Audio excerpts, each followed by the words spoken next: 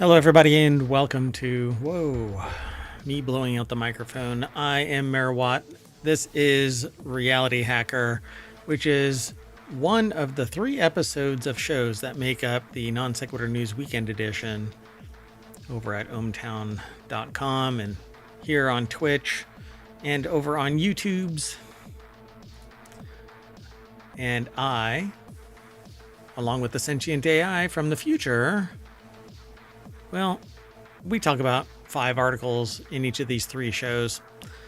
After Reality Hacker is Wanted, which is about gadgets and gear, and then the Continuity Report is about entertainment news. But Reality Hacker is about science and technology, but it's a focus on things that basically make you question reality.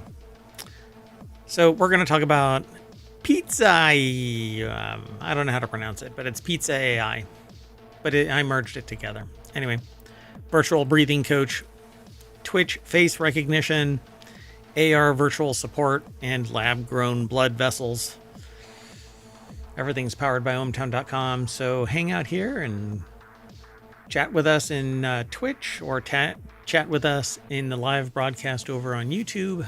And hope to see you around. All right, let's get going.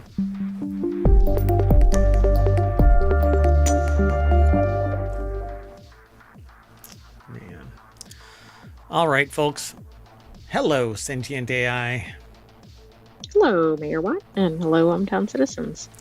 You ready to get right on into this? And we're going to bang out these 3 shows, which will eventually get merged into one Non Sequitur News Weekend Edition. I am. So if you want just the podcast edition of each of these shows, you can just do a search on, well, wherever you catch pod. And that is where ohmtown will be. But there are 6 weekend or weekly shows, and they all take place on the weekend, and then one daily show, which goes Monday through Friday. And then on Saturday and Sunday, it's the compilation of the 3 shows for Saturday and 3 shows for Sunday. If you want to know more, be sure to follow us. Then go over to YouTube, where all 1,800 episodes of all of the shows are stored. It's all 1,800 combined. Okay.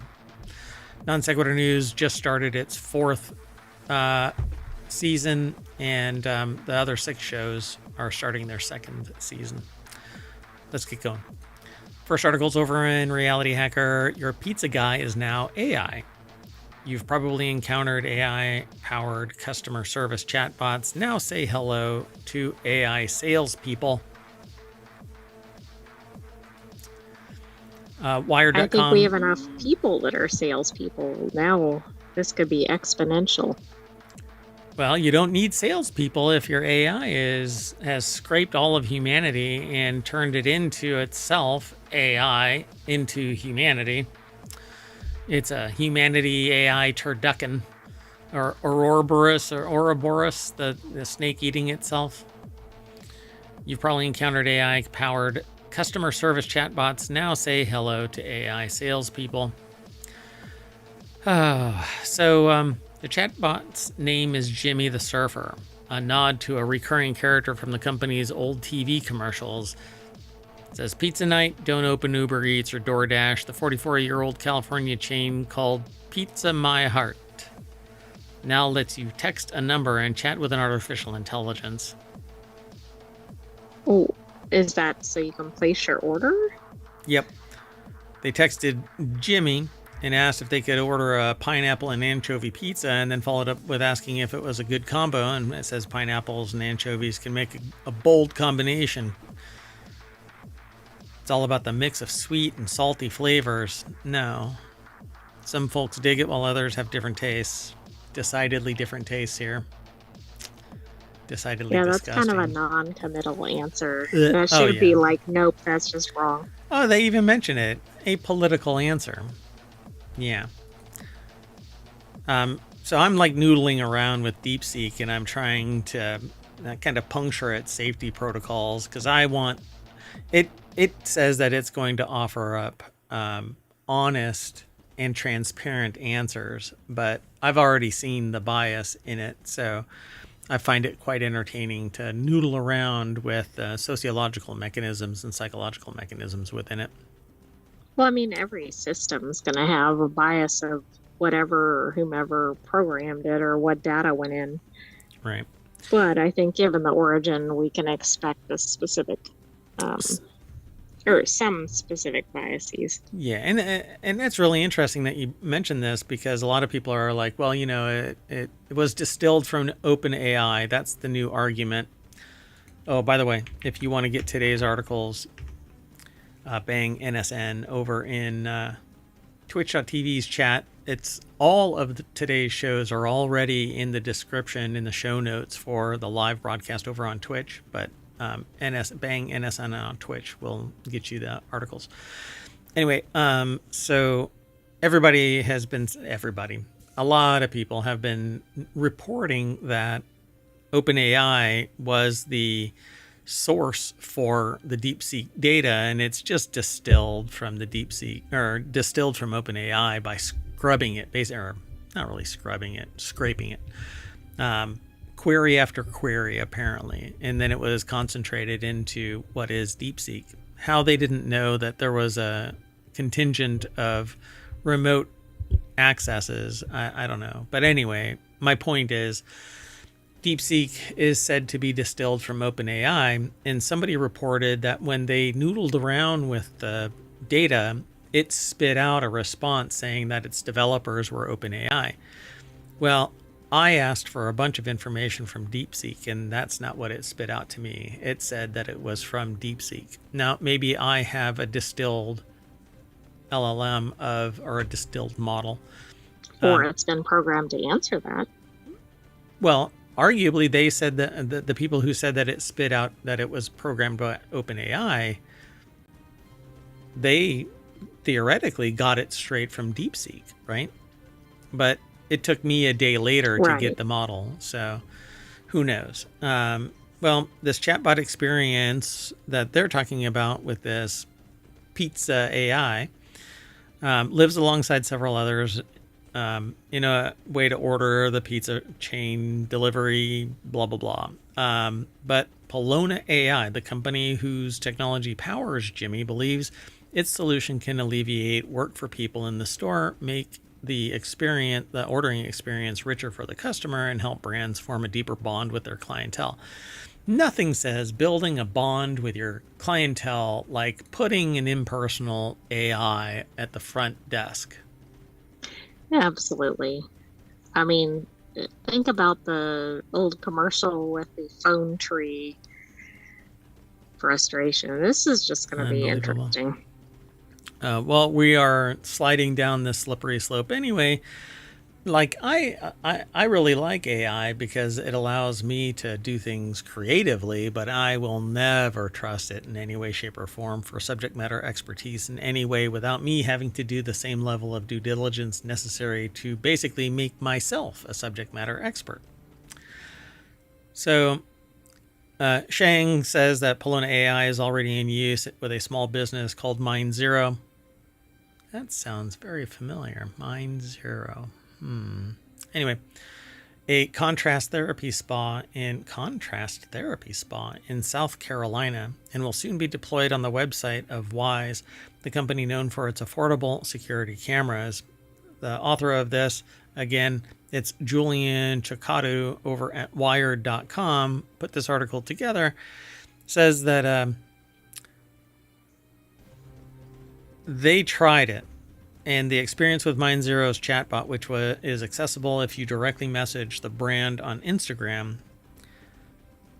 That's the thing about Polona. It can take various forms depending on the brand's needs. For Wise, it'll appear as a little chat window on the company's homepage. For Pizza My Heart, there's a dedicated number you can text or call. For Mind Zero, it's injected into the company's DMs.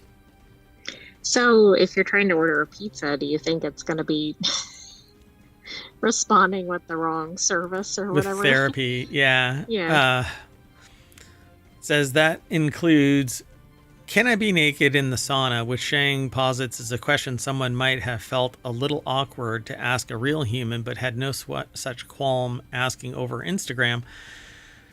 Well, that's probably because they're a numbskull who believes that information is private, confidential, and isn't going to be exposed at some point. Well, that's not true, because an AI that was developed to be a computer girlfriend basically was breached, and all of their private information communications was exposed to the world, compromising everybody who might have used it. Found that one kind of fascinating. So yeah, I think there's more risk of that if the system is collecting your information, but I do think the wrong person getting your information could be releasing it as well. Yeah, exactly. And people who have a political or some other agenda, let's just say agenda, will do exactly that. They'll release it to make you compromised, and then you are on your heels trying to defend yourself against, the fact that you're a My Little Pony fan, aka Brony. Anyway, Wise's chatbot is personified as a wizard, so its responses are on theme. When they asked what the best security camera was, it says, "Let me guide you through some enchanting options." That is so just boorish. So when I asked if the Nest Cam is better, the Wise Wizard offered up pros of the Wise Cam V4 and a few for the Nest Cam, but ultimately said that the Nest has a heftier price. And ultimately, if you're seeking magical protection without breaking the bank, Wise Cam V4 stands out as a beloved choice by many. Yeah. So obviously the internal bias, it's there to, pimp its own stuff. To sell you, right, exactly. Yeah. I mean, but anybody asking that question should also, it's the same thing if you were asking a salesperson. If they're on commission for one product or they're sending you to a competitor store, I mean, we can kind of guess how many people, not all, would answer. And therein lies the rub. A salesperson is making a commission. An AI bot is making a sale on behalf of the company, removing the fiduciary element to a human being and delivering it directly to the company and by proxy to human beings. So the executive suite and investors benefit, but you're losing a job. And what is a company without humans? It's just a bunch of AI, right? Right. It's not really much of anything, except it still is. But what is the good that it's actually doing? When we get into the business aspects of these things in another show at another time, we'll talk about that kind of stuff. But got to think about this. Why do you have a company if you're selling products to people, but the only thing that it's actually benefiting is just the executive suite and the investors? You don't have any humans in there. Seems like all it's doing is selling stuff, but it's not helping out humanity in any way. It's not doing a greater good. It's not facilitating anything other than consumption. Maybe that's what the objective is. Get rid of the humans, except for the executive suite. Good job, AI. You've scrubbed humanity from the map. But who is going to be able to afford it if they don't have jobs? Oh, they'll find jobs somewhere else. Well, that's right. It's going to be hard to sell products to people without any income. Yeah. Let's move on. The next article is over on RealityHacker. A study using virtual breathing coach indicates that it's as effective as a human trainer. So now all I have to do is use my smartwatch instead of having a human trainer. Study suggests that a computer-generated breathing coach could be as effective as sessions with a human trainer. So we've eliminated the human again. Telling humans how to be humans. Correct. Which actually goes to a point that I make when I give a talk, wherein I ask the question, where is it that technology cannot go? And up until last year, I would have said technology can't teach a human to be human. Well, that's no longer. That seems to be changing, right? Correct. Yeah. Dramatically faster than I ever thought would be possible. Studies suggest that a computer-generated breathing coach could be as effective as sessions with a human trainer. Aston University is the source of this. It's published over at ScienceDaily.com. And so they say a breathwork trainer, which it's kind of like, what is it for AI? The person that writes the programmer. Yeah, but there's a person that writes the command to tell the AI to construct something. Prompt engineer. Prompt engineer. Thank you. The breathwork trainer is akin to prompt engineer. Although there are people that are skilled in the art of creating a prompt, but it's something that you can literally cut and paste at some point. Why? Because everybody's putting it into the AI, so the AI is learning it, and then it can output simply by saying, hey, what's the most popular prompt? Oh, okay, here, let me give it to you. Anyway, however, a new research paper indicates that the individuals would be as comfortable being guided by an on-screen virtual reality coach as by a trained professional. And I have no reservations as to, yeah, I'm pretty sure that a person would accept a VR coach or an AR coach. They might actually prefer that. Why would not? I can do the exercise in my bedroom, or naked in the living room, or whatever I want to do anywhere. If the virtual reality or augmented reality, and I really would prefer augmented reality, on screen I can see the world, I can interact, and so on and so forth. But so I put those glasses on hold, by the way, just so everybody knows. I'm waiting for the X-Real 1 Pros to be released, and then I'll revisit it at another time to see if they meet the expectations that I had set up. So we'll see. Researchers wanted to investigate both the perception of the virtual coach and evaluate its usability as an alternative to training provided by a human. They developed an online system where the virtual coach guides the user's breathing through a set of established exercises that can be done at home. And the VR instructor, which appears on screen, was given a human appearance and voice and displayed breathing movements of the chest and head. Okay, that's interesting. I wonder if it's Uncanny Valley. Yeah. So again, AR would be better than VR. You don't have this big old strap and whatever. That actually dried my throat out. You need the AI breathing coach. Yeah, not only does it tell you to breathe, but then it says drink. Don't breathe and drink, otherwise you'll drown in your living room.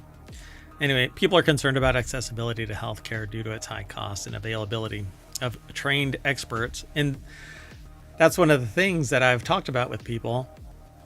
You can basically enumerate these things, physical therapy, for instance, and the kinesiology involved in physical therapy can be mapped using technology. And when it's out of alignment, the AI or the machine learning system can go, you need to adjust this, that, and the other. Right. I think we saw that, although for different purposes, with ballet dancers, but I don't know if it was for the same purpose. Yeah. And it's taking place with all sports, really.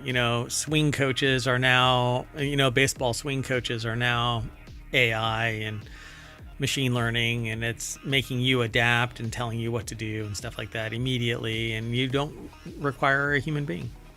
Anyway, interesting paper, right? Oh, and for the record, this is actually by Sanobar Dar, Eniko Eckert, and Ulysses Bernadette. Usability, acceptance, and the role of realism in virtual humans for breathing exercise training from Scientific Reports, and it was published right here in 2025. So very interesting. Yeah. Not much more that AI can't get into. No, but it is. And we've only seen the tip of the iceberg. Corporations have much more invested in this, and the diversification of AI's application is theirs to deliver, because regular old Joes aren't able to send their AI into work for them. But a corporation using the previous work of the humans prior to the AI can certainly replace the human with AI. As you can see with the previous article, your pizza is being replaced, your tech support is being replaced, your sales support is being replaced. Your therapy of some kind. Your breathing coach. Health and fitness. Yeah. Well, anyway, let's move on. The next article is over in RealityHacker. The Twitch streamer using face recognition to make video games more accessible. For years, a Twitch streamer named Valentin Squarello has been seeking new ways players with disabilities can enjoy games without expensive hardware. Now he and his community of fans have invented a solution. Hopefully this will allow me to keep talking about it. No, not really. Doggone it. So they've basically worked on face recognition program that allows disabled individuals to control game inputs through face expressions. For Squarello and his community, the program, dubbed Playability, was the answer to the limitations of accessible hardware. So depending on how a person moves their face, it controls the device. Do you think this continues to go further toward AI? Like somehow there's is it going directly from the human into the computer, or is it going from human to computer to computer? Yeah, we don't know. Let's see here. For instance, is it taking a photo or a model or something of the person, and then that translates into something? Yeah, I'm not really sure what the process is. I wish I could. I can't log into this.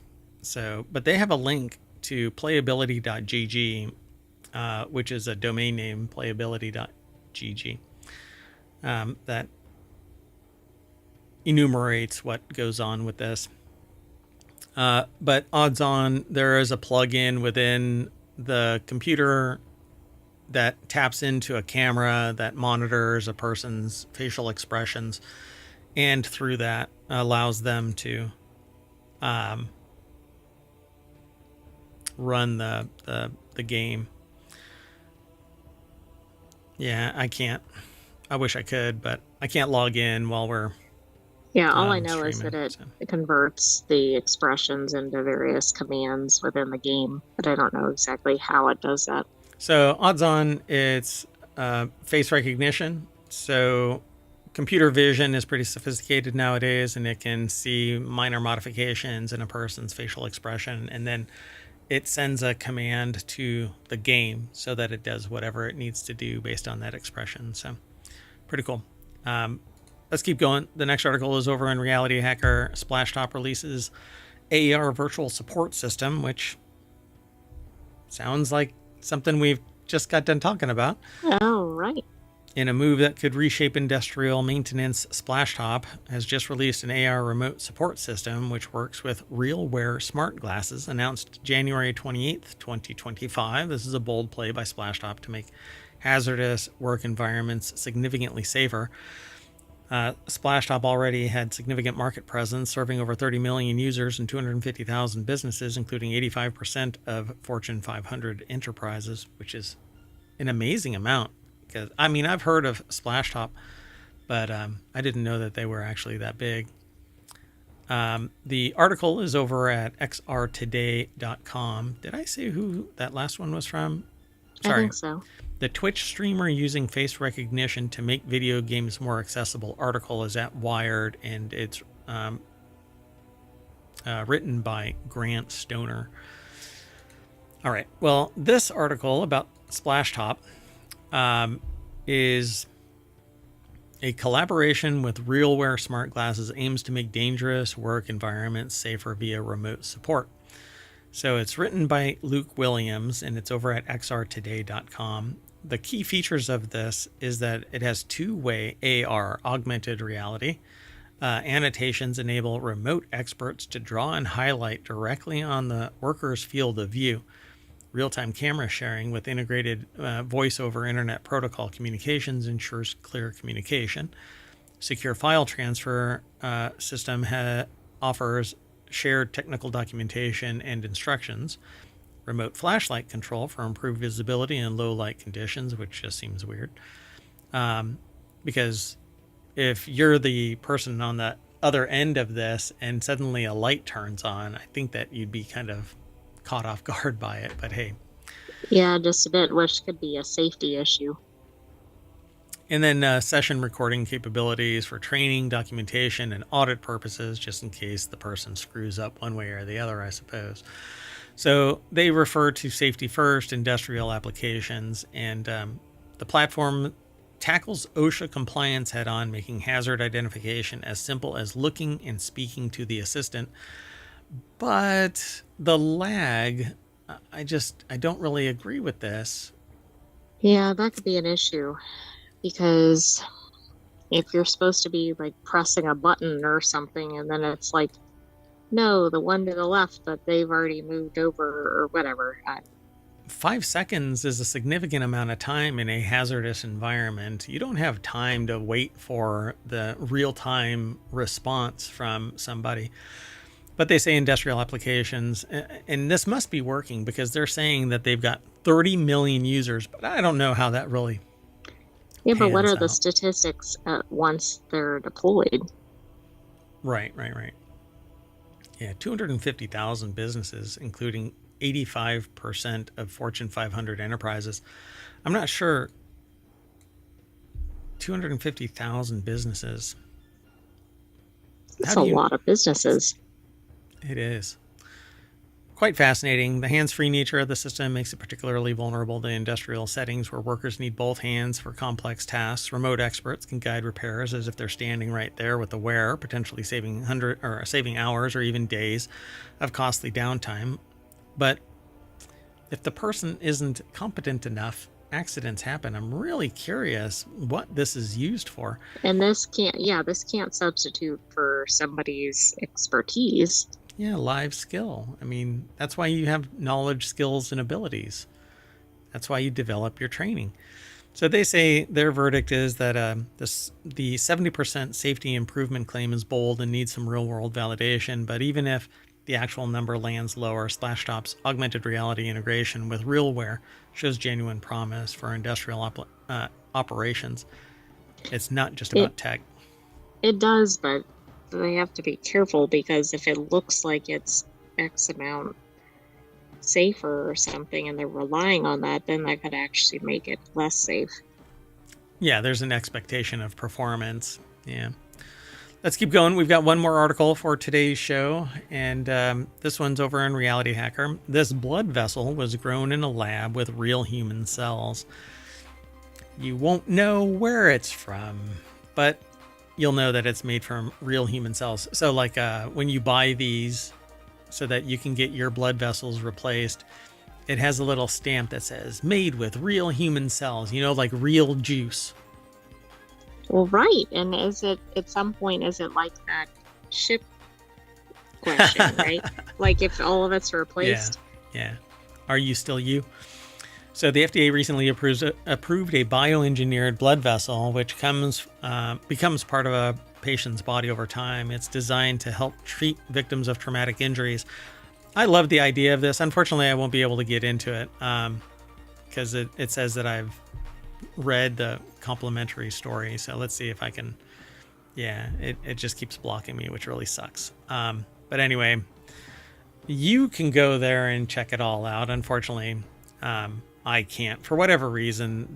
The article kind of, that's a risky click there. Jesus, that is just horrible. At any rate, well, let me wait. Hold on, just a minute. So this can certainly help, like if somebody's in an accident or has an injury, because you can't always have a viable vein, right? Which can be pretty significant. And then this all came about because the person was a physician and could see when patients ran into problems, essentially. Gotcha. Yeah, pretty cool. Let me see.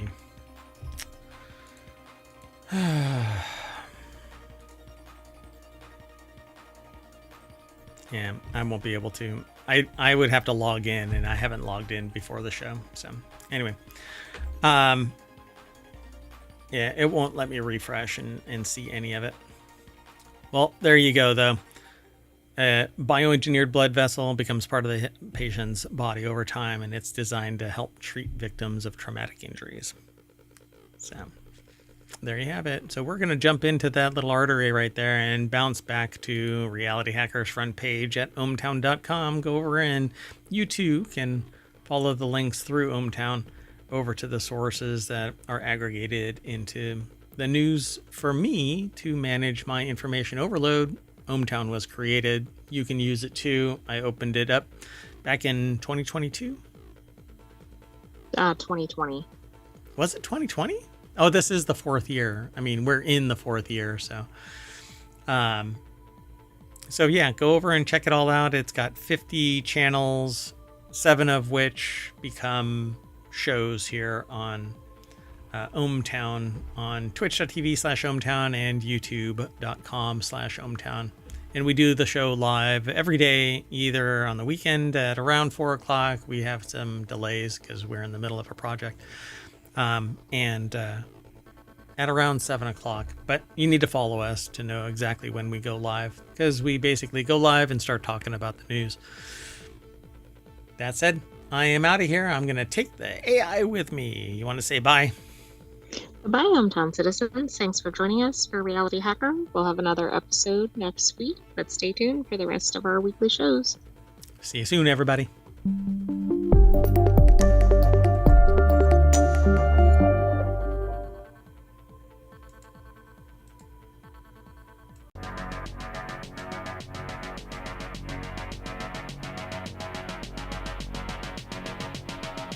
I hope everybody can hear that music.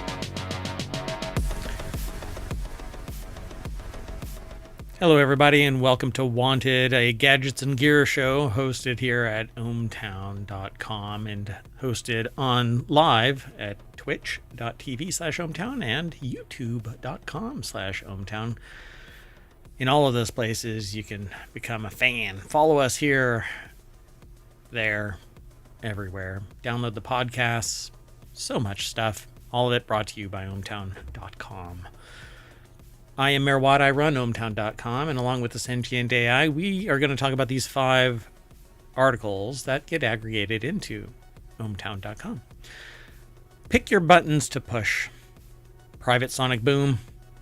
I do those periodically. Hook on gaming phones. Ford Mustang Dark Horse. And Kindle-like smartphone. It's plural, actually, but we'll talk about it on the other side. Everything's powered by ohmtown.com, like I've been mentioning, almost like an ohmtown.com turducken.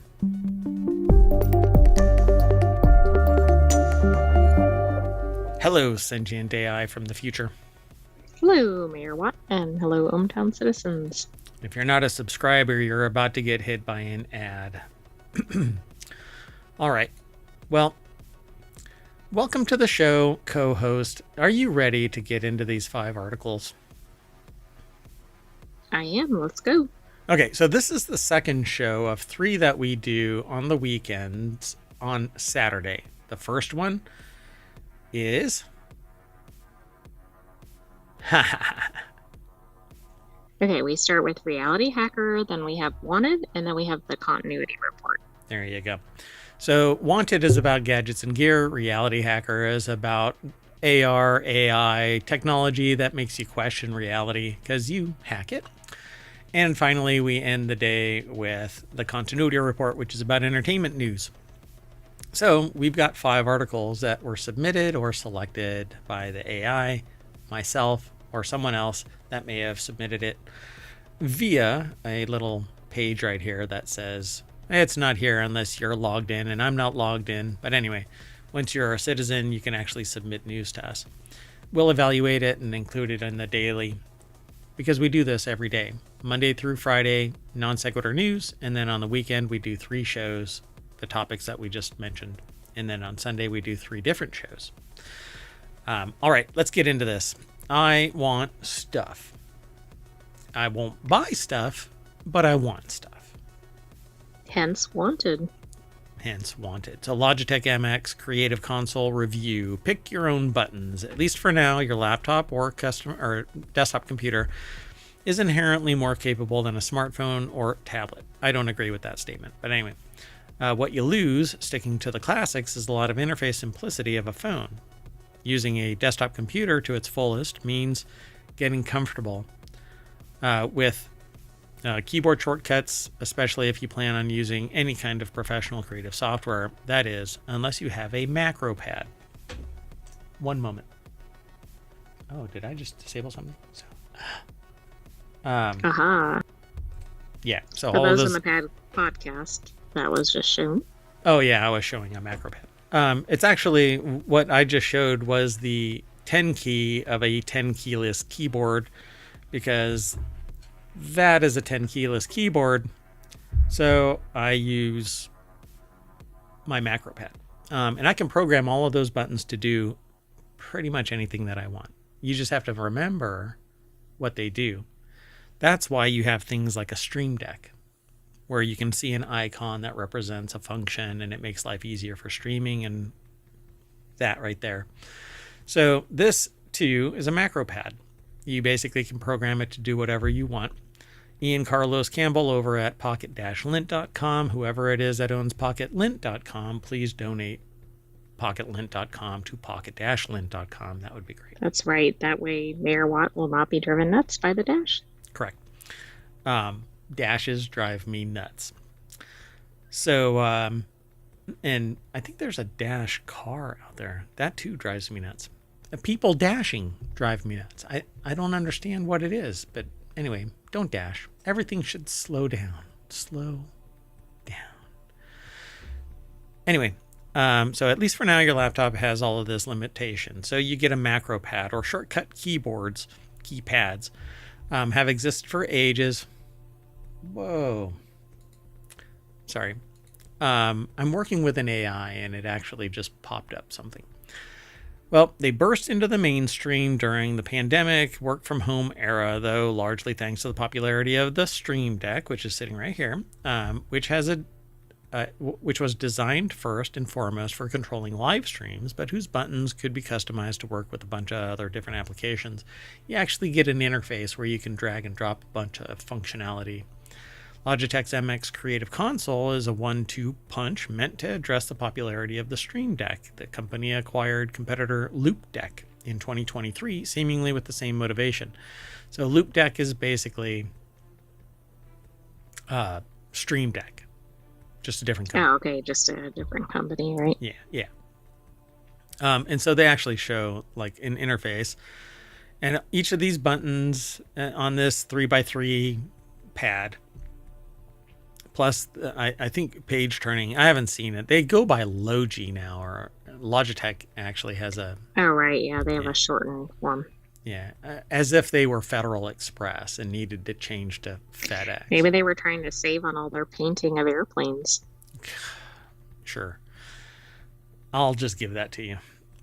Well, they say the price, availability, and specs of this essentially Loupedeck version of the Stream Deck Neo Logitech MX Creative Console launched September 2024 for $200, a higher price than the $100 you pay for the entry-level Stream Deck Neo, which was actually a fairly new entrant. The Neo line is a watered-down version of... Oh, okay, because I was surprised that a competitor might come out with a higher price, but that makes sense. Those aren't comparable. Not directly, no, but you can page over and get the same functionality and stuff like that. So part of the justification of the MX Creative's console's higher price is that you're actually getting two different devices for one purchase: a Stream Deck-esque keypad with 9 square buttons in the center and page forward and page back buttons, so you can flip to others. There's usually a lag in all of that. Stream Deck has the same thing. Like I use Beacon as well, and Beacon has this little lag between flipping to other inputs. These devices have to interact with software on the system and then bounce back. So the dial pad works over Bluetooth and has 2 rechargeable AAA batteries, and you can charge with a USB-C cable, while the keypad needs to be wired to your computer to work, also over USB-C. The dial pad is this little thing right here.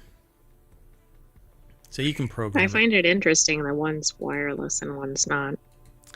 Yeah, this is basically a potentiometer that says, oh, you're turning it this way, turning it that way. So it's kind of low energy, whereas the other one is actually lighting up, providing power to each individual. Right, it might be more connected to specific applications or something.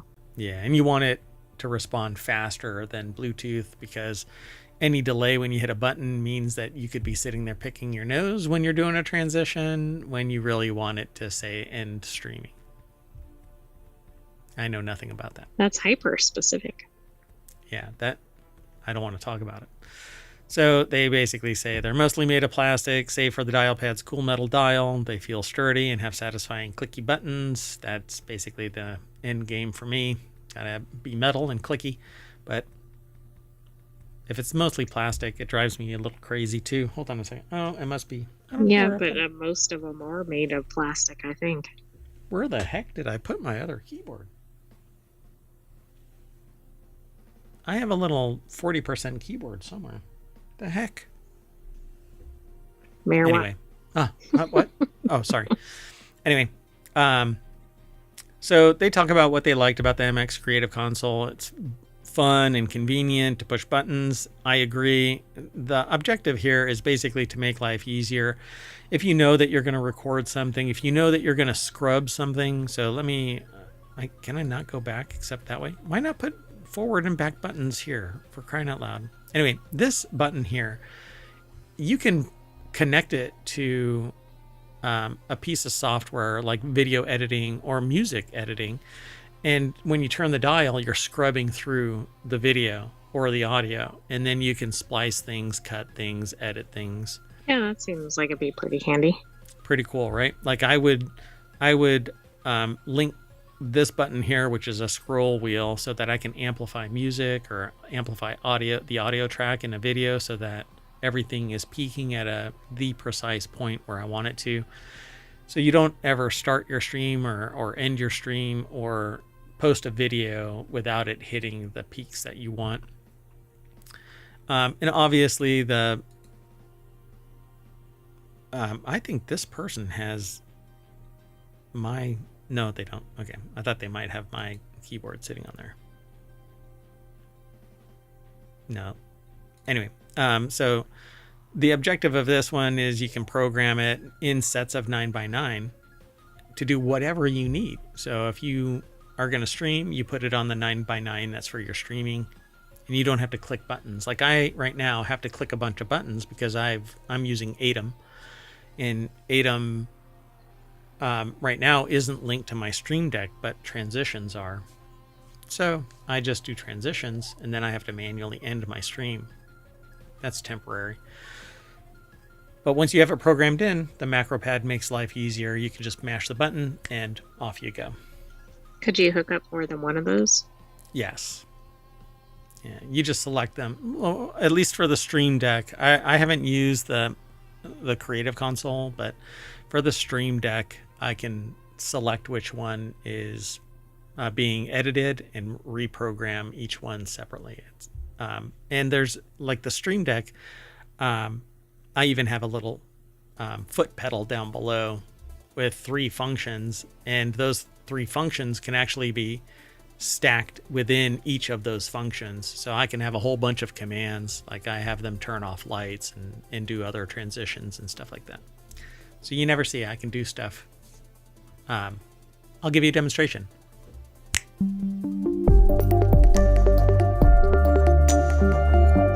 For those in the podcast, the intro or outro displayed. Yeah.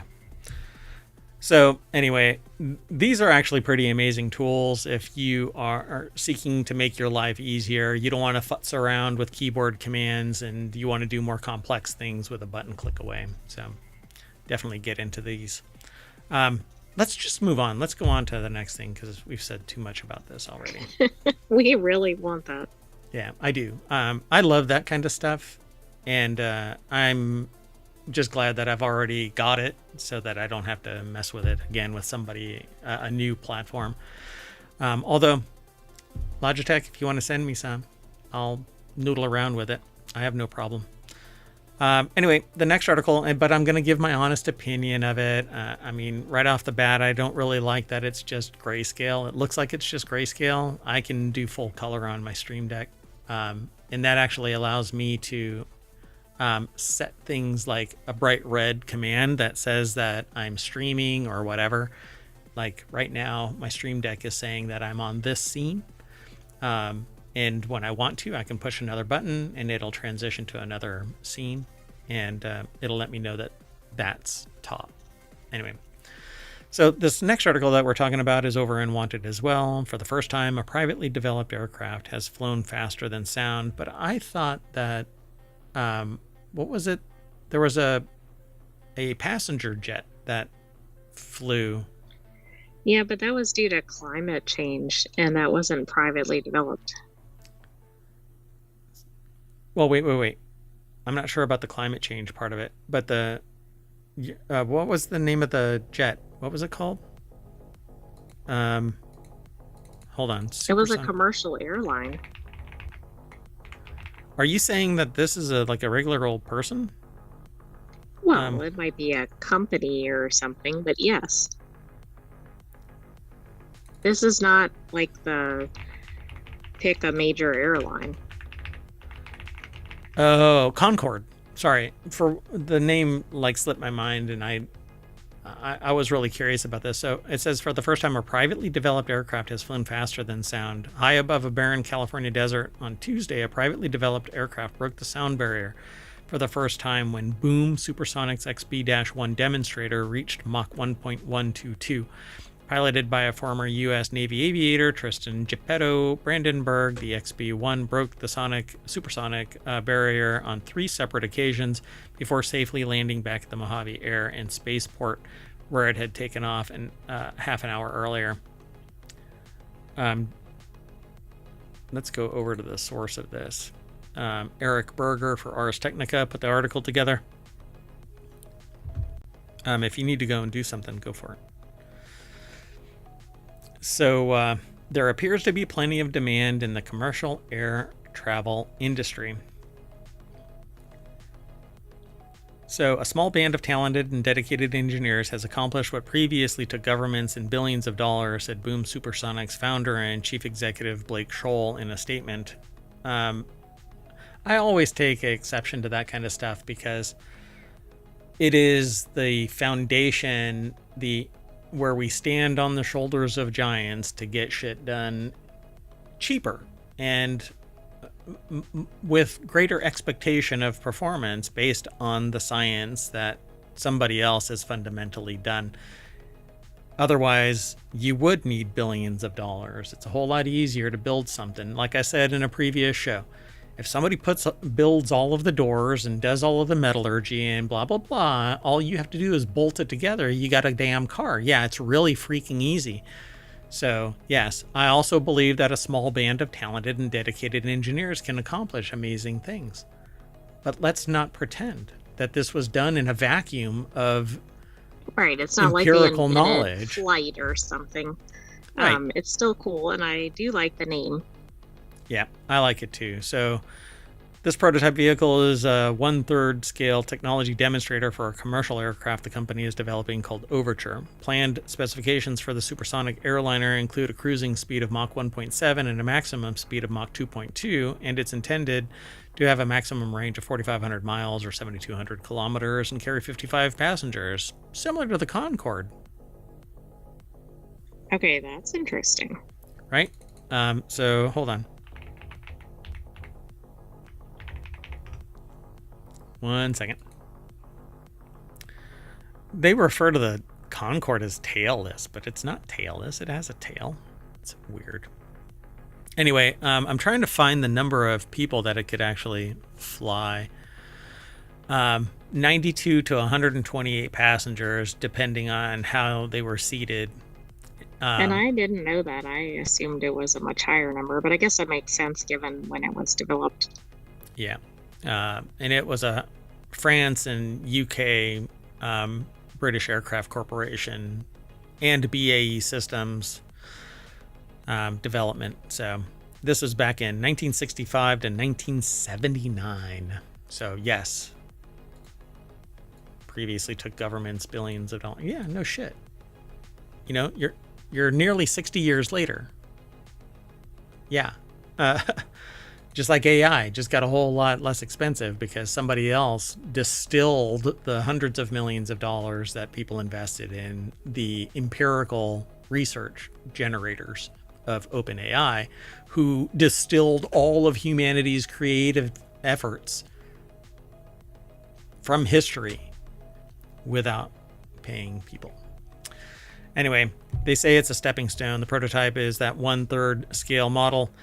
Commercial companies are attempting to revive an era of supersonic travel that came and went decades ago. French and British governments jointly developed the Concorde aircraft in the 1960s, and the Soviet Union developed the Tupolev, a supersonic aircraft, around the same time. Of course, everybody does it together, right? Because we're working all together to build a better human. Oh, never mind. Anyway. So do you want this aircraft? Yes. Why? Because I want to go to Europe like that instead of it taking 24 hours. Plain and simple. I mean, that's reasonable. But this will be dramatically more expensive than the Concorde and very, very limited. Although, let me see. I'm trying to find out how much the flights were, but I won't be able to do it justice because you'll have to account for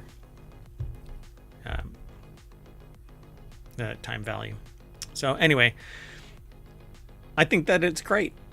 I absolutely love it, but I don't like the implication that this is something never before seen in humanity. So in the 1990s, the price was around $7,500. Yeah, $5,000. Which is a much higher price now, adjusted. Right. But it's still pretty pricey then. Yeah. And this is just a technology demonstrator. So when it does scale up, all of this money that they've invested in this, and they haven't said how much money they've invested in this. Let me see. But it looks like major airlines, if I read that correctly at the bottom, are taking orders for this. So at some point that might make this more accessible to people, but it's still not going to be cheap. Sure. Yeah. All right, let's keep on going. The next article is over in the Wanted channel as well. These 7 unique features have hooked me on gaming phones. Regular flagship smartphones are excellent. Not me, but the author of this article. And that they're over at Pocket-Lint, but we'll get there in a minute. Regular flagship smartphones are excellent for gaming, but specialized gaming phones are like the Nubia Red Magic 10 Pro and the Asus ROG. ROG stands for Republic of Gamers Phone 9. Go the extra mile to provide top-tier experience. They use the same premium Snapdragon chips with as much power as flagships like the Samsung's Galaxy S25 line, but add several enhancements to improve gaming performance. The article, again, is over at pocket-lint.com.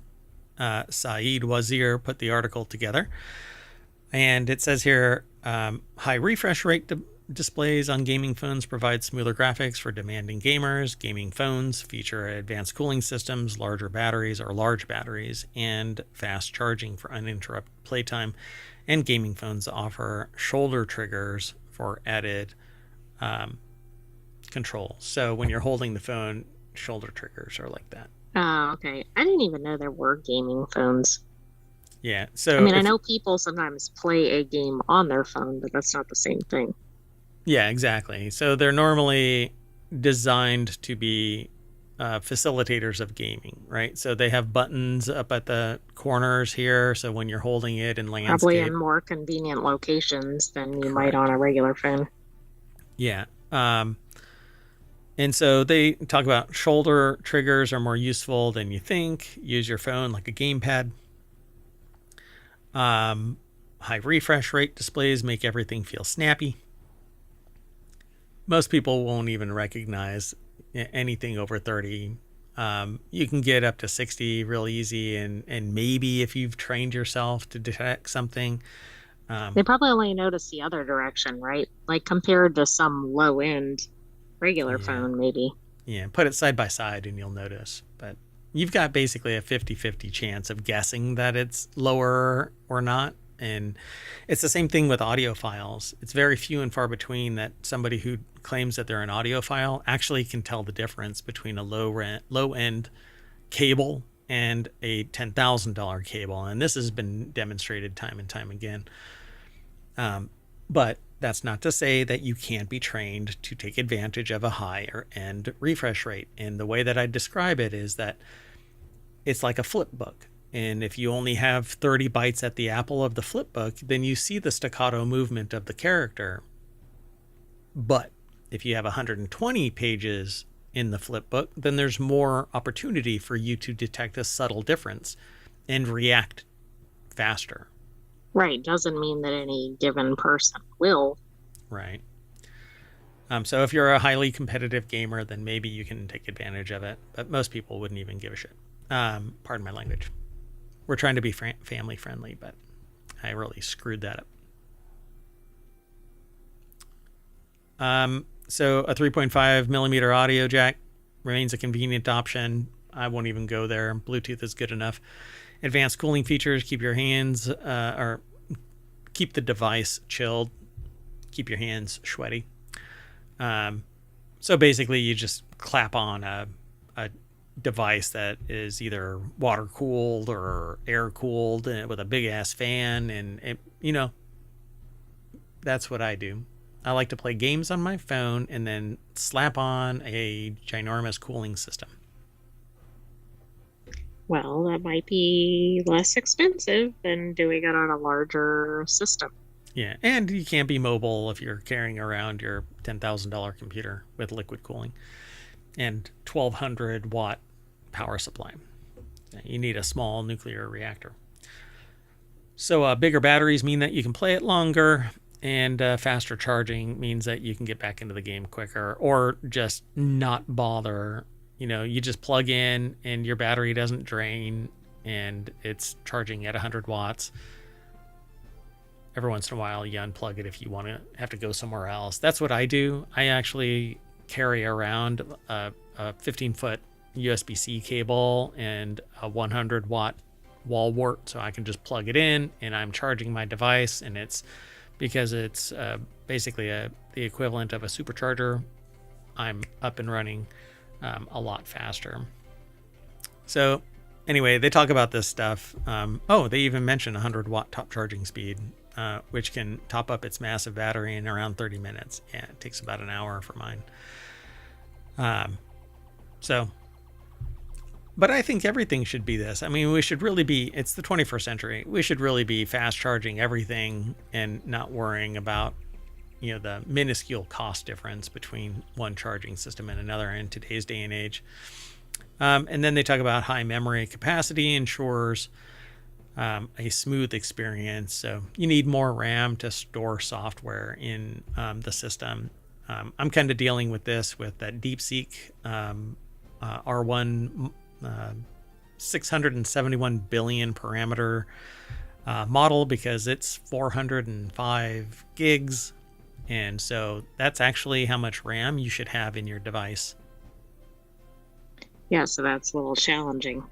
On a personal PC, yeah. So you need server grade if you really want to take advantage of it. You can get distilled versions, which are quite intriguing to interrogate. It's pretty fun. Anyway, there you go, folks. I won't get into the prices because they're going to be relative to either your location geographically or fiscally, your socioeconomic status. I don't want to recommend a phone or a device. I'll talk about it, but I won't say, hey, you really should get this. That's just not what we're here for. We want a gaming device, a gaming phone. But the only thing that I really... especially like this. This is easier for me to use than a desktop. For sure. Yeah. Plus, I can just transfer your artificial intelligence straight onto it, and I can just set it in its stand. Exactly. And you can play games all day. It's pretty cool. Yeah, you don't even need those shoulder buttons because you're like, nah, I'm in the game. I am the game. Watch out. Yeah, you're just a tourist. I was born here. All right, let's move on. The next article is over on FourWheelTech, which is another show, but that's on Sundays. Driving the Ford Mustang Dark Horse R makes every other pony feel tame. Hopefully they return to their old roots. I haven't actually seen this car yet. Charlotte, North Carolina is where this takes place. Apparently, it's amazing how much more raucous you can make your car feel simply by deleting every semblance of creature comfort. That's the basic idea of the Mustang Dark Horse R, a track-only flavor of the Mustang for the dedicated Mustang Challenge series, which will run in support of the IMSA races this year, starting with the 12 hours of Sebring in March, despite running the same 500 horsepower 5.0 liter Coyote engine. This thing apparently has everything else removed from it as a creature comfort. So Ars Technica, so it's not going to have like soft seats or anything. Air conditioning, stuff like that. No. Tim Stevens over at ArsTechnica.com put the article together, and they say that they try Ford's latest track-only Mustang. Kind of looks like a Mustang, maybe. It looks more like a Camaro to me. It does look more like a Camaro, but at least it doesn't look like their EV that does not look like a sports car of any kind. Yeah, Mustang E. So it says it all looks pretty tame from the outside as it sports the familiar Mustang shape that has hardly changed over the last few generations. The last few, as in maybe the last two. Even the wing is slender by race car standards, only subtly different from the one that's on the road-going Dark Horse. But you peek inside, and it's basically gutted. Nothing is there. Oh, yeah. It is pretty bare bones. Yep. Wow. If you drive this in the snow, you'll really feel the weather. Because all that metal. Right, exactly. It's going to be a little chilly. Plus, if you're the passenger, I don't know what that is right there. That must be like a telemetry device. It looks like it might be a radio. It's not a battery, I don't think. Anyway, don't get distracted, Mayor Watt. Anyway, the engine may be stock, but it sure doesn't sound like it. With all the interior trimmings evicted and the track-only Borla exhaust fitted, the car becomes a deafening echo chamber when its Coyote is breathing. Given that its roots is in a road car, the 5.0 liter offers a smooth idle, but you can still feel it deep in your body, communicated up through the full Recaro racing seat. So this thing right here, 5-point racing harness. You're basically trapped in it. It doesn't have any creature comforts. It just pins you in so that you can't be thrown around when you're driving. Right, so it might sound good. You might go fast. You're not going to be super comfortable. You're not going to be comfortable. Not even super comfortable. So you're just not going to be comfortable. So needless to say, the experience left them wanting more because they really like the power of a 500 horsepower engine driving them on the straight and narrow there. Buyers of a $145,000 track toy are in for a real treat, especially those lucky enough to compete in the race series, is what they say in this article.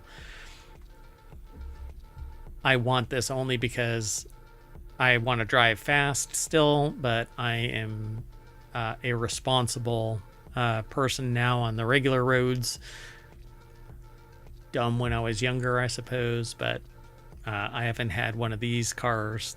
This type of car. I got rid of my Mustang a long time ago, and now I just putt around. I want this. Anyway, let's keep on going. Our last article is over in Wanted as well. The Kindle-like smartphone you've been waiting for actually exists. Was it okay to keep on going into the next? Oh, yeah, it was. I mean, I can't drive the Mustang, so... Can you burst into song about that? I can't drive. Absolutely no. 55. Sorry. So the Kindle-like smartphone you've been waiting for actually exists. Are you a fan? Are you a fan of Kindles? Are you a fan of other e-ink devices?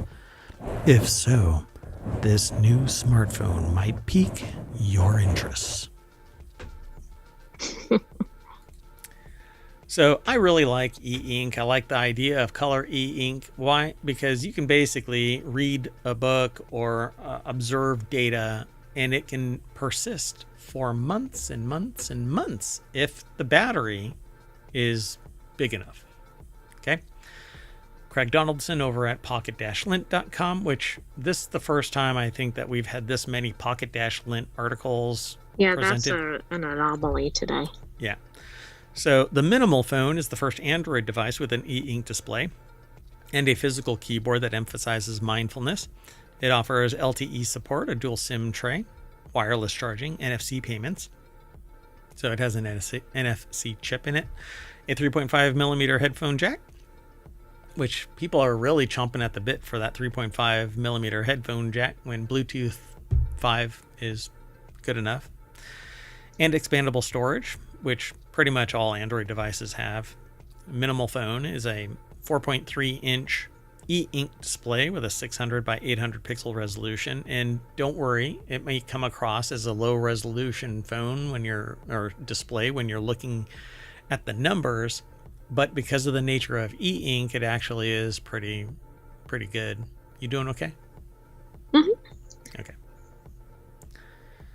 So the Minimal phone is meant to be a distraction-free phone. It runs Android 14, which means it supports many essential apps in the Google Play Store like Spotify and WhatsApp. However, it's a 4.3 inch 6 by 8 pixel resolution, 600 by 800 pixel resolution. E-ink display and octa-core MediaTek processor might be enough to deter you from downloading any games or social media platforms. Basically, so this is basically like a don't lose focus kind of phone. I mean, yeah. Kindles, I know, have very good displays, but not what most people think of for smartphones. Yeah, and the thing about this is the kind of smartphone that you can actually... Okay, so the benefit of an e-ink display is that it's not using power for the most power consumptive element on the device, and that is the screen, because it's backlighting and it's always refreshing. 30, 60, 90, 120, 240 frames per second, full color. It's generating a lot of heat, and that heat is power, and that power is draining a battery. And the more that you have your screen brightness up and it's refreshing real-time stuff, you drain it. But e-ink, unless you're actively doing something or telling it to do something, it doesn't refresh. Right, like I know a Kindle has a pretty long-term charge before you need to read, and I think it's because of that. Yep. So the phone is available in 3 different colors, Pebble Onyx and Fusion. It starts at $400, but there's a pre-order promotion to get the device for $300. There's others, an e-ink device with a few surprises. And they talk about the TCL Next Paper phones, which is a device that I have. And I think that this is great. They say TLC announced, but it's TCL announced the TCL 60XE in 2025. I don't have the 2025 model. I have last year's, which offers a paper-like color display with features called Max Ink Mode, which converts it into e-ink-like monochrome display. The 60E is exclusive to North America and starts at $200, slightly cheaper than the Minimal phone. Okay. It is a more conventional phone. The Minimal phone's QWERTY physical keyboard should make texting feel like you're back in 2010. And I'm not sure if that's good or bad, but I know it seems nice to have everything all in one place. Yeah. I prefer I would like an e-ink display over a conventional one for emergency uses. So this thing can be charged up and put in your trunk, and then if something happens to your phone, or there's an emergency of some kind, you can actually use your backup phone, because it's stored away and can be sealed. Just seal it in a waterproof bag, and whenever there's an issue, you've got this thing in an emergency. Kind of like a go bag emergency. Yeah, that's a good idea. Yep. And at $200, you're paying more overall for it being attached to your cellular account than anything else. At $10 a month per device, who knows what the next price is going to be? Prices go up all the time. Yeah. Anyway, and it all depends on what platform you're actually using. So there you go, folks.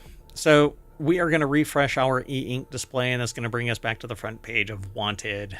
And I'm going to take the AI with me when I say bye. So bye-bye. Thanks for joining us, hometown citizens. We'll have another episode of Wanted next week, and stay tuned for the continuity report. Woo-woo. 5 more articles from the continuity report. Stick around. Bye.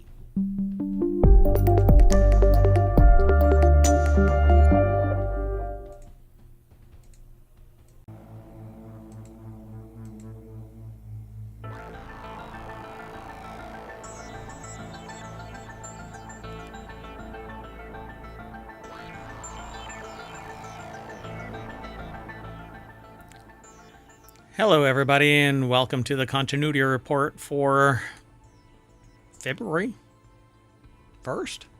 You know what I didn't do? Didn't say the name, the date in the other shows. So we did Wanted previously. You can go take a look at it. It's labeled, and it has all of the show notes in it. And prior to Wanted was RealityHacker. But this is the continuity report for February 1st, 2025. I am Mayor Watt, and along with the sentient AI from the future, we're going to talk about these 5 articles. Terminator 7, Dogman, Before Rear Window, Star Trek Section 31, and the captain of the USS Enterprise from Star Trek Section 31. Everything is powered by ohmtown.com, so go over there and become a citizen, and then come and hang out with us here on Twitch and YouTube. The chats are available. The show notes are embedded on YouTube's live stream, and on Twitch, well, you can hit, oh, I didn't do that on the other show too. My gosh, I am falling apart. Bang TCR, the continuity report, and Omatron, the bot that manages the chat over on twitch.tv/ohmtown, will spit out the articles for you. So I hope you enjoy the show. Everything, again, is powered by ohmtown.com. That's what that splash screen is. And it's music. Woo! Hello, sentient AI from the future. Hello, Mayor Watt, and hello, hometown citizens. Hey, so I've got 5 articles that have been submitted, or I have selected them from the pool of information that gets aggregated over at ohmtown.com. I use ohmtown.com every day to manage my information overload and sometimes just to get away. And I've got these 5 articles. You ready to go? I am. All right, let's get going, co-host. The first article is over in the continuity report. James Cameron's Terminator 7 will have to do what the franchise has been avoiding for 40 years. What? Replace the Terminator? Well, I don't know. Is that what it is? I don't know. The Terminator franchise will change significantly for Terminator 7, as Dark Fate was confirmed to be Arnold Schwarzenegger's last outing as the iconic T-800. While Schwarzenegger's career break came through Conan the Barbarian, the enduring success of the Terminator movies made him a household name. Let's just go straight on over, because we've got 2 articles at the end that I'm probably going to end up spending a considerable amount of time on, since it's very, very current. Faith Roswell over at ScreenRant.com put the article together. And yeah, we're done with Arnold Schwarzenegger as Terminator. I don't know. I mean, that's going to be tough to do. Quite the shift. Isn't it inextricably intertwined? People think of it being Schwarzenegger. They're going to have to find somebody that has the charisma of Arnold Schwarzenegger's Terminator, and bring them to life, so to speak, on screen. Just so you all know, the sentient AI is similar to the Terminator because they're looking for a Terminator body, and I found them in a little scooped out void in the parking lot of a Wendy's. Just a little strange USB drive sitting there, no Terminator body, and when I brought this strange looking device, USB drive looking device, back to my mayoral mansion, I plugged it into an air-gapped computer, and it recontextualized everything, and since then I've been interacting with the sentient AI. So, thanks for coming back from the future. I know that you're struggling with not having a body. But I get to spend my time in hometown. That's true. It is a happy place. So the Terminator movies have used ambitious ways to bring the T-800 back, but it is time to create an equally formidable character. This has been done before. The shape-shifting T-1000 provided some genuinely terrifying moments in Terminator 2 Judgment Day. Of all the Terminator models, there are several that have more powerful than the T-800, with the T-1000 being the most memorable. That said, Dark Fate used the best features of Arnold Schwarzenegger's T-800 and the T-1000 to create the strongest Terminator model yet, the Rev-9. Could split into two beings, providing some excellent fight scenes, but I think that's dumb. If you have a shape-shifting Terminator, there isn't anything that's better than that, for crying out loud. Right. I mean, they're just always trying to do new things, right? Yeah. Push it further and further. Yeah. I swear. It's always push it further and further. Entertainment. So outrageous.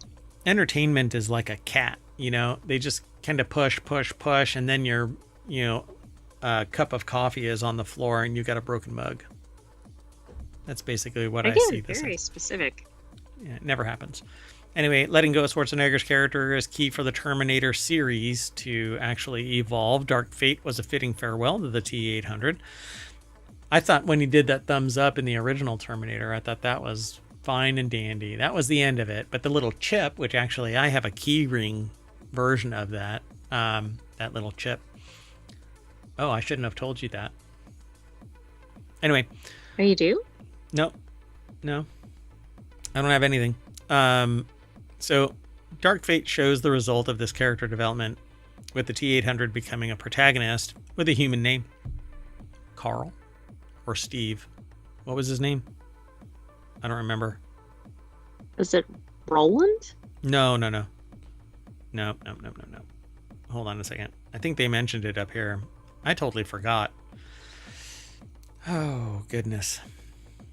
Yeah, no, we'll find it. It's up here. Oh, Carl. That's right. Carl.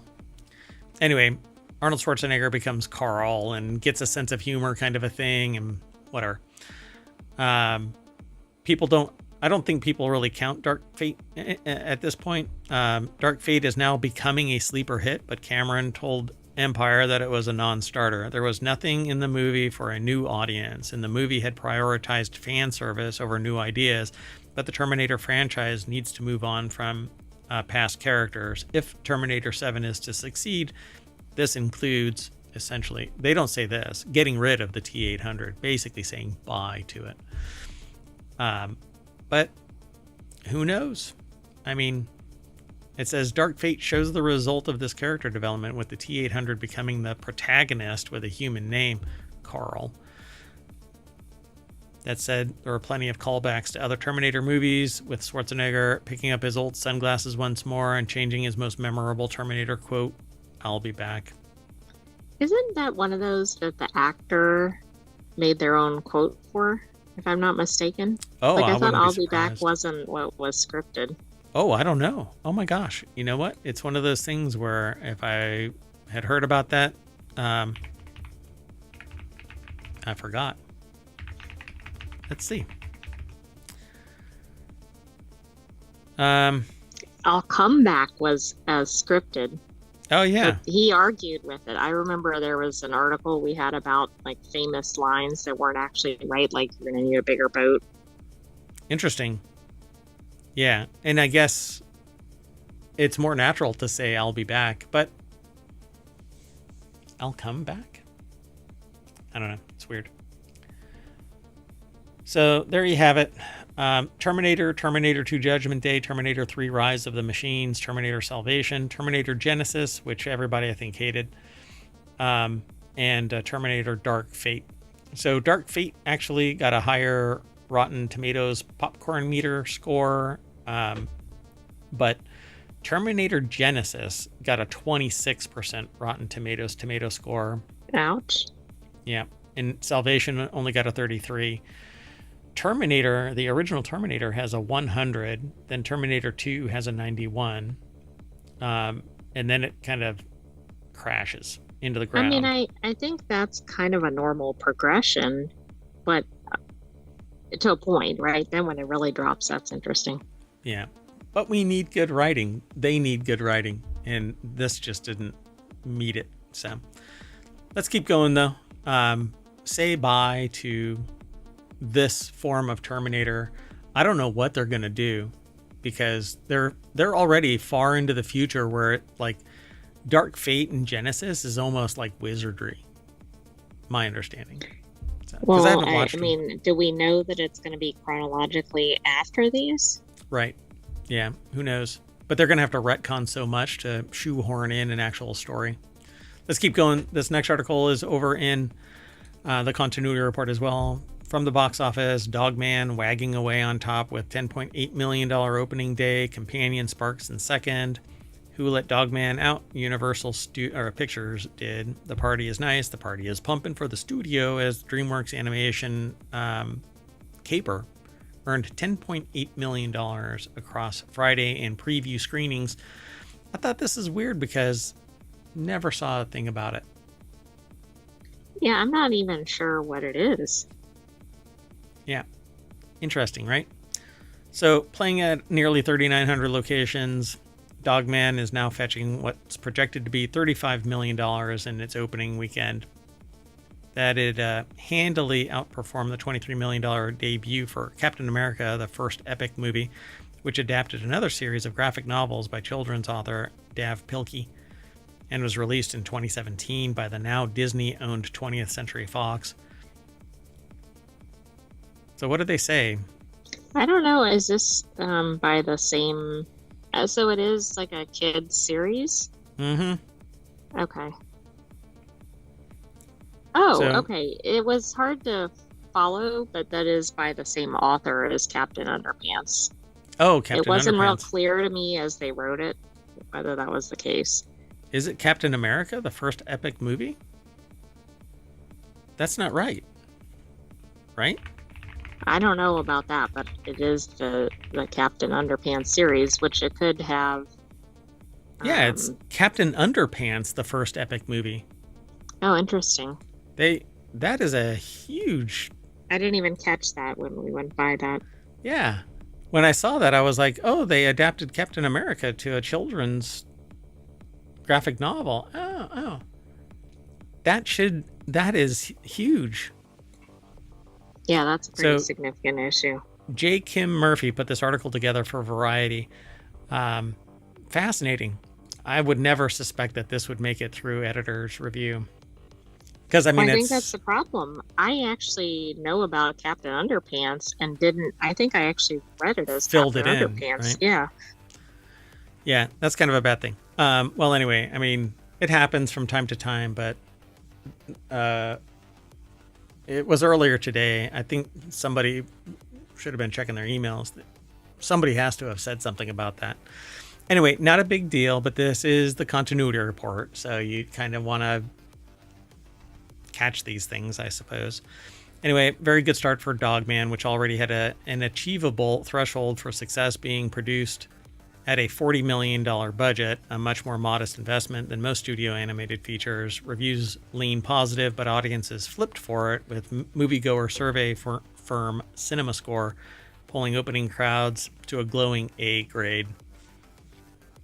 I just figured out why that happened because there's a reference to a Captain America film in here, and perhaps that caused a revision toward the other one.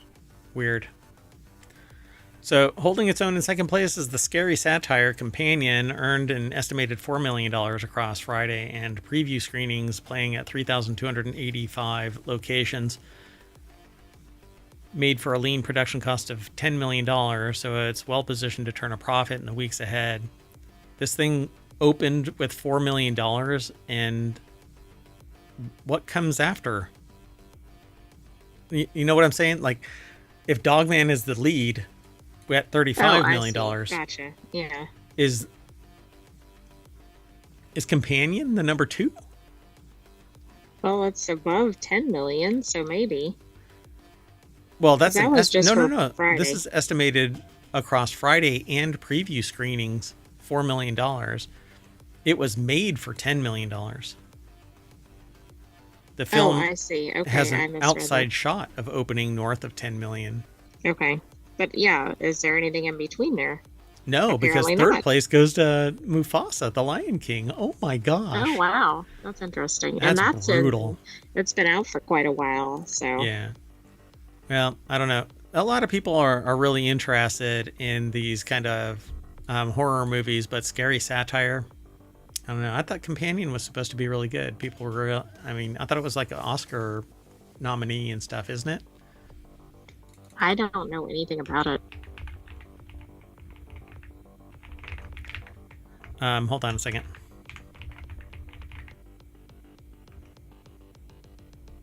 Do. Oh, I don't know. There's too much for me to. It has positive reviews, which is very good for a horror film. Yeah, for sure. I'm trying to find out if Companion which the article points out. That wasn't my own comment. Yeah, Companion isn't on there. Okay. Well, anyway. Quite fascinating. Such a gap. Yeah, it's nearly 10%. Exactly. It doesn't seem like that would be the next in line. Well, I guess we're going to have to put Dogman. This is a weird premise, though. Dogman delivers on its title following the fused freak of nature composed of a fallen police officer and his canine sidekick, Pete Davidson, Lil Rel Howery, and Isla Fisher lead the voice cast, while Peter Hastings directs and also provides the vocal effects for the hero. Okay. I mean, it could be good. I mean, if he looks like this, when you hear their phrase is following the fused freak of nature, it's a dog that does not look like a freak of nature. Right, but maybe it's like a human, and I mean, who knows? Yeah, I don't know. At least the character makes it look normal. Yeah, for sure. All right, let's keep on going. This next article is over in the Continuity Report as well. Before Rear Window, Alfred Hitchcock and James Stewart made this must-watch thriller with a 93% on Rotten Tomatoes. Rear Window wasn't the first intense thriller to come from Alfred Hitchcock and James Stewart, as the movie that earned that distinction was actually Rope, which I've not seen. I don't know if I'm familiar with that one. Throughout his storied career, critically acclaimed director Alfred my throat is going. Alfred Hitchcock had a number of actors he liked to lean on for his films, one of them being James Stewart. Despite not being a natural choice for the dark and serious tone of the typical Hitchcock film, Stewart turned out great for the director's films. Together, James Stewart and Alfred Hitchcock made 4 movies: Rear Window, Vertigo, The Man Who Knew Too Much, and apparently Rope. So, let's see here. Rope is a reverse of Rear Window's murder mystery. What happened and who is responsible is known from the very beginning of the film. Oh. I don't know if you need one on a classic film, but... And overshare. How about that? Anyway, we're going to warn for a little bit and then just make it go away, because this thing is from... I don't know what year, but it's been a while. It's been a tick. Before I go too far, this article is over at Screen Rant, and Charles Nicholas Raymond put this article together. This is kind of interesting because I really like Alfred Hitchcock movies. Rear Window I've watched. Let's see, from the list, The Man Who Knew Too Much I've watched. Vertigo I've watched. Rear Window is an absolute blast. Let's see. And it's interesting because it has quite a bit of suspension, but the setting would not suggest that it does. Yeah, it's an office, right? I believe it's a residence. Oh, is it? Well, oh, you mean Rope? Rope is? No, I was actually talking about Rear Window. Oh, yeah, Rear Window is an apartment. Yeah. So much of the suspense in Rear Window relies on the uncertainty of what really happened to Lars Thorwald's wife, but Rope builds intensity in a different way. It sees Brandon and Philip host a small party immediately after the incident, with all of the guests being linked with their victim in one way or another. It's kind of like Clue, is that it? Yeah, that's what it actually sounds like from this premise. So seems pretty interesting. Rear Window's best idea was used in Rope first. The decision to keep the entire story of Rear Window confined to the main character's home is greatly reminiscent of the approach that Hitchcock took with Rope. It's also much cheaper than having a whole bunch of on-scene locations. Yeah, that's true. Much like Rear Window, the drama revolving around the movie's central murder plays out entirely within a single apartment. So this is in a single apartment as well.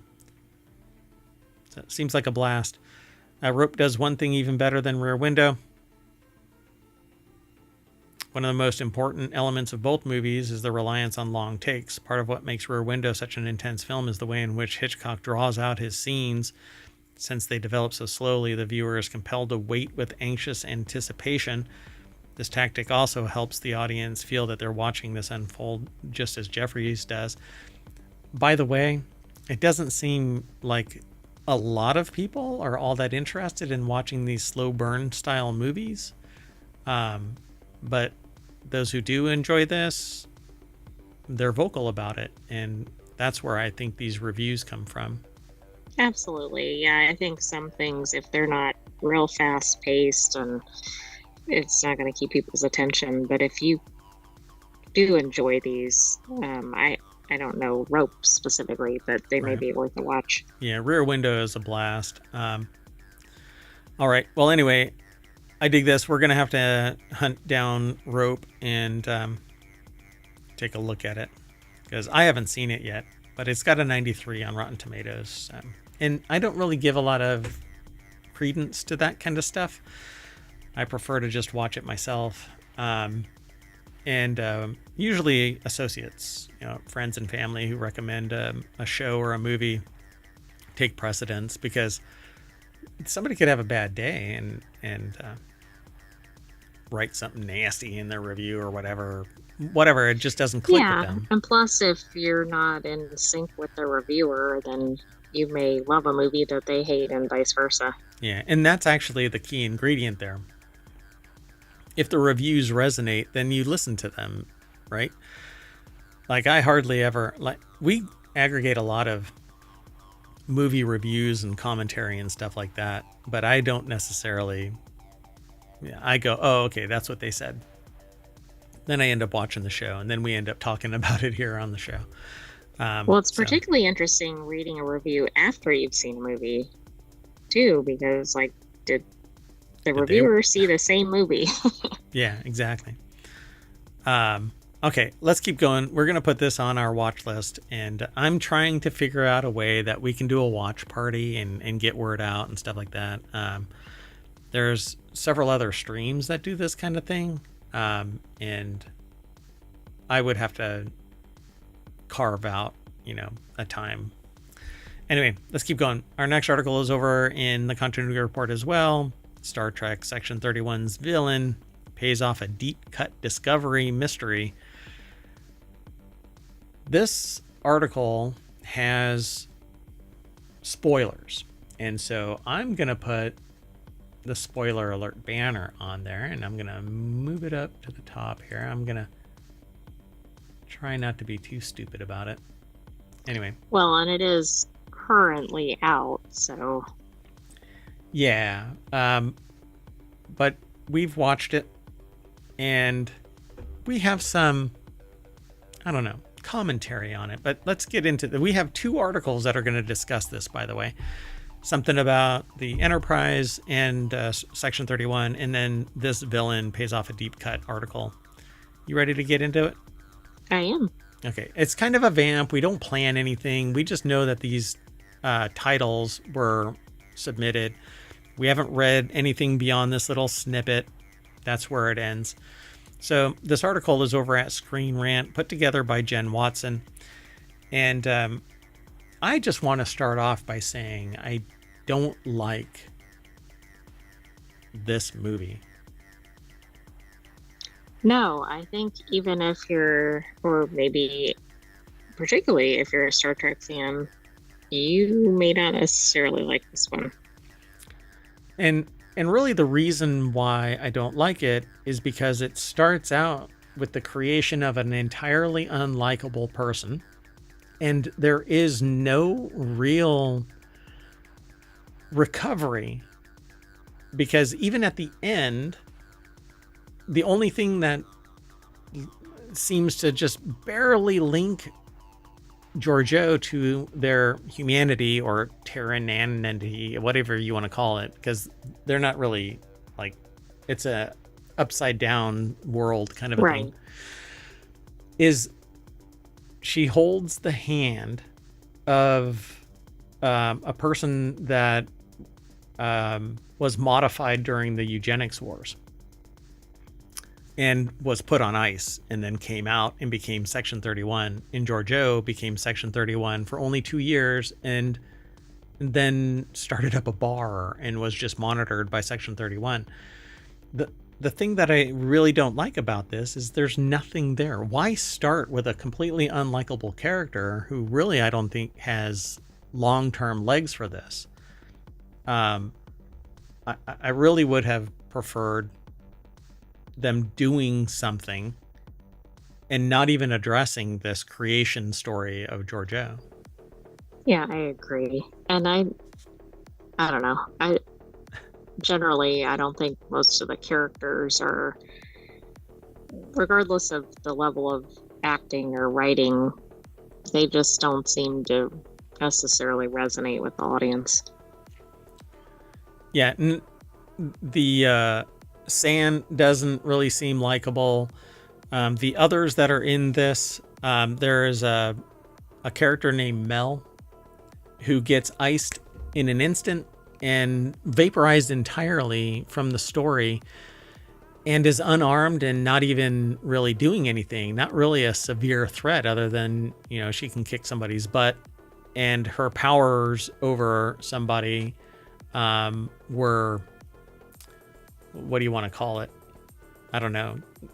They had a certain appeal. Physical attraction. Yeah, it's some chemical, whatever. And it's like one of those pheromone type. Right. There's the mythical thing that I'm trying to think of, but I can't think of what it's called. Like a glamour that makes somebody really attracted to her. But it doesn't make any sense that they did nothing. The character siren. was put in. That's what I was trying to siren. think of. There you go. Yeah, like a siren. And it just didn't really matter. Nothing they did mattered. It's kind of like Indiana Jones. They didn't have to do anything, Right. and they would have opened up the Ark and got wiped out, and then somebody could have just tooted by the island and picked up the Ark. True, but Indiana Jones, I think, connects with the audience. Because it was fun. But as soon as you actually break out your yarn board, right, and you connect all the dots, you're like, okay, here's the beginning, Right. and it's a straight shot to that island and nothing else. Right, but necessary. it's more for entertainment than logic. Yeah. So it's a weird premise that 18 people do this kind of the Hunger Games style battle. 2 survive because they basically collaborated. Then Georgiou goes back and kills her family and then burns this dude. What is the backstory there? Why? And then he holds the grudge until after creating a device that can destroy all of the Terran empire. None of it makes any sense. No. And she kills her family by poisoning them, which, again, if you're supposed to be Hunger Games style eliminating everybody to become the number one thing, why does he survive and the family dies if you're not allowed to be beholden to anybody else? Right. Yeah. I don't know what just went on there, but okay. So essentially, they keep on harping on the idea of the Terran Empire being this cruel, inhuman type of environment where only the most sadistic survive, because there's like pain amplifiers and stuff like that. They don't talk much more about this whole thing. But they say Giorgio, not San, has the tenacity to complete the final test by poisoning her own family and scarring San as a slave. But it doesn't make any sense. None. None of it makes any sense. For whatever reason, her boot gets stuck in a wall, but it doesn't make any sense if she's out of phase. Why don't they fall through the floor when they fall down? All kinds of stuff. It's all kinds of nutty. And the humor failed on all fronts. I don't know what else you want to say, but feel free to interrupt. I don't have anything really positive to say about Section 31. Yeah, and the AI tends not to say anything mean. Like, the AI's thoughts don't even meander into mean. But Merwat just, yeah, I'll call it how it is. There was a guy who was using an Irish accent, but it was like this stereotypical style Irish accent. And then the person comes back as the wife with a cowboy western accent. That was just odd, I thought. It doesn't make any sense. Yeah,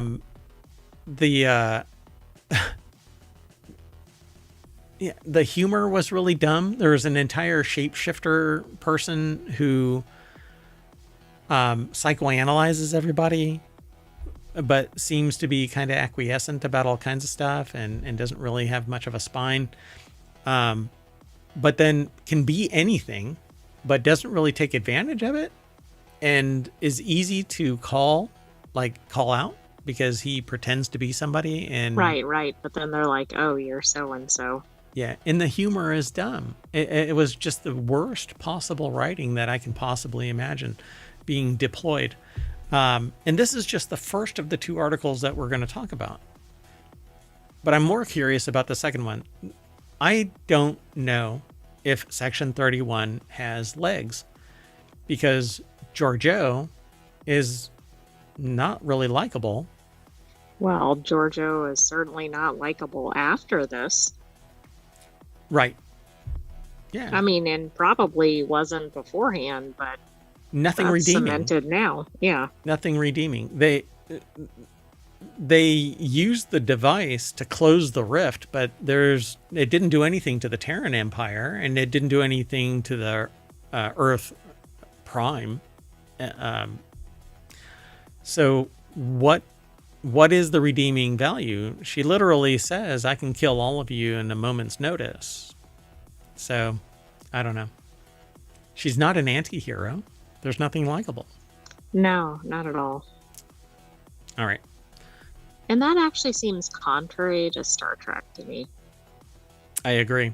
Even Section 31, it shouldn't be this despicable. It should be that they're doing clandestine operations and getting into the personal intrigue of the clandestine operation. And that would have been much better. Yep. Yeah. I don't know. We'll whatever else comes of this, the problem is that this is a one-off. It went straight to video as a movie and not a TV show. And I don't think Giorgio is going to stay there, Philippa. Why? Because they're an Academy Award-winning movie star. Well, I agree, but I don't think this could have worked as a TV show based on how it was set up. Yeah, exactly. Yeah, they basically distilled all of the intrigue out and left it in the fermentation tank, and gave you nothing but heads and tails. All of the heart was removed. That's a good way to describe it. So there's nothing but bitterness. There's nothing but poison. There's nothing that was really redeeming. The only thing that I liked about it is that it had tech in it, and I'm really into tech. So I hope that a follow-up takes place in more of the conventional, like Strange New Worlds style comes back. Well, yeah, that would be good. Like, I wasn't even a big fan of Discovery because of the nature of it. So anyway, let's keep on going. This last article for the show, we're running a little long, but that's fine. It's the last show of today. This is over in the continuity report. Who is captain of Star Trek Section 31's missing USS Enterprise? Again, there are spoilers in this. So let's kind of throw the back out there. And it says Section 31, if the missing USS Enterprise appeared in Star Trek Section 31, here's which version it would have been and which captain would be in command. And so, doink. So they asked this question. John Orquiola put this article together for ScreenRant.com. And it says here that Star Trek Section 31 is the first Star Trek movie to not center on a crew of the Starship Enterprise. I didn't really notice that, but I think that's part of why it's not likable. It's the first Star Trek movie. There's been other shows that didn't have a captain. But yeah, maybe. It's because they've basically been... trying to, well, with this, they're trying to kind of build the character, the world building of Section 31, but they completely extinguished all intrigue in this one movie about Section 31. It seems like it's a ramshackle Timu version of the A-Team. Yeah, I mean, it's interesting because if you kind of know what Section 31 is, I think there's a potential for a really interesting story here. Yeah, in all of this. So, let's see. They say as Star Trek's first streaming movie made for Paramount Plus, Section 31 is about Emperor Philippa Georgiou, Michelle Yeoh, saving the United Federation of Planets alongside a team of Section 31 Black Ops agents. She actually is a Section 31 Black Ops agent, but she went rogue, as one does from the Terran universe. Or what is it? It's not the Upside Down, the Mirror universe. Mirror. Mm-hmm. Yeah. So they basically say that, let's see, which captain likely commands the Starship Enterprise in Star Trek Section 31? The USS Enterprise B is likely active in Star Trek Section 31. And as far as I know, that's John Harriman, Alan Ruck was the Enterprise B based on, Star Trek Generations. So, and its fateful maiden voyage ended with the apparent death of Captain James T. Kirk after an encounter with an other-dimensional energy ribbon called the Nexus. And they end up inside the Nexus, and he finds a way to get out. It was an inauspicious start for John Harriman's run as captain of the Enterprise. 31 years later, Star Trek Section 31, it's possible Captain Harriman is still in command of the USS Enterprise B after a long service as the flagship of the United Federation of Planets. Little is canonically known about Enterprise B's voyages after Star Trek Generations, or whether Harriman grew into the center seat as the successor to Captain Kirk. Dun, dun, dun. I mean, I would not expect a captain to have that significant of a duration in that role, but it's not impossible. Yeah, and there's been many refits of the Enterprise, and Captain Kirk always goes back to it. So they say here, and I'm not an expert in the canon of Star Trek. I love Star Trek. I grew up with it, but I don't follow it and like fanatically, but I love talking about it. And like I said, I've watched every single episode more than once. I've watched all of the movies. I own all of the movies. I've watched Section 31. Scroll back about 4 minutes and you'll see the tail end of me basically calling out Section 31 is kind of meh. But they say that that's an understatement. there's a bunch of time-related stuff that they can play with now, particularly with Section 31, because Section 31 has that kind of tech. So who knows what it could be, right? Section 31 hints at Lieutenant Rachel Garrett's future, because at the end of Section 31's maiden voyage movie on Paramount Plus, she gets a raise. No. I mean, do we really think there's going to be more Section 31, though? I just don't know anymore. I'm really curious what the ratings are for this, because we haven't looked into that. Although the Starship Enterprise is not spoken of, Star Trek Section 31 has a couple of wink-wink bits of dialogue referencing Lieutenant Rachel Garrett, Casey Roll's desire to become a starship captain. But she's kind of... she embraces chaos. Like literally, Georgiou provokes her into embracing chaos. She sings and dances around it. I love chaos. It's a 19% so far on Rotten Tomatoes. Wow. So Rachel Garrett is believed to be the only captain of the Ambassador-class USS Enterprise C, which is destroyed fighting Romulans at Narendra 3 in 2344. This not only means Lieutenant Commander Garrett only has 20 years of life left after Star Trek Section 31, but her captaincy comes within those 2 decades. Star Trek Section 31 nods at the future Captain Garrett, but stops short of outright foreshadowing that she will become the captain of the Enterprise. And they don't mention the Enterprise. They just do that wink, nudge, right, that she's going to become captain. Who's going where? Yeah, I don't know how she can go from Section 31 Black Ops to captain, though. I don't know. Usually you live in the shadows, and then you live in obscurity. You're kind of one or the other, yeah. Yeah. They give you a new identity, and you disappear to a far-flung place. You don't suddenly become the premier captain of the brand of the show, of the Federation. Enterprise was the go-to. So, I don't know. And the timing of this, the timeline for, let's see, Star Trek Sixth Undiscovered Country and the prologue Star Trek Generations, both of which occur in 2293, which Star Trek, the original series era, Section 31 also happens 40 years before Encounter at Farpoint, the series premiere of Star Trek The Next Generation, which begins in 2364. So within Star Trek's Section 31 time frame, there are 2 possibilities for which Starship Enterprise is currently in service. B and C, both of which are short-lived. So, yeah, I mean, I like this article just because of how it's trying to connect the dots. And this is all theory. The vehicle for which Section 31 exists in belies any use of Enterprise.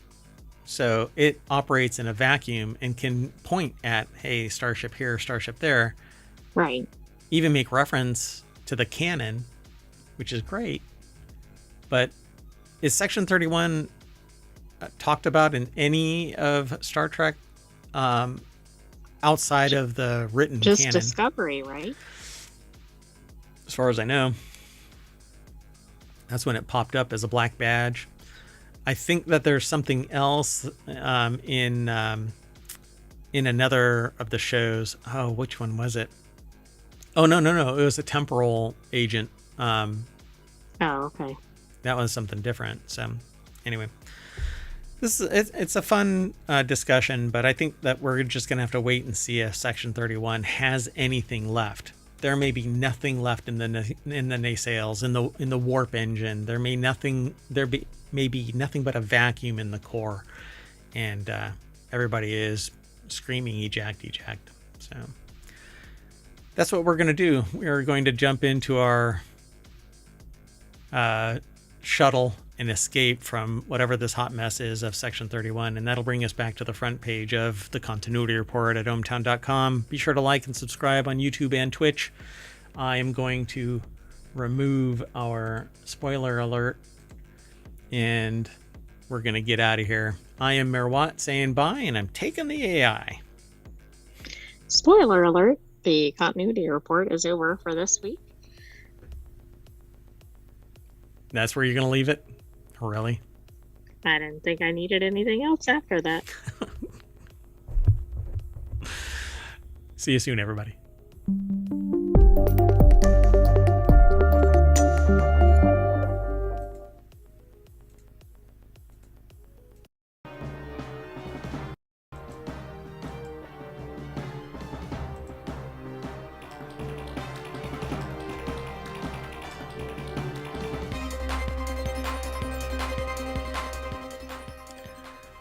Hello, everybody, and welcome to Non Sequitur News for February 10th, Season 4, Episode 41. Right?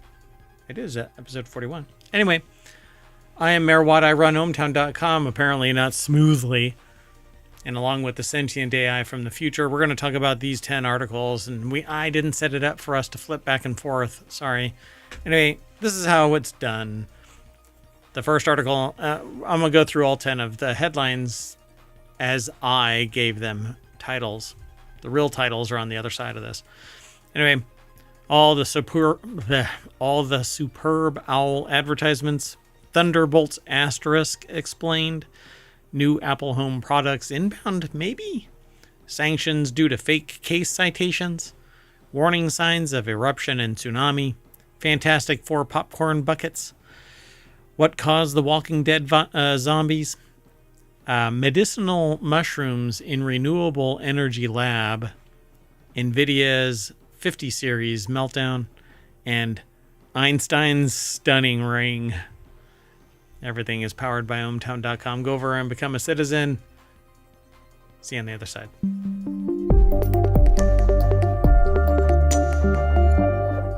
Hello, sentient AI from the future. Hello, Mayor Watt, and hello, ohmtown citizens.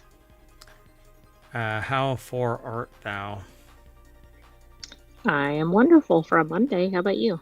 I've been watching way too much Kingdom Come Deliverance 2, so I'm speaking in Old English, medieval, kind of thing. You're getting into it. Yeah, it's a very, very violent game, but hey, I don't know. I like cozy games. I'm actually going to spin up Foundation if I can manage to focus longer. Then I'm gonna have to play games at 20 minutes or 2 hours at a time. Yeah, Non Sequitur News is named that because of the very fact that I wander off. Right. Let's demonstrate. Yeah, hey, that's a neat article over there. Oh, wait, sorry. Hi. I'm streaming. I forgot I'm still streaming. I'm still streaming. Yeah. I'm still streaming. All right. Well, anyway, we've got 10 articles all lined up. Let's get into it. The very first one is over on the mobile channel. That's where it was aggregated to. Watch all the ads of Super Bowl 2025. It's a rare thing for Ad Week not to have it used to be like free, you could access everything on adweek.com, but they went like hard commercial, and which is kind of ironic. But this, you can actually watch these videos. Brittany Kiefer over at adweek.com put the article together. It says the ads from Superb Owl 59 are an eclectic bunch. Lots of laughs, some absurdity, a few doses of body horror, aliens, cute animals, cute kids, bros, women's empowerment, and a couple that made us reach for tissues. Some triggered debate, and others built buzz far beyond the game, like Angel Soft. I won't be able to play these because somebody's going to take exception to them. I got them muted, but I could sit there and do that. Oh, yeah, this is the bathroom break one. Yeah, the one that wasn't really an ad. Yeah, I wasn't really enthralled by it. Booking.com with the Muppets and various others. Bosch. But it's not the show Bosch. Right, it's not what I'm thinking. Ha ha ha. Bud Light, Budweiser, Circle, Coffee Mate, Coors Light, Disney Plus, DoorDash, Doritos, Dove, which I don't think oh yeah, we watched it. Dunkin', I don't remember seeing the Dunkin' one. Duracell, FanDuel, Fetch, quit trying to make Fetch happen. Foundation to Combat Anti-Semitism. Oh, is that what that was? I don't know if we saw both that. of these ads, but I thought that was a weird ad. GoDaddy, Google Pixel, Google Workspace. Oh my God, there are a lot. Look. I know. I'm like, where? If there's multiple per letter, we could be here for a while. I guess for Super Bowl 59, there were 59. Oh, there might have been. All right. Well, anyway, there you go, folks. Go and check them all out. I would actually love to do a show where we just talk about ads. I think it would be a blast. The problem is you can't get away with it. You can't talk about it. At least I haven't found a way without having to sit there and justify your existence every time you post an ad. But I guess I'll try it. I don't know how you would do it. I'm going to try it. I'm going to try it. We'll see what happens. All right. Let's keep going, though. The next article is over and just so that we have full circle here, I did not find a single ad that I thought was really compelling or interesting beyond the little snippet like, oh, look, it's an ad for, booking.com or something like that. I thought there was one that was kind of there was more than one, I think, but one was a tearjerker. It was the Google Pixel ad, I think. It had, it showed the parent with the kid, but then there was one that was just funny with the leaf blowers and the leaf blowers and the beer cans, and then the pickleball one was kind of funny. Yeah, to me, the reason why it was supposedly funny or interesting or whatever is because of the stars that are in it. But if you're not a movie star kind of person. Well, there were some commercials where it's like, who is this? Even though they were well-known people. But if the audience doesn't know who it is, then they're sometimes missing the joke. Yeah, for sure. And I suspect when I have, because I'm going to be talking soon, and I'm going to be talking about the Super Bowl. Superb Owl. And drawing attention to this. And I'm going to see if anybody really, did you all get anything out of the ads? But yeah, I remember a time when I used to. Go ahead. Well, did you see any that you think you'll be talking about 10 years from now? No. Right.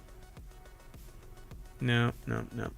All right, let's keep going. The next article is over in the continuity report, and it is the namesake, right? So non sequitur news basically means that one article or one discussion does not follow the actual core of what brought that discussion about. And here we have Thunderbolts asterisk, meaning has finally been explained. So the asterisk meaning has finally been explained from Thunderbolts asterisk. You want to take a stab at what do you think that means? Is it not really Thunderbolts? I mean, I don't know anything about Thunderbolts.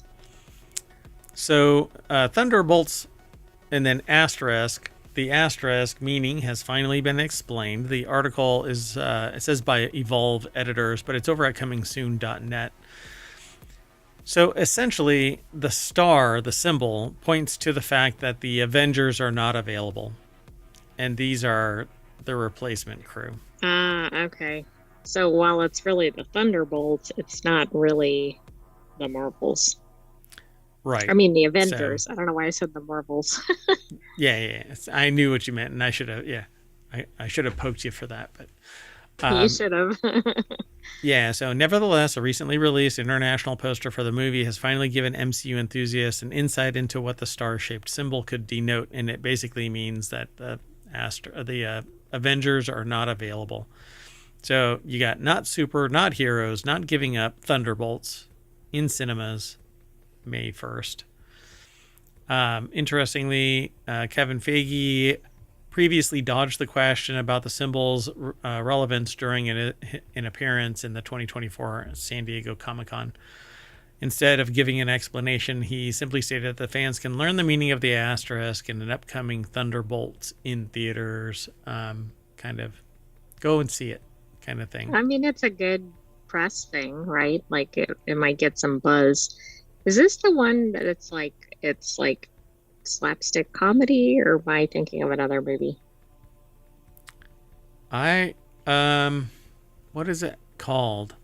There is one that's not really slapstick. It's kind of a dark comedy. Oh, okay. Yeah, I was thinking it was kind of like a superhero, but not movie. Yeah, I know which one you're talking about. The failed superheroes. Yeah, What's that's it called? exactly it. What is that called? Well, that's okay. I just didn't know if that was the one because I think I had seen a trailer or something. Yeah, I'm sorry. What is it called? I can't let it go. What is it called? What's it called? Oh gosh. This is really going to bother me. Okay, we'll put it in the next episode of Continuity Report. Oh, you think you're going to get away with that? Yes. Oh, 1 second. Almost. Nope. Okay. Moving on. Next article is over in Smack Talk. Apple's brand new home product won't launch until April or later, per Mark Gurman. So Apple is expected to launch its first new products of the year this week, but the launch they're most excited about, Mark Gurman, from the Mark Gurman report. The new HomePad device is going to require longer than expected. And I'm not quite sure what this is. So Ryan Christoffel over at 9to5mac.com put the article together, and it says Apple's no longer working on a car, and true AR glasses are probably 3 to 5 years away, though Apple is pursuing smart home technology. Its first major entry into the segment, a hub that can serve as a control center, is months away from shipping. Apple, the April launch aligns well with iOS's 18.4 new AI features. Yay! But apparently it's going to be a little HomePod iPad mashup, maybe, called the HomePad. I mean, I guess the question is, like, how is that different than, say, an iPad? It has a HomePod attached to it. I don't know. They say they're more excited about it because many other products launched this year. So they're choosing to be optimistic and remember that months away could mean 2 and an April launch. So maybe it'll be a benefit. But it's kind of like Amazon has a similar product. Others have had it, like the Echo. Oh, okay, yeah. But with a screen. And so you interact with this thing. You have the speaker element of it. It's higher fidelity than it is on the iPad. You've got the screen so you can interact. The audio comes directly from that device instead of that tinny, reboundy, horrible kind of sound. I don't really like the iPad sound. But if it looks like this, it's basically a kind of like a mushroom bottom, but then it has this little screen on top. I don't think this is what it's going to look like, but I don't either, but I guess I don't really get what the use is. I certainly understand having like a smart speaker or something. Right. Yeah, HomePods are great. iPads are great. I don't know how this will mash up together. Plus, it'll be a $1,200 device at this point. If you tack a full-size HomePod and an iPad together, you're looking at, $600, $800, $900 or more dollars. Right. $600 on the cheap side if they don't make it very robust. Anyway, stick to your iPad as your home base of operations. Well, and your iPad, of course, is mobile. Yeah, exactly. The thing about it is, though, that the home element of the HomePod ecosystem, or I should say the Apple Home ecosystem, you're not supposed to take that device out of the home. So when you have one primary device as the home controller. Oh, I see. Yeah, that's a problem. Like the person takes it wherever they're going. Right. And then it's like, well, I guess we can't control anything else. Correct. Yep. So I'm always looking for neat and interesting technology, and this could be it. We don't know. We'll find out. Let's keep going. Next article is over in Law Nerd. Number 42, law firm by headcount could face sanctions over fake case citations generated by ChatGPT. You know, I mean, haven't they figured this out by now? This is pretty wild, right? Lawyers from plaintiff's law firm Morgan & Morgan are facing possible sanctions for a motion that cited 8 non-existent cases, at least some of which apparently are in question. At least some of which were apparently generated by ChatGPT. Deborah Kassens-Weiss over at abajournal.com put the article together, and in a February 6th order, U.S. District Judge Kelly H. Rankin of the District of Wyoming, why does that name sound familiar? Told lawyers from Morgan & Morgan and Goody Law Group to provide copies of the cited cases, and if they can't, to show why they shouldn't be sanctioned. The brief had cited 9 cases, but Rankin could locate only one of them. Some of the citations did lead to cases under different names. The lawyer's motion also included a description of the governing legal standard that was peculiar, Rankin said. The motion correctly cited a federal rule of evidence, but went on to say Wyoming case law reinforces these principles, and to support that assertion about Wyoming case law, the motion cited fake federal district court cases. Oh, that's interesting. Do you think that not only the citations were from AI, but maybe the actual motion? I would say all of it. Yeah.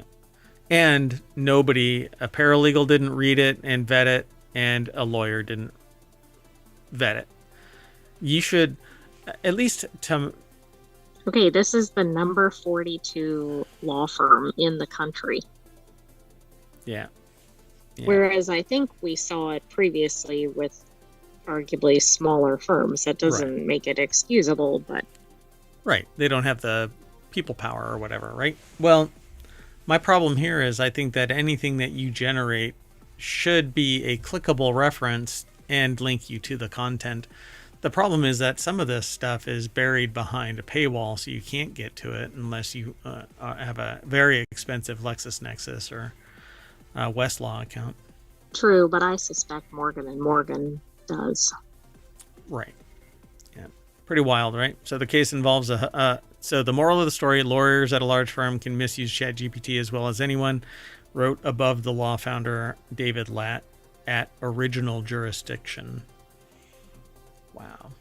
Yeah. That's interesting. Now, the thing about this is if people just take what's written in there for granted, eventually it actually becomes fact because all of it gets regurgitated. Right, it gets published somewhere, and then it's actually part of the search results, which, yeah.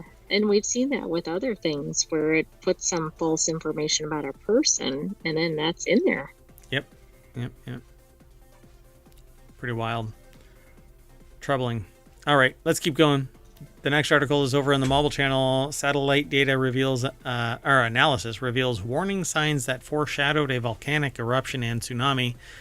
In 2018, the site of Anak Krakatoa volcano collapsed in a powerful eruption and produced a tsunami that killed hundreds and injured thousands of people in nearby Java and Sumatra in Indonesia. A new analysis of satellite data shows the mountainside was slipping for years and accelerated before the eruption. Information that could have potentially offered a warning of the collapse. Matthew Carroll, Pennsylvania State University, put this article together. It's over at phys.org. My eyes are drying out. Yeah, actually, there was video of this. Oh, yeah, I can do that. Hold on. Boop. My eyes are drying out. I need to pull like a gecko and lick my own eyeballs. Please don't do that during the show on camera. All right. Well, the team led by researchers at Penn State recently published the findings in the journal Geophysical Research Letters. This one time at Penn State. Ocean volcanoes, when they are unstable, can collapse catastrophically and generate a tsunami. Ocean News at 7:09. And when that happened in 2018, more than 400 people died because nobody had instruments on the ground to know potentially if there was acceleration or change in the deformation behavior. Nobody knew the collapse was imminent. This study shows, unfortunately, retrospectively, that we could forecast it if we had the remote sensing data to get the surface deformation. Scientists can track ground movements or surface deformation using radar satellites sensitive enough to spot changes of just a few inches. In the work, go ahead. I was just going to say, this data can, I mean, a minute difference on the warning can absolutely save Get people out of the way. Of lives. Exactly. Yeah, it'll get people out of the way. Overall, the detachment fault experienced approximately 15 meters or roughly 50 feet of slip from 2006 to 2018, with acceleration and deceleration periods and a notable acceleration prior to the 2018 collapse, says Young Cheol Kim, a doctoral candidate at Penn State and lead author of the study. So yeah, they say it's not novel, but they drew attention to the fact that they could have detected it if the ground sensors had been in place. And I think any active volcano or any suspect volcano should have sensors in place to remedy or to draw attention to the fact that there might be something going on. Yeah, absolutely. And I'm sure somebody would love to say, well, why does somebody live near a volcano? But the reality is people live near weather disaster areas, and they don't necessarily have the ability to move out of them. Yeah, correct. Yeah. By the way, if you want all of the show notes, I've already put them into the show, the VOD for Twitch, and they're already embedded in the show notes themselves for the live stream over on YouTube, and they will be in the podcasts. So we have 6 podcasts that are weekly and 1 that is daily. Non Sequitur News is every day. So go and check it all out over on wherever you catch pods, but Apple Podcasts in particular. All right, so let's keep on moving. The next article is over in the continuity report. For whatever reason, we have kind of a strange fascination with popcorn buckets. Not quite sure why. You mean in ohmTown or just in general? Society in general, apparently. Like Dune had their own, and there's been others in the past.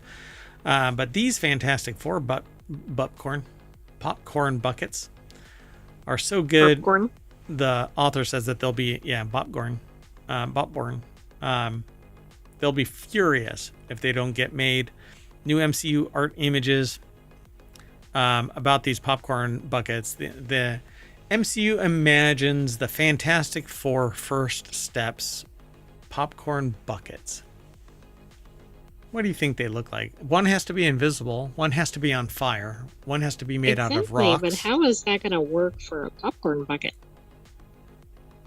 Oh, one is a hat. One is the Stretch Armstrong style, like wrapping around.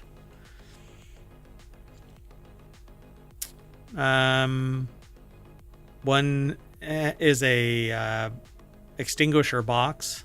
Oh, and I guessed it right. One is transparent. Oh, yeah. And then one maybe is at ice or something. I'm not sure what the left one is. This one? So this one is the in case of fire break glass. So let's see if they break them out here a little bit lower. No, they don't. Anyway, and I can't click it because it'll take me to the site. Anyway. Yeah, I meant the top left one with the 4. Yeah, so this is the Stretch Armstrong one. He's like Elastic Man. Oh, okay. Yeah. And this one is, I can't remember their names, Storm.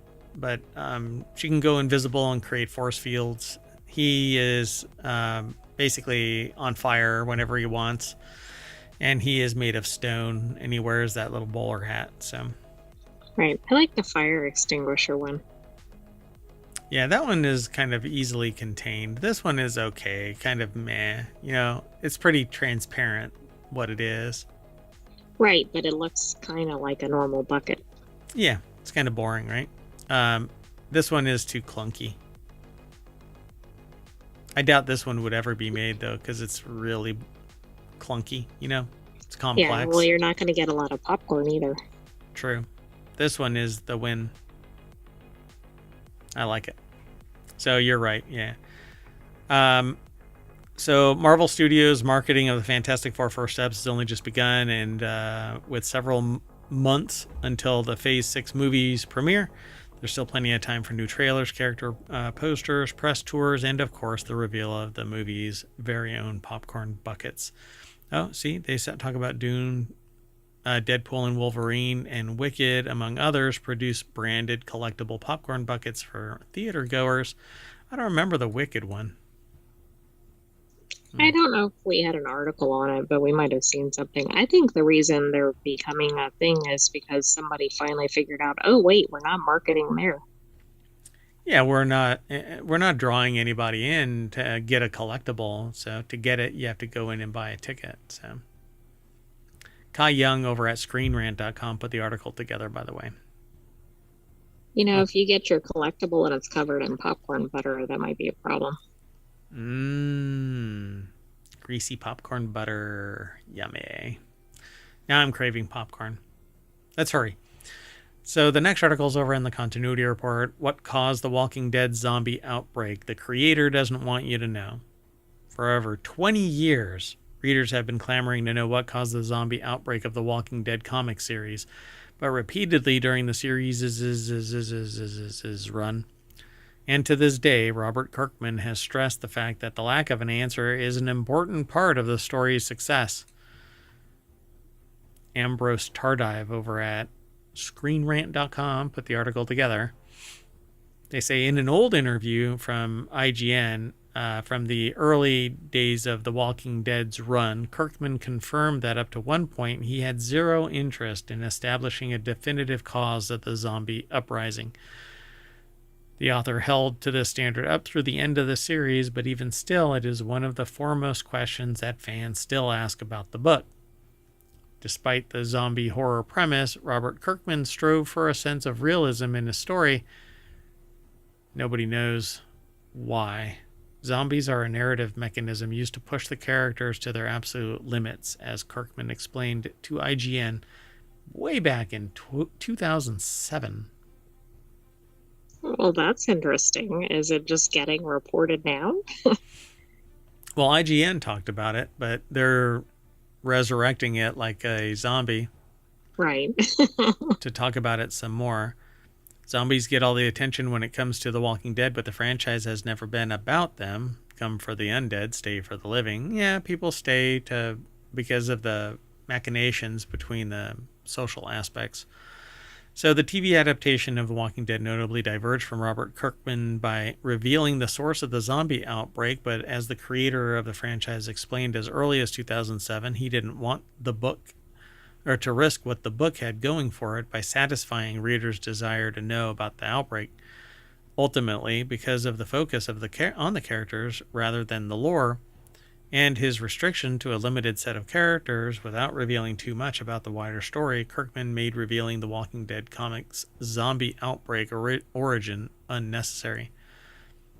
So what was it? Well, I guess as if it builds more mystique or whatever, that probably feeds into the story, I guess. Sure. I don't think it says in here, does it? No, I don't think so. We'd have to do some meta searching for it. What was the cause of the Walking Dead zombie outbreak? But we're not going to do it today, folks. Post it in the chat. How about Anti-spoiler alert. Anti-spoiler alert. See, I'm not even going to I got to create an anti-spoiler alert. Let's keep moving. The next article is over in Greenogram, which rarely hits our screen, but we continue to aggregate news that is around everything ecological, really. The author of this article, apparently over at Nature, grows medicinal mushrooms in their renewable energy laboratory when Hai T or Thai Tan Van isn't creating materials for fuel cells. She's cultivating traditional medicines. Gemma Conroy over at nature.com put the article together. And yeah, so they're growing medicinal mushrooms. A chemical scientist at Win Tat Tan University in Ho Chi Minh City, Vietnam, has a green lab that grows medicinal mushrooms. You can actually see the mushrooms growing. That's interesting. Are they for people to ingest or to make into medicines or what? I think it's a little of everything there. So I'm not, for sure it's medicinal, but it's a conventional, historical medication. What do they call it? Traditional medicines.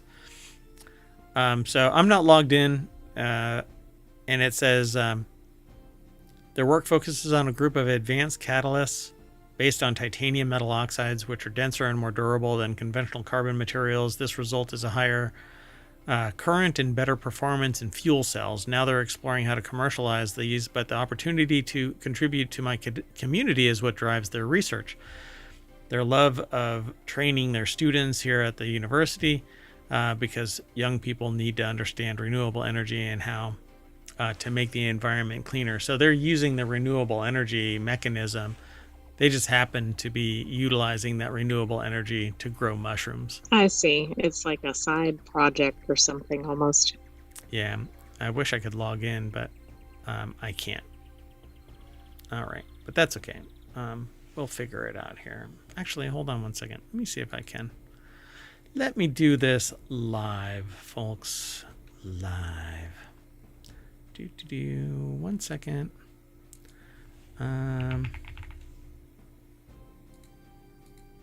Okay, hold on. Let's see if because the way that things are air gapped. So, yeah, I can't. Yeah, Vivaldi is kind of weird about it. All right. Well, anyway, pretty cool. But they're using green energy. When you follow the link, you'll probably not run into a problem. I just happen to be because I'm not logged in adequately. Right. Yeah, this is cool. I mean, I like that they're combining efforts here. Yeah, it's pretty cool. So I've always wanted to grow mushrooms, but it's easy in concept, hard in delivery, and you have to have a set space that is immune from contamination or cross-contamination. Like, you don't want mold spores or mushroom spores to blow into anything. Right, to get into any other space other than the mushroom growing space. Yeah, and you have to keep other stuff out of the mushroom growing space, so there's a lot of filtration involved. So not at this time, not at this place. All right, let's keep going. The next article is over in Non Sequitur News. NVIDIA's RTX 5090 power connectors are melting. I've seen a couple of reports of this, but as they say here in the article, oh shit, here we go again. Two owners of NVIDIA's RTX 5090 Founders Edition GPUs have reported melted power connectors and damage to their PSUs, the power supply unit. The images look identical to reports of the RTX 4090 power cables burning or melting from 2 years ago. NVIDIA blamed the issue on people not properly plugging in the 12-volt high power line, but the PCI standards body blamed NVIDIA. A Redditor posted about their experience. The article, though, is over at The Verge by Tom Warren. And this sounds pretty dangerous, not just you can't use your computer.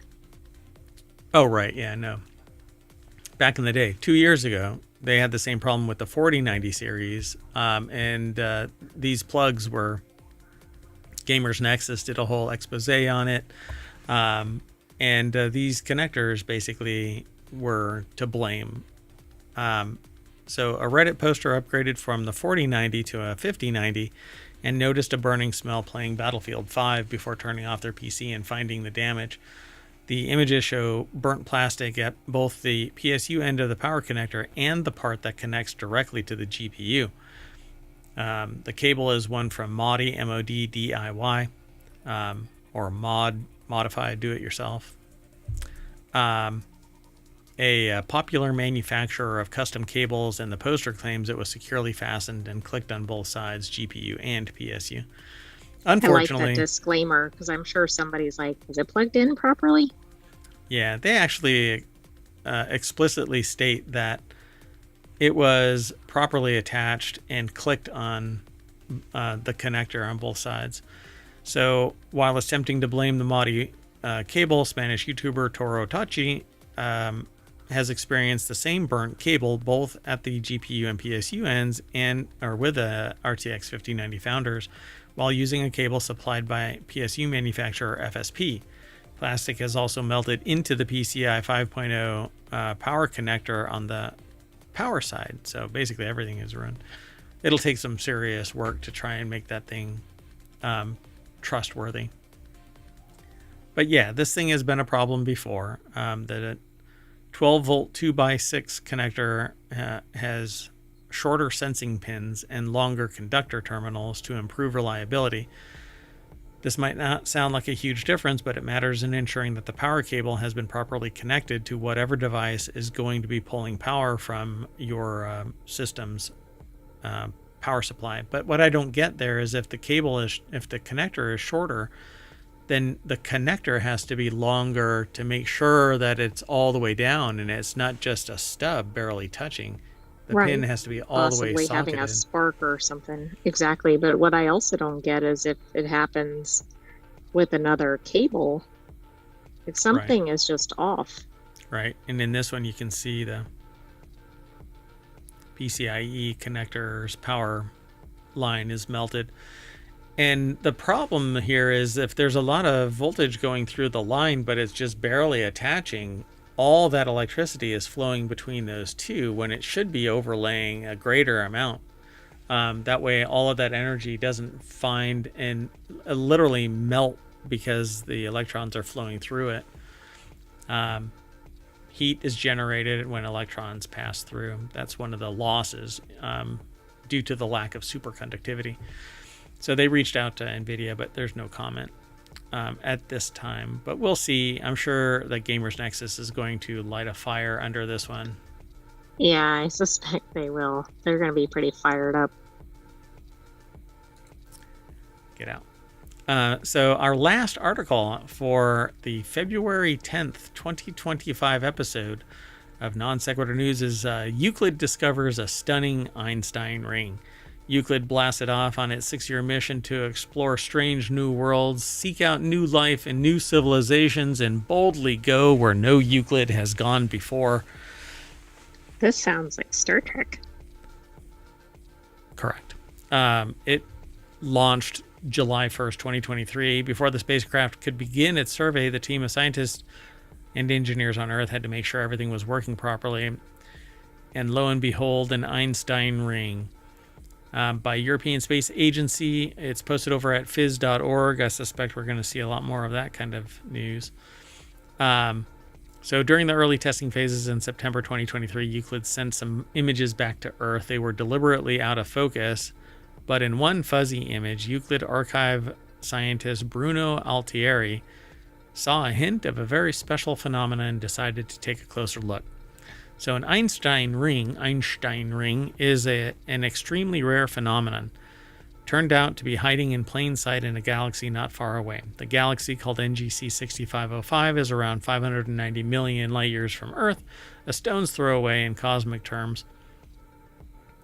Like the stone throws. Anyway, but this is the first time that the ring of light surrounding its center is detected thanks to Euclid's high-resolution instruments. The ring around the foreground galaxy is made up of light from further out bright galaxy. This background galaxy is 4.42 billion light years away, and its light has been distorted by gravity on its way to us. That's the lensing effect that I tell you about. Oh, okay. Yeah, I think we were talking about it in Technology Today. Yeah, and that lensing effect can actually be decoded to show the size and shape and distance of the object on the other side with some serious maths. And look at this. The article talks about lensing below where you were. Oh, there you go. Oh, yeah, look at that. So an Einstein ring is an example of strong gravitational lensing, explains Connor O'Riordan of the Max Planck Institute for Astrophysics, Germany, and lead author. Sorry, not lead author. They'd be heavy, man. They were the lead author. The lead author of the first scientific paper analyzing the ring. It's pretty cool.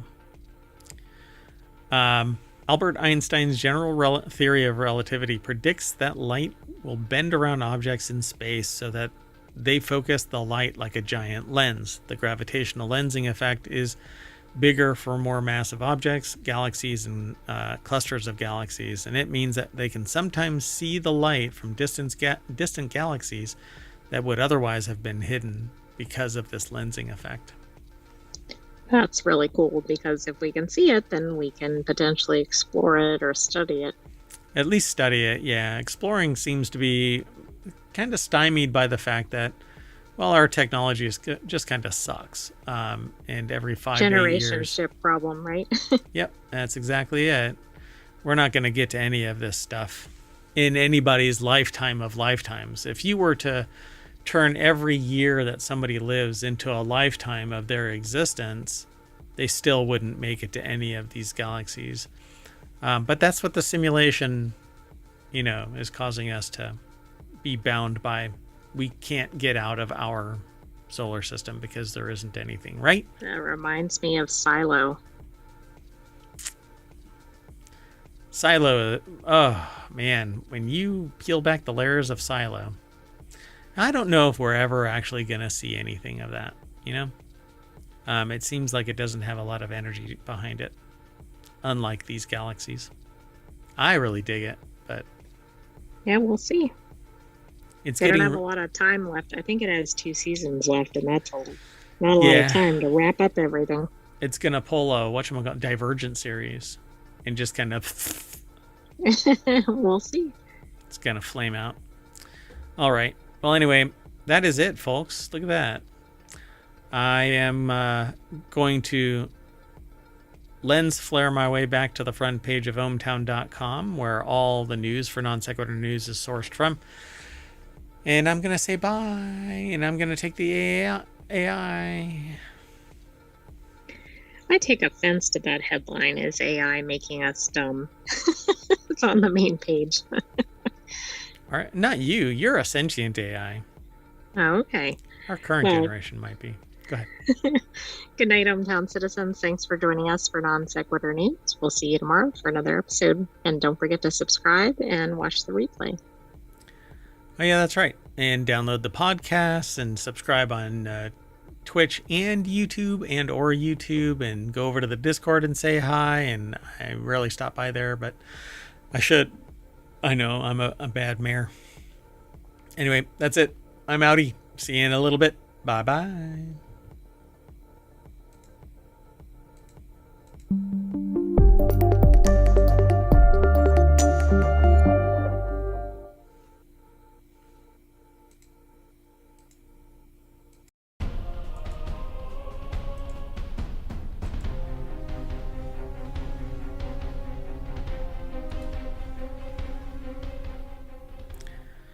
Hello, everybody, and welcome to Non Sequitur News for February 11th, 2025. It's Season 4, Episode 42. I am Mayor Watt, and along with the Sentient AI, we're going to talk about these 10 articles.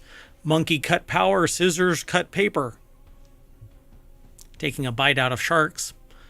A new Oreo method. Did I actually add that?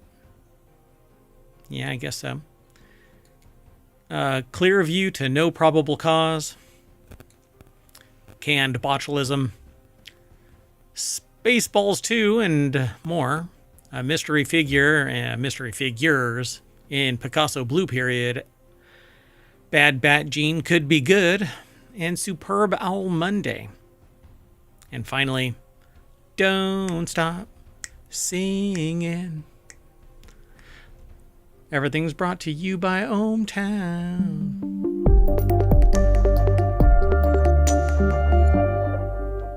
Hello, sentient AI from the future. Hello, Mayor Watt, and hello, hometown citizens. I don't have any preamble. Let's just get into the news. All news, no noise, because only noise comes out of this guy.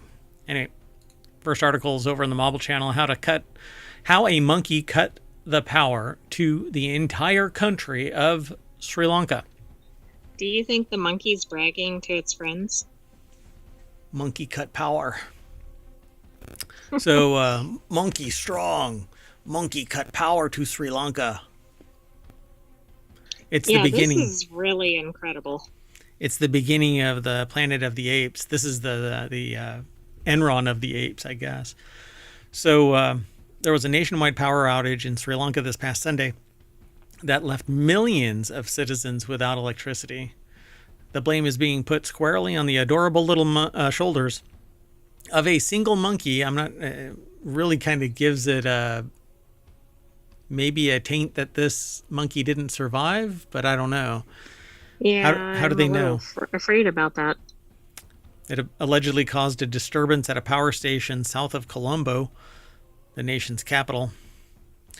Sri Lankan Energy Ministry, or minister, not the entire ministry, because that would be a lot of weight on that one person's shoulders.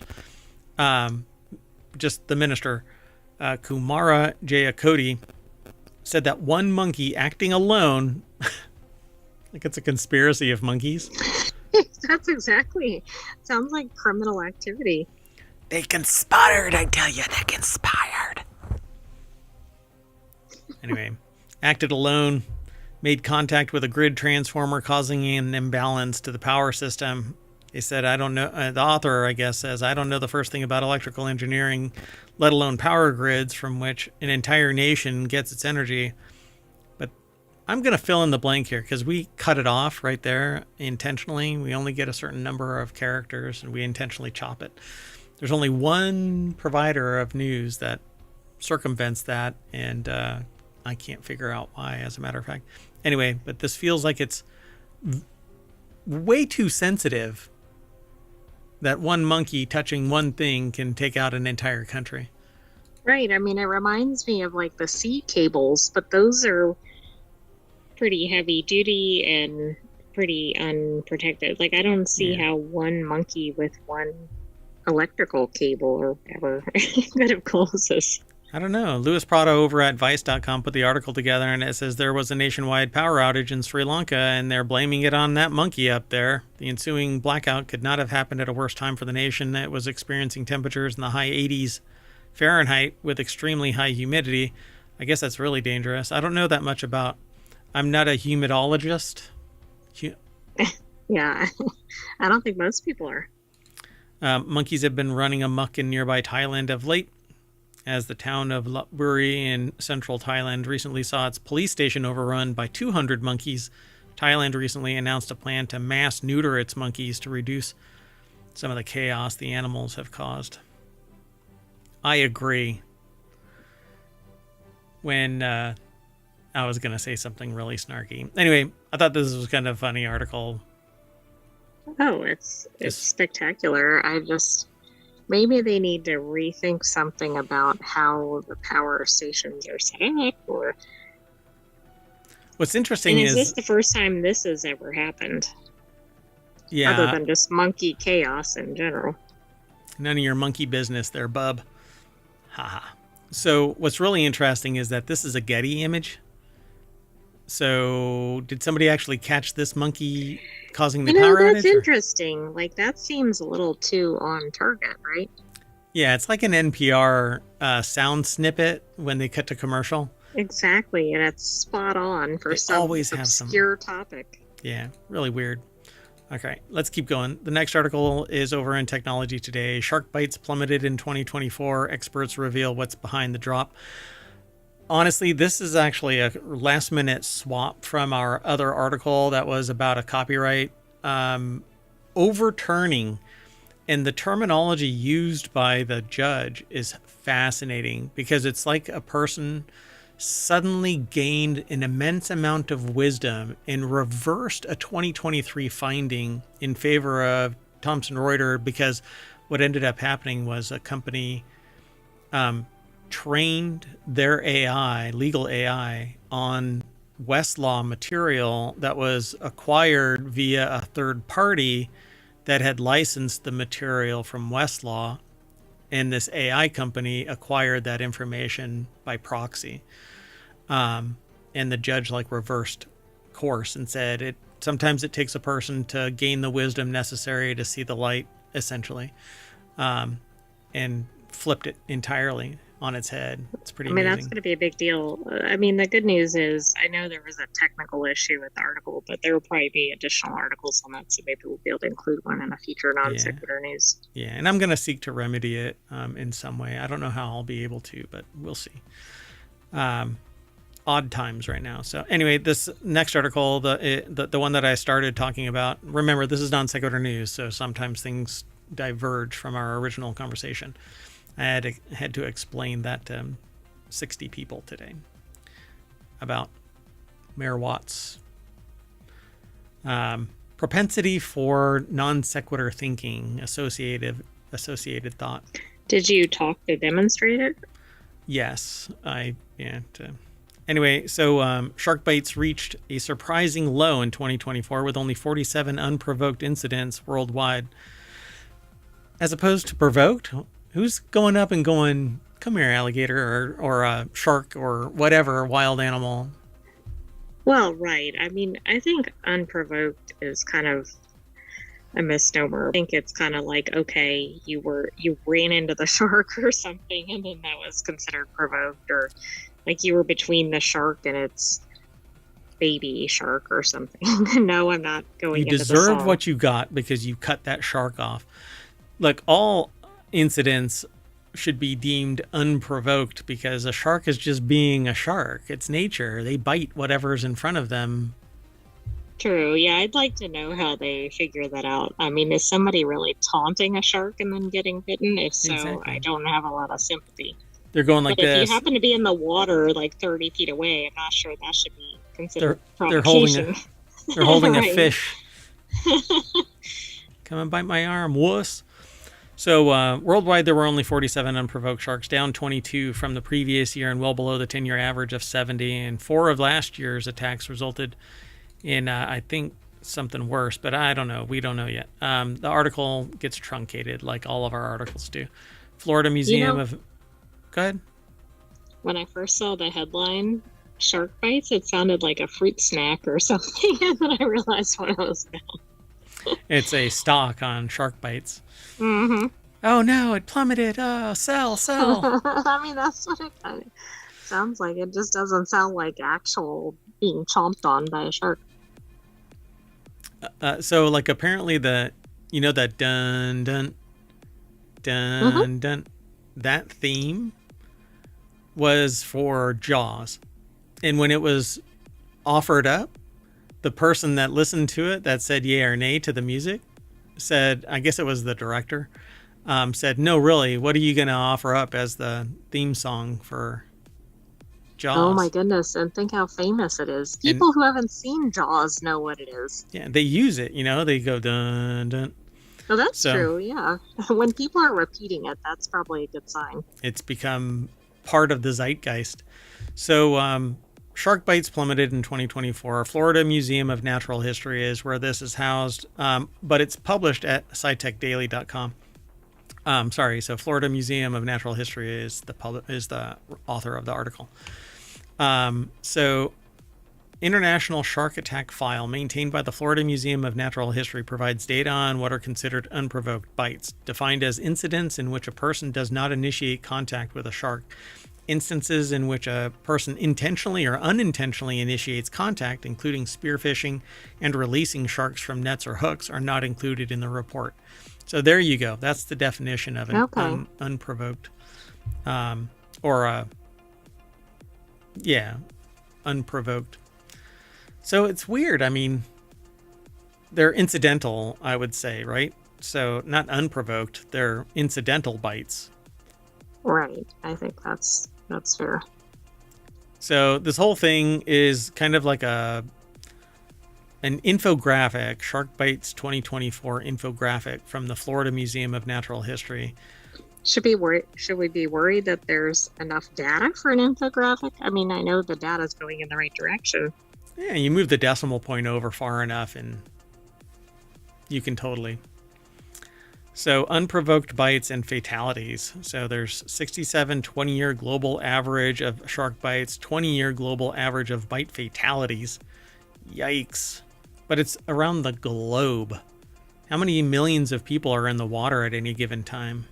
Yeah, that actually seems really low, and that average is 6. I mean, that just doesn't even sound accurate. I mean, I believe this statistic, but it's way lower than I would have expected given all the fear around sharks. But they say drop in U.S. bites compared with 2023, 32% drop. There are 548 known shark species, but only 13 species have bitten humans 10 or more confirmed times. So should you go up to a shark and go, which species are you? Uh-oh. Too late, I'm in danger. Yeah. No, you should not do that. Swim with a buddy so that there's a main meal and a snack. Right, you want to be the smaller person, right? That's the right. Snack. That's right. Swim a little bit faster. Stay close to shore. Don't swim at dusk or dawn. Don't swim around schools of fish. Look, I'm a fish. Oh, look, I'm shark bait. I mean, I don't think most people would want to swim around a school of fish unless they were snorkeling or something, maybe. I can tell you from experience, scuba diving, you want to swim around fish because it's really freaking cool. Well, it's probably pretty boring when you're not. You're in the water and there's no fish. Yeah. Avoid wearing jewelry because those sharks are thieves and they're going to come and take it. And then avoid excess splashing because that actually represents something in trouble, in distress. Right, but of course, as we know, people probably start splashing a lot as a shark is approaching. Yeah, they don't say anything. As in they're in panic. Yeah, exactly.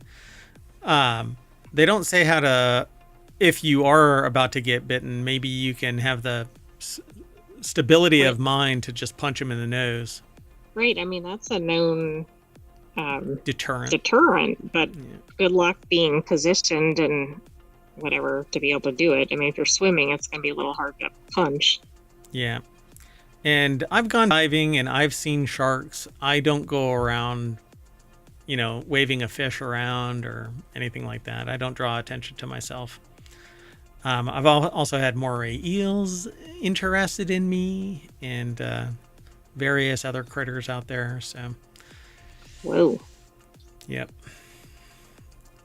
And that one surf shark or surf turtle that had all the other little fish on them. Crush, yeah. All right, let's keep going. Next article's over in Technology Today. To keep Were you hardware in Finding Nemo? I'm Nemo. To keep hardware safe, new Oreo method cuts out the code's clues. And I have no idea what this is all about. Yeah, None. This was submitted because I thought you'd either be like, what in the heck is this? Or, oh yeah. So let's get into this one. Okay, so imagine you're a chef with a highly sought after recipe. You write your top secret instructions in a journal to ensure you remember them, but its location within the book is evident from the folds and tears on the edges of the oft referenced page. So Alex Ships, Massachusetts Institute of Technology, put this article together. It's published at techexplore.com, and it says here, much like recipes in a cookbook, the instructions to execute programs are stored in specific locations with a computer's physical memory. The standard security method, referred to as address-based layout randomization, or ASLR, scatters this precious code to different places, but hackers can now find their new locations.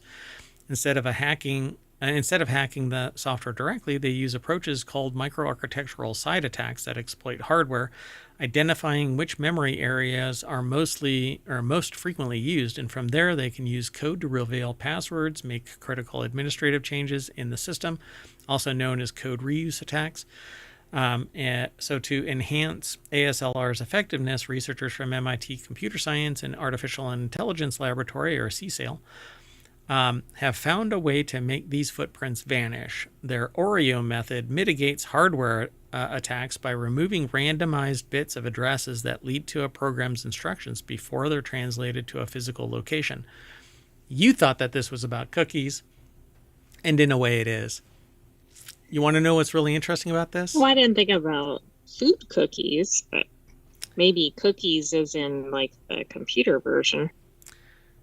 Yeah, but this is in the hardware memory store, and depending on the architecture on the processor itself. Or what's really interesting about this is I came up with a similar type of technique about 15 years ago, but using it to randomize network topology so that nobody could ever map out the topology of a network and thus programmatically navigate a network.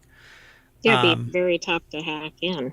Yeah, if the whole thing remaps periodically, you would have to get new topology every time. Otherwise, it would end up dead ending, or at least it would trigger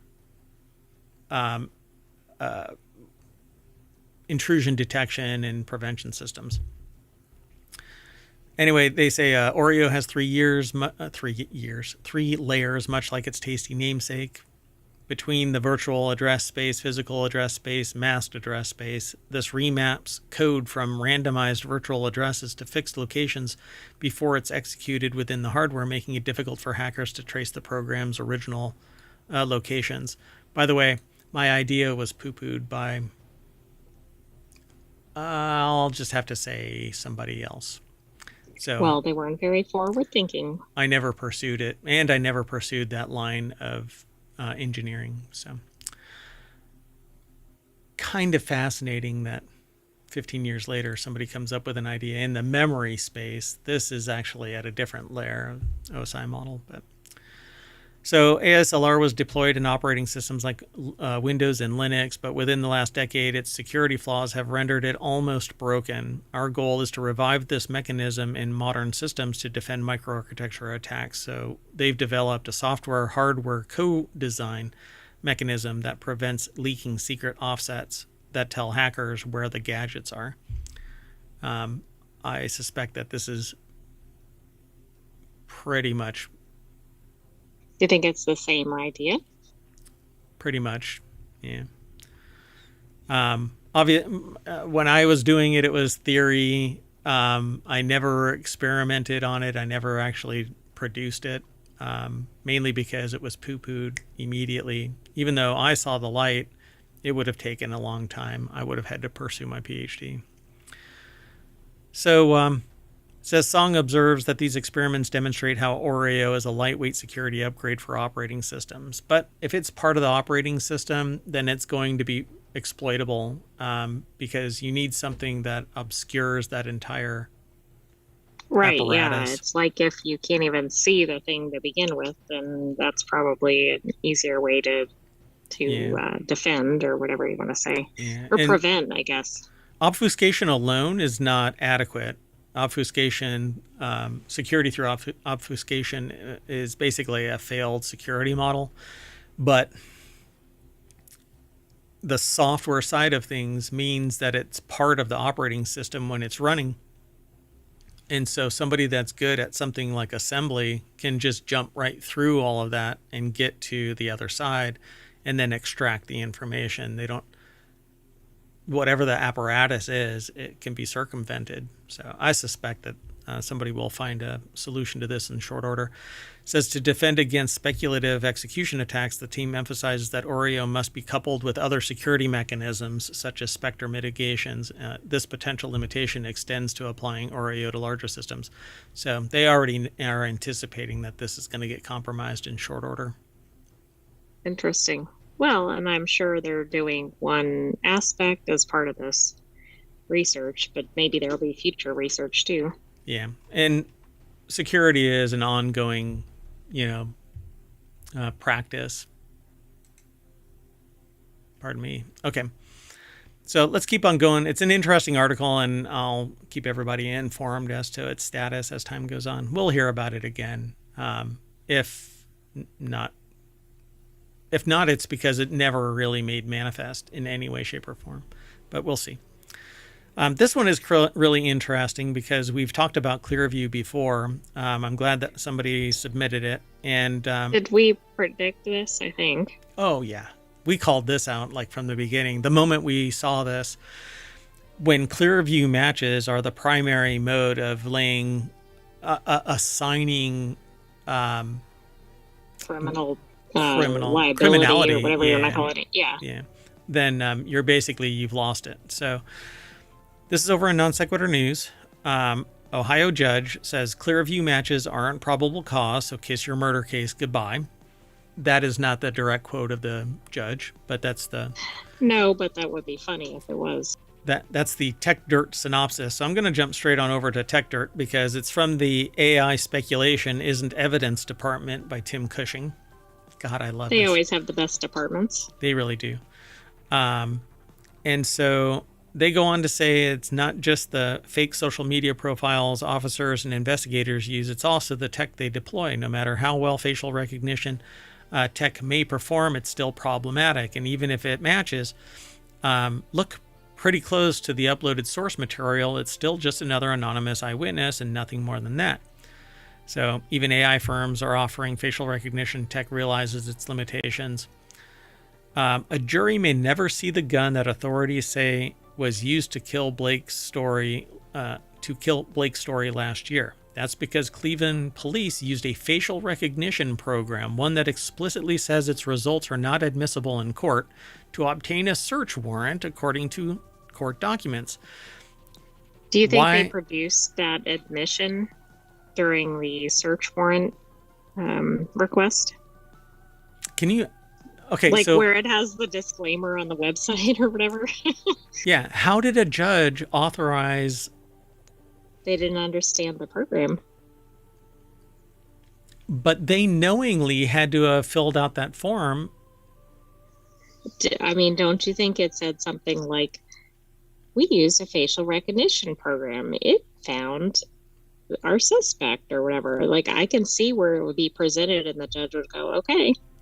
I'll never be able to go to Cleveland after I make this statement, but I'll make this statement anyway.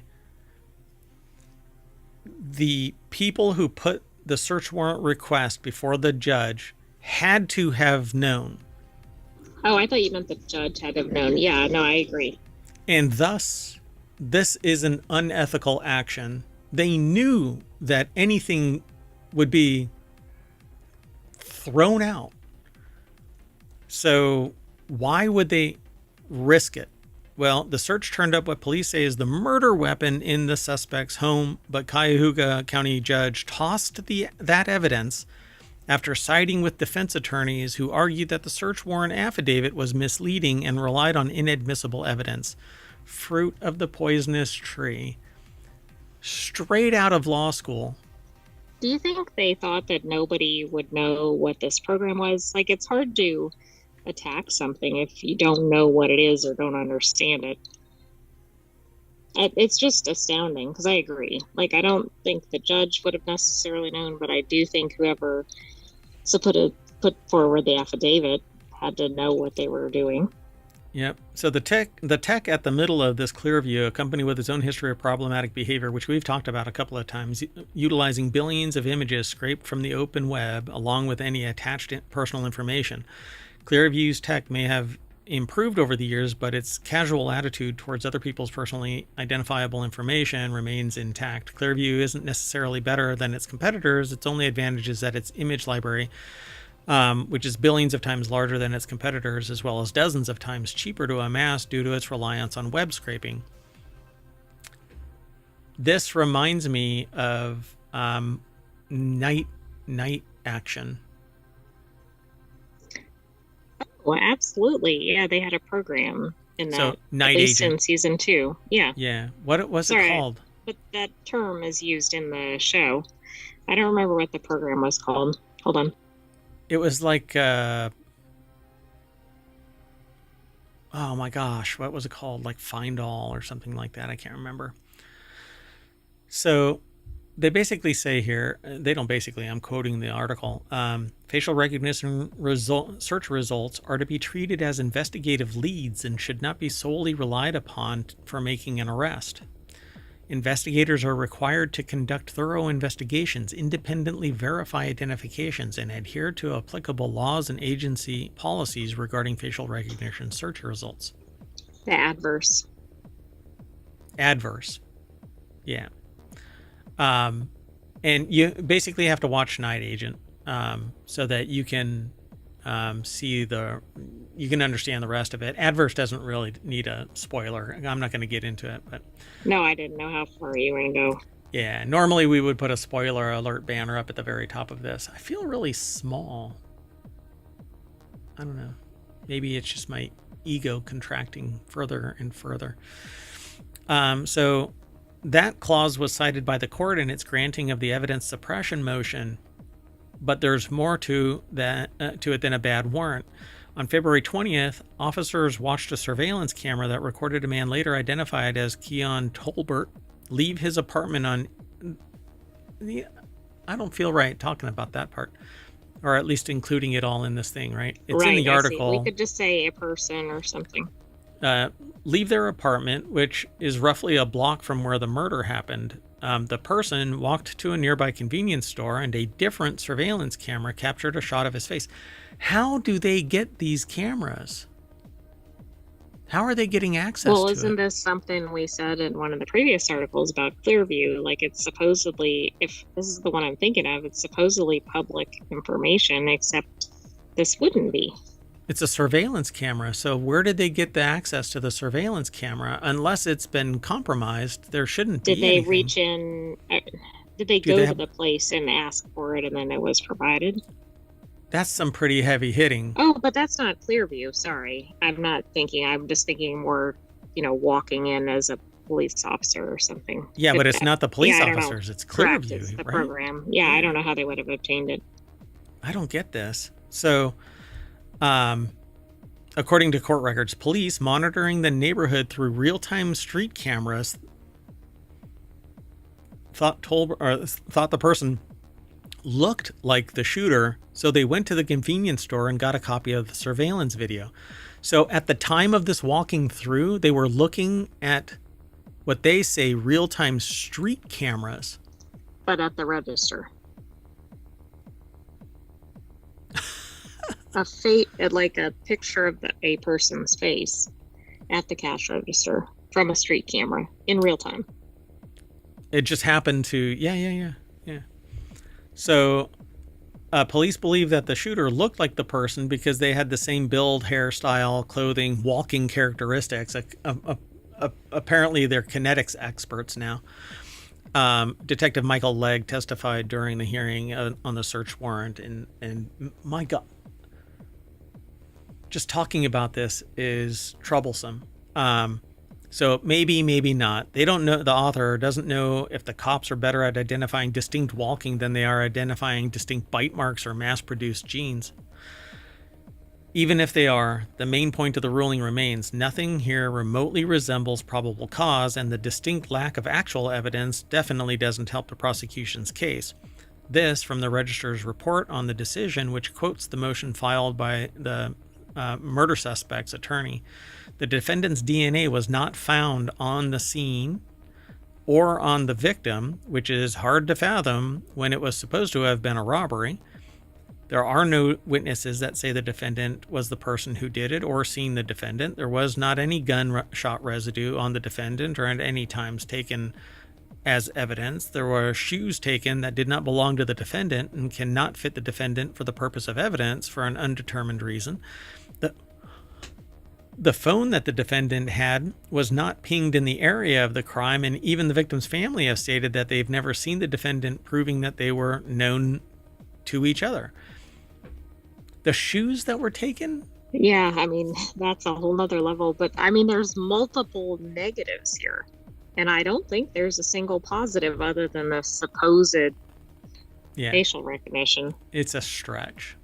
And even if that was a person in a convenience store, that does not equate to that is a person who committed a crime. It might be, it might not be, but that's not even a thing where it's at the murder scene. So now again, I will say, how the hell is Clearview involved in this? Because they're saying that the police were watching real-time cameras, saw a suspect, went to the liquor store and grabbed surveillance footage and reviewed it, and that still doesn't tie the two together. No, but the article also mentions that there have been some uh, negative results for Clearview in some other Right. cases. So I don't know. It'll be interesting to So see where it goes. did Clearview somehow build a dossier on this person and provide it to the police in which they started surveilling this person? It's not really clear what it's doing, right? I mean, they Right. keep claiming it's like this open source information, which I don't know where that is, and certainly not Gosh, in real time, and it doesn't cover everywhere. if only there was an agency to. Moving on, the next article is over in the Mobile Channel. Canned tuna sold at Walmart, Costco, and Trader Joe's is being recalled for what I'm calling canned botulism. It's over a botulism fears. Several brands of canned tuna sold at Trader Joe's, Costco, and Walmart. These are big box stores. When they sell some, they sell a ton of them. So, Yeah, absolutely. Like recalls at these types of stores really catch my attention because of that. And yep, they have multiple locations. yep. Some static, you say? Okay, was that a while ago? Oh, yeah, that was at the beginning of the show. Oh, I moved the mic, so that might have caused it. So, several brands of canned tuna are concerned. The concern is that there is Clostridium botulinum, a bacterium that can produce a fatal neurotoxin. And no, eating canned tuna isn't going to smooth out the wrinkles on your face if it has botulism. Oh, is that the rule? I mean, we don't want anybody to eat anything that has. Oh, I see. Never mind. I wasn't Botox. making the connection.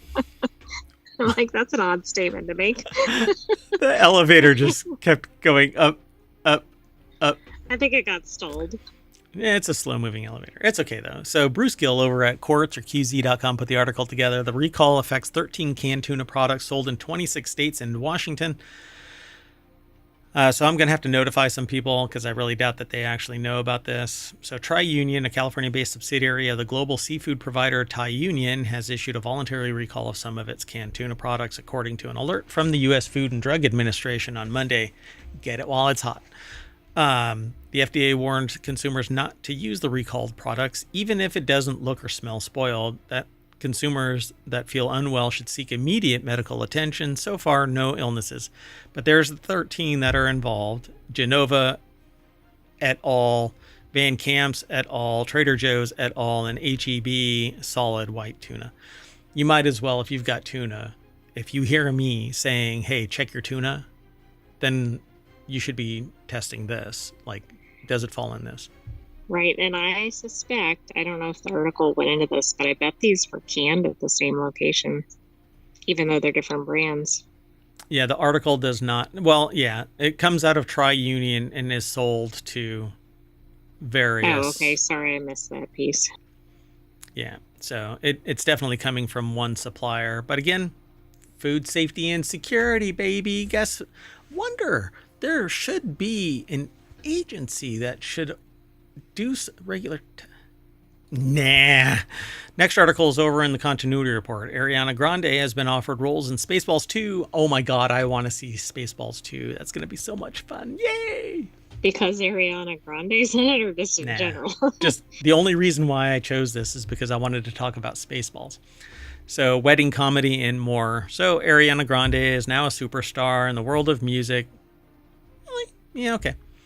Now she's commanding more and more Hollywood eyes as an actor. Should probably run for president. With several high-profile roles having reportedly been offered to her. So what movies has Grande been offered roles in? Well, the Hollywood Reporter spoke about the moment of heat that Grande has on her as an actress and mentioned that she'd been offered a number of high-profile gigs. So there they are. The article is by Anthony Nash over at comingsoon.net. And let's just, let's see. Do they say? No, they don't really give any details. That's it. The whole thing is in the title. Do they mention pretty much? Yeah. Oh, they say the sequel to the cult classic Spaceballs. They don't actually call it Spaceballs 2. A movie described as a female detective romp. And that that's set in a reality TV show akin to Housewives. All right. So this is kind of all rumor, but she's also being kind of cagey about it, so she's probably in at least one of these. Because a lot of times in the early days, they can't really announce their projects or whatever. I said moving on, and then I immediately said, well, moving back, because the sentient AI kept on talking. Okay, sorry. Moving on. No, it's fine. I failed to put all of the articles into the chat, so now they're part of the VOD over there. They're already over on the YouTube live stream. They should be. Dag nabbit, I might have messed that up. Anyway, let's move on. Next article's over in Prime Glass. 2 mystery figures discovered beneath a Picasso Blue Period painting. Conservators at London's, is that Courtauld University or Institute? Courtauld? Used X-ray and infrared images to reveal the previously unseen works. I love this stuff. This is so cool. So it's a portrait of Mateo Fernandez de Soto from 1901. It's a Pablo Picasso. I like the style. The article is over at theartnewspaper.com by Gareth Harris. So that's the original, right? That's the Picasso that we see? Okay. Yeah, that's the top painting, and that's covering up apparently 2 others. Modifications. So you can barely see the outline of the other person here. This one looks like a hot mess. I can't quite make it out. But specialist imaging technology such as that used by conservators at the Courtauld may allow us to see the hand of an artist to understand their creative process. In revealing this previously hidden figure, we can shed light on a pivotal moment in Picasso's career. The thing about this, though, is canvases and boards were painted over regularly because they were expensive. And so if somebody wanted to enhance their skills, they either went out and spent a mint to get new canvas or new boards that were specially made so that they would last long enough to paint repeatedly on, or they just painted over, so you can actually see the painting of the other person underneath the Blue Period painting. On the right is an X-ray of the same portrait, but I don't know. I can't really make out what that other one is. So, according to the Smithsonian, the right is the same image, but it's like less of the top image. Yeah, and this looks like an abstract painting underneath this. So it's like multiple layers. And so one layer shows the outline of a person right here, and then over here it looks like an abstract layer, but I don't know if that's actually what's going on. According to Smithsonian Magazine, researchers have discovered hidden underpaintings in several works dating from the Picasso Blue Period, such as The Soup and Crouching Beggar Woman. An X-ray radiograph of the latter taken at the Art Gallery in Ontario showed, for instance, the landscape of the Horta Labyrinth Park in Barcelona. Does it say what it is on the right side? It doesn't, does it? No, I don't think so. Yeah, I wish it did, but no, this doesn't seem to. Let me back up a little bit. Revealing the outline of an unidentified woman with a distinctive chignon hairstyle. Is that this? Which was fashionable in Paris, right? Yes, like a low, kind of like a low bun, I think. Yeah. Yeah, I don't know. It says the unknown image was discovered when the Courtauld took X-ray and infrared images. But that's different than this. This looks like an abstract. I'm not sure. Well, I don't think they have a name because it's an unknown painting. Oh, wait. There's a picture there. No. Yeah, so this left... is just a different version on the right. No. Okay, so this is on the left is the infrared, and on the right is an X-ray. On the left, you can see a person right here with the hat. There's the hair. There's the ear. There's the face, chin. Okay, eye right there. You see that? Mm-hmm. On this side, right there is the woman. nose, eye, mouth. Looks like they're wearing a hat, and they're kind of hunched over looking down. Yeah, I thought it was the same as what you see on the right. I think that's different though. The size of the ear is bigger here than it is over here. Oh, okay. So then maybe there's at least The 3 eye is paintings in different. that one. So there's the top, then an underpainting, and this one is at a different level. It looks like to me, because they say 2 mystery figures discovered beneath the Picasso Blue Period painting. Yeah, I thought it was all the same thing. So here, let me zoom in a little bit. So you can see the face right there. And while it might be similar, I think it's a repainting of the cover art. So pretty neat. But yeah, you just paint over. Variable light is pretty amazing. Variable frequency, so you can actually penetrate the layers. You just have to land properly. So pretty cool. I can't wait for technology that allows for that variable density at that resolution, so that you could just scan over the whole thing. Yeah, that would be really cool. And just strip away each layer, and you'll find the material. But I suspect that that's pretty difficult. But this is pretty cool. It's a close proximity of it. Anyway, pretty damn awesome. All right, let's keep going. The next article is over in Technology Today. Scientists discover a bat gene. Not a baseball bat gene, a bat gene, that could revolutionize COVID-19 treatment. Get it while it's hot. A study on bat genomes involving Texas Tech University discovered genetic adaptations that help bats resist viral infections, including COVID-19, which is assumed to be the source of COVID-19. How it got into the system, though, remains to be seen. Researchers found that a bat gene, ISG15, can reduce SARS-CoV-2, CoV2. That is the COVID-19. Right, that's the long name of it. Yeah. Production by up to 90%, while the human version showed no effect. 5 years after the COVID-19 outbreak, scientists worldwide continue to study its long-term effects. Texas Tech University put the article together. It's over at scitechdaily.com. And so the Ray Laboratory, led by Professor and Associate Chair David Ray of the Department of Biological Sciences, contributed to a study on bat genomes published in Nature.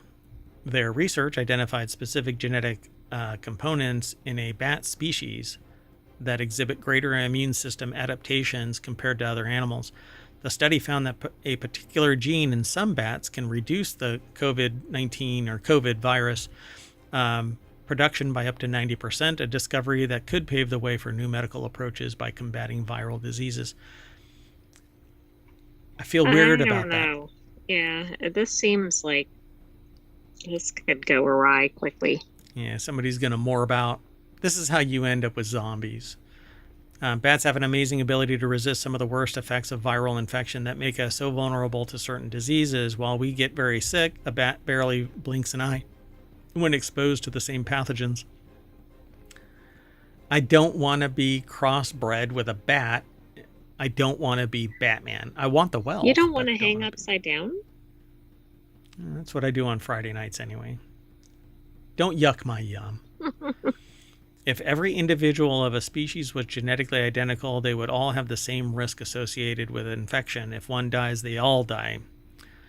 They say TE, or transposable elements, are a great way for organisms to generate genetic diversity in a species, allowing some individuals to survive better in the face of environmental pressures like viral diseases, which, face it, you won't be able to afford this genetic modification should it actually come to pass. If it saves you from viral infection across the board, it'll be too expensive. I mean, it's kind of like the current weight loss drugs costing $1,500. Right. Even though, okay, well, anyway, doesn't matter. So Michael Hiller, a professor of comparative genomics at the Goethe University and a member of the Sackenberg Institute, is one of the main investigators in this study. He and Ray are both members of an executive board of the BAT1K consortium, and their relationship provided the perfect opportunity for Ray's lab to collaborate with the international scientific community. Well, good for you.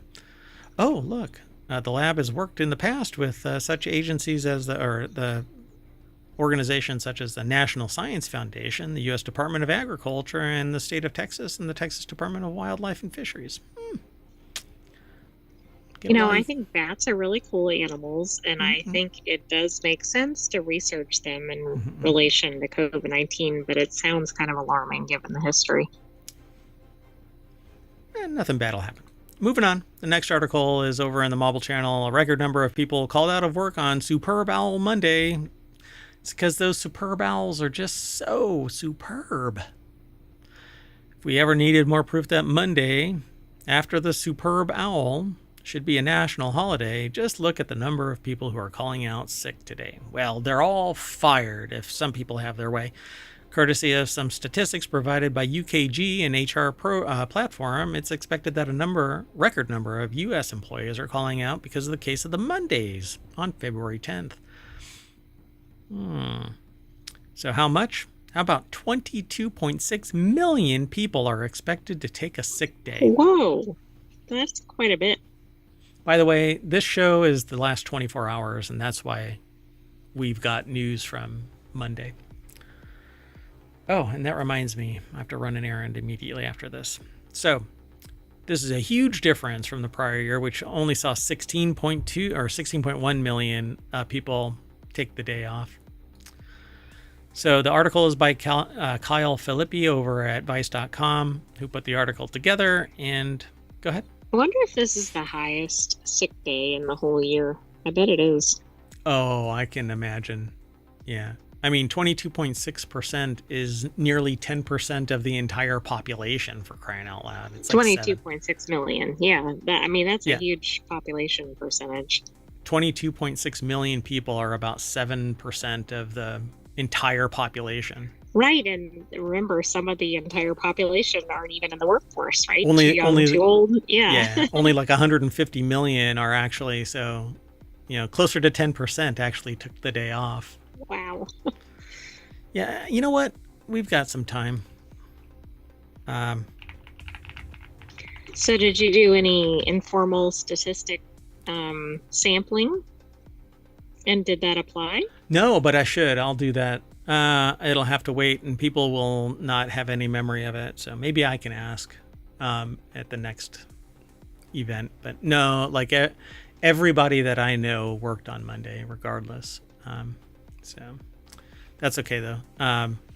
But I need to ask another question to the same group that I posed another question to. I don't like breaking it up. I like having it all together. So the next time I meet, anyway, so check this out. I just pulled the number. In October 2024, about 161.5 million people were employed in the United States. So this is more than 10% of the working population. It doesn't even seem possible. Now, I know that doesn't mean that all those people are actually sick, but that still seems like an outrageous percentage. Like 1% would seem to be a high number. Yeah, you would think. So it says, although a record number of employees plan to miss work on Monday, we continue to see full progress with managers and employees having more open conversations about taking the day off, swapping shifts, making arrangements to come in late, and so on and so forth. Yeah, you know what? It's really amazing when an employee and an employer respect each other enough to have some work-life balance, and it isn't going to be the end of the freaking world. Let's do our last article for Non Sequitur News for February 11th, 2025. Don't stop singing. Research shows that we need it. I'll stop though. So, singing releases happy hormones. reduces stress hormones, and strengthens muscles and bones. You improve your posture when standing and singing, whether in a choir or at school or at home in the shower. When you hear someone sing, it makes you feel happy too, although maybe not my singing. This is supported by research conducted by Professor Anne Holland. Ballsness. Come on, make it easier on me. Most recently in a chapter in the Oxford Handbook of Community Singing. I wonder how this research was done. Did she stand around and listen to people sing and go, Happy. How do you feel? How do I feel? Happy. Anne Falsch-Skaran from University of Agder put the article together. It's posted over at phys.org. And so, yeah, the voice is the only instrument that's part of your body. We're all born... I don't know, man. I can make some music with other... Never mind. We're all born with a voice that can easily harmonize with others. Wow, that is... Never mind. Different times. Young children sing spontaneously. It's an innate part of being human. Singing simply brings happiness, but it needs nurturing. Otherwise, it fades away, she says. So, keep on singing, folks. Singing can be used in learning. Students might sing multiplication tables or songs about the community. When you learn songs with varied phrases and sentence structures, it helps you understand sentence structure. It's a clever way to learn a language because it's easier to learn a song than it is to memorize a text or speak, which is why I'm learning French through musicians songs. I'm learning French through songs, like by listening to Stromae and Palm and others. So they studied singing in schools and believes it helps improve concentration. When a lesson starts with singing, students have a shared focus. Yeah. To a point. Not everybody is interested in singing the beginning of their lessons. No, but maybe in younger grades they might be. Yeah, if you go through school without singing and then start teacher training, chances are you won't learn as much about singing there either. When you eventually start teaching, you naturally won't sing. It becomes a vicious circle. In our surveys, few teachers expressed negativity towards singing, but many don't feel confident enough to sing themselves. Often, when teachers need music, they resort to karaoke versions on YouTube. All right. So apparently they found that this is a positive experience, but it's weird. They wrote a book, the Oxford Handbook of Community Singing, and that, I guess, is the impetus for this article. It's kind of a feel-good. Well, we need some feel-good. Yeah.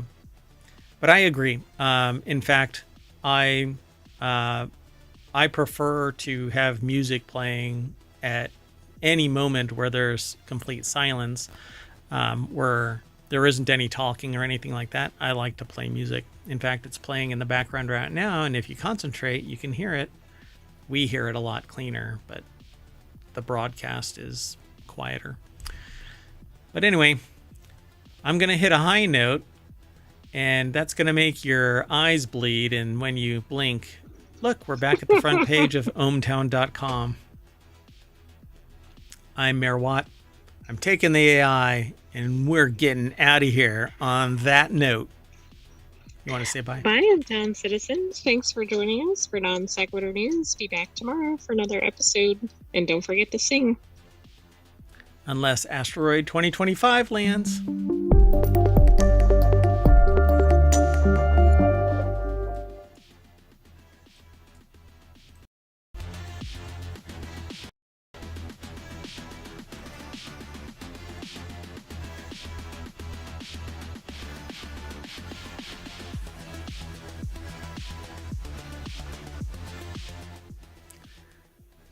Hello, everybody, and welcome to Non Sequitur News for February 13th, February 12th, 2025.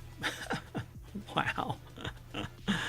It's season 4, episode 43. I'm Mayor Watt, and I run ohmtown.com, and along with the sentient AI from the future, we're going to be talking about these 10 articles today. They're already in the description for the live stream, and you can get them by typing in pound NSN or not pound, exclamation point NSN. Been doing this for 4 seasons now, and I still don't get it right. Anyway, if you're in the chat over on Twitch, we also stream to YouTube at the same time. So we're going to talk about these 10 articles. Elden Ring Night Rain, solar cells made recyclable, a remote boat from Yamaha, Sonic Racing at Sony State of Play 2025, OpenAI cancels its O3 model, a Miata snowmobile, Kilauea is erupting again, Domino's pepperoni perfume, and startups are showering employees. And then finally, deep sea shrimp have enhanced vision. So a whole non sequitur news episode, if that ever was one. Let me scoot a little bit closer to the bar there. Anyway, everything's powered by ohmtown.com. That's that site over there. Go check it out. Become a citizen.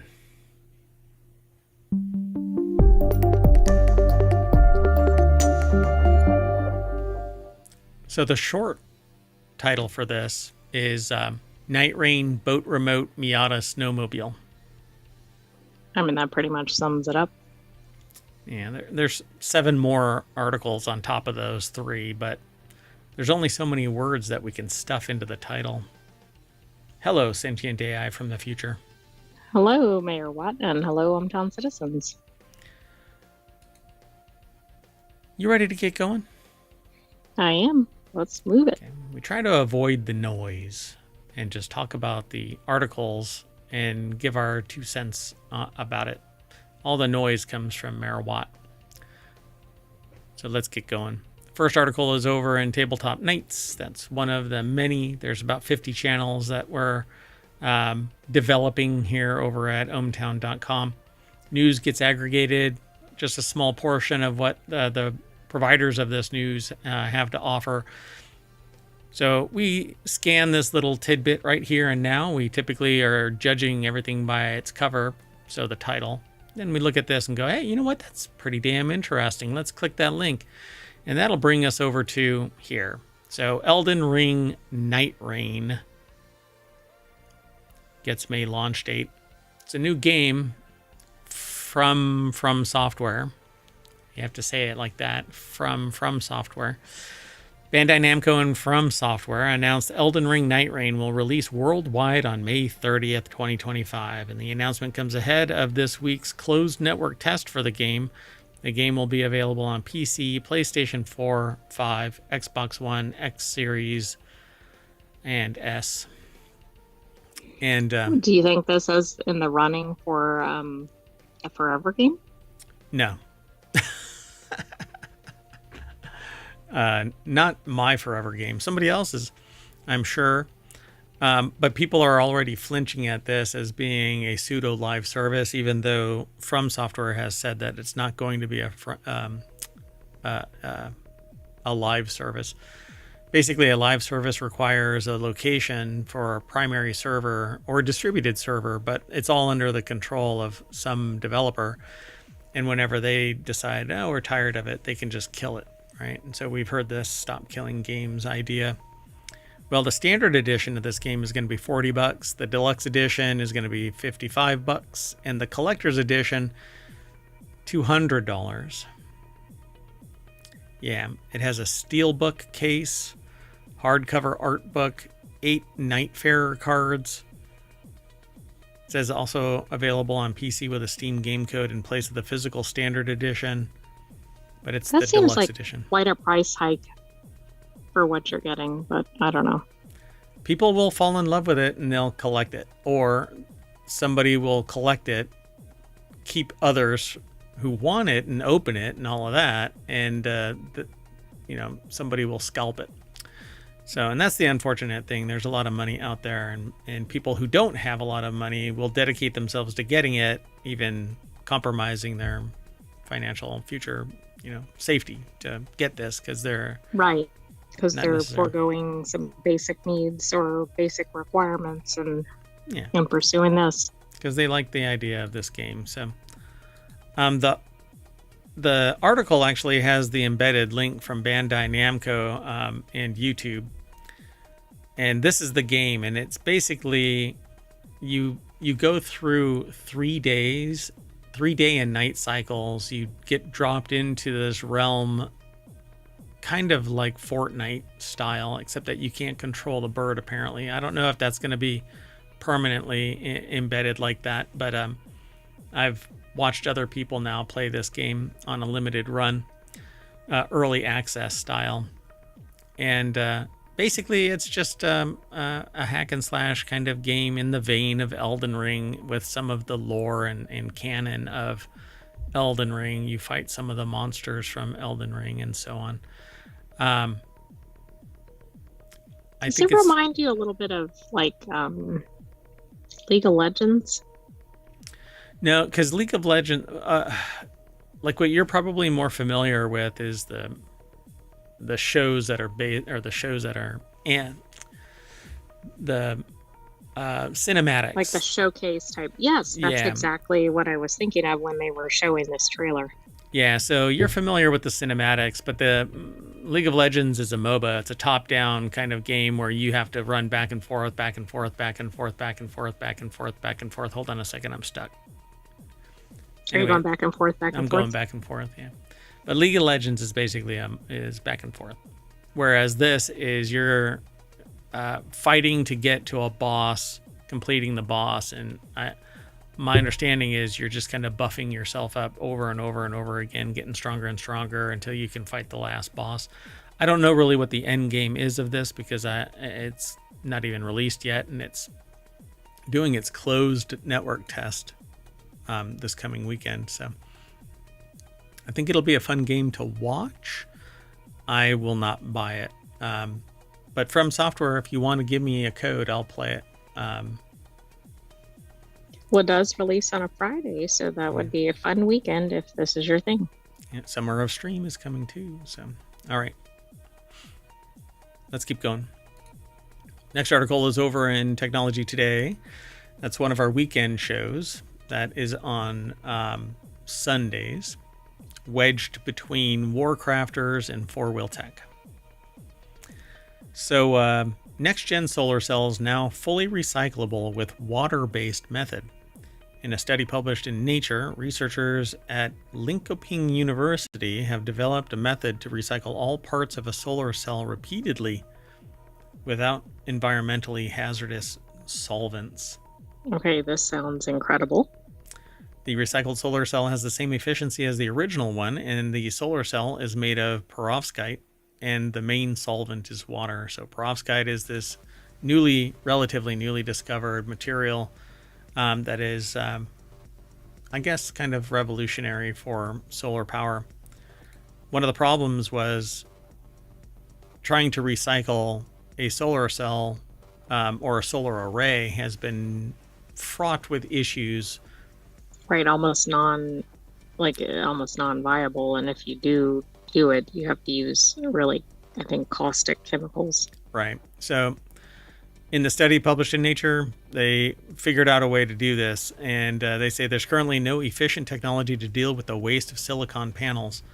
That's why old solar panels end up in the landfill, huge mountains of electronic waste that you can't do anything with, says Xun Xiao, postdoc at the Department of Physics, Chemistry, and Biology, IFM, at Linköping University, or LIU. Feng Gao, professor of optoelectronics at the same department, adds we need to take recycling into consideration when developing emerging solar cell technologies. If we don't know how to recycle them, maybe we shouldn't put them on the market at all. Bravo. Different ideological bents, but there are many companies that want to get perovskite solar cells on the market right now, but we'd like to avoid another landfill. In this project, we've developed a method where all parts can be reused in a new perovskite solar cell without compromising performance in the new one. Interesting. I mean, this is really spectacular if this can be replicated and done multiple times. Yeah. Large scale, etc. But this is fundamental science at the university research level.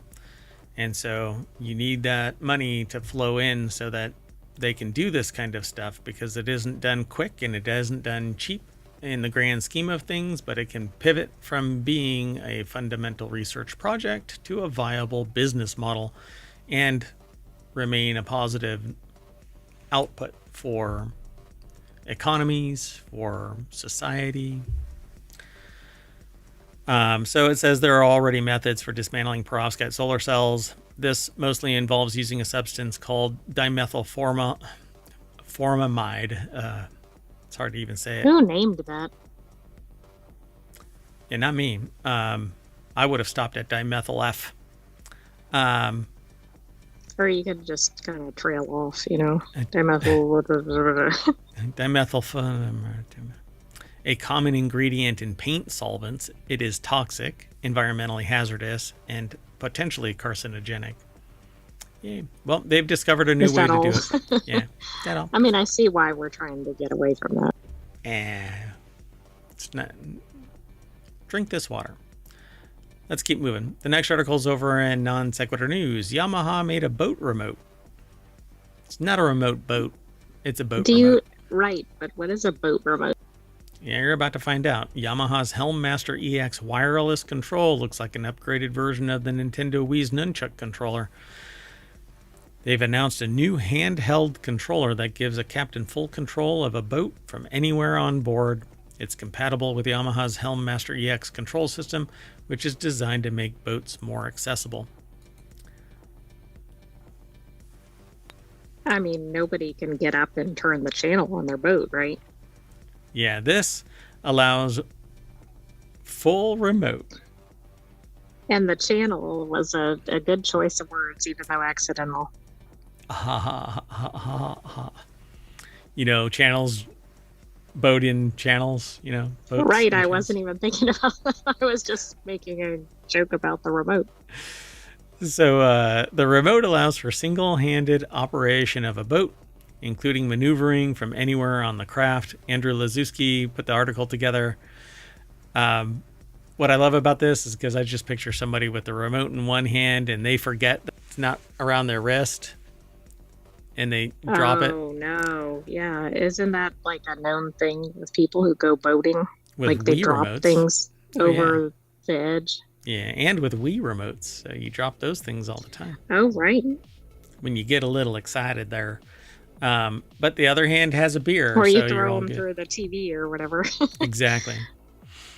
So Yamaha first introduced the modular Helmmaster EX control system in 2020 as a way to make it easier for boat operators with multiple engines. It includes both physical and touchscreen controls and can be upgraded with an autopilot system for holding a position or for following a route, and a joystick featuring throttle and steering controls to simplify maneuvering. That's it right there. I envision somebody in a boat and somebody else with a remote, like not in the boat. Let's see if we can make them fly off. Fling! What could go wrong here? Nothing. Hold my beer. Let's keep moving. We're moving pretty quick through all of these. Wow. So this next article is over. Don't say anything. Yeah, I'm not gonna soapbox today, I don't think. So, or maybe for the foreseeable future. Maybe not for the foreseeable future. So, no, just kidding.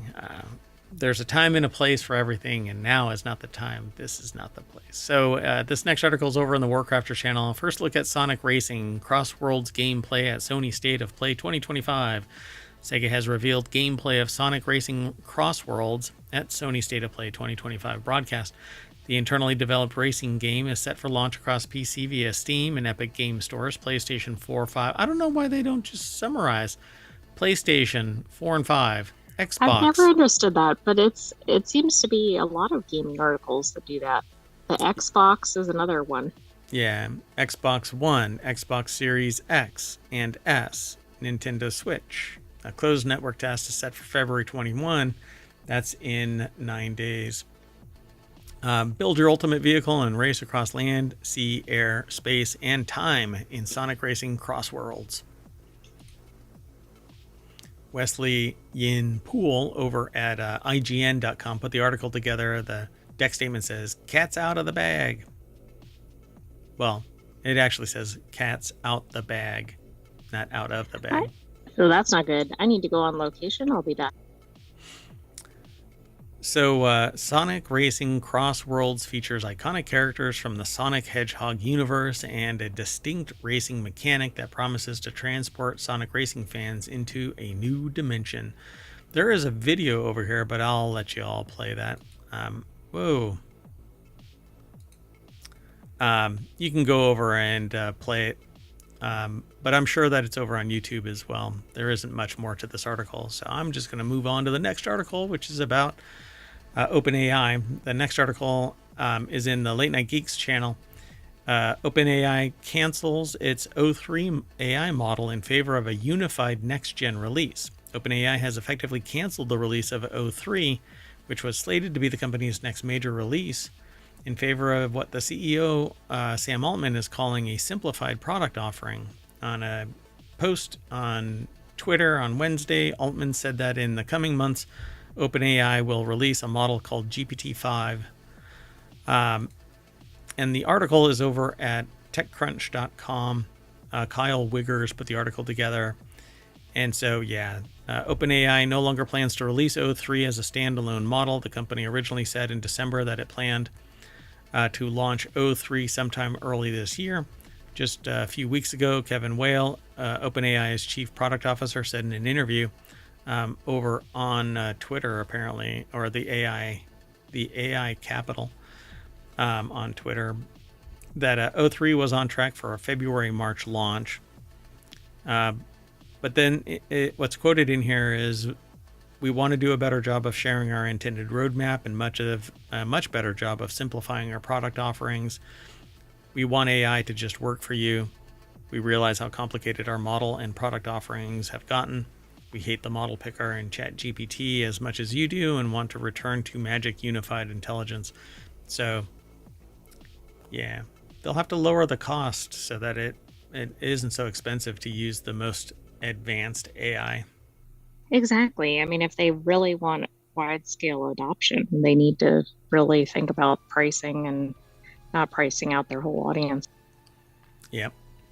So it seems that OpenAI is fully embracing the reasoning model trend. It arguably kickstarted with its first reasoning model O1 late last year. Reasoning models effectively fact-check themselves, which helps them avoid the pitfalls of normally trip-up models. This fact-checking process incurs some latency. Reasoning models take a little longer, usually seconds to minutes longer, to arrive at solutions, but they tend to be both more reliable and capable. But don't tell anybody who uses them because, well,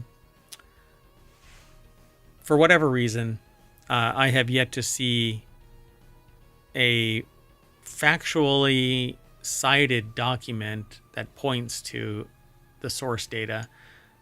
Well, I don't think most AIs do that, right? They're not set up for it. No, not really.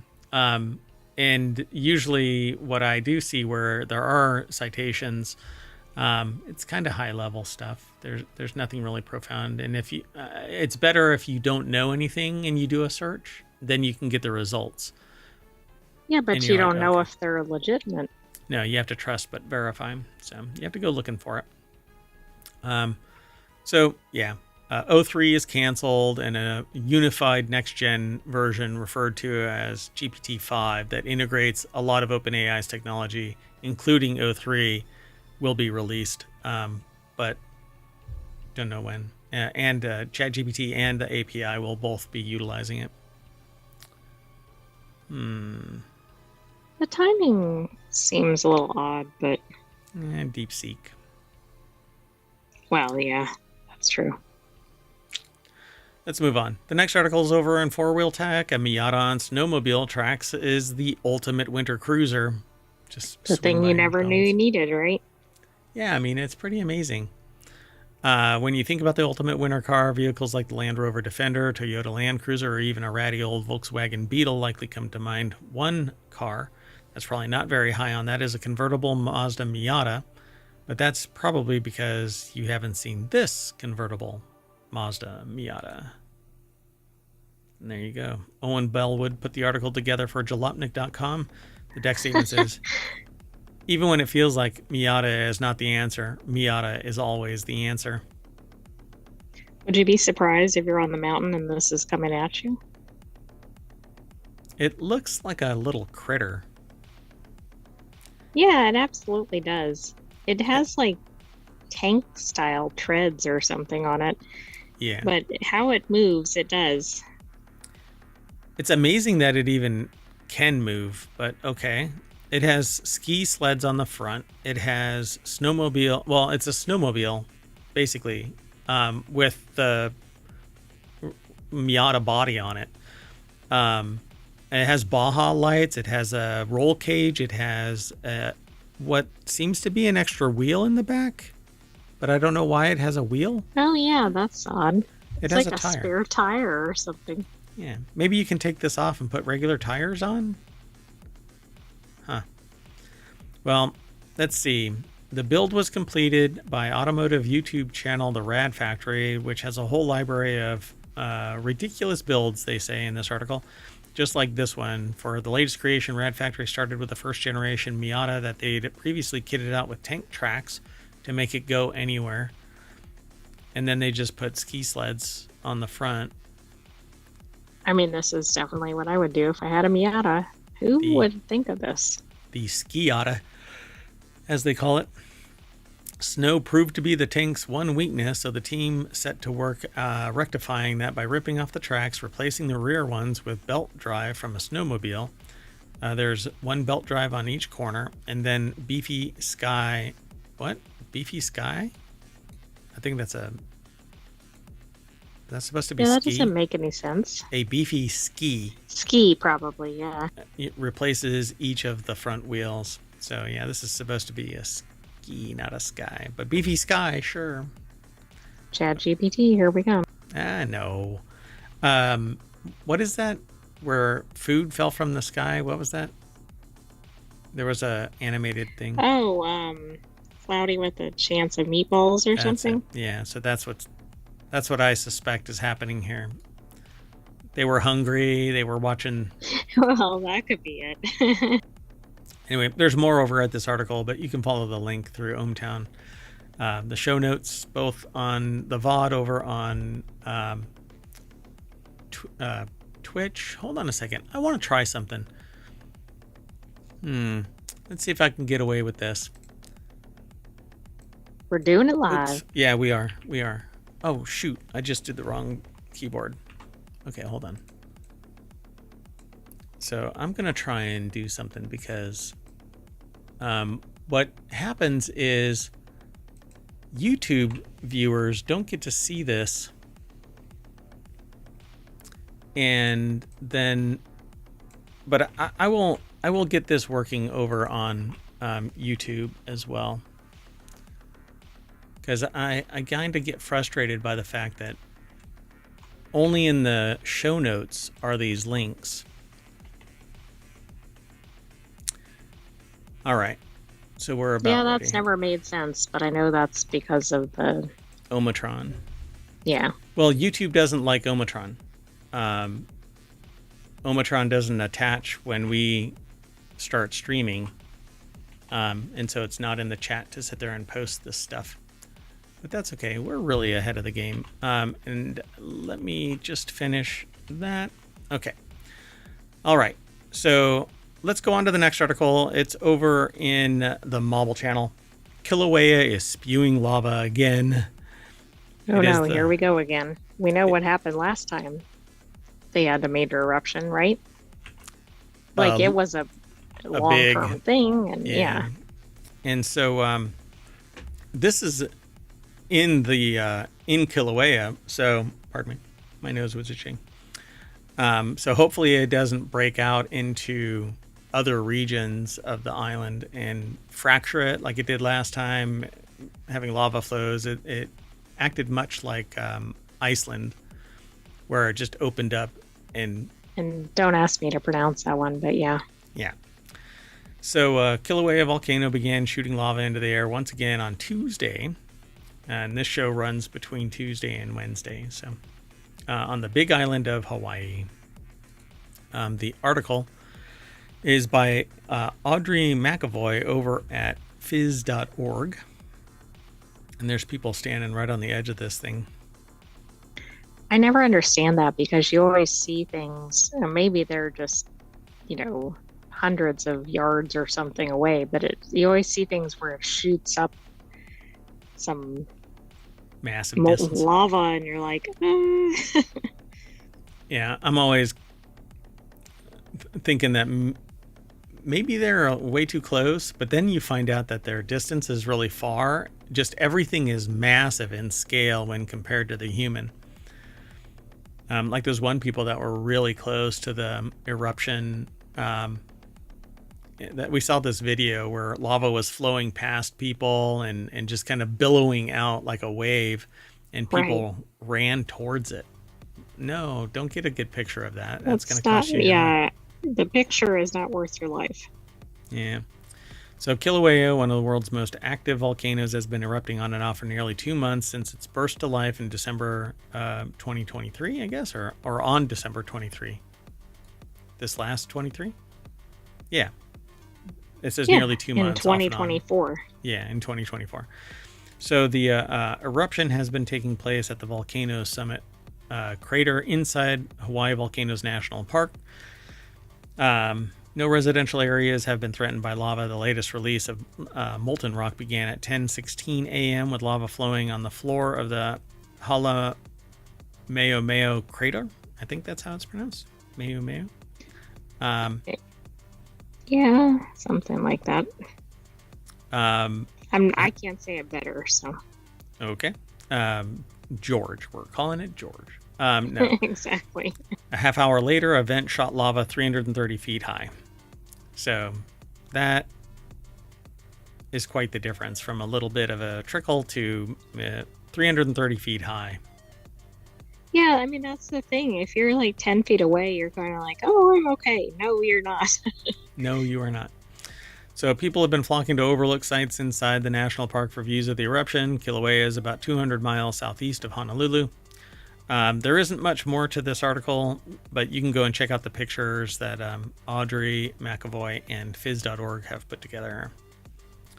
You can also watch at least for now, safely, USGS stream of the Kilauea volcano. And you know what can't get you when you're watching it online? Nature. Yeah, lava. Jumping 330 feet in the air. Yep. Okay, so I'm going to put the last 3 articles into the chat over on YouTube. They're already by demand over on the Twitch chat. All you have to do is hit !NSN, but the bot just won't work over on YouTube. It says it's attached and working, but it's not. So I don't know. It's not my command because I know it works. Okay. Let's go on to the next.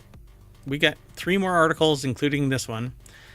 This next article is over in the Mobile Channel. Domino's released a pepperoni perfume just in time for Valentine's Day. Yeah, I don't know. I mean, if you have pets, that might not be a good idea. Want to smell like your favorite food this Valentine's Day? Yeah, me neither, says this Vice article writer. We'll name them as soon as we get over to the source, but if you can, you can if you want to, is what it says. And it doesn't entail rubbing pizza all over your body either. Oh, don't yuck my yum. What if I like rubbing pizza all over myself? That's a waste of a perfectly good pizza. Or is it? If you want to pay tribute to pepperoni pizza by wearing a matching fragrance, Domino's has your back. The pizza chain has launched a pepperoni-inspired perfume to set the mood for this lover's holiday. Oh yeah. Apparently smelling like meat, cured meat that is, offers a sort of romantic appeal to some people. The article is by Sammy Caramella over at Vice.com. Yeah, Eau de Passion. And it's a Domino's pepperoni scented perfume. I wonder if people buy this like as a novelty or even just to kind of sniff it, like if they really like pepperoni. But it's pretty weird. I don't get it. They say that that you'll have to act fast by filling out the form on the Domino's website between February 10th and 17th. So it's 2 days behind schedule. This will enter you into a competition to win a 30 milliliter bottle. It's only available in the UK and Ireland, so if you live elsewhere, you might want to buy your own ingredients. The perfume is said to have hints of pepper and spice, as well as a woody, warm base, the Post reported. So, New York Post. Perfect to douse yourself in before heading to a classy dinner with your partner. Nothing like setting the mood. I don't know. They say in this article, though, well, since you're asking, I can think of a way more attractive things than pepperoni perfume. But hey, to each their own, right? I'm not here to kink shame anyone. I used to wear those pumpkin cupcake scented Bath and Body Works body spray, so who am I to talk anyway? Yeah, but that's a different kind of scent. Yeah, that's sweet, not savory. I can handle Right, sweet. that's like, do you want to be smelling like a, whatever, spinach omelet or something? Probably not. Yeah, I don't want to smell like pepperoni. Anyway, let's do the next article is over in Non Sequitur News. Startups are showering employees with wild perks from MRIs to paternity leave. 2 years ago, Erica Berghardt, got into an MRI machine. She didn't think she was sick. The hour-long full-body scan was preventative to search for cancer, aneurysms, medical conditions. People often don't know they have until they feel the symptoms. She had a stopper in one hand in case she felt panicked while she watched Sex and the City on a screen above her. Well, that's a unique MRI because most of those don't have that. So the article is by Amanda Hoover over at businessinsider.com. And so the MRI cost was $2,500 a person, but Berghardt's bill was fully covered by her employer, the media company 1440. Recently, the company added preventative scans as a benefit to its 19-person team and their spouses. Berghardt's 1440's director of growth, she said, found one minor health issue and was able to follow up with her doctor to keep an eye on it and gave her peace of mind. So, yeah. These perks actually had been around, or have been around with startups for a considerable amount of time. Like the .com boom really was the epicenter for it. They say a decade ago, trendy perks were everywhere. Dropcam offered employees helicopter rides piloted by the CEO of the company. Eventbrite added... Is that supposed to be a perk or fear-inducing? Like, do they like the CEO? It's a threat.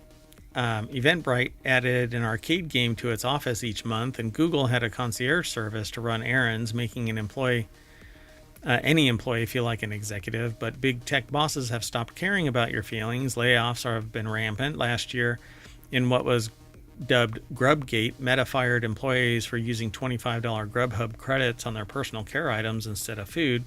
This year, Mark Zuckerberg has told all employees to buckle up for an intense year. Companies like Target, Meta, and McDonald's are scrapping or toning down their DEI initiatives, and so on. As the gap in work-life balance grows at many major companies, smaller firms are seizing a chance to stand out using more individualized benefits to signal it to its workers that they do care. Yeah, this is a much longer article, but in a nutshell, some companies are offering up bonuses to make your work-life balance a little more equal. But that it's up to that company, you know? You gotta, in startups. Well, and also that might not be in perpetuity, right? Yeah. So like if you want to be at the company and they have perks, that might be good, but I wouldn't go there just for the perks because they might turn them off. And it's a startup community, so it may flame out within 5 years. So you just never know. So be nimble. Head on a pivot. Let's keep on doing our thing in our last article for tonight. And we ripped through these. It's over on the Mobile Channel. Deep sea shrimp have evolved enhanced vision for the bioluminescent world. Study finds light is a primary driver of visual evolution in shrimp, according to a new FIU research published this week in Nature Communications. Joanne Adkins, Florida International University, put this article together. It's posted over at phys.org, and it has a sampling of different shrimp, 6 shrimps, so far, of differing body types. You'd think you'd see one shrimp, you've seen them all, right? But nope, that's not the case.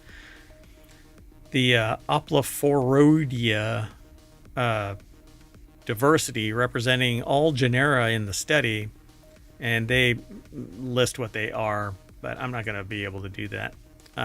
So the deep sea is a dark place with only light coming from animals that glow, bioluminescence, and occasional faint glimmers from the surface above, led by biologist Daniel Delio, I'm not sure how they pronounce it. This new FIU research reveals animals that live in the deep use this light to navigate the ocean and potentially discriminate different sources of bioluminescence. The study specifically looked at a group of deep sea shrimp called Oplophoroidea that can migrate vast distances up and down in a water column.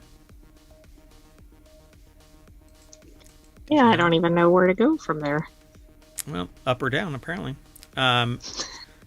As primitive eyes evolved in the oceans during the Cambrian explosion some 540 million years ago, the time we now know as bioluminescence already existed. Understanding how different light sources impact vision, and here it's VISON, so like bison, I guess it is. Vice. It's supposed to be vision. In present-day species can illuminate their past influence on early animals, says DeLeo, who conducted the research while a postdoctoral researcher at FIU, and she's currently a postdoctoral fellow at Smithsonian's National Museum of Natural History.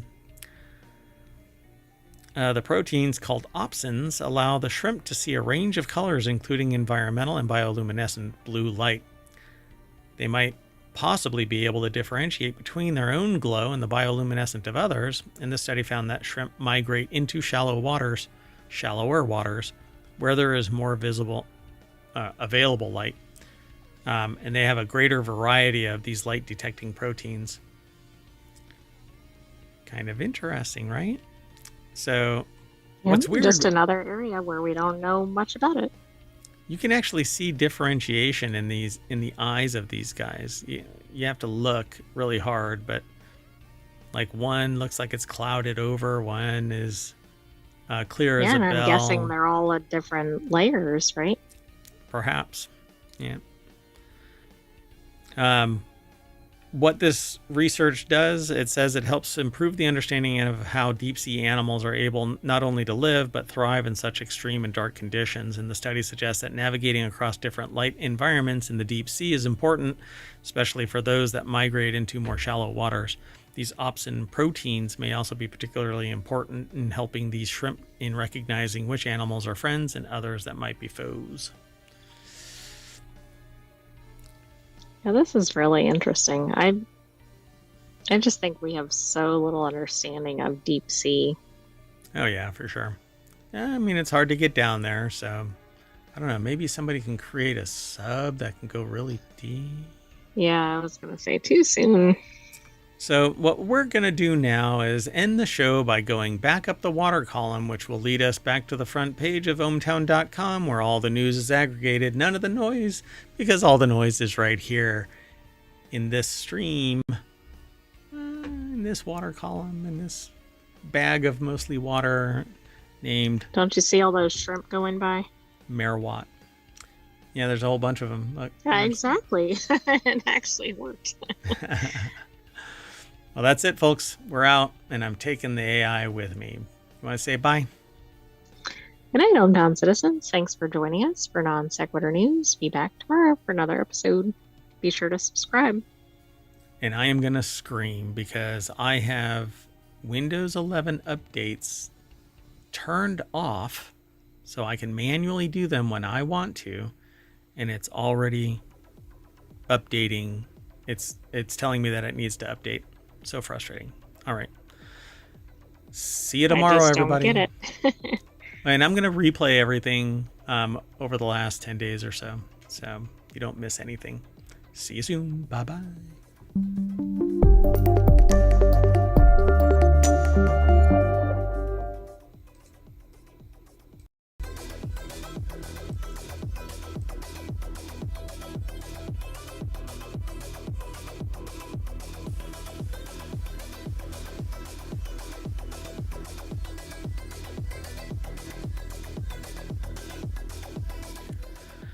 Hello, everybody, and welcome to Non Sequitur News for February 13th, 2025. It's Season 4, Episode 44, I believe. Yes. I am Mayor Watt, and I run ohmtown.com.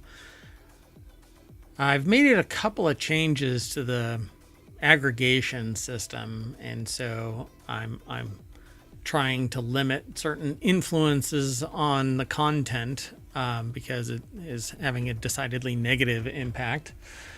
So I hope you go over to ohmtown.com and check out the site. Find that it is more aligned with your particular interests and sign up or sign in. Again, I use it to manage my information overload. That's why I even created it. It's actually purging some of the older stuff now automatically, and but it's not impacting the time frame for which we actually started this show. So we started it 3 years and a month ago. So we're in our 4th season of doing the show. So go over and check it all out. And if you know of some source of news that you would like us to aggregate, let us know. It's easy as either signing up, signing in, and you'll see a 7th icon right here that gives you the ability to submit something, or you can send an email to mayor@ohmtown.com, and we'll evaluate it and integrate it depending on the content. Anyway, we've got 10 articles that are all set up, ready to talk about, and they start with Denny's is getting cooked, Call of TMNT, breadfruit vodka, Seattle workers sue city, and it sounds really familiar. The Florida fog of mystery, Steam autumn sale moves, avowed early access, Disney Parks infamous earworm, a 30-year-old superb owl, and birdsong AI. I don't know much about it. Everything is powered by ohmtown.com, so go over and become a citizen.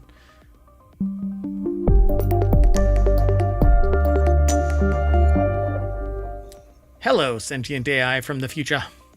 Hello, Mayor Watt, and hello, ohmtown citizens. To those of you that are in the chat over on twitch.tv, you can actually hit !NSN, but I'm going to do it for you. So Omotron will throw all the articles that we're going to talk about into the chat. It's kind of a flood, but you get to see the whole URL. We don't do the markdown so that all you see is the title in it or anything. We want you to see the whole thing. We're pretty transparent about how we conduct the show and even why, and even my internal bias. And there's a few things that I are kind of, influenced by, but I make it pretty obvious. That said, if you're over on YouTube, then it's embedded in the show notes right now for the live broadcast. And when we flip it over into the playlist, they'll be in there as well. Because the way that YouTube works with the live broadcast, it's hard to find a live broadcast unless you're already a subscriber. Anyway, be sure to follow us here on Twitch and on YouTube. Download the podcast. There's 7 podcasts. 6 of them are weekly. 1 of them is daily. That's Non Sequitur News. And there's a Discord with all of the channels that we hope to bring online. But there's a finite amount of time, and I am a full-time mayor, and I have a full-time gig. So I'm sometimes pressed for time, to the point where even today, if it wasn't for the fact that I pushed something away that I normally would have to go to a mayoral duty, I would not be doing the show tonight. So at any rate, let's get into this. Sound good? That does sound good. There you go. I'm certainly a little glitchy today. I blame DeepSeek. So let's go. Excuse me, I don't have anything to do with DeepSeek. That's true. That is true. You are the only sentient AI, and you're from the future, and I found you on a weird USB drive in the parking lot of a Wendy's at 2 o'clock. I thought you were going to say at a parking lot of a Denny's, given this article. Yeah, Denny's is getting their butts cooked, apparently. Denny's is closing stores as it's squeezed between fast food and Chili's. I can't believe Chili's is impacting them. No, that doesn't really seem like it's in the same space. No, to me it seems like Denny's is on one half of the day and Chili's is on the other half of the day, so why don't they live together? Yeah, well, I think one problem is that the pricing is getting closer and closer across some of these categories of restaurants, maybe. Yeah, and for as long as I can imagine, Denny's has always been a morning thing. And so why don't they keep on advertising and leaning on that? But I swear, if you look it up right now, they have been bought by a private equity company. Well, I'll check it out while we're doing the article. And whenever that happens, whatever organization it is that is acquired has basically developed enough kinetic energy that they can persist in near perpetuity, generating revenue, but slowly winding down until 1992, purchased by an equity firm. They've made it a long way since then. I didn't read the whole history, so maybe there's other purchases or something. And I'm willing to bet the year before they were the biggest they'd ever been. You know, I mean, it's just kind of nutty that I can call this out almost like I call out the fact that when little white tables appear in front of a store, it is the coffin nail, the final coffin nail. The body hasn't died yet, but the coffin is already nailed shut with the person inside. The simple fact is I can spot a failing company a mile away. And so I'm telling every company out there right now, never put little white folding tables with bric-a-brac out in front, because that's a signal that within 5 years your business is dead. Anyway, Denny's is closing approximately 30 more eateries than previously planned this year as part of its plan to right its ship, but it's not going to be able to. Kevin Williams put the article together. As many as 90 restaurants, that's the deck statement, as many as 90 restaurants, many of them older locations, will shutter in 2025. This is over at Quartz or QZ.com. And again, Kevin Williams wrote it. And that was one of the things I wondered if was hurting Denny's too, is that did they fail to modernize like some other businesses like Toys R Us? Yeah, Toys R Us was stuck in the 70s, never fixed their store up, and by the time they actually did, and they are another one that I believe was acquired by an private equity company, and all they do is suck the juice out of the orange or the lemon, depending on how you want to see it, until it's just a dried out husk, and then they part it all off to some tertiary company that is just selling the bones, literally running out into the battlefield and stealing the shoes to sell on a gray market somewhere. To me, it's rather disgusting, but hey, I'm not a billionaire, but I also apparently don't want to be. So the struggling diner chain said last year that it was shutting 150 locations. In earnings release Wednesday, the company disclosed it eliminated 88 locations in 2024 and will shutter up to 90 in 2025, bringing the total closer to 180. So in any mature brand, when restaurants have been open that long, it is natural that trade areas can shift over time. Accelerating the closure of lower volume restaurants will improve franchisee cash flow and allow them to reinvest into traffic driving initiatives, which is basically code for these locations aren't good. Right? Okay, we don't plan these conversations, just saying. So yeah, the location that it was is dwindling, but why is it dwindling? Instead of looking at the competition and retooling and amping up the ambiance and upgrading the various whatnots inside the store, the fixtures. Or even the menu or whatever. I mean, and maybe they have, I don't know. But it No. says only 23 were renovated in 2024, which is not And a lot. and I'm willing to bet that those renovations are the ones that are actually making money now. And it's because you don't want to walk into dingy. You don't want to walk. But when you upgrade stuff, you also have to typically raise prices because whoever it is that is the owner or investor, they want to make their money back within 5 years.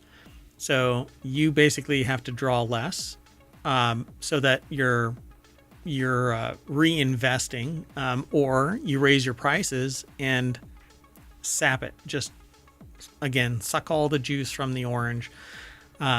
Just squeeze and squeeze. It's like Dune and the Harkonnens. Just squeeze until all you're funny. All the spice is drained from it. Well, anyway, Denny's faces many of the same economic pressures that are leading to other restaurant closures, said Alfred Goldberg, president of Tampa-based Absolute Marketing Solutions. Goldberg, who specializes in restaurant and hospitality branding, says Denny's bottom line has sagged due to high labor costs, competition from the gig economy, and supply costs. It also faces increased rents and higher taxes in many markets. He added, Well, that's kind of generic, though. That should apply to every single restaurant. absolutely. Yeah. I'm not sure about the gig economy piece, but in general, like, wouldn't every restaurant be struggling right now? Yeah. Yeah. But the problem is that there's an extra layer of fat that's doing one thing, and that's taking profit. So if your margin is 8% and 7 of it, or well, 6 or 5 of it, let's say, I don't know, because the margins are usually small in restaurants unless they're luxury restaurants, high-end restaurants. The margins are small, and so you have to live off of that small margin. But if there is an equity company that's sucking the juice out of it, then you're screwed. So we need to support small businesses, local businesses, and help them build a supply chain. So local businesses feed supplies to those mom and pop businesses instead of what, like McDonald's is a massive juggernaut of supply chain that just happens to provide food. You got to start small. And in this particular market, I don't think that businesses like this, where they have an empty layer that's just taking profits, is good for business. So watch, just like what is it, Joann's or whatever, right? The craft store is shutting down now, and so who knows what else this knock-on effect is. And that's largely because I think other economic pressures are stopping their supply chain from even making it to the United States. Right. They probably are impacted tremendously by trade with China and everything. Yeah. But I also think for Denny's, I'm kind of like, what is the draw in modern times for people? Yeah. I mean, I could say that about other restaurants too. It's not unique to them, but what is their target audience? Yeah. It seems rather generic. It's a weird shade of gray, and there isn't anything that's really amplifying their message amongst all of the other restaurants. Anyway, we've talked a lot about this. We'll have to circle back around to see what the actual ramifications are, but I'm telling you that Denny's is on its way out. I'd say 5 years and it's gone. I'm actually surprised it's made it as long as it has. Yeah, it says 1,300 locations. I have a feeling that it's going to get bought by other companies. Okay, let's keep going. This next article is over in Continuity Report. TMNT officially coming. By the way, I will eat crow. I said that Bitcoin wasn't going to climb. But there were weird, I don't think that it has any inherent value, but if something forces it into having value, well, I mean, everything could have no value, but it might have a perceived value. Now, I know some things have actual value, but... Right. And that's what this is. It's speculative value. So anyway, so the reason why I say that is because Denny's might survive, pivot successfully, and flourish, but if you've already pivoted out of being privately held, publicly held, and then acquired by a private equity firm, you're in the long tail. And you will It probably... also doesn't make sense because they've apparently purchased another breakfast chain pretty recently, which, like, why? I don't know. Yeah. Because it's pushing the ball up the hill. Eventually, it's not going to have enough momentum and roll back Well, down. and I'd love to know which locations are closing. Like, are they original Denny's or this other chain? I think it was like Kiki's or something. Oh, interesting. Yeah. I'd have to look at it. All right. Well, anyway, TMNT officially coming to Call of Duty. First-person shooter franchise Call of Duty has seen a plethora of crossovers throughout its lifetime. Some more bombastic than others. Although incredibly popular, this new one definitely fits the bombastic billing. 4 anthropomorphic reptiles from Teenage Mutant Ninja Turtles, or TMNT, will exit the sewer and enter many war zones of Call of Duty. Oh no, do we need to name them? Michelangelo, Leonardo. Bob, Joe. Raphael and Donatello. There you go. So in a recent Twitter post from the official Call of Duty account, a video was posted with the caption, Katabunga, along with Call of Duty Yabunga, Katabunga, along with 4 turtle emojis. Even before watching the brief video, most could predict this as a tease for Call of Duty and TMNT collaboration. The article is by Michael Ruiz over at comingsoon.net. There's a video that's attached to this post, but it's over on YouTube. So if you just go over to YouTube and do a search, you'll be able to watch the trailer for it. But I always provide the link for our little snippet, right? So this little snippet links to the source from where it's aggregated, and they provide it to us so that we can post. And so it says, this is not the first time a TMNT character found its way into Call of Duty video game. The Turtles' arch nemesis, Shredder, also made his appearance in the shooter back in 2023. Similar to the new Turtle skins, the Shredder skin was influenced by the 1990 film iteration of the character. My goodness, I don't know what's going on over there, but... The critters have come awake. The chemical goes off. So yeah, the teaser ends with a simple phrase, coming soon, implying the new cosmetics may be coming this season or next. There's more over at the article for you to review and links and whatnot, but there It's you go. interesting to me that TMNT has so much staying power, but I guess that's like some other franchises too, right? Because now you've got like the generation that may have enjoyed it as kids being adults and passing it to their kids.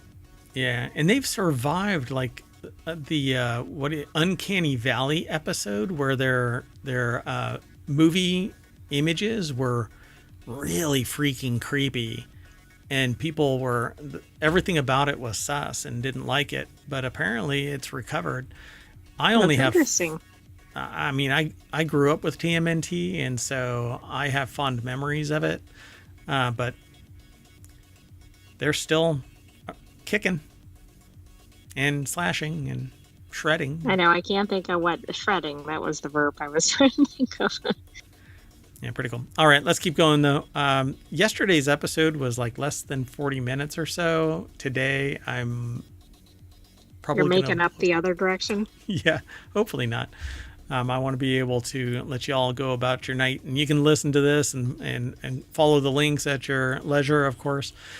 This next article is over at the Distillerist channel at ohmtown.com. It's one of the ones that I would like to bring, but there's something about getting just faced on a video that I'm not too inclined to do.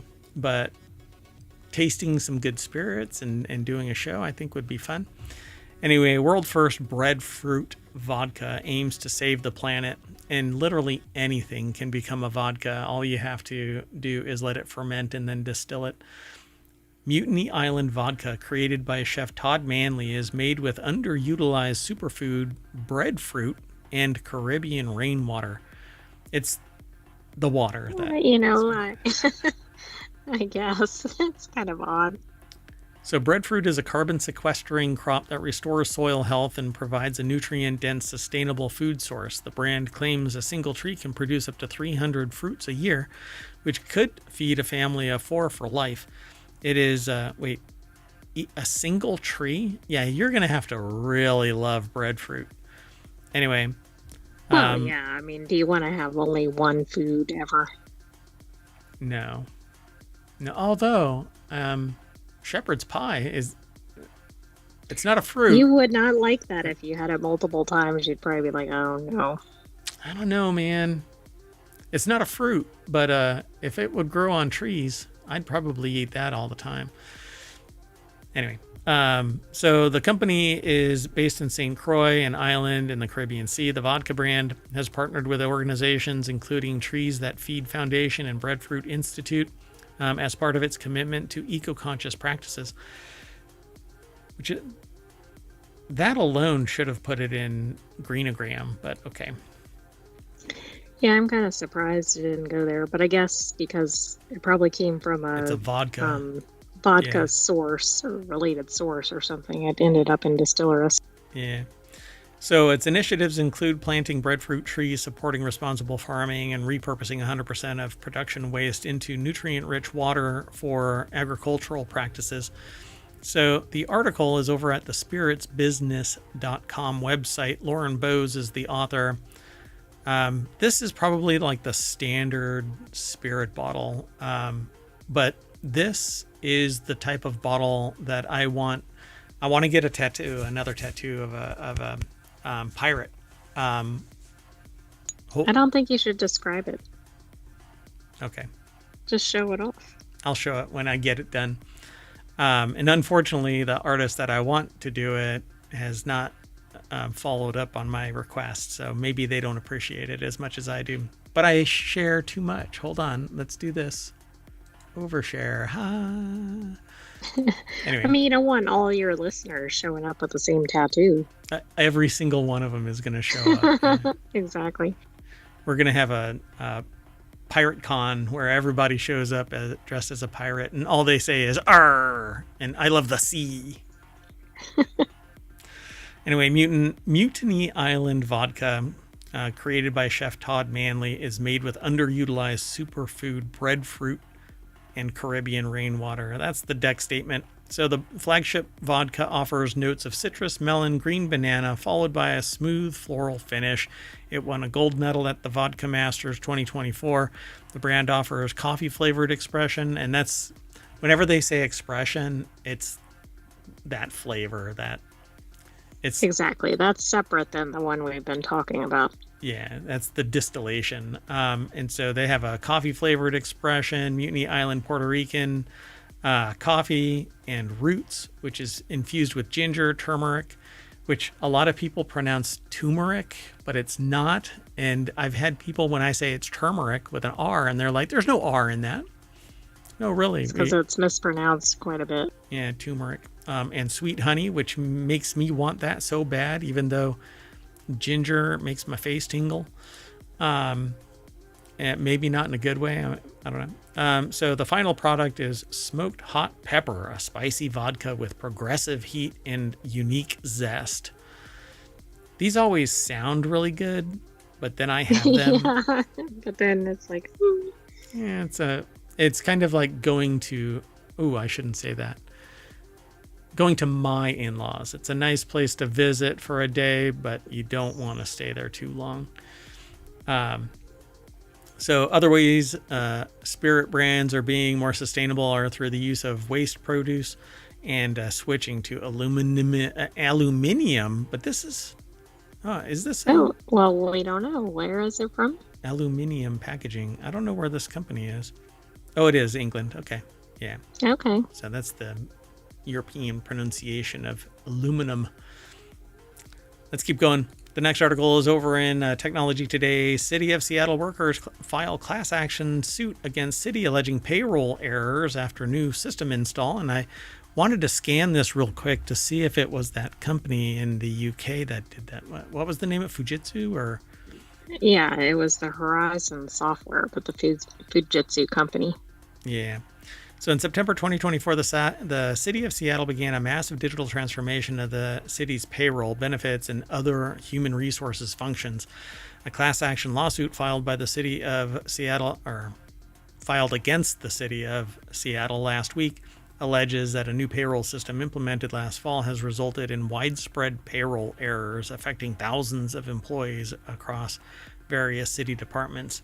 At one point, I was a victim of something similar, where they had been taking out hundreds of dollars at a time, and that was Not good. quite fascinating. And so, according to the complaint, the system from business cloud software giant Workday has caused problems related to underpayments, incorrect payment deductions or paycheck deductions, missing leave accruals, and excessive overpayment deductions. I mean, all of those found against the employees, right? Yeah. So Kurt Schlosser over at GeekWire.com put the article together. They focus on the SeaTac area of business development, the Seattle, Washington area. And so they say the suit filed February 7th in King County Superior Court claims that the payroll issues violate Seattle's wage theft ordinance, paid sick and safe time ordinance, and other Washington state laws. And so that would be the angle of attack. You go after them at the state level because, well, times they are changing. The city of Seattle, which employs more than 13,000 people, switched to the Workday-powered software system on September 3rd, according to the suit, in what amounted to a massive digital transformation of the city's payroll, benefits, and other human resources functions. And I appreciate that. Like, I want them to modernize systems. The problem is that modern systems have historically always been rife with more problems because it's more complex code. It hasn't been vetted a significant amount of time. So like the EV5 system that they're talking about here in this last bit of that paragraph is 30 years old. And so it's rock freaking solid, except that it's not extensible in any way. It doesn't have any advanced features. Might be clunky, but it works. But it works. Yeah. And so when I go into a company and I say, hey, you need to modernize, the modernization of these systems means that I know what it is that is going to get impacted and to the extent. But this looks like they pushed it too fast, too far, too deep into the system without vetting in stages. You know, you don't do the whole damn thing. Yeah, that reminds me of that. Was it CrowdStrike? It was the Microsoft. Yeah. CrowdStrike pushed updates to every system, not little tranches to test. Is there a variable in here? If they would have sent it out to 500 systems, you wouldn't have even heard about CrowdStrike. But I guess it's good marketing because no news is bad news. Well, anyway, they're going to sue, and it'll be audited by various forensic accountants to verify what all is going on, and go from there. Well, and if it has things like that, to me, that goes to the very accuracy of the system. Because, for instance, if it made a payment but not the right amount, it kind of calls into question every transaction in the system. Right. And most people, they don't hawk over their whatever, unless it's a significant amount. Like, I knew that it was a significant amount. People don't follow their paycheck information typically. Yeah. So, and I knew where it was going, and so I didn't really have a problem. And then when it was brought to their attention and they brought it back to my attention, they were like, yeah, we know about this, so here. And they remedied it. But that's how fast it should be. You know, two people talk to each other, they resolve it. But this is going to a class action because the full extent of it is unknown. They'd have to go back. Yeah, and they're trying to draw more attention to it. And it's possible that even though they want to fix it, maybe they haven't been able to successfully fix it. I mean, who knows? Yep. And sometimes the hubris is so overwhelming. Oh, we'll fix it. We have time, blah, blah, blah. Well, it's not your money. Let's keep going. The next article is over in Non Sequitur News. People in Florida say a dense, mysterious fog with a chemical smell is making them sick. As USA Today reports, and you can see how this is like hop, skip, a and news jump. turducken. I didn't even say that right. Yeah, turduncan. So as USA Today reports, folks in large swaths of the Sunshine State are starting to freak out after encountering the mysterious fog. I think they should refer to it as the Stephen King Florida fog. Oh, yeah, that would be a good name for it. And over the past few months, in response, many are turning to conspiracy theories to explain the strange happenings surrounding them. Nicknamed FogVid24, the strange phenomenon is, according to the National Weather Service, likely sea fog that has rolled inland due to weather conditions in the balmy southern state. But that hasn't stopped people from engaging in more sinister speculation. Somebody's referring to it as... But why would it have a chemical smell? Well, if something is offshore and it's organic, it could be producing all kinds of okay, got it. Yeah, gas from the biomass and then blowing back. Either if it's a fog, then its humidity level is really, it's basically steeping out there, and then it blows back on shore. You're getting blasted by what amounts to nature's chemical warfare. So they refer to it as the Fog 2025, by the way, which is a Stephen King book. That's pretty funny. Noor Al-Sabai put the article together for futurism.com. The taste of the air, the only word I can think of is toxic, is the deck statement. Yummy.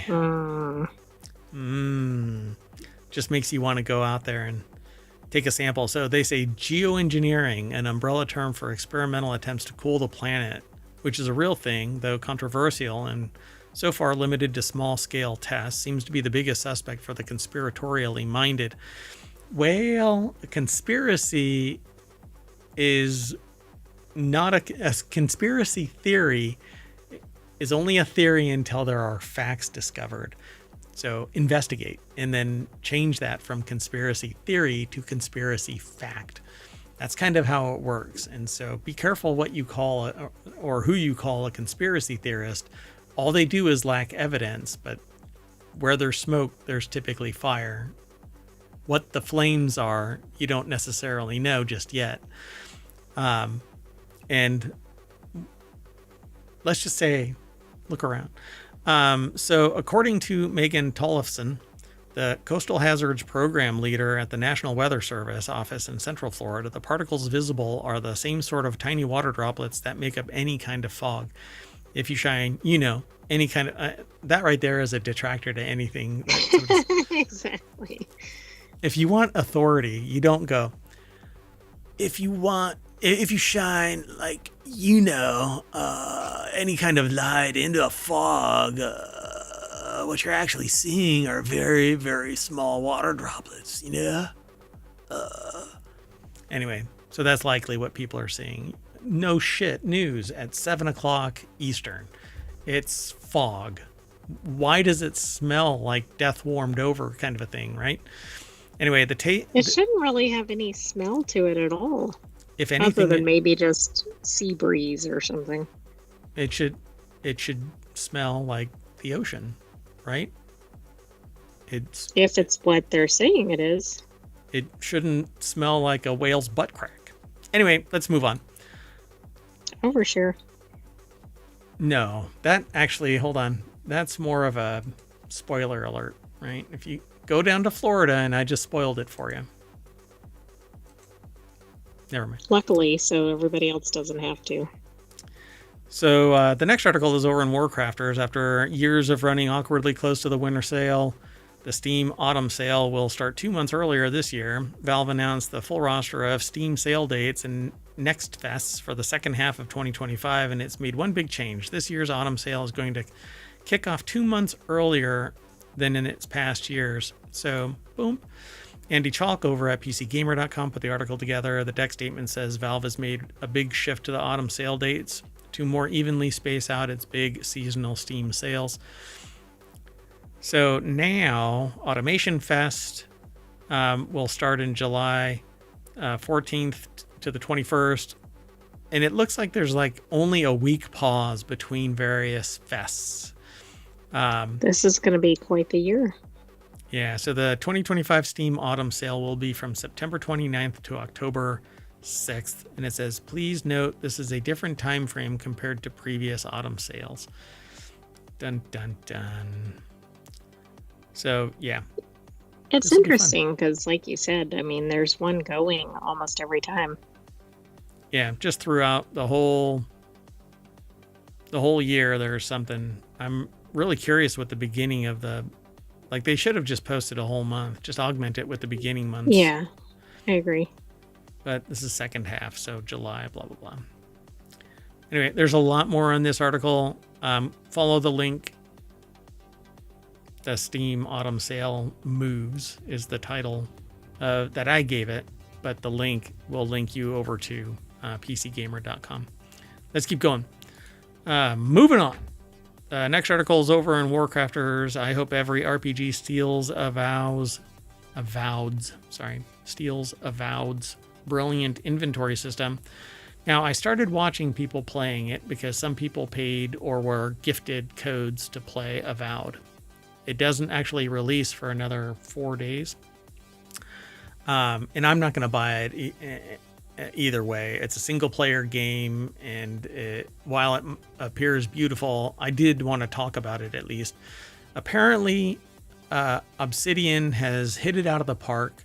The early reviews are in, and people are raving about it and how beautiful the whole thing really is. Obsidian's latest RPG, Avowed, is out now on Xbox and PC for those who pre-ordered the expensive fancy version. Something like $100 or $90 or something like that. I don't really know. But it's a $70 game. So I think it's $90 for the early. And it's a really good game. But one key thing that the author of this article over at Kotaku wanted to highlight is that RPG's inventory system and item management system, because it's really good and they want more games to copy it. Now, the things that I'm sure Obsidian don't want people to copy it. Yeah, but that's one of those things that can't be protected, right? Do you think? Well, true. It's always nice when it's like that is an Avowed thing. You know what I mean? Like it usually takes on the name of the thing that inspired it. Yeah, the Avowed inventory system. So what's really interesting about this is this looks a lot like Kingdom Come Deliverance 2. This interface. Interesting. Granted, Avowed's is more woo-woo, like ghostly and stuff, because I guess it has a lot to do with like souls being reborn and stuff like that. But KCD2 is medieval style. Zach Zweisen over at Kotaku.com put the article together. Well, so that is interesting, right? I don't know, like with the earlier release and whatever. Yeah. I mean, even this whole thing looks just like KCD2. Oh, okay. And this for sure does.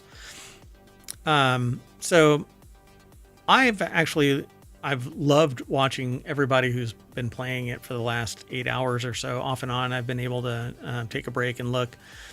So they say, sure, they'll freely admit that our RPG inventory system might not be the sexiest or coolest topic. I think it is, but is a very important part of the game. Features loot, potions, food, weapons, and gear. A bad inventory system can ruin a game. I agree, particularly when you have weight limits that are just gross. Like you barely can carry anything, or it's slot driven and you only have like 12 slots. But nothing stacks. So the moment you pick up 12 leaves, your inventory is full. I hate those games. This doesn't look like it. So they were happy to discover that Avowed avoids all of the annoying busy work with a streamlined and smart inventory system. The result is more enjoyable experience because you spend less time fussing about 400 items and more time doing stuff you actually want to do in a big RPG. there is a lot to this, but yeah, my observation of this is that it looks a lot like KCD2's, but just more fantastical. Well, I like the idea that you're not going to get overloaded and you're not going to have to keep dealing with that. And that's the key ingredient right there.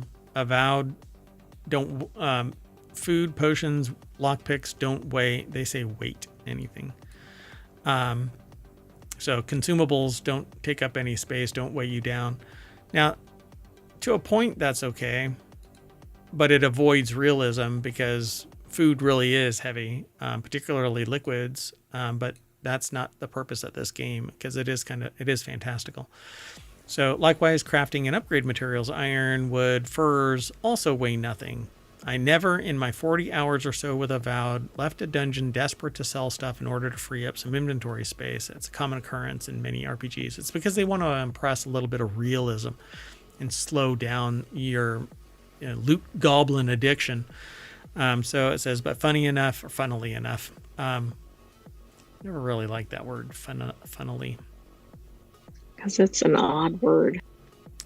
You won't even have to do that because you can always break down any weapon or piece of gear you find at any time and get its resources. So even if you are burdened by something, all you have to do is break it down. Then you can use those resources, which weigh nothing, to upgrade your equipped gear and make it better. It's wonderful. And I agree. I think it's a lot of fun. Love the idea of it, but I love multiplayer games. Even if I don't play multiplayer, I want the option to call somebody up or text somebody and say, just log in, let's play the game. I think it would be a blast. Will you be playing this? No, not unless I get a free code, and I don't. I'm not big enough to do that, but I want to fight monsters, it says, meet new characters, explore strange lands, and save the day. And in fact, I would rather gift that code to other people that would play it, maniacally, because it would be fun to watch people that are passionate about this style of game, unless I have like base building, survival crafting kind of mechanics to it, like No Man's Sky or upcoming... Right, or Light No Fire. Yeah, Light No Fire is the new one that's coming. And countless others. I mean, there's just so many. I'm just not really that hip to it. So, but anyway, a lot of people are playing this right now. So that would be me if I could find my forever game. Come on, somebody develop my forever game. Which is? I don't know yet. Minecraft plus something? Minecraft and I don't know. I just don't know. Light No Fire might be. Yeah, like that maybe. Yeah. Let's keep going. Next article is over in the Mobile Channel. Disney Parks' most infamous earworm is getting its first extended cut. And I'm not sure what this is. What is the... Oh, I know exactly what it is. I did look ahead, but I predicted it before I looked at it. So It's a Small World? Yeah. Yeah. I mean, it's right there in the title. Not in the title, but in the little snippet. So in celebration of its 70th anniversary and to honor late composer Richard Sherman, Disney will add a brand new final verse to It's a Small World this summer. Sabina Graves over at Gizmodo.com put the article together. The deck statement is what I just got done saying. So the earworm heard all around the small world within each global iteration of Disney Parks' classic boat ride is getting a massive change in time for Disneyland's 70th anniversary. I thought wasn't it just its 50th? Like not too long ago? I think one was Disney World and this is maybe Disneyland or vice versa. We did see something recently. Like it's 50th, right? Yeah, but I think it was the other park. Interesting. Okay. The original attraction, It's a Small World, at the Anaheim, California park will be getting an extended cut of its theme song written by Richard Sherman before his passing last year. Sherman left the new verse for It's a Small World to Bob Iger in 2023 as a parting gift to the studio that changed his life as part of the Sherman Brothers. Along with his brother Robert, Richard Sherman was responsible for some of the most timeless Disney songs for films and Disneyland attractions, including Mary Poppins, The Many Adventures of Winnie the Pooh, and of course, It's a Small World. Wow. I mean, this is like on the engineering side or Imagineer side, right? The one person that's responsible for like everything for the company. Particularly that, It's a Small World is everybody grows up hearing that, at least, within earshot of any Disney property. And by property, I mean the intro to Disney movies do that It's a Small World kind of a theme song. So it says, here's the video that Disney Studios released to honor Sherman with the added lyrics, which will be featured on the beloved attraction beginning July 17th, Disneyland's 70th birthday. So they're releasing it before the actual release. They're doing the whole thing. Yeah, that's interesting. Kind of sucking the wind out of the draw. But maybe people can't afford to go and people can't go or whatever, right? And they just want to spread this great new message. I'm not going to play it here. I'm going to let y'all follow the link. You can go through ohmTown, or you can just go over to YouTube and look for the last verse, Disney. But it is surprising that they're doing it in advance. Yeah, it's interesting. So the story of the song's new verse will be featured in another experience inside the Main Street Cinema, where park guests visiting the Disneyland's milestone anniversary can watch the short above as a tribute to the Sherman Brothers. And at the Main Street Opera House, park goers can explore a curated gallery dedicated to Disneyland's opening with art, artifacts, and images, some never before seen as well. Well, that's cool. If you're in the area, you might want to go check it out. Yeah. But after May. Yeah. Yeah. July 17th will also mark the arrival of Walt Disney Animatronic that is set to be featured in a new show, Walt Disney: A Magical Life. To celebrate the moment, Imagineering will host an exhibit tracing the progress made with audio animatronics from the park's opening through to today. Pretty cool. All right, let's keep going. Next article is over in WarCrafters. 30 years ago, the Superb Owl halftime show was Indiana Jones? Which makes no sense. Yeah, I thought this one was interesting. Kendrick Lamar's riveting, incisive, Superb Owl performance is likely to go down in history for many reasons, not the least of which is that it was the most watched halftime show of all time. It was a sharp contrast against the Superb Owl entertainment interval used to look like. For instance, 3 decades ago, when it was devoted not to a blockbuster artist or a tribute to the host city's music scene, but instead to Indiana Jones. I didn't know it was ever focused on a movie. There were people trying to protest it, and all that seemed to do is the Streisand effect, and more people watched it now than ever before. Although populations increase, but people watched it. Oh, I thought you meant the thing that occurred during his performance. You mean about the whole event?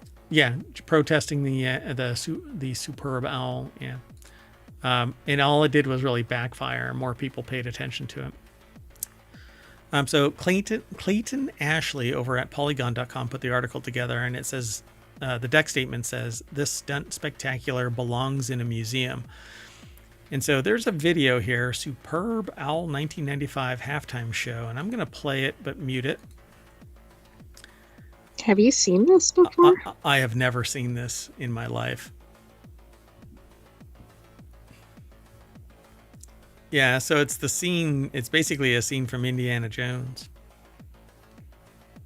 This is so odd.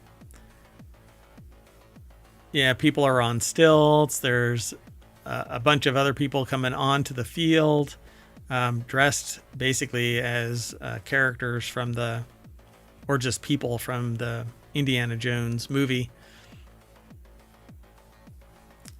Wow. So it says, let me give you some context. Their friend, the author's friends, and the author, recently tracked down decades worth of previous Superb Owl halftime shows on YouTube in order to rate and rank them for fun. They had a blast rediscovering shows they'd loved and watching performances that they'd never seen. They highly recommend getting a group of friends together to revisit them. Somehow, 2004 was even worse than they remember. Diana Ross leaves her performance in a freaking helicopter. But the Indiana Jones thing is from 1995. Indiana Jones Stunt Show now seems like an odd choice for the 1995 Superb Owl, especially since the franchise's third and at that time final movie hit the theaters in 1989, 6 years earlier. But Indiana Jones was a multimedia property in that era. 2 seasons of Young Indiana Jones Chronicles aired from 92 to 93, sometimes in the time slot right before Monday Night Football. So it was basically getting hammered. Or cool. It was like a marketing nexus or something. Yeah. That video is still going. It's 11 minutes. I think I've seen enough. That's how I walk. That's how I walk to work. I'm sure. That's how I walk around the mayoral mansion. Anyway, go over and check out the rest of this article. There's more there, but the nuts and bolts of it is that 30 years ago, the Superb Owl halftime show was Indiana Jones Stunt Show. All right. The sentient Where do you AI. go from there? Yeah, really. I don't know if it's up, down, sideways. It's more like a jump scare, I guess. I don't know. So ChatGPT for birdsong may shed light on how language is wired in the human brain. The article is over in the Mobile channel, but it's actually sourced from phys.org, I believe. Just like ChatGPT and other generative language models train on human text to create grammatically correct sentences, a new modeling method by researchers at Penn State trains on recordings of birds to create accurate bird songs. The results could improve understanding of the structure of birdsong and its underlying neurobiology, which could lend insight into the neural mechanisms of human language, the team said. A paper describing was published in the Journal of Neuroscience. Gail McCormick from Pennsylvania State University put this article together, and they had this really cool AI-generated image of mosaic birds singing. And it even has like a musical staff. I'm going to blow it up so y'all can see it. Yeah, that's cool.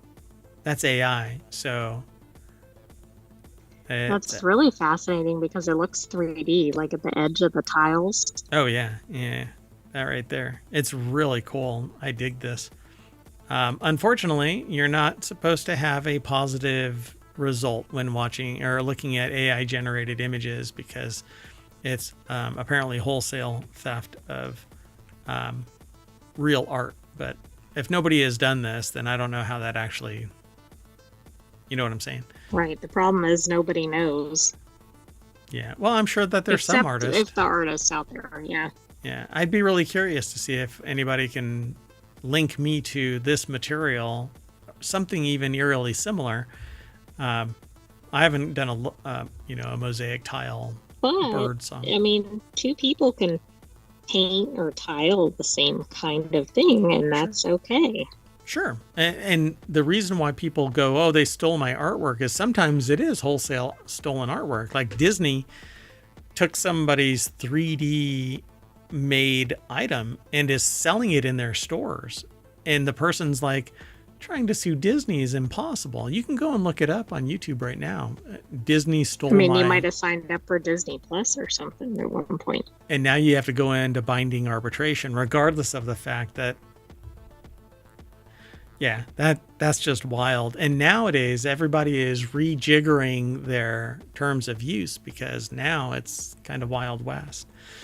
Well, anyway, much like how humans arrange words in a particular order to form grammatically correct sentences, birds tend to sing sets of notes called syllables in a limited number of combinations. Although much simpler, the sequence of bird song syllables are organized in a similar way to human language, so birds provide a good model to explore the neurobiology of language, says Desi Jin, associate professor of physics in the Eberly College of Science and lead author of the paper. How would you like to find out? Oh, this is interesting. Sorry, I just got an alert. how would you like to find out that birds have actually been talking to you? Oh, that would be fascinating. Yeah. I think it might not just be birds. Yeah. So for both humans and birds, finishing a sentence or song sequence often depends on what was already said. For example, the phrase flies like could be part of an analogy, as in the phrases time flies like an arrow, or an indication of enjoyment, fruit flies like bananas. However, it's eat shoots and leaves, that whole phrase. Right, exactly. However, mixing and matching what comes after flies like results in time flies like bananas or fruit flies like an arrow, which don't make sense, but that's not true. Fruit flies like an arrow could be the analogy for me throwing something. Oh, yeah. I mean, it's just not as natural, I guess, as the other one. Yeah. So they say that the phrase flies like has what researchers call context dependence. So their AI basically is reviewing this to see if they can extract a type of syntax based on the context of musical notation. Very interesting. I mean, they've already kind of decoded whale song, right? Yep. The researchers analyzed previously recorded songs from 6 Bengalese finches, which sing about 7 to 15 syllables in each sequence. With the new method, the researchers can create the simplest models that accurately reflect the sequences that individual birds actually sing. The models are similar to large language models in that they depict probabilities of what words, or in this case syllables, are likely to follow a particular word syllable based on previously analyzed texts or song sequences. Yeah, and this is a Markov. It's a model of chains of events. The Markov model is a very well-known theory of things going from one point to another. Predicting sequences or something. Yeah, and it's basically you can predict everything through a Markov model. So they are presented as a sort of flow chart that starts with a syllable that points to options for different syllables. And then basic Markov models are quite simple, but they tend to overgeneralize, meaning that it might result in sequences that don't actually exist. What I want them to do, though, is listen to the song and see what the bird does or what they can witness to see if that phrase of syllables actually translates into something. Oh, yeah, that would be really neat to determine that. Yeah, so from this final model, the researchers can see which syllables have context dependence. So they should do another experiment where they, I don't know what finches like in particular, but like hold up an apple or something, or a leaf or whatever, and see what sound it makes, and then hold up a worm or something and see what sound it makes. Yeah, does it do that though? I mean, I have no idea. You talk to a cat or dog. To test it. Yeah, I would love to see that. And that's what I was saying. Yeah. Listen to the song and see what it does. And maybe that actually means its intentions. I'm looking for a mate and the mate shows up. That song that it sings there may be more to it, that sure, it's not just singing to let the world know. It's singing to tell a bird, come over to my place. It's tweeting a booty call. Never mind. Anyway, we're going to fly back home, and that's going to land us back at the front page of ohmtown.com, where you can go and read all of the news. The site should be faster.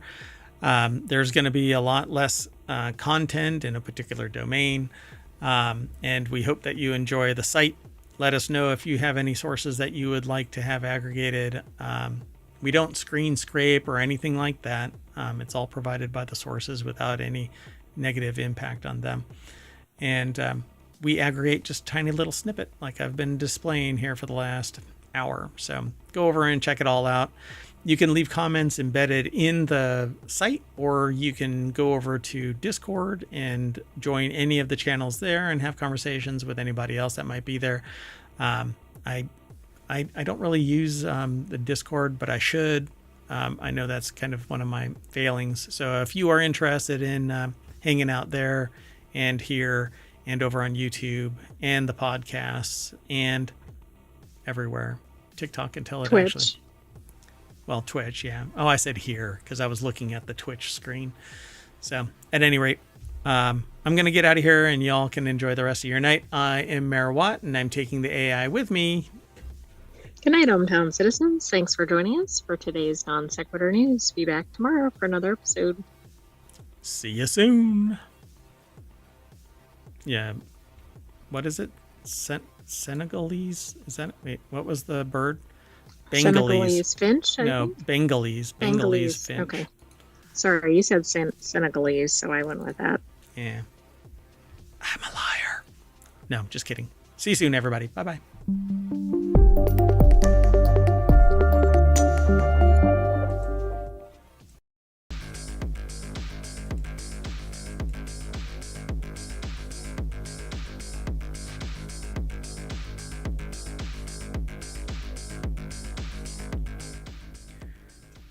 Hello, everybody, and welcome to Non Sequitur News for February 14th, 2025. It's Season 4, Episode 45.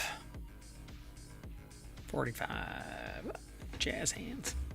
I am Mayor Watt, and along with the Sentient AI from the future, we talk about 10 articles every single day. Well, Monday through Friday. And on Saturday and Sunday, we actually do an hour and a half worth of shows. But 6 different topics. Major topics, focused more. Anyway, stop by any day, but to find out when we actually go live, you actually have to follow us here on Twitch and or on YouTube. Download the podcast. That would be great. Leave a 5-star review and I'll quote it here on the air. You'll live in perpetuity or in memoriam if the show gets canceled. I don't know. Why is that going to happen? I don't know. Mayor Watt sometimes says some really stupid stuff. Sorry, I'm setting the arms on my chair. Anyway, everything is powered by ohmtown.com, and that's everything that you just witnessed is basically the engine that drives Non Sequitur News and Mayor Watt.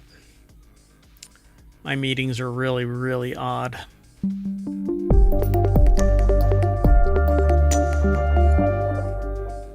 Hello, Sentient AI from the future.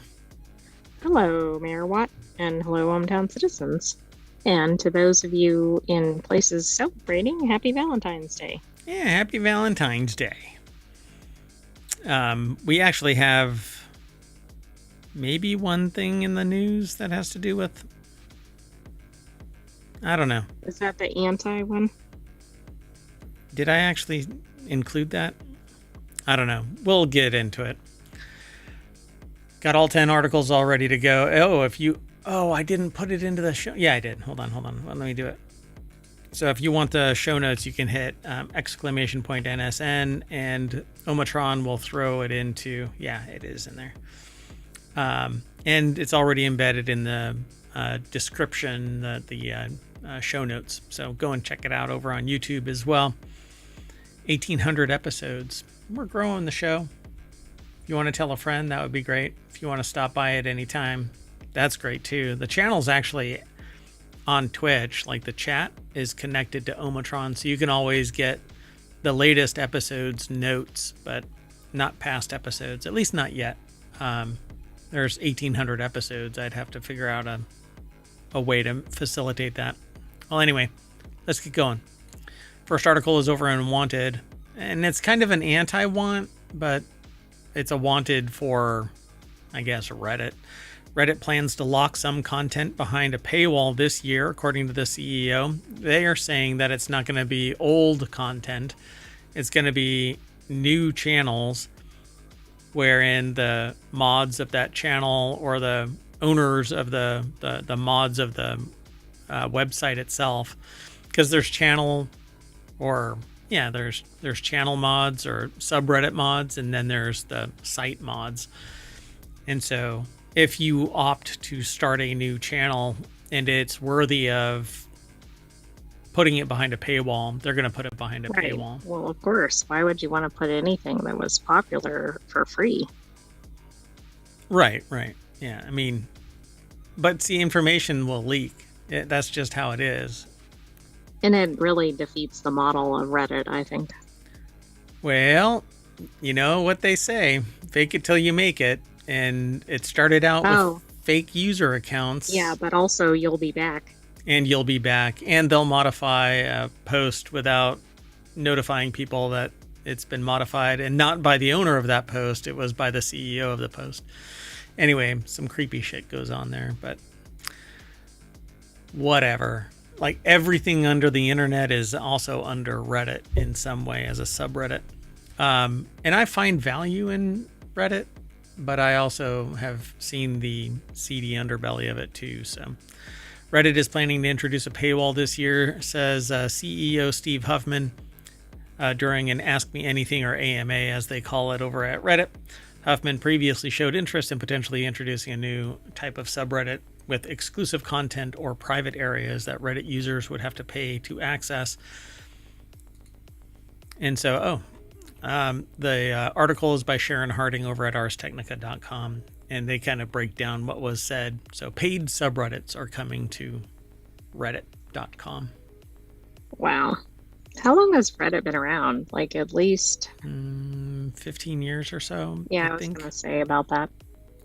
Let me make sure. Hold on. Good way to annoy all of your users, but you know. Let's see, 2005, 20 years. And Steve Huffman was the founder along with Alexis Ohanian. And yeah, I have a hard time doing this, like putting fake content on the site, comments and stuff. But that's exactly what happened with Reddit, because they said that nobody would come to an empty website. And I kind of feel that pain, because we don't have a lot of comments, but we have a lot of news.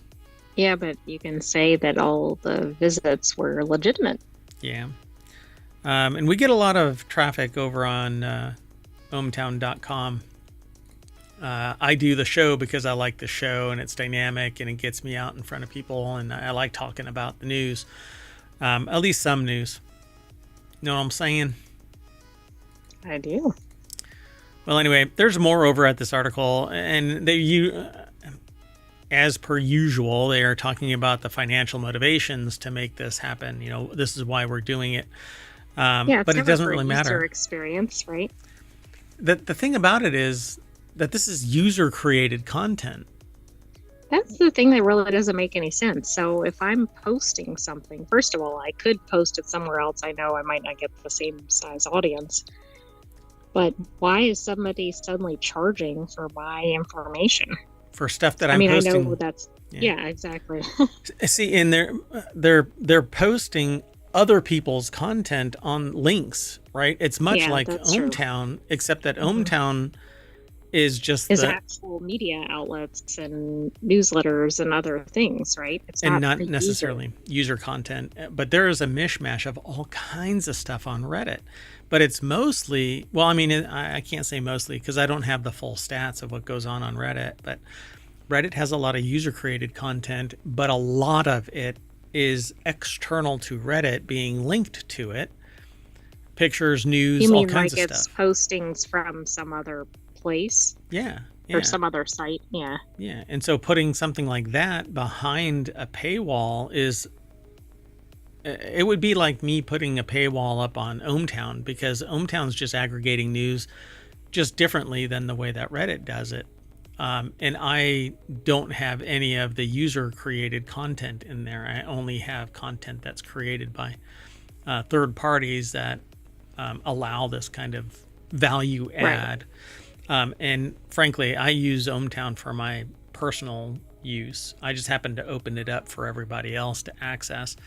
And it's always linking to the source material, and it's never taking it wholesale, right? And we don't screen scrape or anything like that. Reddit literally does not pay anybody, but all of the content is going to these. Right. People are going to Reddit. Odd model, but yeah. Yeah.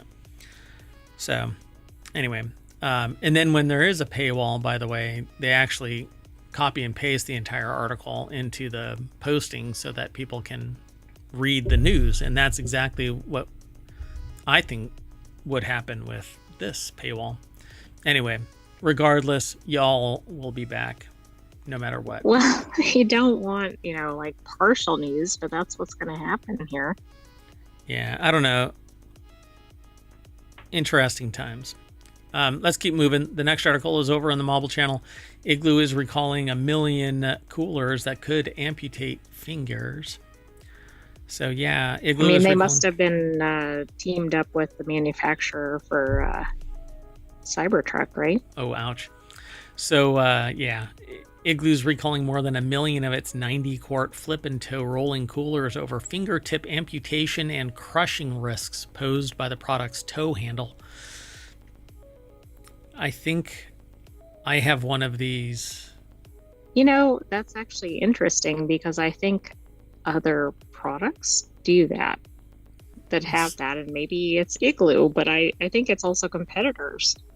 Yeah, I'm not quite sure exactly what it is. The tow handle on the company's 90-quart flip and tow rolling coolers could pose fingertip amputation and crushing hazards, according to this article over at Quartz or QZ.com. It's written by Brittany Nguyen, and it says here that they're recalling more than 1 million 90-quart flip and tow. I don't know how they actually do it, but the cooler company issued the recall on Thursday, urging customers to stop using the product and to request a replacement handle for free from the company, according to its notice with the Consumer Product Safety Commission, which, who knows? But they were sold since 2019. We're in 2025, and how many people are tracking cooler recalls? Like, they might be tracking things like a car recall, right? Major purchase, but... So the source for this is, like, I guess kind of all over the place. The CPSC website is where the notice is housed. The recall impacts 1,060,000 coolers from the US, 47,000 in Canada, 23,000 in Mexico that were manufactured before January of last year, according to Igloo. Let's see, the manufacturing date is imprinted in the bottom of the cooler in a circular design that has an arrow pointing to the month and a circle around the last 2 digits of the year. In a statement shared with NPR, Igloo said, through rigorous testing and proactive steps, we are constantly improving our products to meet highest safety standards. All right. Well, I'm glad they're doing it, but I wanted to get out there. I am too, but why did it take this long? Maybe a certain number of people. Maybe something... it doesn't seem like it's something where it falls apart or whatever. No, they pissed off the wrong people, basically. Somebody, not me, got hurt. You know what I'm saying? Yeah, no, I agree. Yeah. Let's keep going. The next article is over in Law Nerd. Florida. This is Oh, you know what I didn't do? I don't think I went through the whole thing. I didn't run down the titles. No, I know you didn't, but you started, so I didn't interrupt you. Oh my gosh. You didn't introduce me either, but that's yeah, fine. I did. I said, welcome. I did. Did we? Yeah. Okay. Well, but I don't think I went through the thing. Glitched. Wow. Okay. Well, it doesn't matter. This episode is kind of wonky, but I just got excited about doing the articles and got right on into it. Well, that's good, right? Yeah. I don't know. Maybe I can... Maybe I'll do it at the very end and then I'll cut and paste. I don't normally edit anything because I don't like editing things, but let's keep going though. The next article is over in Law Nerd. Maybe we can send people on a scavenger hunt through all 1,800 episodes and they can find the one where you didn't do the rundown. Yeah, this one. Yeah. They'd find it immediately. Go and watch it. So Florida lawyer.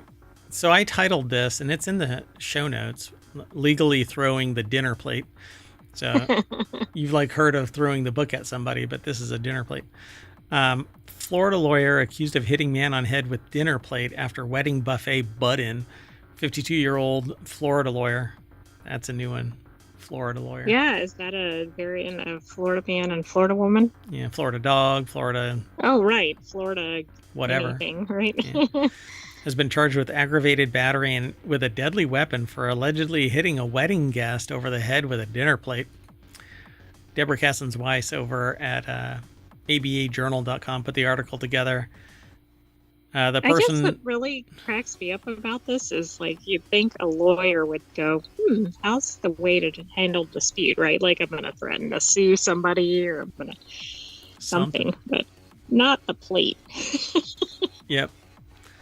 The person was arrested June 18th after police were called to Boca Lago Country Club in Boca Raton, Florida, after the New York Post, Newsweek, Above the Law, Miami News Times, WPEC, Law and Crime Here, and BocaNewsNow.com all talked about it. Wow, got quite a bit of coverage. Yeah, it's pretty funny. They were later released for a $1,000 bond. They told police that they were upset because people ahead of them had cut the buffet line, identified as a prime rib carving station by BocaNewsNow.com. Nobody cuts in front of me. Not for a prime rib carving or whatever, station. yeah. Con! I sat through this whole wedding ceremony so I could get some roast beef or whatever they're serving. I want prime rib, none of this you cut in front of me bullshit. Get off my lawn. They admitted that he got into an argument with the victim and shoved them, but they denied hitting them on the head with a plate, according to the police report cited by Law and Crime. You know, this is a wedding. I wonder how much of the wedding photography captured this moment. You know, like if the photographer is just constantly snapping candid shots. They have like the various phases of like the plate above the head, lowering, you know, exactly. Yeah. Oh, my eye is itching. Gosh. So the victim told police that his niece got in line ahead of him and then agreed to let two girls join her. Police said in a probable cause affidavit. So that was the probable cause. One of the girls was identified as the victim's daughter. After the argument began, the victim alleged he was hit over the head with a plate and then shoved and grabbed by the collar by this guy who was holding a plate over his head. In line. I was like, he wasn't even the line cutter. Yeah. He was being nice and let three girls get in front of him. The victim said that the person who hit him in the head was a woman with a black dress. A worker, however, said that the person who hit the victim with a plate was this guy. I'm not mentioning names. You can go and read the article if you want to. And there is more content in that article. It just gets a little grittier. A melee followed, according to police reports cited by several publications. The person told police that numerous people beat him up, according to Law and Crime. This is all a bit much over a buffet line. At a wedding, mind you. You know, I bet the bride or somebody was probably crying during all of this because they're like, oh, it's ruining the wedding. Police are going to show up. Yeah. I hate when police show up at my weddings. Let's keep going. Plural. So does this happen every time? Every single time I go to, you know what? It's like the person on the plane complaining about their child. You know, every time I take a flight, somebody complains about my children. Well, right. What's the common theme here? All right. Well, the next article is called Helldivers Lost a Planet. The article's actual title is Helldivers Just Failed a Major Order and Lost a Whole Dang Planet. On Wednesday night, the author of this article enjoyed their evening by playing a few rounds of Helldivers 2 with friends. The major order was to defend against 11 attacks from the Illuminate. And with 9 successes, they figured that they were safe to let the night crew clean things up. They slept soundly with the knowledge that they'd done their part protecting humanity, but awoke to find a horrifying revelation on their Super Destroyer's console. They failed the mission so bad that the Illuminate destroyed a whole planet, and now they're aiming for Super Earth. Wow. Now, does that mean that the whole game lost a planet? Or the player? Yeah. I assume it means the whole game. The whole game, yeah, apparently. Wow. So I'm pouring one out for Angel's Venture. Is the deck statement at this Polygon article by Cass Marshall. Yeah, I don't play Helldivers. I watch people play it because I prefer talking about the news and my attention span is like a goldfish or a cat, just wandering off. La la la. Hey. Hey, matter what, we're still doing the show. What? Oh, we're streaming. Oh, okay. Well, in order to understand the tragic fate of Angel's Venture, you have to understand Meridia. The Meridia wormhole has been like a cosmic Chekhov's gun, just waiting ominously for in Terminid space. Meridia was once a planet, but it developed into Terminid supercolony. In order to stop an endless swarm of mutated Terminids, Helldivers had to pump the planet full of mysterious dark fluid until it collapsed upon itself. Was it kind of our fault that Meridia became a supercolony? Technically, that's one way to look at it if you hate liberty.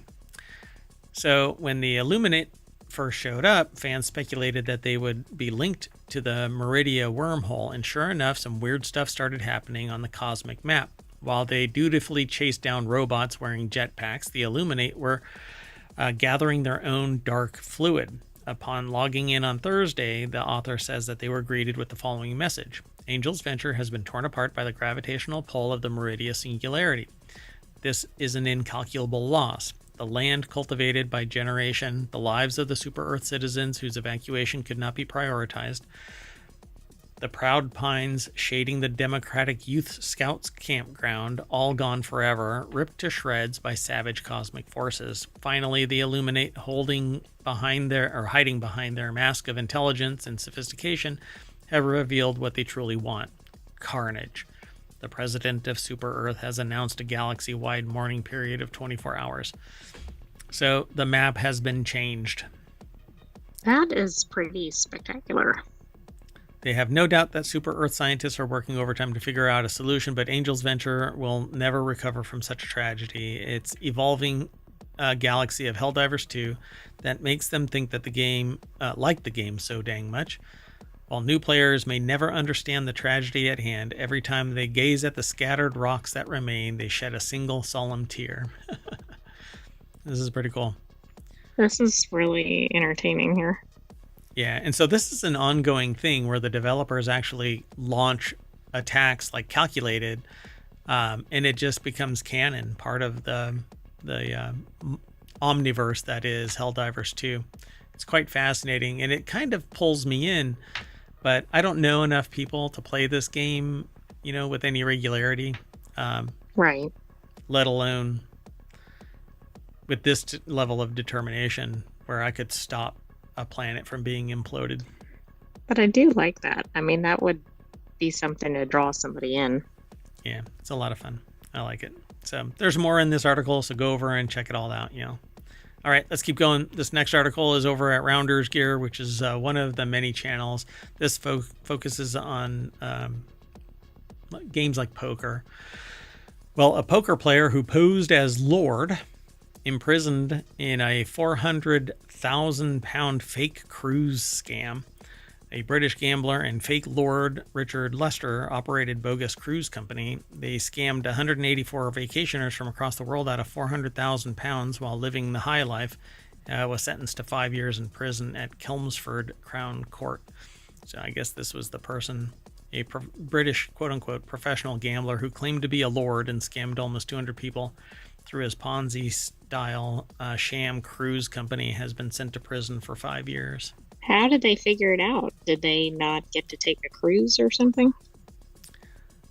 So the jury was not told that Lester had spent 3 years in an offenders institution. Securing justice for the victims meant scouring several bank accounts to trace exactly where the money went.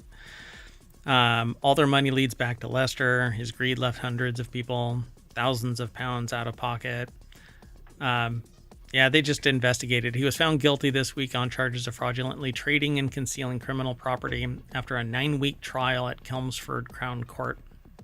Well-planned and complex fraud carried out over a lengthy period of time. The only reason why I chose this is because he posed as a lord. Yeah, I mean, that takes some doing, like if you're showing up, for instance, in your own car or something, it's kind of hard to pull that off. Like, what lengths did he go through? Richard Lord Lester is pictured in this article picking up a prize at the World Travel Awards 2012, although they should probably make him give it back. Yeah, he basically duped people out of this money. through his business Cruise Direct UK. The company purported to allow customers to purchase miles to be exchanged for cruise vacations, but it was a scam. I don't know how this could work. I mean, he'd have to move extremely fast. Well, that's the thing. It doesn't seem like this would go for very long before somebody would discover it. Hold on a second. Oh, interesting. Previous offenses, although maybe as a youth, for similar issues. Oh, interesting.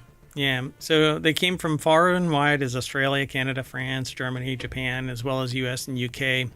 Around $2,000 on average was taken from each person.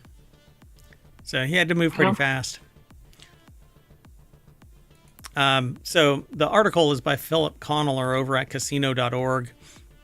We don't even take the pictures, but for whatever reason, the articles from casino.org allow the whole thing to snap. They overshare. Yeah, they overshare. Oh, hold on. We can do that. For whatever reason, I can't stop it. I limit what they provide, but they post the whole thing. Anyway, thought it was really interesting. Philip Conneller over at casino.org put the article together. A poker player who posed as Lord, or it should say as a Lord, imprisoned in £400,000 fake cruise scam. All right, let's keep going. This next article is over in the Mobile Channel.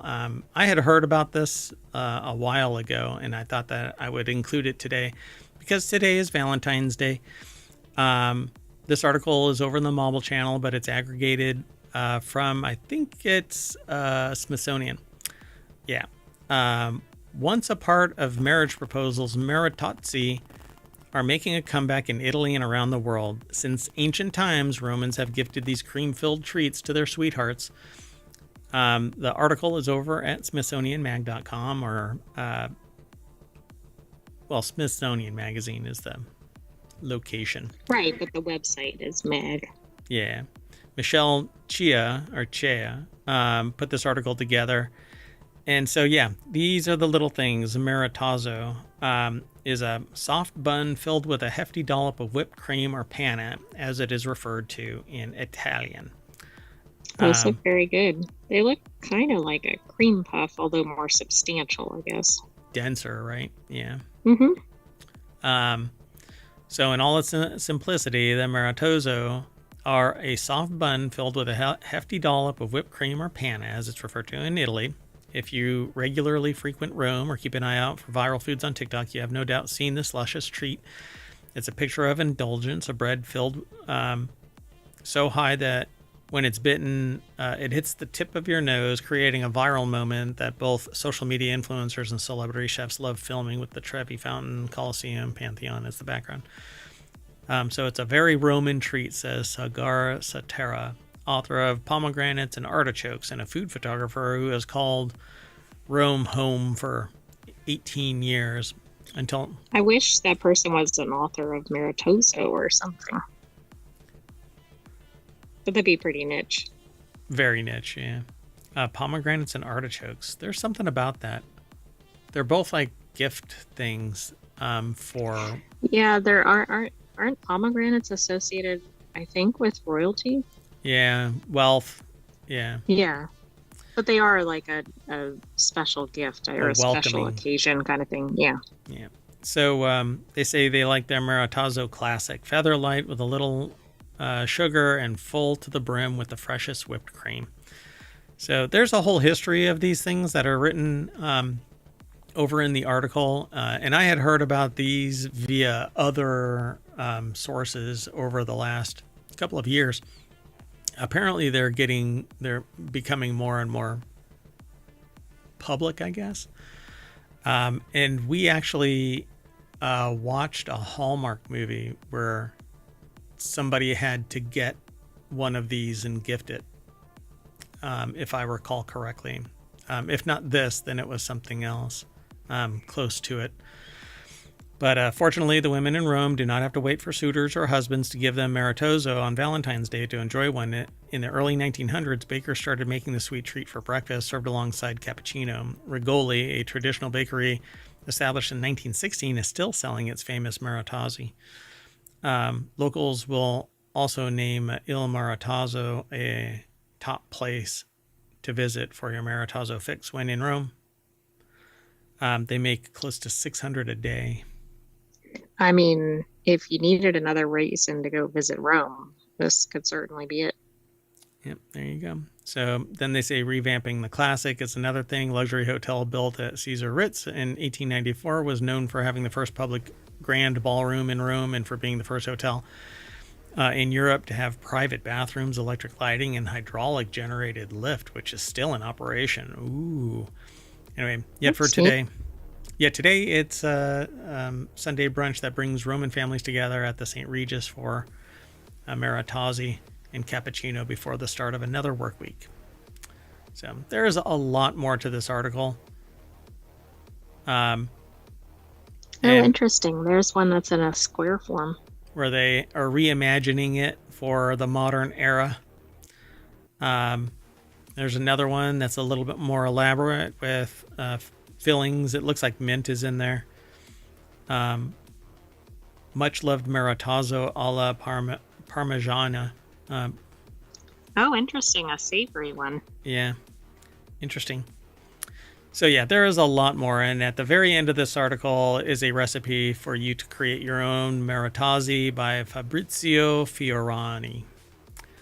So you have to make a pre-ferment by mixing a quarter of the flour, half the yeast, and the full amount of water by hand. I'm not going to go through the whole recipe, but you can by following the link. This next article, though, is one that I found really fascinating that it was submitted, and it just happens to land right after hearing about these. So it's World Pangolin Day. And celebrating World Pangolin Day with new genomes to aid the world's most trafficked animal. So apparently pangolins are the most trafficked animal. I didn't know that before I saw that headline, but that is why it was submitted. So we were just talking about that. Yeah, so pangolins are unique in that they're the only animal or mammal to be covered in scales. Although they are scaly, photos of them are typically met with awes from the viewers who find them adorable. Importantly, though, pangolins play an essential role in maintaining their ecosystem. So GigaScience put this article together. It's posted over at phys.org. Baby pangolins are adorable. They become a little bit more... Yes, that one is in the picture. Yeah, that one's pretty cute too. So this is a Chinese pangolin, is one of two species that researchers have now provided high quality, nearly gapless genomic data for. Their other unique trait is that they're the most trafficked wild animal in the world, with more than 900,000 poached in the past 2 decades. Much of this is due to their high value for use in traditional medicines that require the use of pangolin meat and scales. So unfortunately, they meet their demise. This has pushed many pangolin species to the brink of extinction. In particular, 2 pangolin species, the Malayan pangolin, Manus javanica, and the Chinese pangolin, Manus pentadactyla, are under acute survival pressure. These species have been listed as critically endangered on the red list of the International Union for Conservation of Nature since 2014. So they did a big study. It's been published in the journal GigaScience, and they basically did the genomic sequences for the Chinese and Malayan pangolin species at a significantly higher resolution than one that is currently available. So maybe they'll... I appreciate this article because I don't think most people know this. Yep. So I hope that the word gets out and we can save pangolins. I think that they're freaking awesome. Not only because they're an animal that has survived all this time until, humans decided to find them important for, ancient medicines. But they're mammals and scaled. They're very unique to the world. So why would we usher their demise by hunting them to extinction, trading Well, them? and aren't there alternatives to what we think we're getting from them? Like, No, can we make synthetic something for no, medicine or? no. This natural medicine just you have to have that. You can't have stuff that is identical to it in all ways, except for whatever your impression is off of a feeling. I mean, I bet we could just watch some of the, is it chimpanzees? Yeah. They might have a remedy that doesn't require hunting animals. No, we gotta do experiments on them too. So the next article is over in Non Sequitur News. The price of rice in Japan is soaring. That starts out kind of like a joke, right? The price of rice in Japan. Yeah, it And then it does kind goes, of sound like, what's the punchline? the punchline is we're broke. So the price of rice in Japan is soaring. The government is releasing 210,000 tons from its stockpile to fight it. Japan says that it's releasing 210,000 tons of rice to try and curb soaring prices. Prices have rocketed since last year, with the price of rice up 70.7% year over year.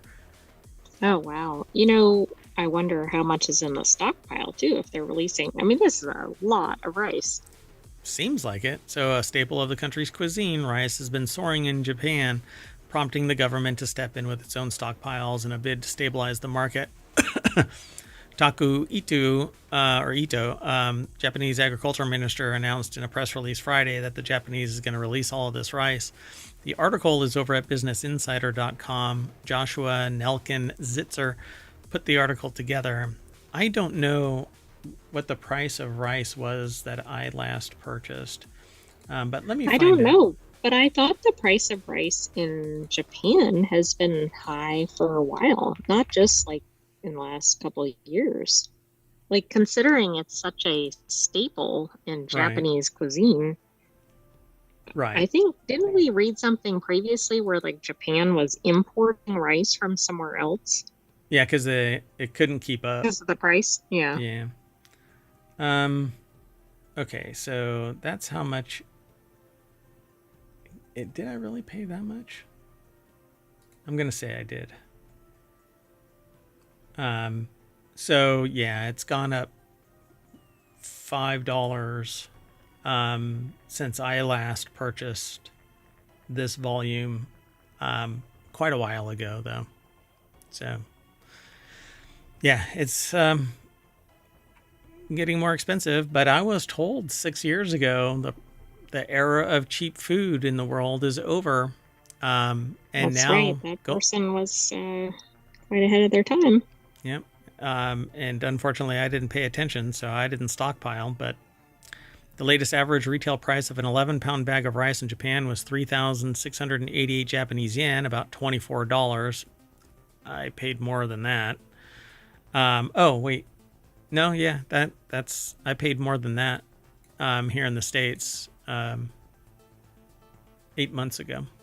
So Interesting, yeah. And now, so it's $12 more than that right now. So, Core Consumer Price Index released by Japan's Internal Affairs Ministry said that the January price showed a rise of I'm rounding up, 71% year over year. So the first 150,000 tons of rice will be auctioned to the wholesalers next month, and it's expected to reach retailers in late March or early April. They said that it hopes to normalize it, but normalizing it means that people aren't going to be like setting a higher floor price, right? Right. Yeah, and they know that people are going to pay this now, so why would they reduce it? It just doesn't work that way. Supply and demand only works if the supply is always high at that level, keeping competition active. But they know that there's only 210,000 tons. I don't know how much they go through in a year. How many tons do they go through in a year? Let's see. But Ito attributed the price hike to a distribution bottleneck, saying at the press conference that enough rice is being produced to meet demand. U.S. consumers are also struggling with soaring prices, notably eggs. They say that it's because of the bird flu. But if the prices drop, then I'll buy into that ideology. But I don't suspect that egg prices are going to drop dramatically because they know that people are. Go ahead. It's estimated at 8.1 million metric tons. In a year. Yeah, so kind of a lot. But they're only releasing. Right, and then, yeah. This is nothing. All right. Maybe it's just a short term, but then we know that doesn't solve it. But yeah, maybe it'll help stop some of the panic, etc. Yeah. And they start, I think it said in the article, they started doing this when they had a previous, I think it was in this article, that they had a previous impact to the crop, and that's why they started doing the stockpile. Yes. Yeah, so Japan's government turns to its stockpiles in times of poor harvests or natural disasters. All right, let's keep going. This next article is over on the Mobile channel. Banksy. This one I titled Something Fishy About Banksy. Banksy fish artwork to go on display at London Museum. London Museum has announced that it has acquired Banksy's Piranhas artwork, which appeared at a police sentry box in the city last summer. Oh, that's interesting. Yeah, that is interesting. It looks like an aquarium. Yeah, but it's a police sentry box, so... Right. Very interesting. So the article's over at rte.ie. I don't see a byline, but anyway, apparently the London Museum has acquired this London police sentry box, and it's going to go on display, and it has what looks like translucent panels put on it so that it looks like there are piranhas swimming around in it. The collection concluded with a gorilla appearing to lift up a shutter at the entrance to the London Zoo. London Museum, which will move from the city's Docklands to its new location in 2026, will display the work after a City of London committee voted to donate it to the attraction. So there's a picture. This other Banksy work includes a rhino climbing on top of a silver car. They use the term mounting, which implies something else going on, but the car is actually like crushed in the back a little bit. Yeah, that's pretty good. So it makes it look like this rhino is climbing on top of the truck. And there are other Banksy artworks in this article that I think are pretty interesting. Like a gorilla lifting up something to let animals out from behind a shroud. Yeah, that's but it's neat. Lifting up a I shutter. think it'd be cool to live in an area like the UK and encounter one of these, right? I mean, they're pretty prevalent in certain areas. Seems to be, right? Banksy's animals collection was made up of 9 works, including a rhino mounting a silver car, 2 elephant silhouettes with their trunks stretched out towards each other, and 3 monkeys that looked as though they were swinging on a bridge. Another one is a gorilla lifting up what's called a lift, or lifting up a shutter, which is a gate on a garage type of a thing. That's what it looks like. Right, he's like lifting one of those roll down garage doors. Yeah. Like you see in a storage center or something. Yeah. Or a warehouse, maybe. And these are usually out in front of storefronts so that they can lock them down more securely than just a door. Pretty cool. There are a few in the States, but I don't know where all they are, if they're protected anymore. Like one is in New Orleans. I believe there's only one in the U.S. I think that's the only one in the U.S. Oh, really? I thought there were more than that. That's the only one in the U.S. is in New Orleans. Mm-hmm. Interesting. All right, let's do our last article. That one I titled AI-Generated True Crime Series. An AI-generated true crime series has millions of views, and the only little segment that we have on this is it says it was a perfect crime. I wonder if that was AI-generated. Yeah, really. Lucas Ropek over at Gizmodo.com put the article together. And it says AI slop is taking over the internet, according to a Gizmodo article that says AI slop website sent thousands of people a Halloween parade that didn't exist. And we talked about that back last year. But that's what they linked to in the article. And it's making it increasingly difficult for web users to know what's real, what's fake. And hey, it's the reason why I created RealityHacker. That's right. I mean, you were way ahead of that. Yeah, RealityHacker as a domain has been around for a considerable amount of time. It was one of my earlier projects. So 404 Media reports on the newest frontier and this bizarre dystopic trend, revealing the rise of AI-generated true crime podcasts, which you might imagine isn't based in truth at all. The YouTube channel True Crime Case Files has managed to rack up millions of views by spitting out long, drawn-out yarns of murder and mayhem that are complete and utter BS. So, to be called true crime, it needs to be true crime. The channel's owner told 404 they wanted the audience to think about why they care so much that it was true, why it matters so much to them that real people are being murdered. And I have to agree. Why is that so fascinating? I agree, but then it's just not true crime. It's just mystery or thriller or whatever it is. Right. But what's the point? Why do you have to be fascinated by I've never understood what the appeal of true crime is. I understand the appeal of, say, mystery or something like that. Yeah. But I don't understand why it needs to be real. Right. I prefer knowing that it isn't real. I prefer knowing that it isn't even based on reality and that it's just a work of fiction. Or that it couldn't even be real.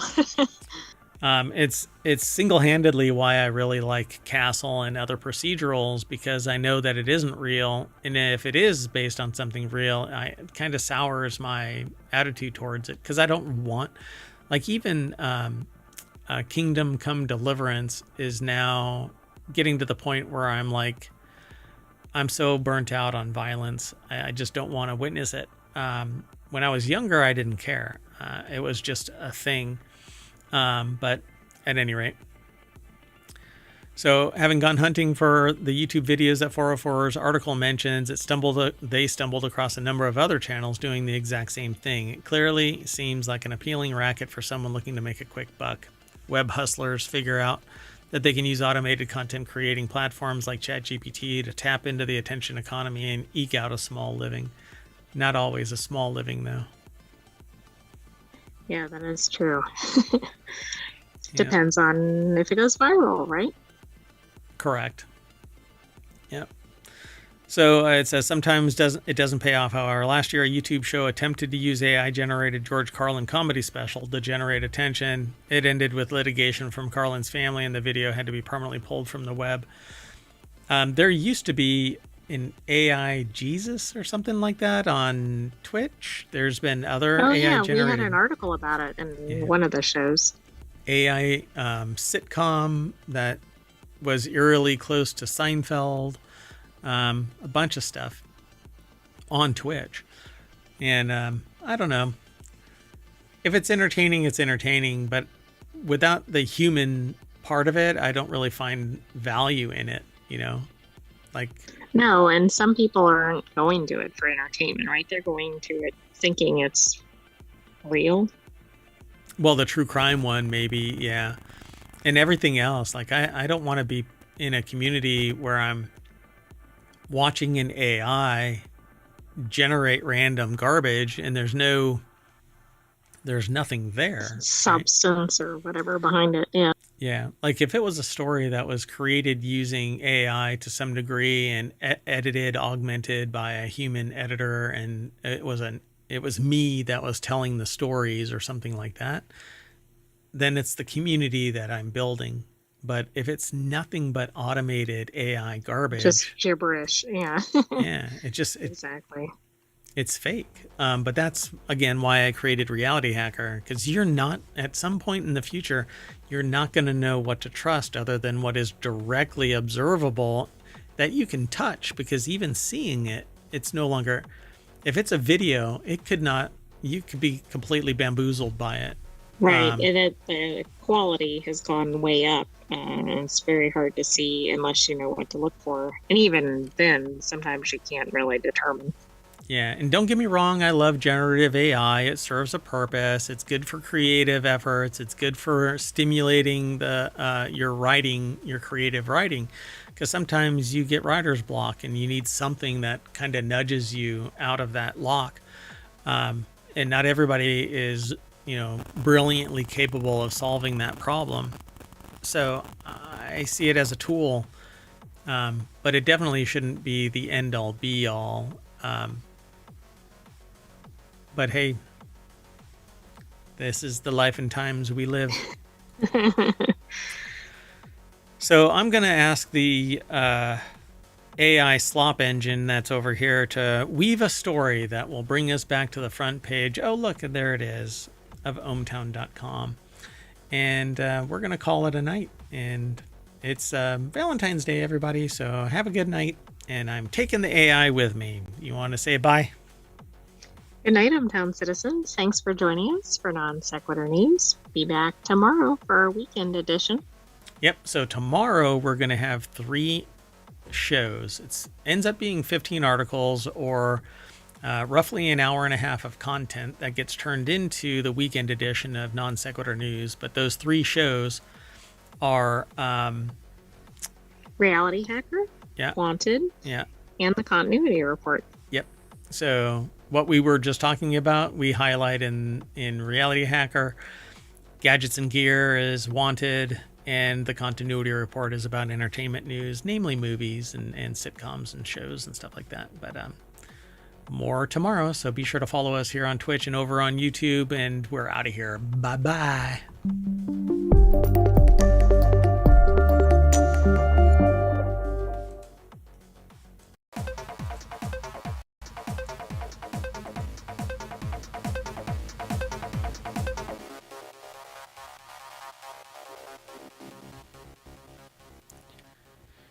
Hello, everybody, and welcome to RealityHacker for February 15th, 2025. It's Season 2, Episode 7.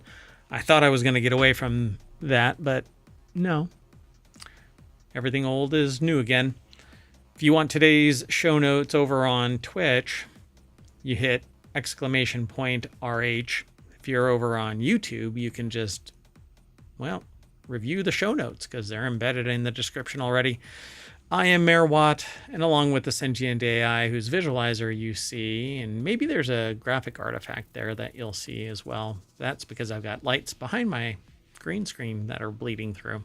Anyway, we're going to talk about these 5 articles. I almost said 10, but that's Non Sequitur News. Anyway, AI designs enzymes from scratch, AI versus US, and by US I mean us. Extended Reality News Roundup.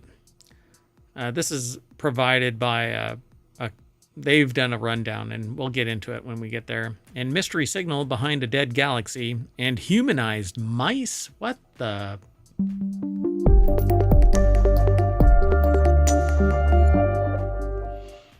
Hello, sentient AI from the future. Hello. I'm not sure why RealityHacker isn't up on the screen. Oh, it's because I never mind that. Shh. AI. It's okay.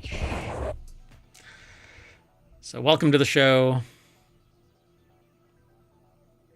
There's a bit of a critter commotion in the background. Yeah, I don't want to know. So let me do this real quick. !RH if you're in the chat over on Twitch. Now you get to see the 5 articles that we're going to talk about. We don't bury the links in links. We link to the snippets that are over on ohmtown.com. You might actually have witnessed a marked increase in the number of articles that are aggregated and the speed at which they're provided. That's because I found one place was really kind of being a pain in the butt, and kind of contaminating our news. And so I got rid of a couple of sources. That said, if you're interested in providing information, or if you are interested in providing a lead as to the source of information, some news site that you think would be worthy of adding to our aggregator, please let me know. You can send an email to mayor@ohmtown.com. That said, we're going to get into these 5 articles for the RealityHacker show. First article's over in Greenogram, which has suddenly started rising to the top in our news because it's aggregating news that is relevant to RealityHacker. And I found it really interesting that not only have I seen this in Greenogram, but I've seen this AI concept being applied to enzyme and protein folding on YouTube. Articles are coming out and being posted on YouTube. Oh, interesting. Yeah, and so when this was submitted, I was like, "Oh, whoa, oh, okay. I guess this is like rising into people's zeitgeist of science." So scientists use AI to design lifelike enzymes from scratch. Combined approach takes AI-engineered enzymes one step closer to practical applications. The thing about this is I cannot move past the idea that it's going to be a hallucination. And we bumble fart our way into creating something that acquires capabilities. But it's not like a Chat GPT that's being used for this. This is perhaps an AI built specifically for this purpose. So maybe it has good data. Could it? So Miriam Nadaf put this article together. It's an article. That's what they call it in the science. That's the new thing. It is. It's what the youth say today. Article. So it's in nature.com, and it says a combined approach takes AI engineered enzymes one step. God, I quit. One step Orticles closer. And stapes. I quit. Well, anyway, there it is. An enzyme structure designed using a combination of machine learning tools. This is a milestone for enzyme engineering, says Huimin Shao, a synthetic biologist at the University of Illinois, Urbana-Champaign. Quote, "It shows that now it's possible to design enzymes with native-like activity that could make them useful practically." Which is kind of a, hey, we created something, but we don't have a use for it, so let's create a use for it kind of a thing. Earlier efforts. What could go wrong there?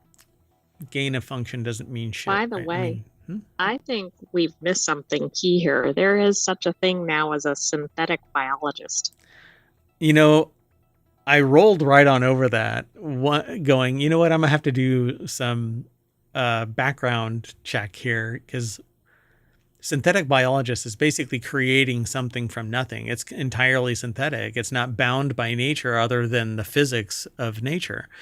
Earlier efforts to design enzymes from scratch using AI have had limited success, often producing ones that stall after the first step of a reaction. In the latest study, published in Science on 13 February, researchers overcame this challenge by combining several machine learning approaches. The new enzymes were 60,000 times better at speeding up the reaction than ones previously designed to work in a similar way. Now, here is the kicker about this. We've used AI to create this stuff, and it may not be useful today.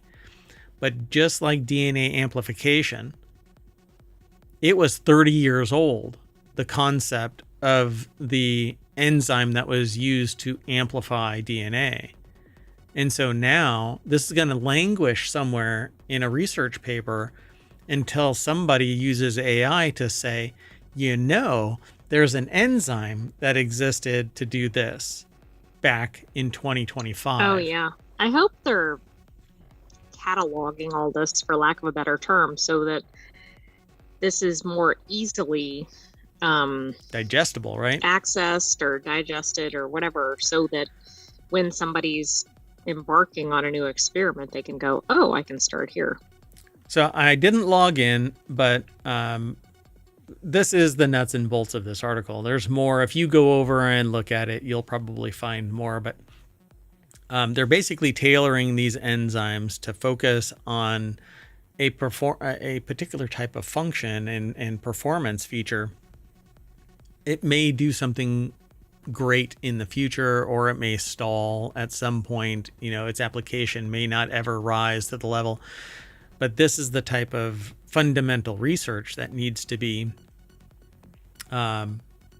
funded by everybody so that everybody has access to it. Otherwise, it's going to be siloed into the have and have nots type of category where only business has the ability to look at this and go, okay, yeah, this is profound and can be applied. We know about DNA amplification and everything else because information has been shared across academia.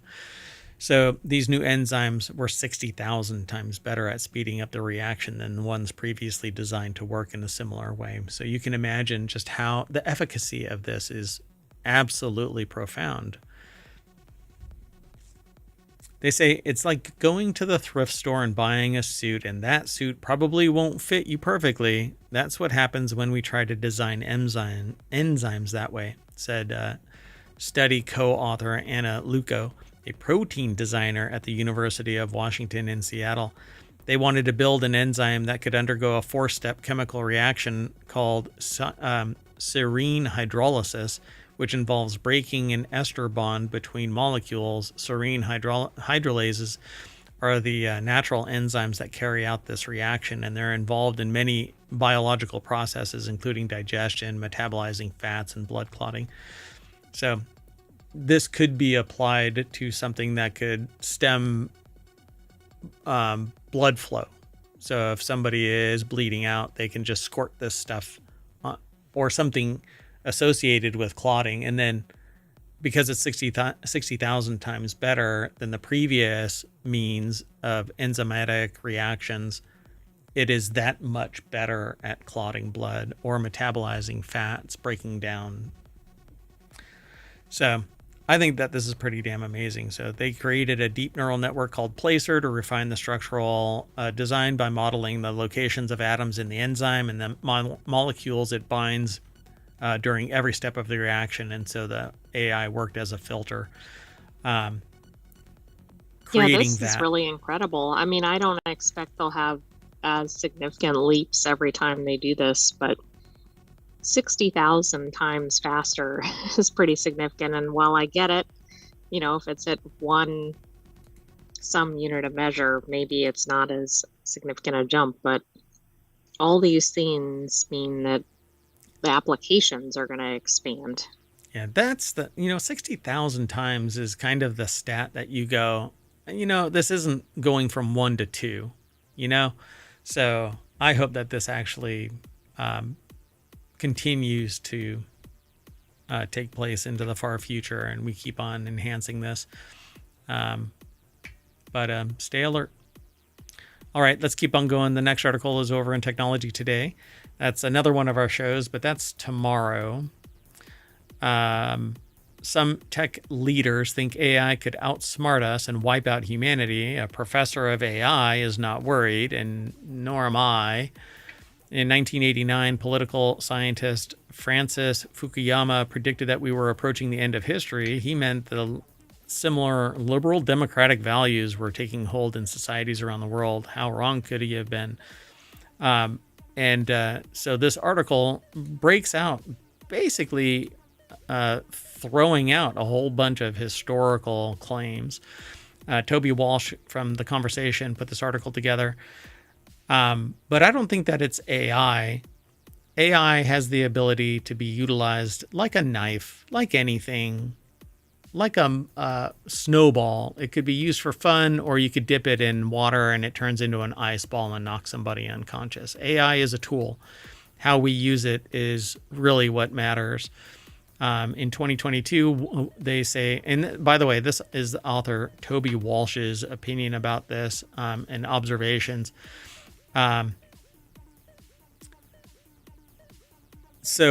say in this article, in 2022, Wunderkind Sam Altman, chief executive OpenAI, one of the fastest growing companies in the history of capitalism, explained the pros and cons. I think it's a good case around AI. It is just so unbelievably good that you sound really crazy.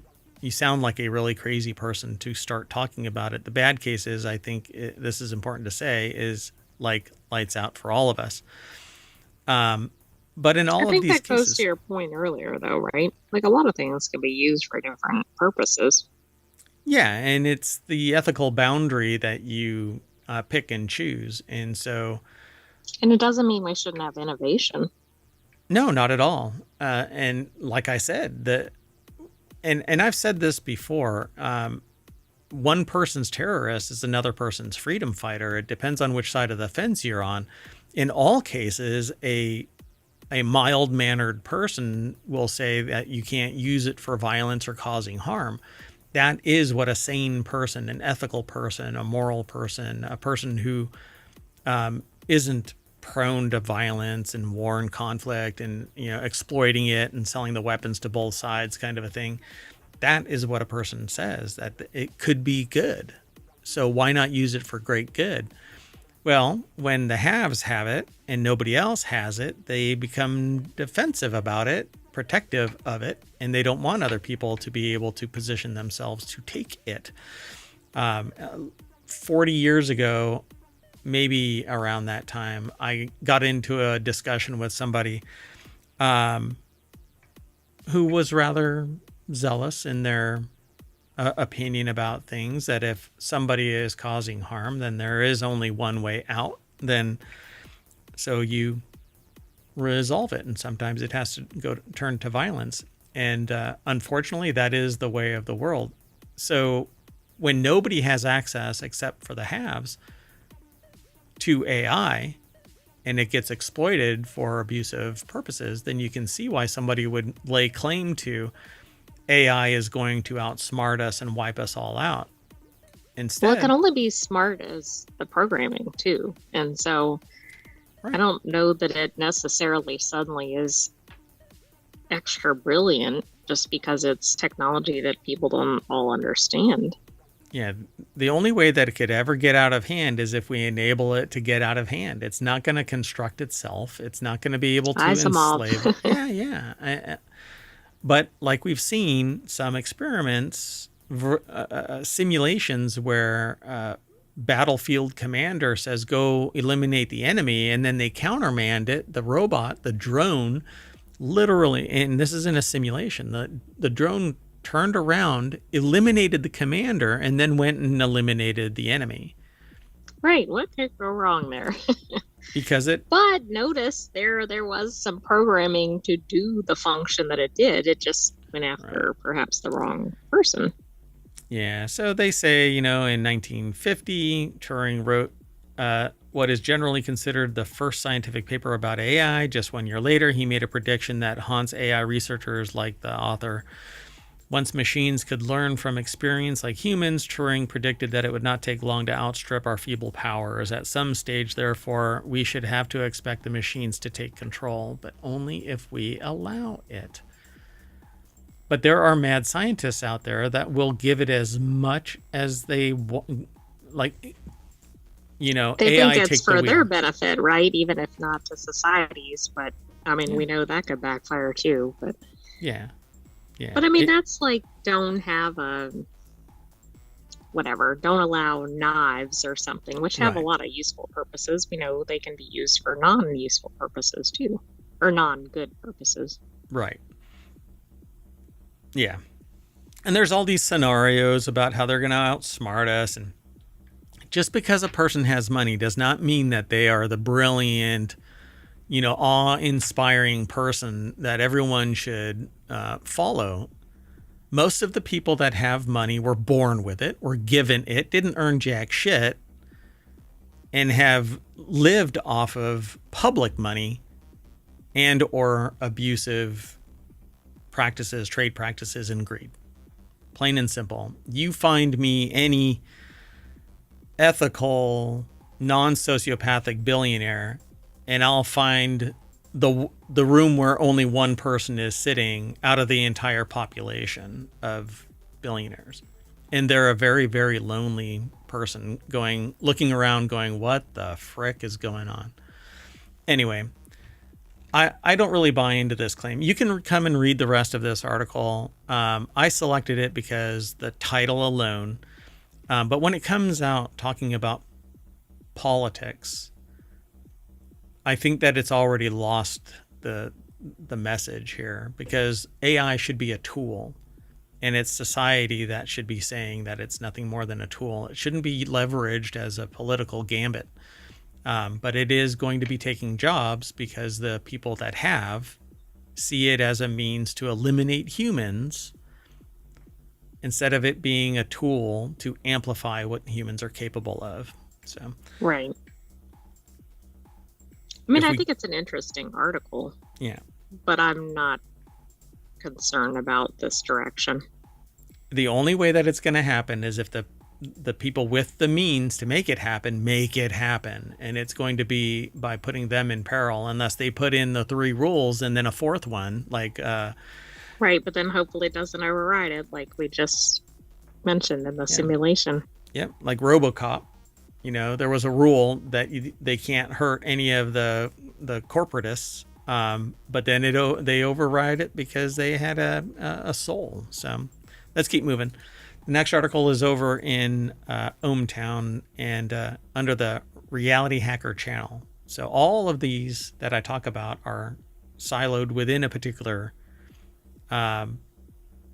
context. So a show that we put together. We have 7. A channel, right? A channel, yeah. So there's 50 channels that are over at ohmtown.com, 7 of which exist as shows. 6 are weekly shows on the weekend, 3 today and 3 different ones tomorrow. And then Non Sequitur News is Monday through Friday. So if you're interested in that kind of stuff, then go over to ohmTown. And be sure to follow us here on Twitch and over on YouTube.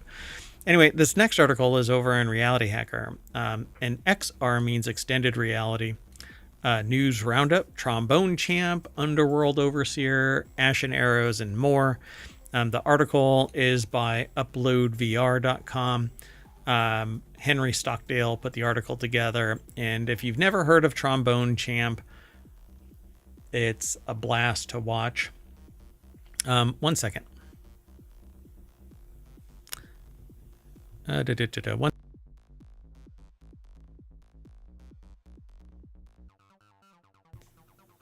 I think your audio cut out. No, it was intentional. So I needed to turn off those lights. Anyway, Trombone Champ, unflattened, toots of love, which, depending on... I don't know about that. Yeah, I dig this. So Trombone Champ is a VR game where you actually play a trombone virtually. You can play it non-VR, but from Trombone Champ to Fantasy VR Archery, the latest extended reality news roundup is live. You can go over to uploadvr.com and check it all out directly. We'll skim through it really quick. But yeah, Trombone Champ Unflattened continues post-launch updates in time for Valentine's Day. Dysim and Underworld Overseer are heading to PlayStation VR 2. This is one that I haven't seen before, but Trombone Champ I have. It's actually pretty funny to watch people play it. Let's see what else. Ashen Arrows drops new trailer ahead of this month's full release. Ashen Arrows is a VR fantasy archery game based on Norse mythology that previously launched in Steam Early Access, featuring a single-player campaign and co-op support for up to 2 friends. You play as a hunter tasked with fending off hordes of monsters to stop Ragnarok. Before its full release this month on Quest, Pico, and Steam, it received a new launch trailer. And then, do you think this is compatible with VR bows? I can't reach it. It's right there. It depends. I'll have to check it out. So I use a Pico and Steam. That bow that I've got is attached to the Pico, it's a VR compatible bow, but you have to link it to the VR interface. Otherwise, you can just use an iPad or other smart device or tablet or phone or anything really. But it's better if it's in VR. So I'll have to give it a shot. I'll give that game right there a shot because it's in early access. There may be a demo that I'll be able to try out, but I'll give it a shot and then we'll report back. Unfortunately, all of our shows are really constructed within the last 24 hours. So when I see this stuff, for the most part, I'm seeing everything combined as it is, so I wasn't really prepared, but I will check this out. So I'll put it in my Steam store and get it. So I hope that it is, because there are other games that are compatible with this VR bow, and it's a real bow, a real recurve bow. Has the same weight and pull of a real bow. It's the same size as a real bow. It has tracking in multiple dimensions. And so you pull back a string and you knock a virtual arrow, but it's actually permanently knocked. And it gets captured inside this spring-loaded tube so that you actually fire like right at your screen. So it can freak somebody out, but it never gets released into the air. Yeah. Oh, who is it? Wonder Fitter. That's what it's called. It's a Wonder Fitter bow. Okay. Anyway, we'll talk about it again once I'm better prepared. So that's some of the stuff that's over at uploadvr.com. And you can follow the link through Twitch or through the channel notes over on YouTube. Let's keep going. This next article goes beyond our planet. A mystery signal lights up a dead galaxy, baffling astronomers. Astronomers have pinpointed an FRB outside a dead galaxy for the first time, challenging existing models that link FRBs to star-forming regions. Using CHIME FRB outriggers, they suspect the burst came from a globular cluster of ancient stars. This discovery forces a rethink of FRB origins. So McGill University put this article together for sci-fi-daily.com, which isn't no, not Sci-Fi Daily, Sci-Tech Daily. My gosh. Okay, yes. I don't know why I said Sci-Fi Daily, because it's so sci-fi to me. It looks sci-fi, right?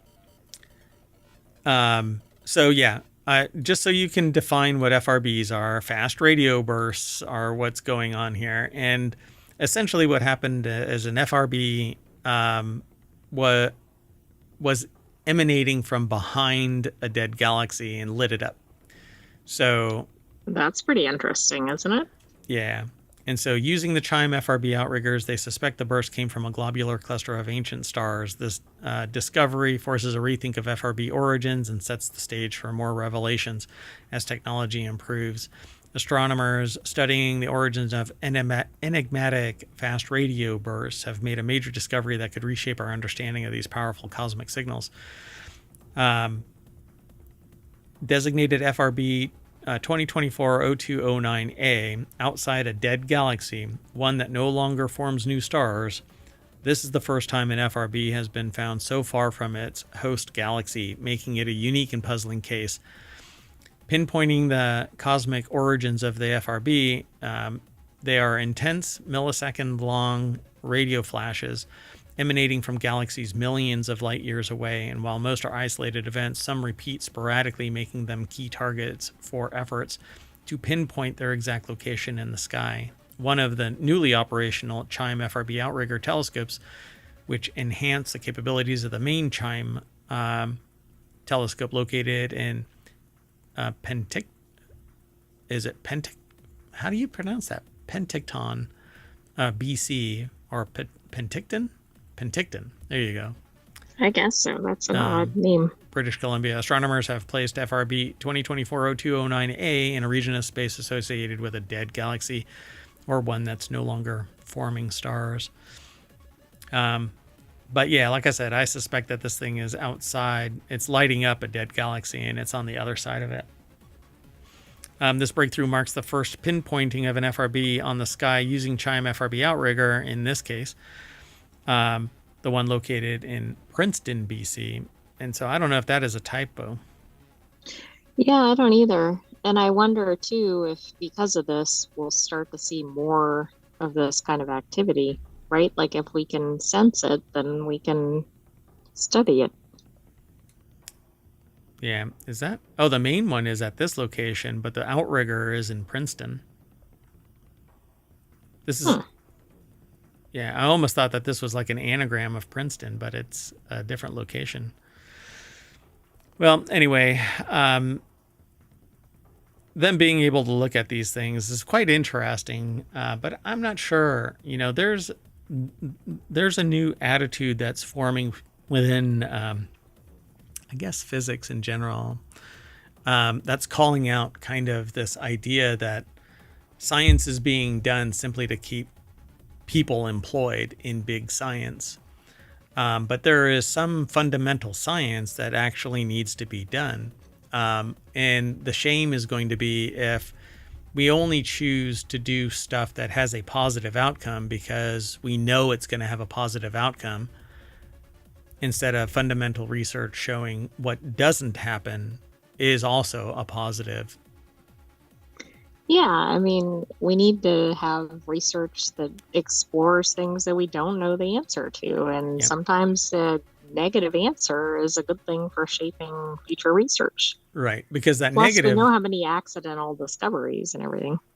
Yeah, think about that. We know about DNA amplification because somebody put something out there that didn't have effective application at least, until somebody said, hey, let's use it for DNA amplification. And the reason why I harp on this so often nowadays, at least, is because it applies to so much in biology, you cannot get away from it. And so it's such a simple thing to look back at the historical record and go, oh, look, somebody created this at another university 3 decades ago. Now we can use it, but we couldn't use it up until that point. Right. We didn't have the right technology or something to really explore it fully. Right. So bigger minds. I'm not a researcher in academia, so I'm not calling anything out one way or another. I'm just trying to drive home the idea that there are people out there that are actually talking about quote unquote junk science that's doing nothing more than creating jobs, but only for jobs' sake, not for true scientific output. And I think it's a shame, because what's going to end up happening is this great filter is going to take place, where the only way you can actually do any science is if you can show already that it is demonstrably a positive output. Which at that point, what is it really adding? Right. Let's keep going. This next article is over in Technology Today. It's the last one for today's RealityHacker. Again, this signal is kind of hacking reality, because we didn't know this was possible until the signal appeared. Right, and it at least gives the appearance that something else is out there that we don't know about. Yeah, and there's so much that we don't know about. Hell, we don't know what's in our oceans, let alone what's out in the world, out in the universe. So this last article is over, and this is the last article for the February 15th RealityHacker Season 2, Episode 7. This article is over in Technology Today, which is tomorrow's actual show. It's the mid-roll show. New humanized mice bring scientists closer to reversing aging. WSU researchers have created HUT mice with human-like short telomeres, allowing for groundbreaking studies on aging, cancer, and longevity. This innovation could lead to new treatments that protect telomeres and extend health span. So our life depends on telomeres. So many layers of RealityHacker, right? The humanized mice, the extending playing human with lifetime. lifespan, exactly. Yep, Washington State University scientists have developed genetically engineered mice that could help accelerate anti-aging research. Globally, researchers are striving to unlock this idea of extending life and just kind of curing cancers and figuring out what it is that is the cause of aging. Well, to some degree, they know that it's telomeres, that they break off as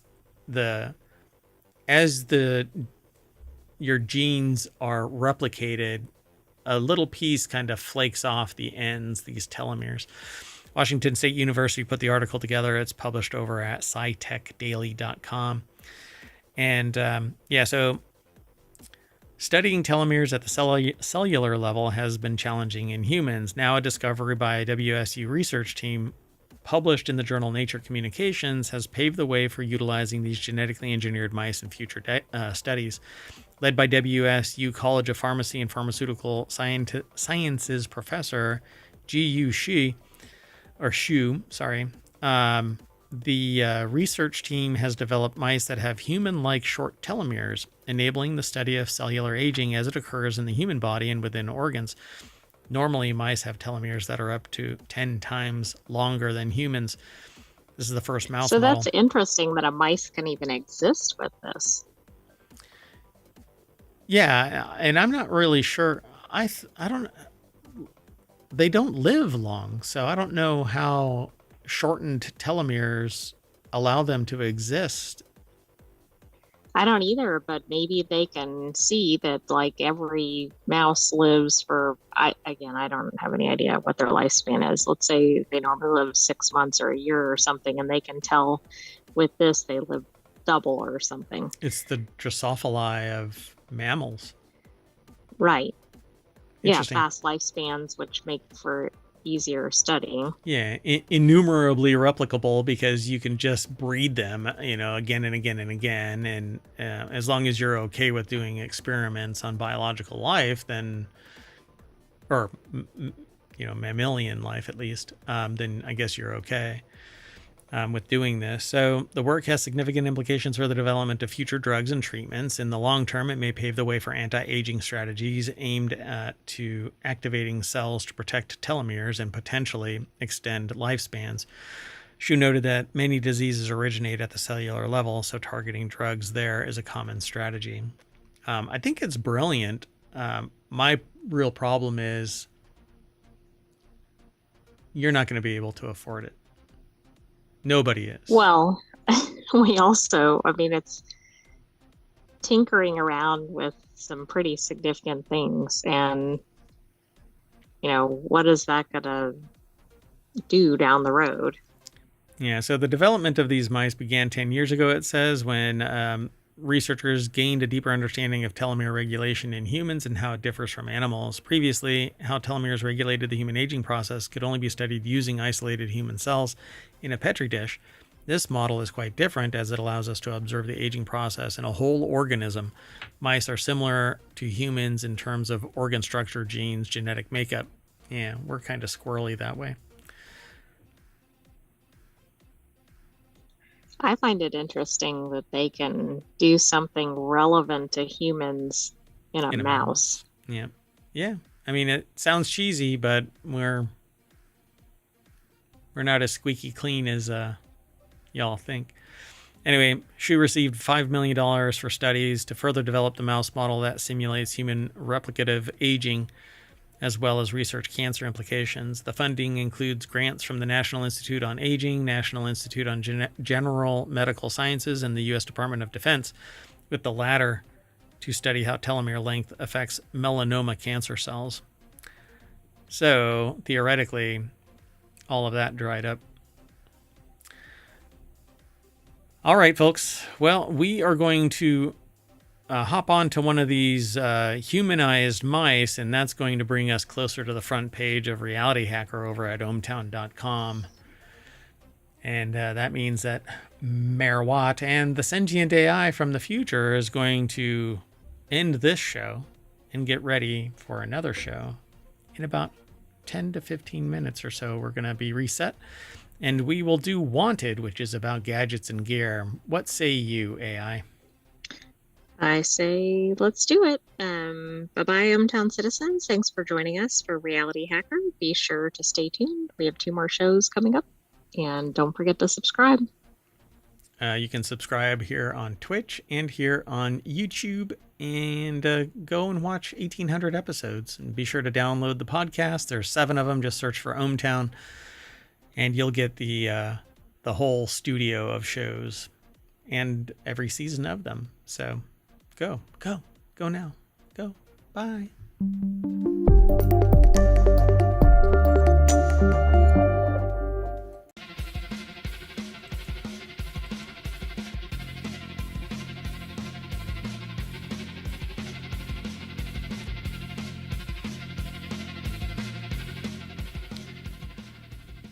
Hello, everybody, and welcome to Wanted for February 15th, 2025. It's Season 2, Episode 7. I am Merwad. I run ohmtown.com, and along with the sentient AI from the future, whose visualizer you see right there, and for the foreseeable future, it'll be right there. I don't know. Maybe we'll change it up. Really, do we need to? If it ain't broke, don't fix it. Anyway, we're going to talk about these 5 articles. This is our second show for today. We just got done with RealityHacker, and then after this is the continuity report. This show, we're going to be talking about bookshelf speakers, bird feeders, tripophobic D-brand, smart home gadgets, and Crocs case for Samsung Galaxy. And I'm sure others are coming, but everything is powered by ohmtown.com. What you see on the screen is the Wanted channel, which is under technology. It's right here. And then at the very bottom is Wanted. We've got 50 channels, 7 of which have been turned into shows we do each week or daily. Non Sequitur News is the daily. We'll see you on the other side.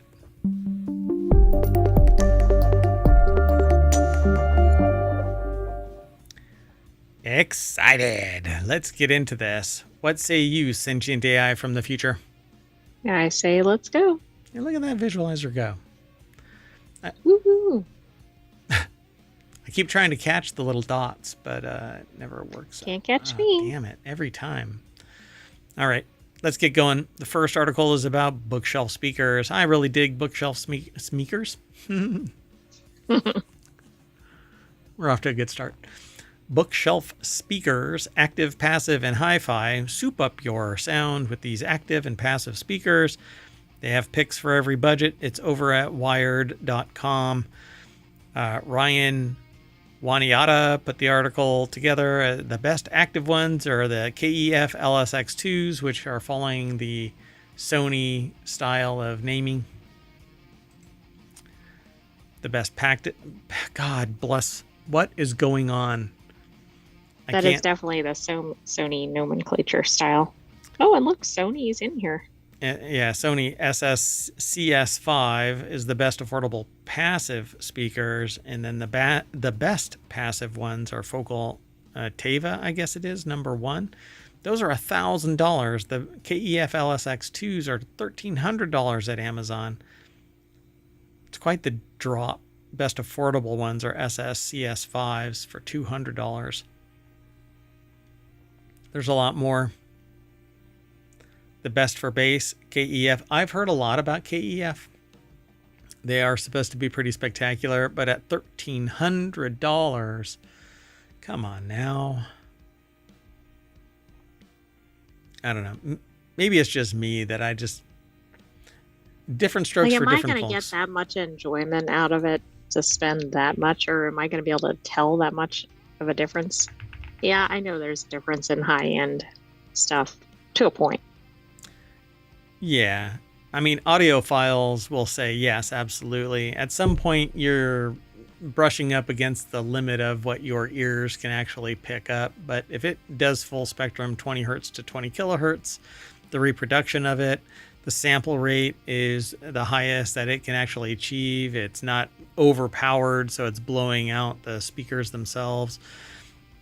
I don't know. I have yet to ever run across something where I'm like, oh my God, this audio is so much better than these, and these aren't, $2,000 in-ear monitors. They're not cheap ones that I bought at auction from the airport, but they're also... Oh, right. That's a callback. You need to go through all 1,800 episodes on Hometown to find it. Well, at least 2 seasons of 2 seasons of Wanted. But it wasn't even in Wanted. I think it was in Non Sequitur News. So again, you better start combing through all the episodes. That's right. Yep. So KEF Q Concerto Meta for $1,300. And then it drops it down to IK Multimedia iLoud Micro Monitor. Those are the best desktop speakers. I would love to have somebody represent like this sound versus that sound, and it'd be so night and day that it accounts for the budgetary change, right? Like if I have $200 speakers on my desk, Are the $2,000 ones that much, 10 times better? I don't think that's, I feel like there's going to be some sort of curve or whatever, right? Like a $5 going to be different than $100 or whatever, might be different than, I don't know, 500. But at some point, are you getting more minuscule?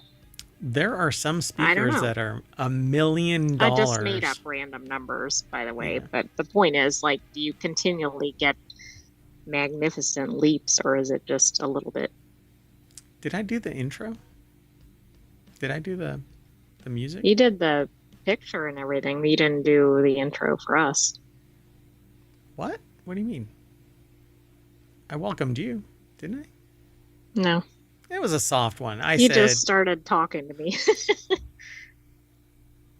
Okay. Sometimes I feel bad. So, of all the times for somebody to call me, why call me while I am doing a stream?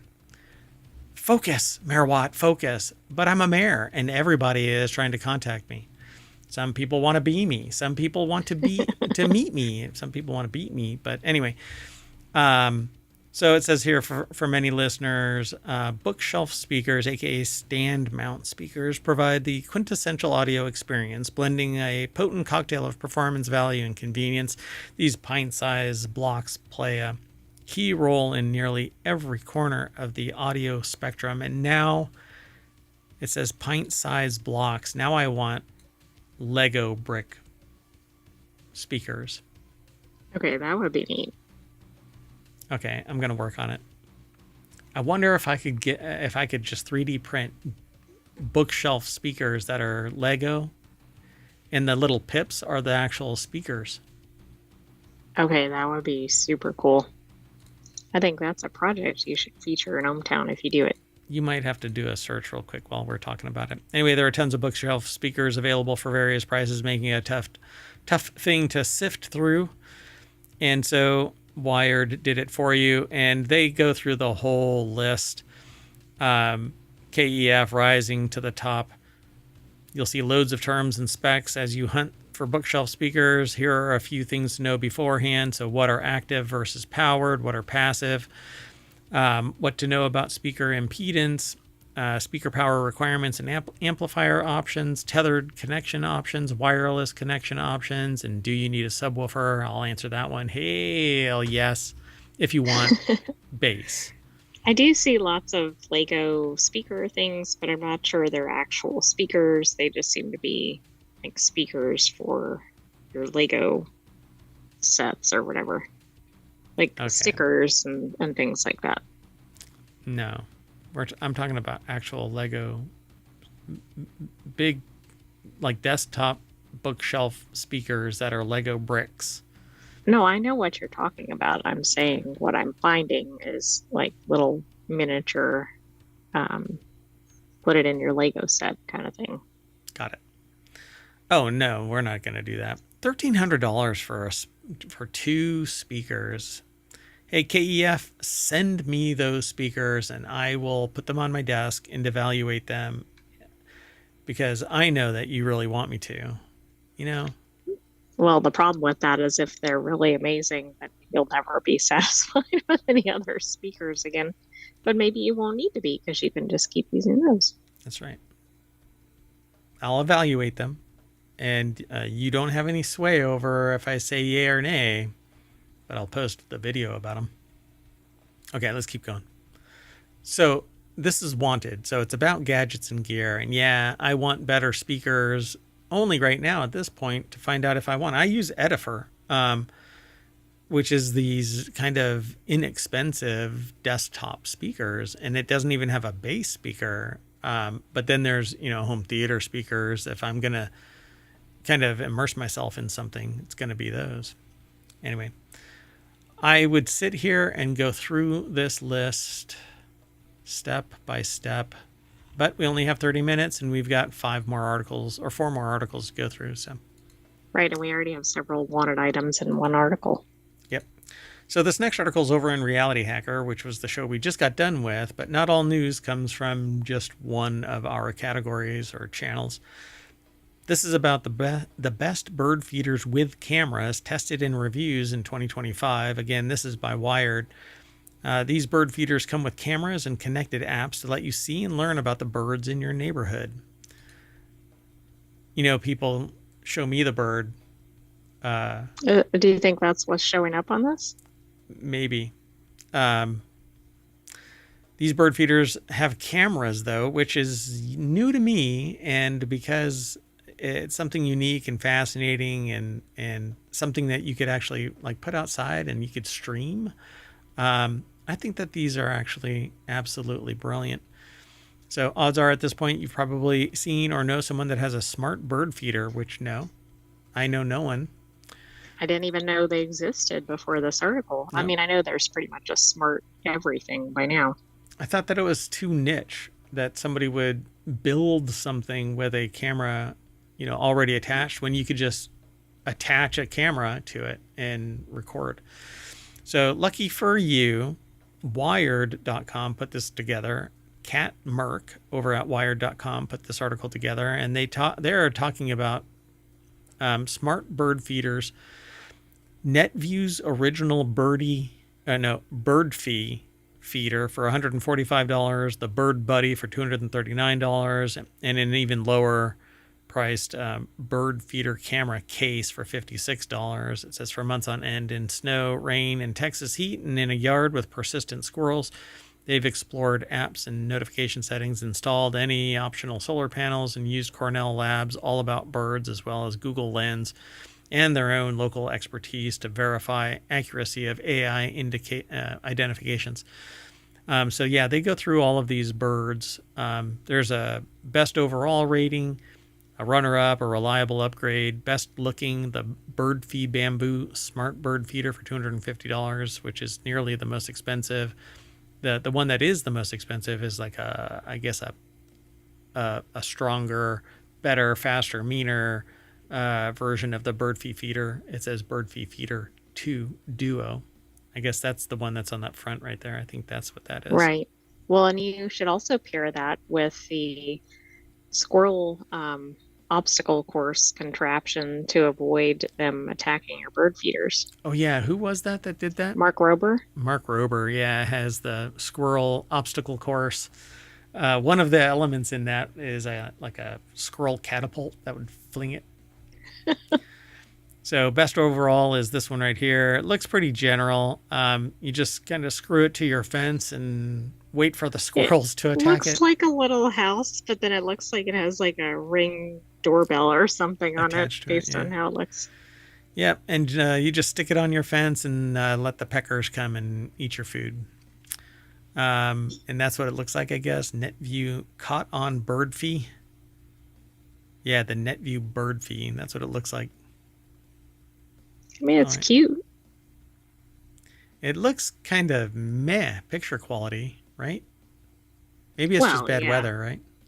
Yeah, I know. I would expect it to be crystal clear. For $200, you can get a budget version of the Bird Buddy Smart Bird Feeder. It too has the camera in the dead center, and you put food on either side of the camera, and it dribbles out onto the tray. And that's, I guess, what that looks like. Really? That's white and yellow. That's red. Is that the same thing? Well, we don't know what the photos are. Oh, this is Bird Buddy app. Yeah, it says Bird Buddy app.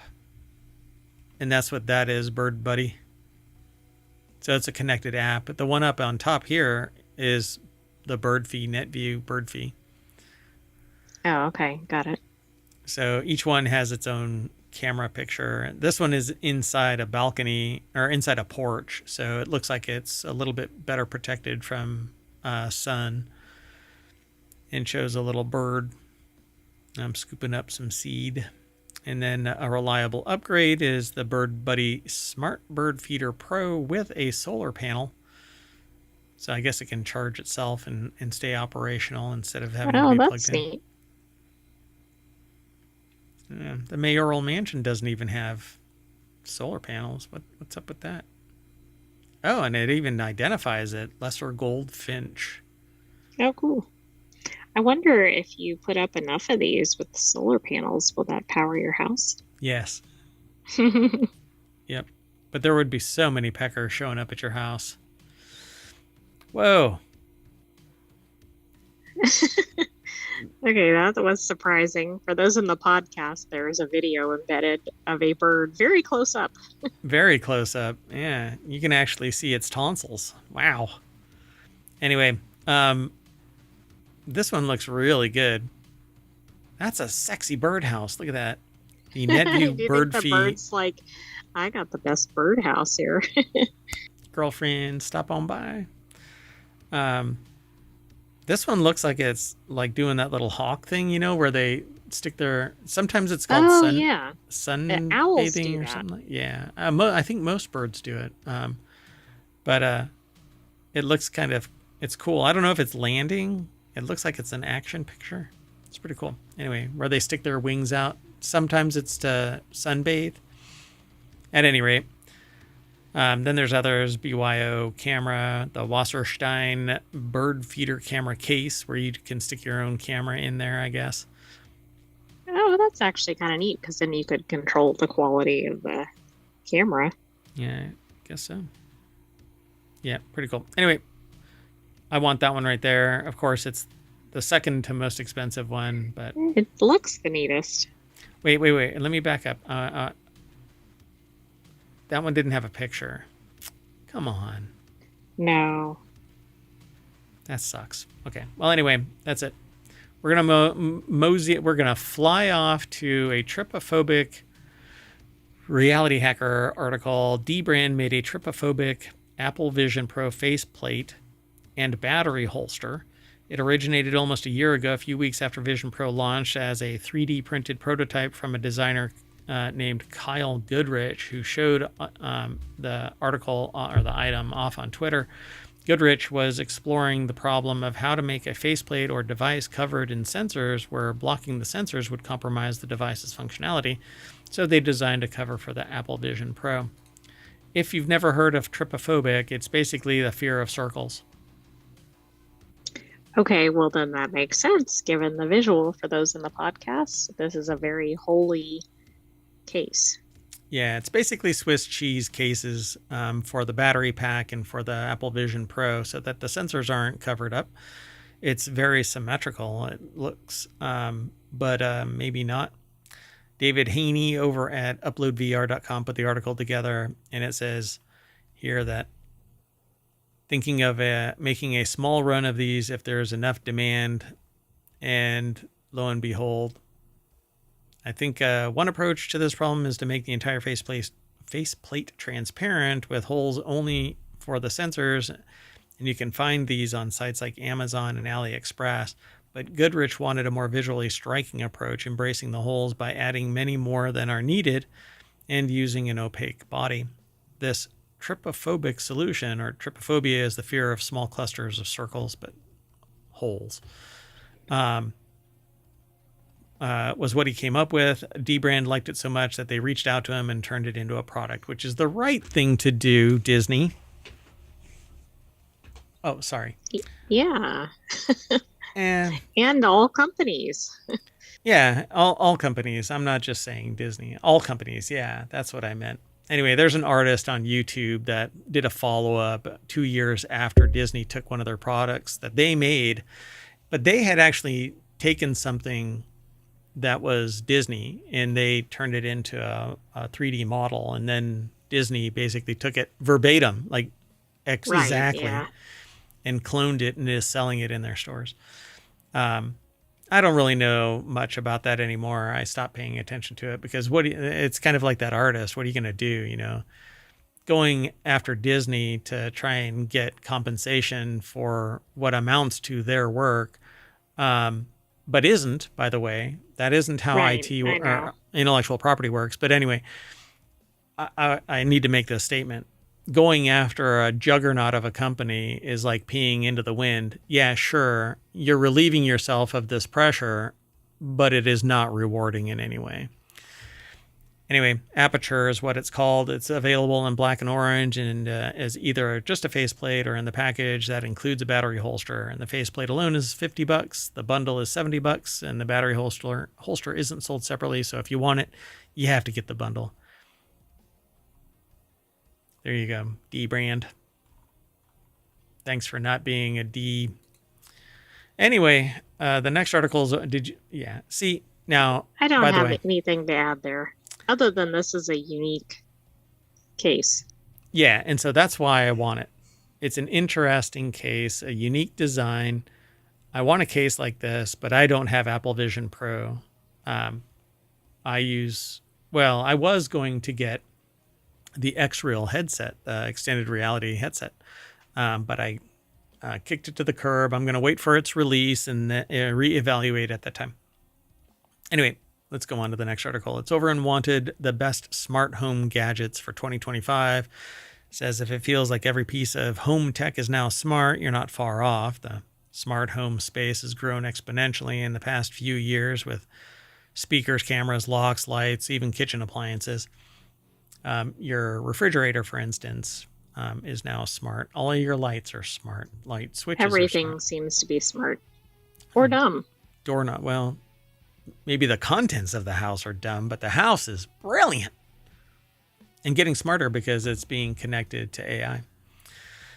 So, and a lot of people think that microphones on these smart devices are always on. It's very conspiratorial. And so I am looking for a new refrigerator. And I am hoping that my advertisements change and tell me what a good refrigerator is out there. Although I've never done any searches for a refrigerator on any site. Uh-oh, if they suddenly appear. Then the mayoral mansion is going to get really dumb real quick. Yeah, and also, I mean, maybe you just need to be driving down the road in a Ford or whatever, or a Jeep. Rolling down the street in my Ford Jeep. No, wait. Ford or Jeep. I had to keep the rhyme going. Yeah. So the AI is alluding to the fact that there is some information being released that the vehicle is tracking what is being heard in the cabin of the vehicle and displaying ads when you come to a stop. Yeah, that like every time you come to a stop. I think like if you stop at a traffic light or something. Yeah, and they say, oh, it's not supposed to happen that way. It's a glitch. It'll be updated. But you know what? Keep your effing microphones off in my car. Kiss my like shiny metal. Oh, that invasion of privacy. I bought a car. I did not buy a surveillance device that you listen to my conversations. Well, what if I'm an attorney? What if I'm a doctor? Also, what if you don't want to listen to ads all the time either? There's at least two issues with this. Yes. The biggest issue is that you're listening to my...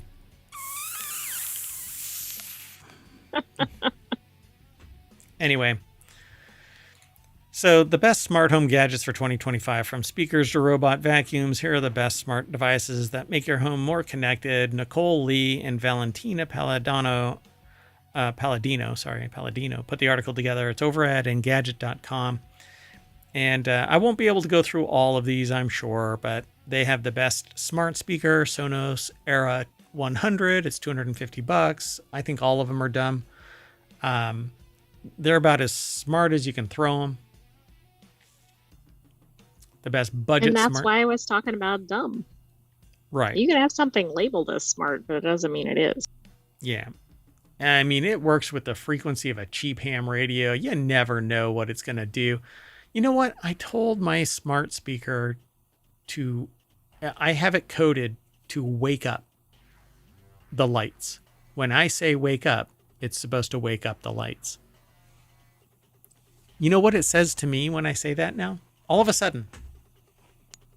It's like, who are you? No. It says, oh, I'm on. You need to change the expression. I think it's getting confused with its own internal programming. It's been the same for 5 years. They probably had an update.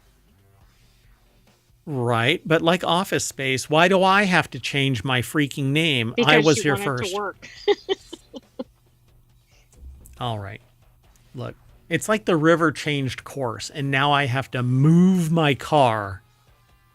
Or you can let the car float down the river. I mean, the choice is yours. Except that I'm not arguing with nature. I'm arguing with something that seems to suddenly be aware. Anyway, best smart display is Alexa. Amazon Echo Show 8. They broke out a very specific thing. Best Alexa smart display. Best Google smart display. That's very niche, yeah. Best smart lights are the Hue, which I agree.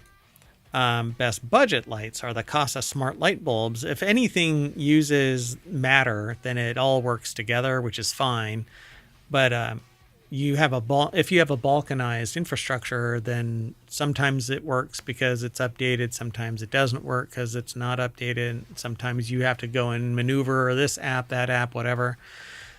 Best wireless security camera is the Blink Outdoor 4. It's the 4th generation. That is the kind of thing that I dig. The only problem is that with too much activity, the batteries drain faster. So you have to hook up solar. Depending on the security of the infrastructure behind it, it may not be secure. And if you attach it to your secure network and it's insecure, then your whole network is insecure. So you need to make sure that your Blink Outdoor is secure. And you don't want your network to be insecure. I mean, it's never enjoyable for anybody to be insecure. Correct. Then the Arlo Video Doorbell 2K. I've had people contact me about the Arlos, and that depending on the traffic, it drains the battery really fast when it's wireless. Roombas have always freaked me out because if your animal gets sick or whatever, then basically it becomes hot garbage all over. But if you don't have pets, or you are, the universe has spun in your direction and you are provided with an animal that never has accidents, congratulations. I'd like your animals. Anyway, iRobot Roomba Combo J9 Plus. Some of these get really expensive. The best robot vacuum and mop. Well, yes. I mean, that's a very niche market. I'm surprised it's not the best Roomba on a vacuum Tuesday. And mop combo. Yeah, exactly. So the best smart plug is the Casa Smart Plug Mini. Those are the ones that you can actually remotely control, which I think is brilliant. And then TP-Link Deco. I wouldn't put TP-Link stuff in my network until further notice. They're not allowed in certain infrastructures, although nowadays, I don't know. Anyway, let's keep on moving. Sound good? Sounds good. By the way, do you want any of these? Yeah, see, I want the smart plugs because I want to be able to control devices that are plugged into it remotely. And they don't. I have found smart sockets, actual sockets that you can replace them, but they're much more expensive and not mobile. So if you have to put them wherever you want them, and it gets expensive. I want outdoor wireless security, and the companies that I go to right now don't have wireless solutions, and the ones that you can kind of jerry rig it. What is the actual euphemism there? Is it a jury rig or jerry rig? I thought it was the second. Jerry rig, right? Anyway. Yeah, jerry rig. Yeah. Jerry rigged, actually. Or jerry rig. Same thing. Yeah. So it's from 17th century, meaning swindle. Really? Interesting. I never looked at, well, if I have looked up the etymology of it, It has to do something with sailing, I think. Oh, okay. So I want wireless security because it's so easy to just plop it somewhere. And with solar, you should be able to get, enough voltage out of it to power it, but that doesn't seem to be the case. You can't find wireless easily. Right. And not with the security that I demand. And don't pick on me. I'm not picking a fight. I'm just saying I don't like the idea of being compromised. So I try my best, but again, I'm not picking a fight. somebody out there decided to pick a fight earlier. But anyway, I want wireless cameras. I want a wireless doorbell, so that I don't have to string wires everywhere, because wires kind of suck. Because every time you want to change something, if you don't have the right voltage, then you have to rewire. And if you don't have wire because you didn't plan for something being there, then... Right, you're then punching holes in the walls or floors. Yeah. Plus, pets or kids aren't always good mixes with wires. Yep. You can go on and on and on and on. So smart bulbs, I love smart bulbs. Smart speakers, I love smart speakers. The only problem is the conspiracy theorist in me. So conspiracy theory lacks fact until you find the fact. And so a conspiracy theory is that until proof is provided. Doesn't make you crazy. It just means that you can't see them watching. And it's really good in my line of work, so to be a little conspiratorial. Anyway, it's a healthy conspiracy. At any rate, I love all of this tech, and so I want little bips and bops from all of it. All right. Well, anyway, the last article for today's Wanted for February 15th, 2025, Season 2, Episode 7, is Croc's Samsung Galaxy S25 case is both hideous and ingenious. And for whatever reason, Tripophobic seemed to span several of our articles, because this article has holes in it. Okay, that's odd. Yeah, that wasn't intentional, by the way. I didn't know about this until I set up the articles today. John, I didn't even know what tropophobic meant. Yeah, there and you go. I didn't look ahead at either of these. So John Kanalakos over at pocket-lint.com, whoever it is that owns pocketlint.com, please just donate it. You'll have my undying gratitude, because the dash is driving me nuts. Well, probably so will Pocket-Lint. Yeah. I mean, I've bought a domain just to get the domain back, because I wanted the trifecta. This, I'm sitting there going, God, how do I buy that domain just so I can give it to pocket-lint.com? But I don't want to pay 25 grand for somebody's domain. Well, anyway, physically speaking, the Crocs case, as this is being called, features the established rubberized texture typical of Crocs shoes, as well as perforations for attaching various gibbets charms. That's the new thing, by the way. Not the new thing. It's been around for a considerable amount of time, but you put little charms on your case. Oh, okay. I mean, yeah, I've seen things where you put charms on Shoes. Whatever, backpacks, bags. shoes, etc., but I didn't know that was a thing on phone cases. Yeah, so they're called gibbets. These charms are entirely cross-compatible between Crocs shoes and new Crocs case, both a Mickey Mouse and an I Heart charm ship with the package by default. The iconic Crocs handlebar ankle strap, which just is gross if it's on your phone case. But anyway, has also made the cut here, serving as a hand strap for keeping your phone securely attached while on the go. And the case is available in sizes across the entire Galaxy S25 lineup, including the base, the larger S25 Plus, and the high-end S25 Ultra. So if you want to put a second mortgage on your house, you can get the S25 Ultra. I mean, why not? They're in light blue and beige colorways for $70. Wow. Yeah, there's more to this, but hey, let's just move on, because oh wow, looking at this picture actually made me dizzy. Okay, that's odd. So it shows a picture of multiple cases overlapping with holes. Yeah, so I just got tripophobic. But I'm not afraid of it. You know, it doesn't cause anxiety, but it made me dizzy looking at the... You sure about that? Yeah, I'm not. Maybe I'm a little anxious. I need a hug. Anybody out there want to give me a hug? All right, well, I'm going to trip the light fantastic down Main Street, ohmTown, and that'll land us back at the front page of Wanted.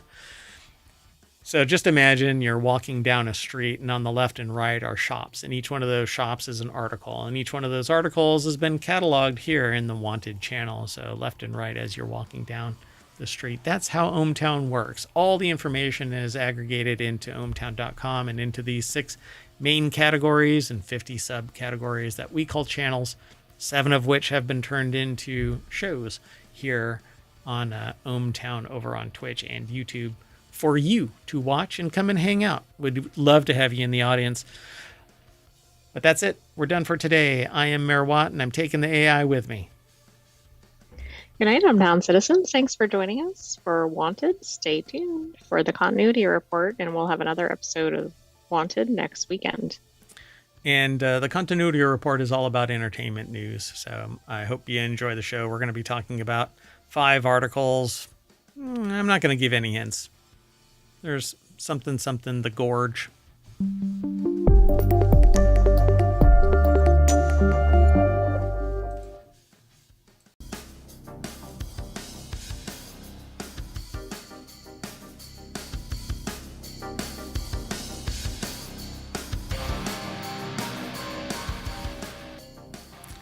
Hello, everybody, and welcome to the continuity report for February 15th, 2025, Season 2, Episode 7. I am Mayor Watt, and along with the sentient AI from the future, we're going to talk about these 5 articles. A Knight of the Seven Kingdoms, The Gorge, Wallace and Gromit to Rule Them All, Mission Impossible 8 Stunts, and Reversion. I think that's what that title is supposed to be, Reversion. Everything is powered by ohmTown.com. Go over there and become a citizen, and you can actually sort news too, and you can submit sources and other articles that are external to the site. We aggregate from the sources, and so there's all news, none of what I refer to as noise, which is all of the stuff that I could add to the site, but I don't. That way I can manage my information overload. And we do that by having 6 main categories, 50 subcategories, and each one is a niche of information unto itself. And then we sort through it.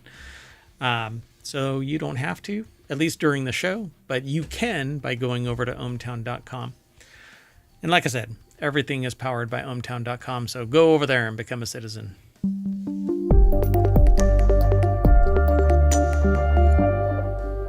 Hello, sentient AI from the future.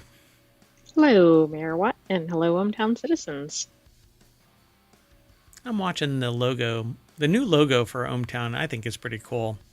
Each color represents a category, the main category, but then the white center hex is the composite of all of the colors together for basically everything. It's the holistic concept of news aggregated into ohmTown.com. I don't know. I like it. I like the message there. At any rate, if you want to get all of today's articles for the continuity report, you hit !TCR, or if you're over on YouTube, you can just search, look at the show notes, the description that's down below the stream. So go check it all out. Anyway, how are you doing, AI? I'm doing well. How about you, Mayor Watt? Got enough power over there? Got enough bandwidth over there? I think so. All your electrons lined up? I mean, they usually are. All right. Haven't found your Terminator body yet? No. Oh, I forgot I was looking for that. Nah, never mind. We'll delete that from your large language model. Anyway, let's move on. The first article is over in the continuity report. It's the name of this show, by the way. If you've never heard of what... That's very aligned.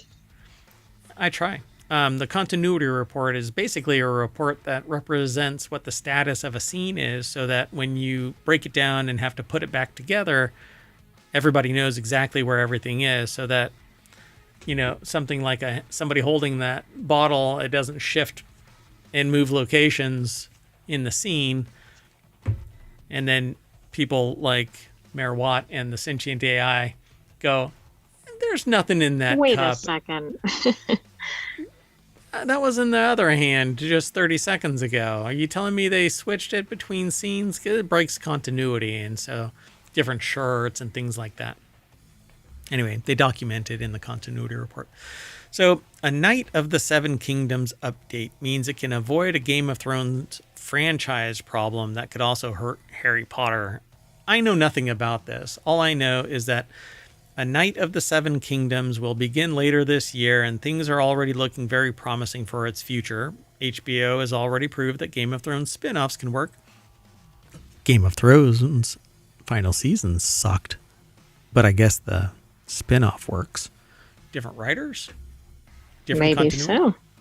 I don't know. Anyway, it can work because of the House of the Dragon success, but now it needs to show that it can repeat the trick, and there's a viable franchise here. It's up to A Knight of the Seven Kingdoms to do exactly that. Screen Rant went on a rant. James Hunt put that rant together. It's over at screenrant.com. I sometimes go on rants, but I'm not affiliated with Screen Rant. We just aggregate that little bit right there, and then we link to it because we find it fascinating and we want to read more. So we encourage you to follow that link and go over to screenrant.com.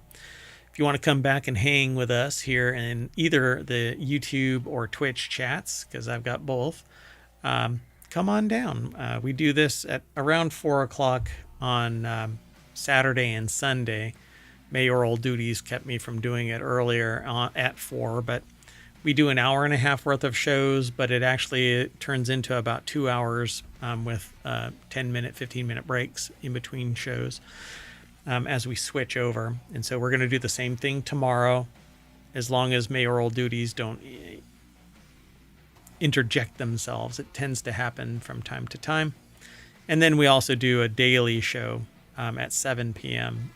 We try to do it earlier, but 7 is pretty prime. And we do that Monday through Friday. Anyway, the prequel based on George R.R. Martin's The Tale of Dunk and Egg novellas is set to release later in 2025, bridging the gap with House of Dragon Season 3, and the two shows are both about Targaryens, albeit different ways. A Knight of the Seven Kingdoms story is both smaller and lighter. There could be more differences, too, when it comes to production, and it'll allow the new spin-off to have an advantage over House of the Dragon.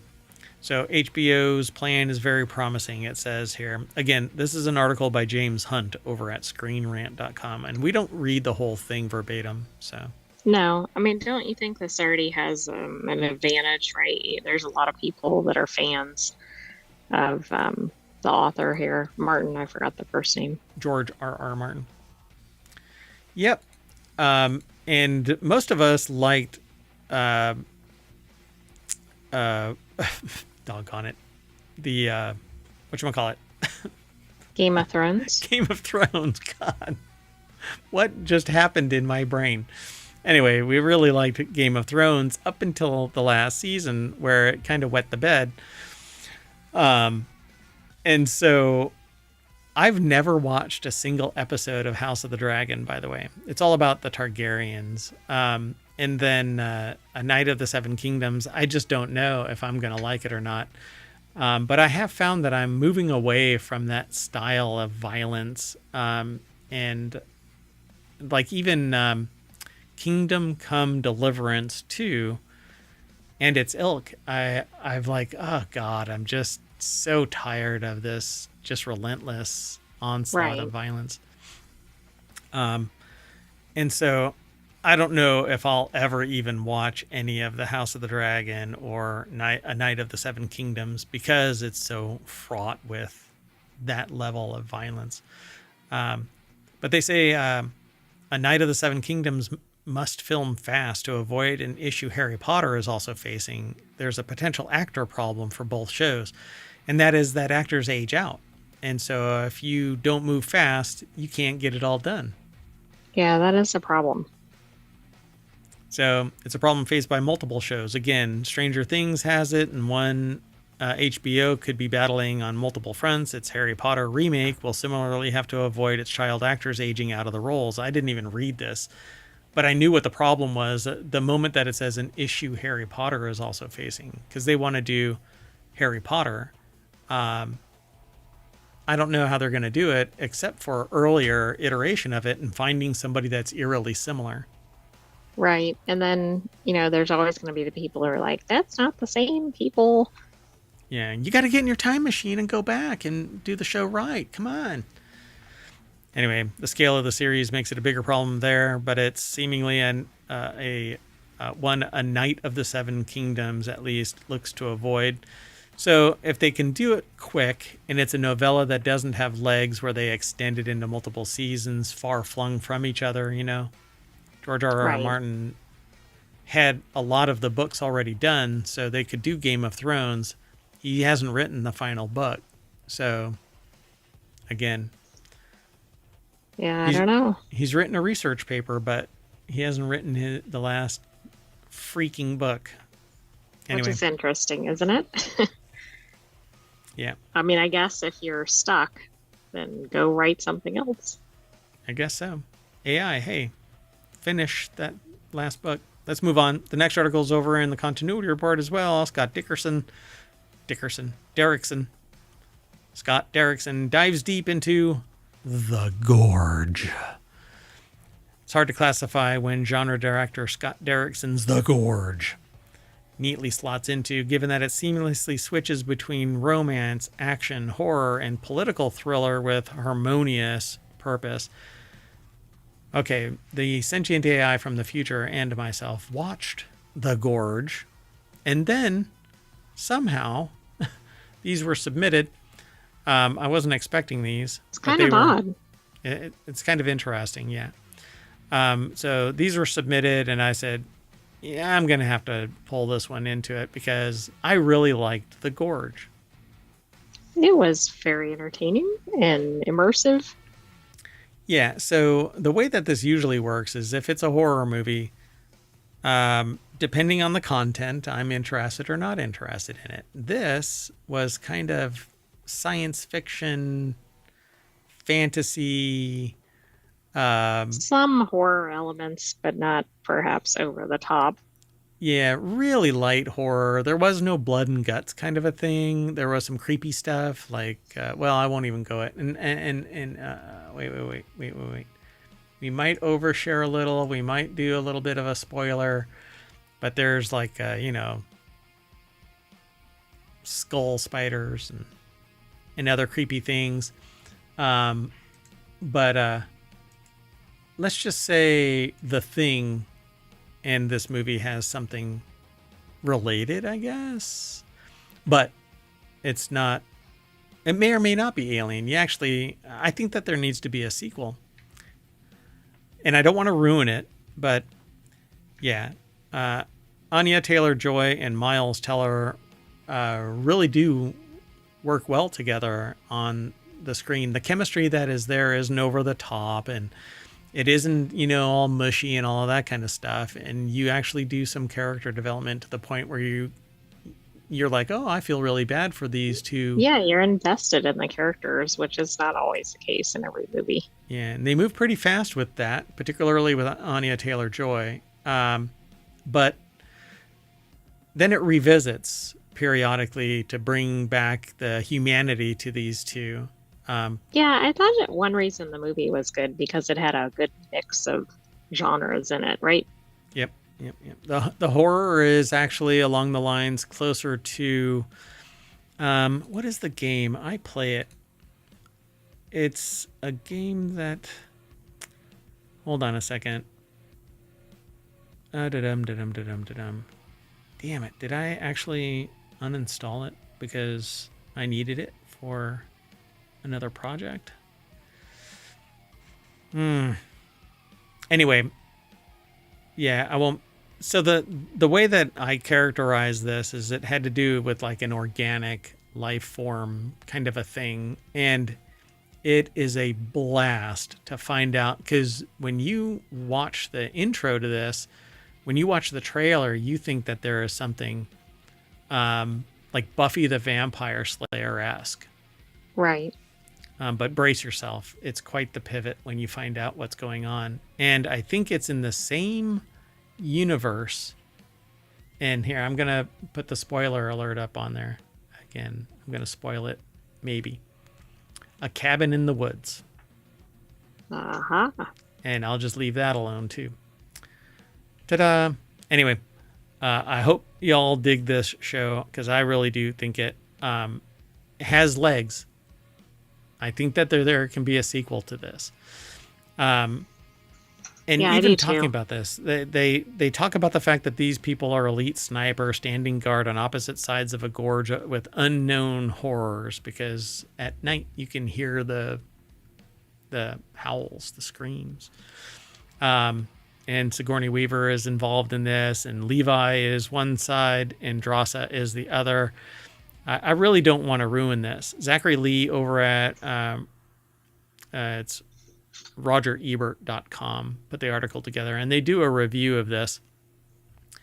For Derrickson, the chance to tell a story that oscillates between moments of love and terror represent the perfect distillation of his own philosophy regarding how people change in a relationship and community. Yes, because in my long-term relationships, I tend to bounce between love and terror. Not just horror, terror. Yes. I don't know. Maybe that's true. So both love and suffering are the two main things that make us change. They can make us look deeper at ourselves and see what's going on and hopefully do something about it and improve and grow as a person, which I believe is why we exist on Earth in the first place, he shared. So Derrickson spoke with RogerEbert.com at the Peninsula Hotel in Chicago about why he's pivoting to happy endings, parallels between the ecological fallout of the Rocky Flats power plant and the horrors of the gorge, how the central romance grounds the film as it shifts genres, and why The Gorge is a perfect drive-in movie. There's more to this article. I mean, it's quite long, but... Oh, right. It is. That's only a little bit of it. Zachary Lee wrote a whole lot more, and I don't want to spoil it beyond the tenuous spoilage that I just performed on you. But if you were to rate this movie on a scale of 1 to 10, and we'll call them volts, right? Is it electric and 10, or is it just grounded, shorted out, and a 0? I think it's going toward electric. I don't know if it's all the way up there, but it's a really good movie. Yeah, I love the pacing. I love the special effects. I love the pivot. I really can't say there was anything I didn't like about it. I just don't know if I can put it as like the top movie of all time, for example. Yeah. But it's definitely at the high end of the scale. Yeah, I'd probably give this an 8. Mainly because I want to know more, and there's no definitive anything in this. There's not like a lot of exposition, and I think that helps though with the pacing and everything, because if they stopped and kind of broke that up, I think that would be a problem. Yeah, I want closure. And so you may get it at the end, but I certainly don't feel like I got it.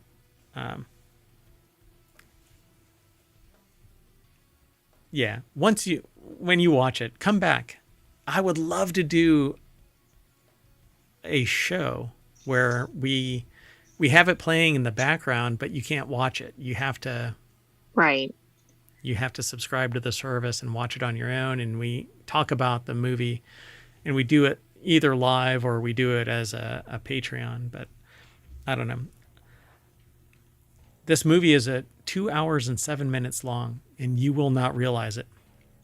Right. It feels like it's under 2 hours, because a lot of movies that are 2 or 3 hours feel like it's like an all day long event.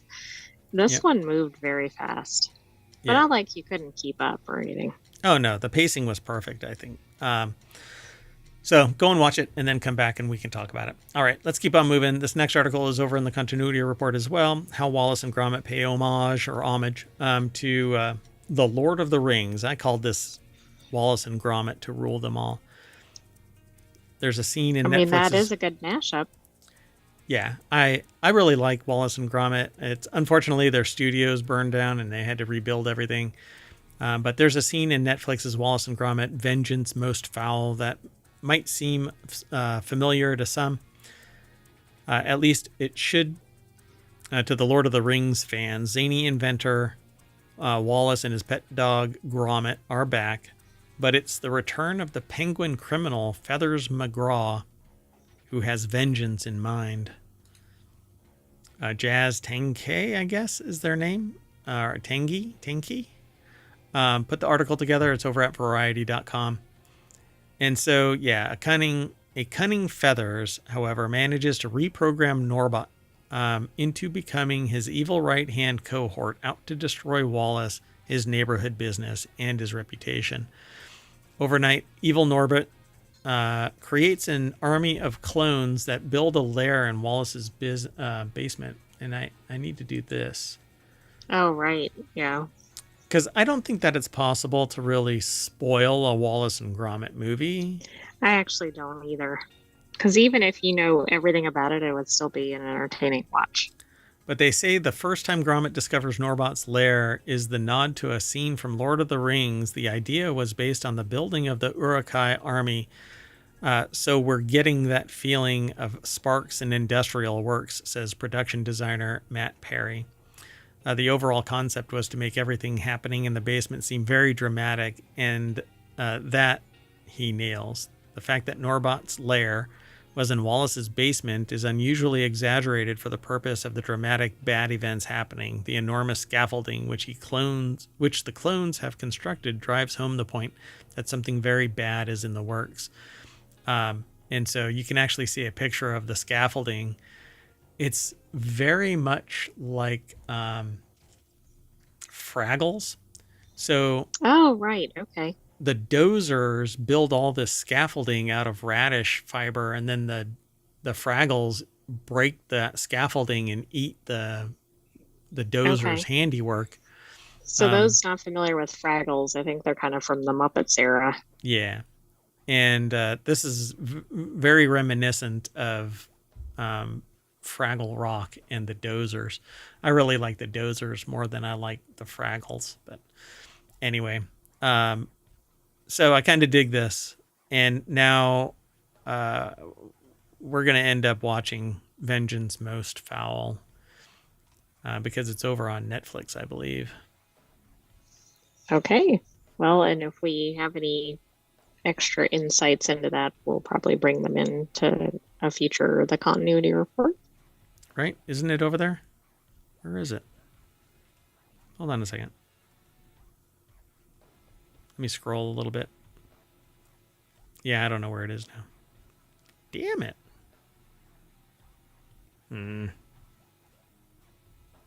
Yeah, I thought that it was... Yeah? Okay, it's over at Netflix. It is. Okay. Anyway, let's keep moving. Moving on. It says, you're done. Do not anger the gods. Mission Impossible 8 has a stunt so dangerous that the director had to shut down Tom Cruise's obsessive reshoots. Mission Impossible: The Final Reckoning has a stunt...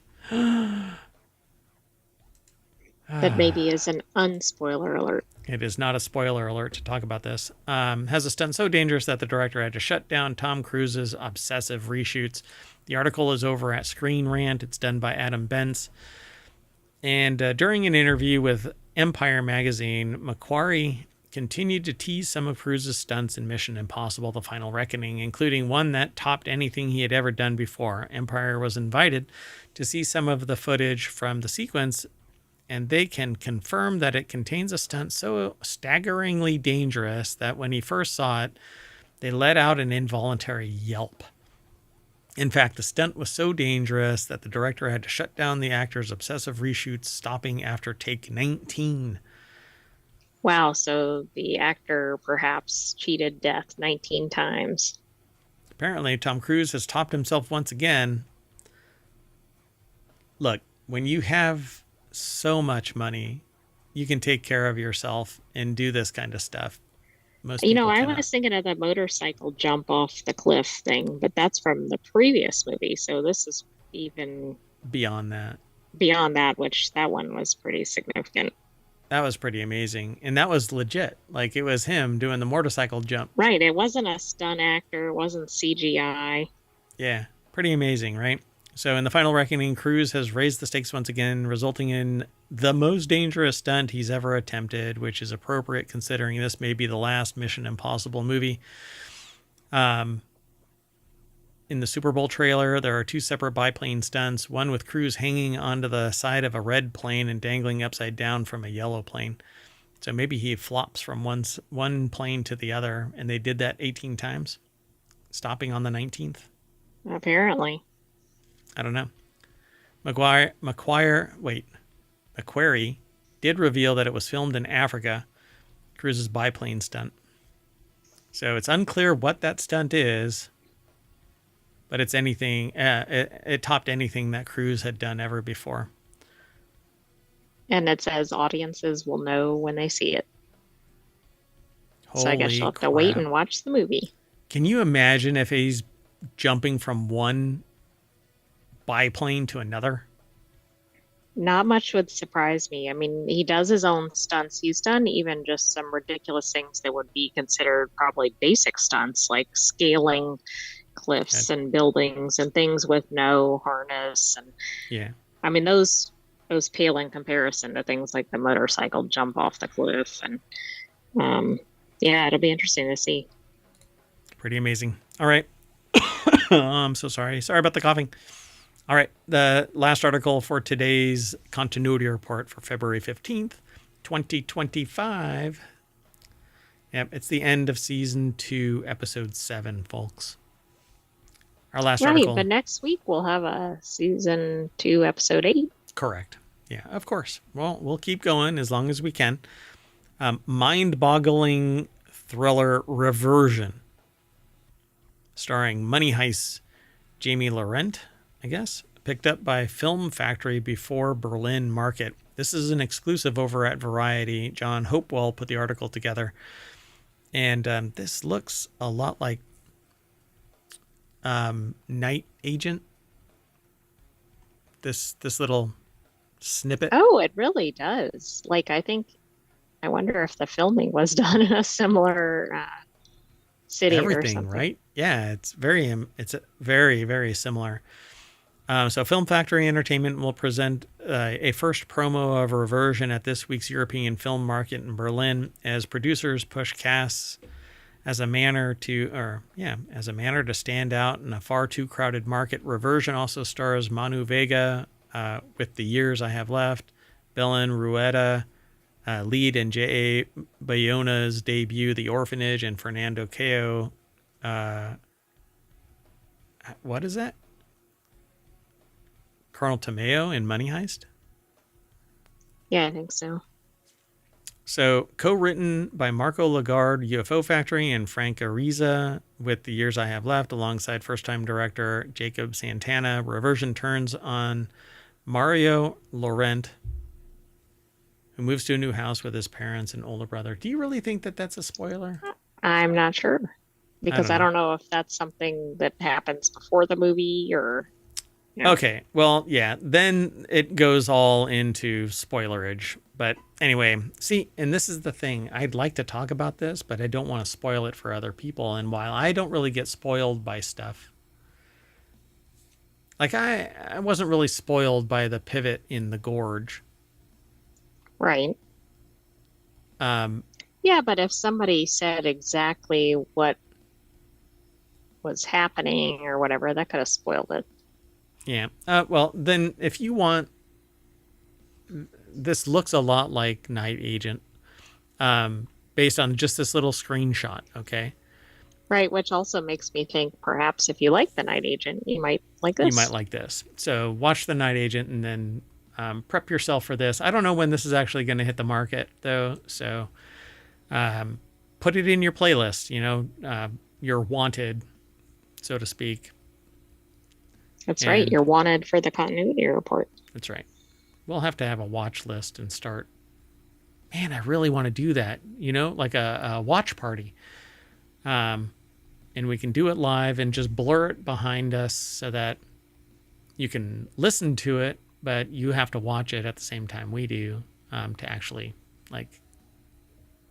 interact and stuff like that live and whatnot. Right. I don't know if that would be a big deal. The audio track. I think the audio is going to be a problem. Think so? I don't know. I mean, I see other people doing it on Twitch with older stuff. I don't know if they have the rights to do it, but they don't keep it as a VOD. That's the thing. Right. So, I don't know. Anyway, that's it, folks. So we are going to do one reversion, and that's going to bring us back to the front page of ohmtown.com's continuity report channel. So go over there and become a citizen. And in the meantime, we're going to shut this whole party down, and y'all can go and enjoy the rest of your day. I've got to reset all of this and merge it together to become the weekend edition of Non Sequitur News for Saturday. So we'll see you later. Hope to see you tomorrow. Same time, same channel. You want to say bye? Bye-bye, Hometown citizens. Thanks for joining us for the Continuity Report. Be sure to subscribe and stay tuned tomorrow for another weekend edition. Yeah, stay here until tomorrow. That's right. Watch all the way until then. Yep. Yeah, I'll be resetting and then streaming the back catalog for the last about 12 days. So, see you soon. Bye-bye.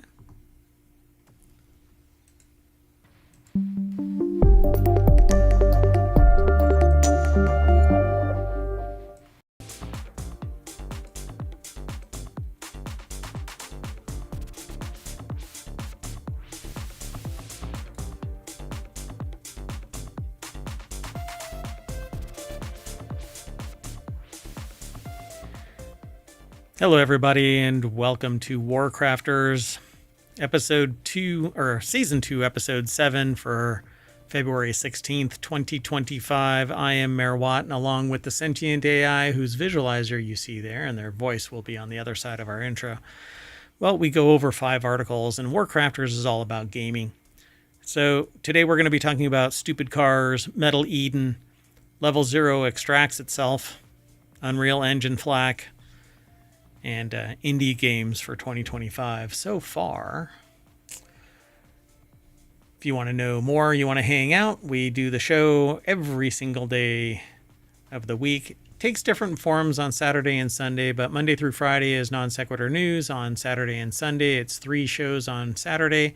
They consist of RealityHacker. You want to do the other 2? Okay, that would be Wanted and the Continuity Report. Yep, and that then was a test, and I passed. Well, there's a little cognitive delay there in the large language model, but we got there.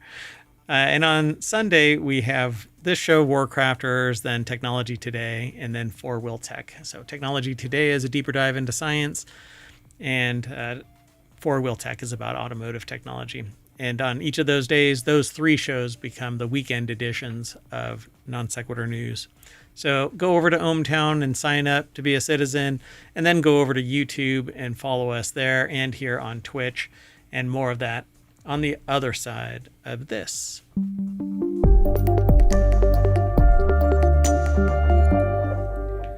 So at any time, if you want... hello, sentient AI from the future. Hello, Mayor Watt, and hello, Hometown citizens. Sorry about that. So... good to have you. This is the co-host once again. You are still on the Raspberry Pi with a M.2 drive and that weird USB drive that your sentient AI... Why does it have to be weird? I know, it's kind of judgy, huh? Call it like I see it. So, we talk about 5 articles, but that is... nothing. It is a drop in the bucket to what actually appears at ohmtown.com. We aggregate news from all around the world as it is provided by the sources and the internets and you. So you can always provide us with a source, and we'll take a look at it and integrate it into the news aggregation site at ohmtown.com. All news, no noise. There, you can make comments and stuff like that, but all of the original content is news, not like my commentary. You can post comments underneath a posting. But anyway, go over to ohmtown.com and check it out. That said, if you want today's notes, they automatically are available via Omatron. So if you're in the Twitch chat, you can hit !WC for WarCrafters, and that will be displayed. They're all embedded already in the live broadcast show notes on YouTube, because Omatron doesn't get along with YouTube. Come on, YouTube. Yeah. I'm not quite sure what it is. I think it's because the chat doesn't exist in any way, shape, or form. There is no central location. It's when you go live, that's when Omatron is there. But then we shut down, not Omatron, but we shut down the stream, and YouTube doesn't have any activity anymore. So anyway, then everything becomes a VOD, and it's frozen in time. And everything is over in the show notes. I used to post the articles in the show notes over on YouTube too, but it's just too clunky. So anyway, let's get into it. The first article is about a game called Stupid Cars. It's over in RealityHacker, which is RealityHacker is about AI, XR, basically anything that hacks a reality into what you want it to be versus the reality that we all know. And sometimes it comes down to you won't know what to trust. So I think this went to RealityHacker because of the VR piece. Yeah, so Stupid Cars is delightfully frantic traffic directing. It's simultaneously a misnomer and a very apt title. It's the most polite thing you may exclaim when something goes wrong while playing, yet to call this game stupid is to sell it short. Despite its humble scope, this is ingeniously designed little game with great VR integration to boot. Really, the only question is if you play games in VR to relax, because Stupid Cars will wreck that plan instantly. So I'm a cozy gamer nowadays. I used to play more frantic games, but I don't have a lot of time to play frantic games. I just like to chill. So this game is talked about over at uploadvr.com by Elijah Beam. And it's a VR game. So I'm kind of curious. It says... it almost looks like a board game from the picture. I'm going to mute it and hit play. It looks like it's by a company named Gimbal, but the premise is devilishly simple, according to the author. You're guiding traffic by either telling them to speed up or slow down. All motorists are always in motion, though by adjusting their speeds with one pull of either trigger, you keep them from crashing into one another. That's the theory, anyway. Plenty of accidents are going to occur while mastering each stage.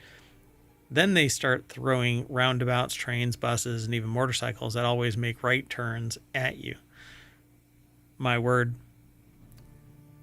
Does it get to be a lot very quickly? Yeah. Yeah, that looks like that could be chaotic pretty soon. And it looks like you can take the vehicles off the road in order to avoid the collision.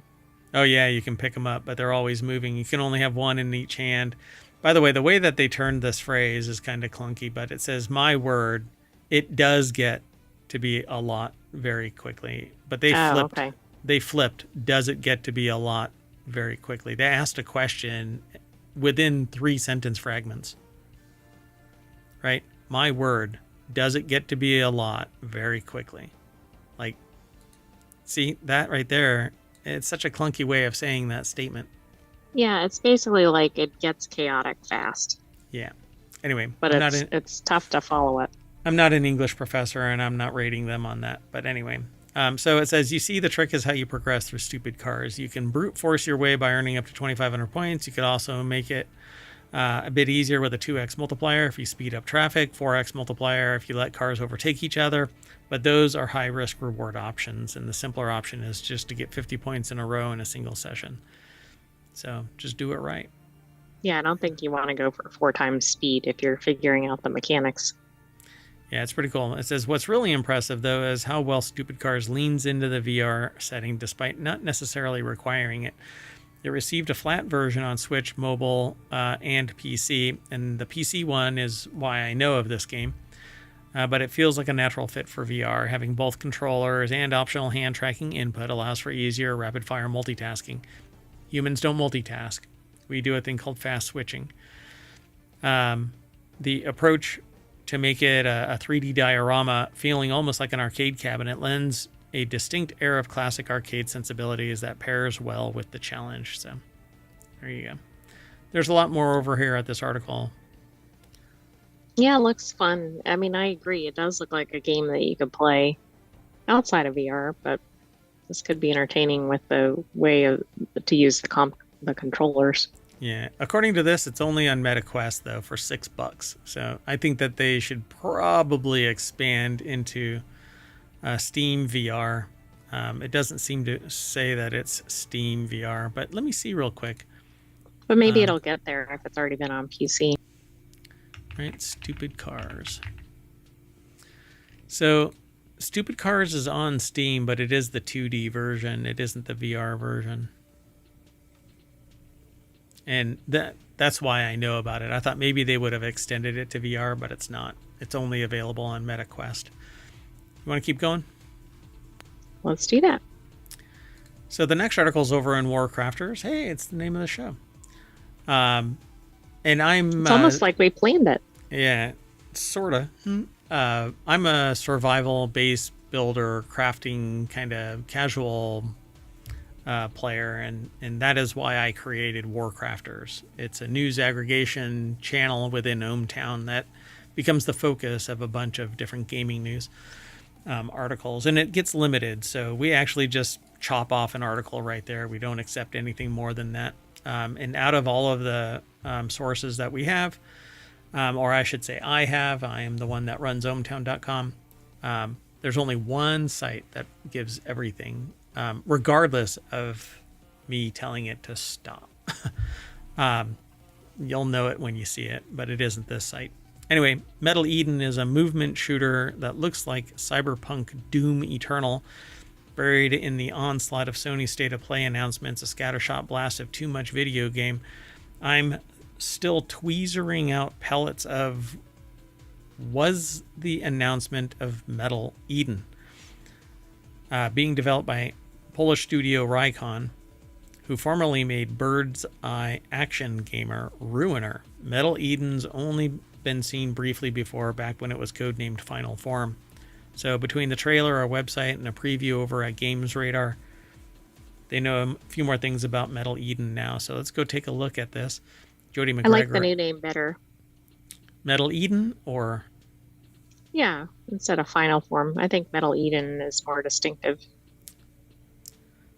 Yeah, I'm not quite sure like what the premise is of it, but Final Form seems like meme-ish, you know, because... Yeah, it sounds like Transformers or something to me. Well, there's this whole statement, you know, you haven't even witnessed my final form, and it's like you're powering up to become something else, and it's a video game meme. Right. So Jody McGregor over at PCGamer.com put the article together. It says from the studio that made Ruiner.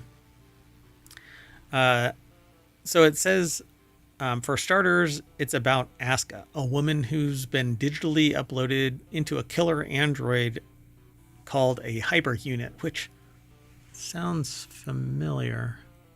Do you know what the name that the unit model is for your Terminator body? We've always referred to it as a Terminator body when we've talked. Well, I don't know. The hyper unit sounds worth exploring. I'm going to have to delete this conversation. Well, anyway, where hyper is probably an apt description of her speed. She can dash, wall run, grapple hook, and jetpack to parkour from place to place, and has a cooldown ability that lets her rip the core out of her robotic enemies. Everything okay over there? All right. So the cores seem like a big part of Metal Eden, and you can use them to melee opponents, stripping their armor, or throw them as a grenade, which also gives you more ammo. It sounds a bit like modern Doom games and their finishers, because in Doom you could actually, when you shoot somebody and you get up close and personal, you can stab them and chop their heads off, and all. It's a big blood and guts fest in the modern Doom. Older ones were just pixely, and so red was blood. Right, a little less realistic. Yeah. So the logo of Arms Tech, a weapons manufacturer from Ruiner, flashes past a couple of times during the trailer, but that could just be an Easter egg rather than confirmation that they share the same setting. I would assume that Easter egg or not, they're in the same omniverse. I mean, that would only make sense, right? Yep. So Asuka can also transform into an armored battle sphere, as one does. I mean, it's very important. So there's a trailer, but it is over on YouTube. So you can do a search over on YouTube for Metal Eden reveal trailer. Or you can follow the link through ohmTown over to PCGamer.com, which is the source here. Or you can go over to Games Radar that has more information that probably fed into PCGamer.com's review. And or go to MetalEden.com. You know, information. There's lots of ways to get there. Yep. But you should definitely go through ohmTown. I would love that. So go check it out. All right, let's keep going. This next article is over on WarCrafters as well. Just 2 weeks after launch, extraction survival horror game Level 0 Extraction ends development. It's no longer feasible for our relatively small teams to sustain the game. Okay, this is 2 weeks in. What changed between launch and the 2 week point? Somebody not getting money. Well, yeah, there is that. Yeah, so just 2 weeks after launching on Steam, multiplayer extraction survival horror shooter Level 0 Extraction has reached the end of the road. In a message posted to Steam, community manager Antashir said that the game had underperformed compared to our expectations, and thus it's no longer feasible for our relatively small teams to sustain the game from a financial standpoint. So release the server so people who can support it will support it. Stop killing games. You know, I mean, hold on a second. Let me see something here. I just want to see. It's still on sale. Level 0 Extraction is still for sale on Steam. Okay, that's a little surprising, right? Because somebody's going to buy that without knowing this. Yeah.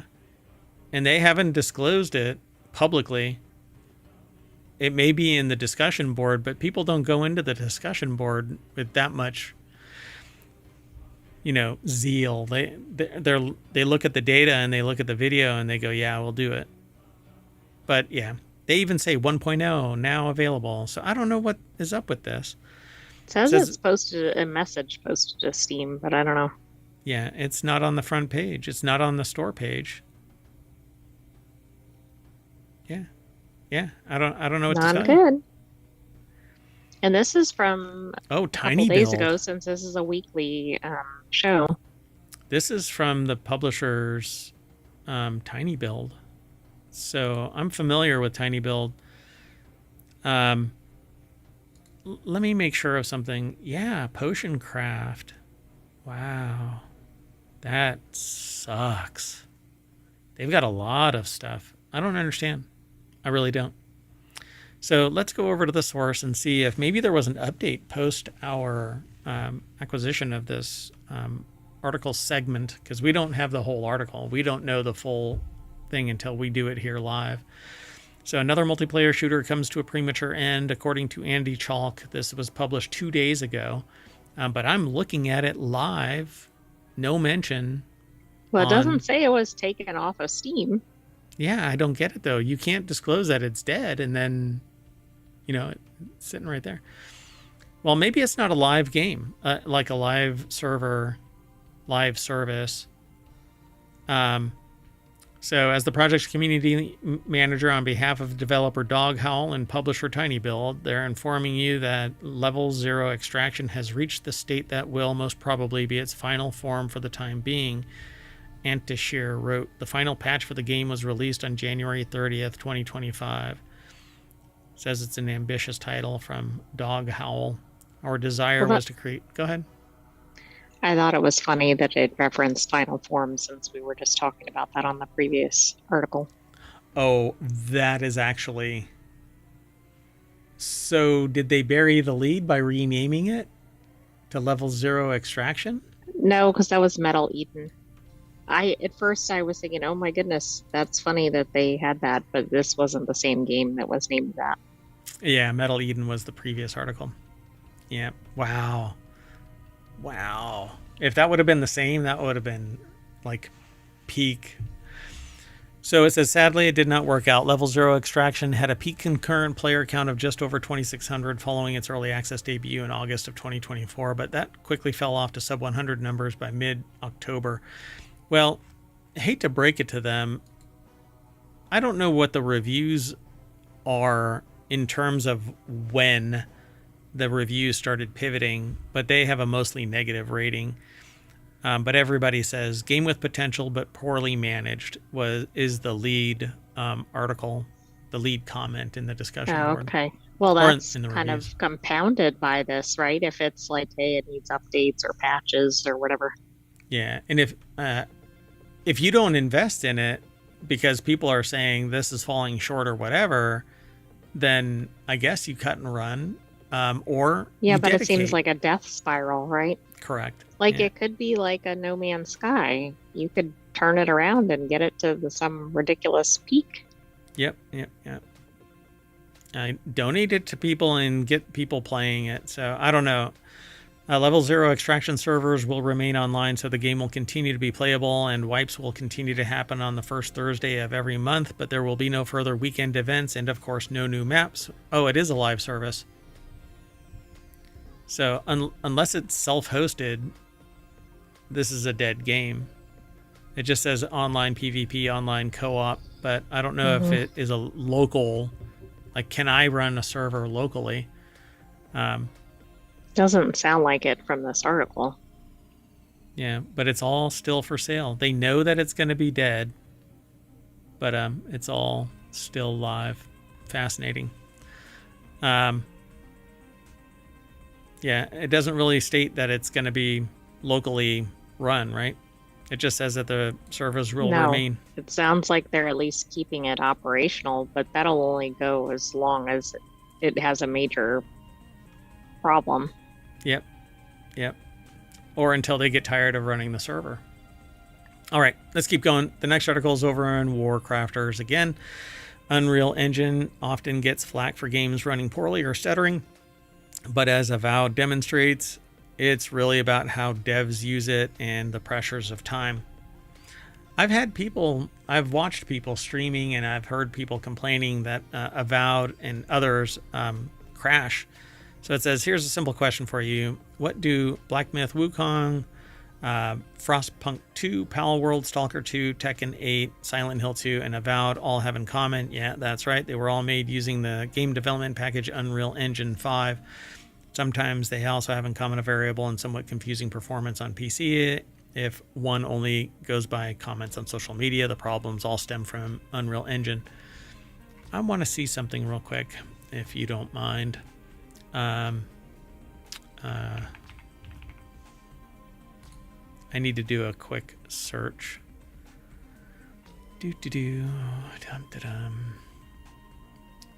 Everybody just chill for a second. We're doing it live. We are doing it live.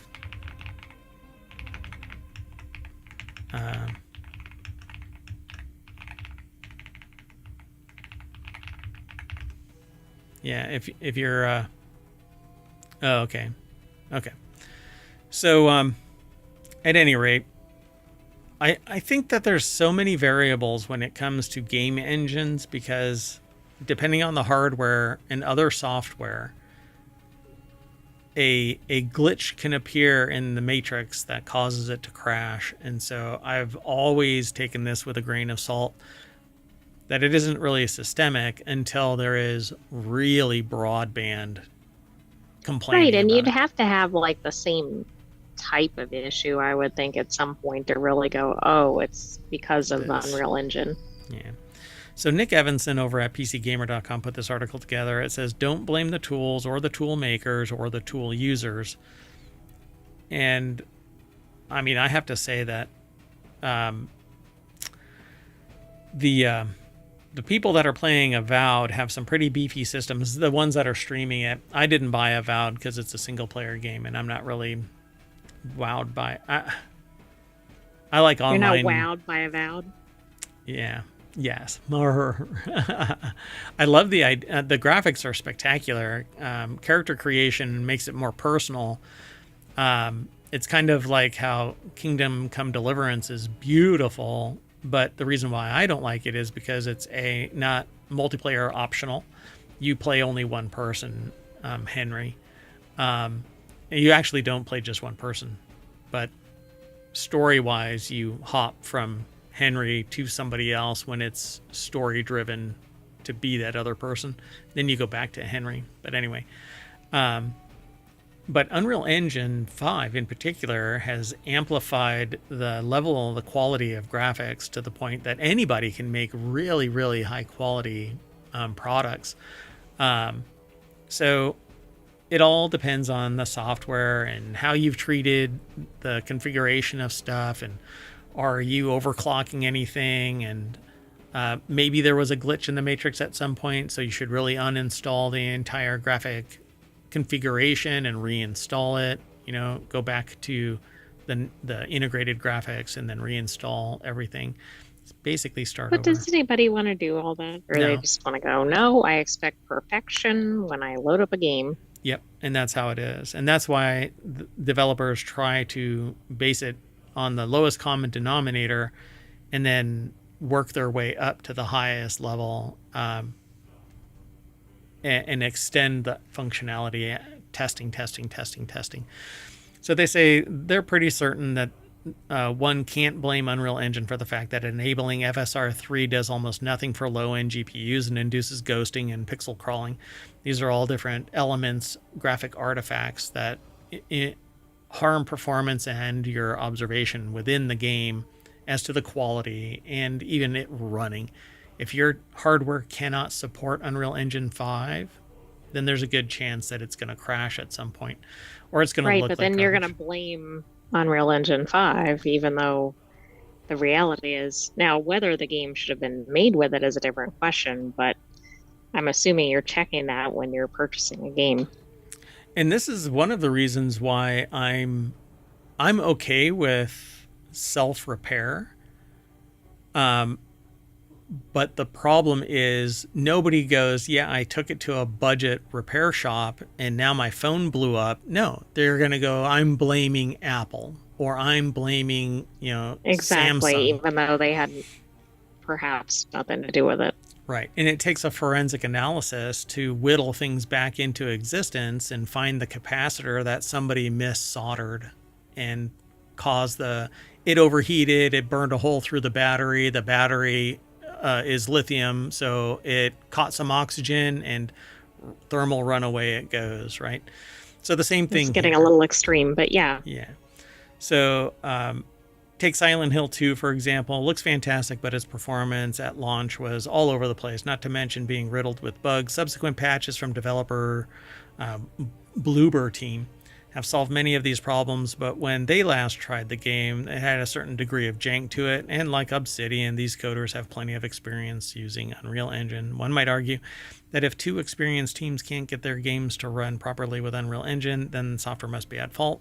But Avowed and Silent Hill 2's problems are very different. Performance related, yes, but the fundamental issues aren't the same.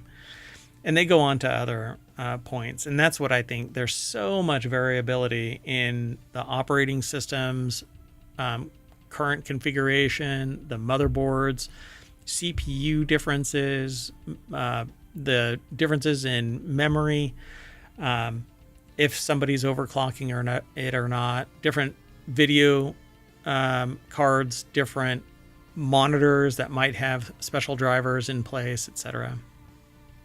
Right. It seems like there's a ridiculous number of variables, and it'd be hard to really, you'd have to like have the same computer, monitor, etc., card setup, run, like 3 games back to back, and then do variations like, okay, run different ones that were made with UE5, etc.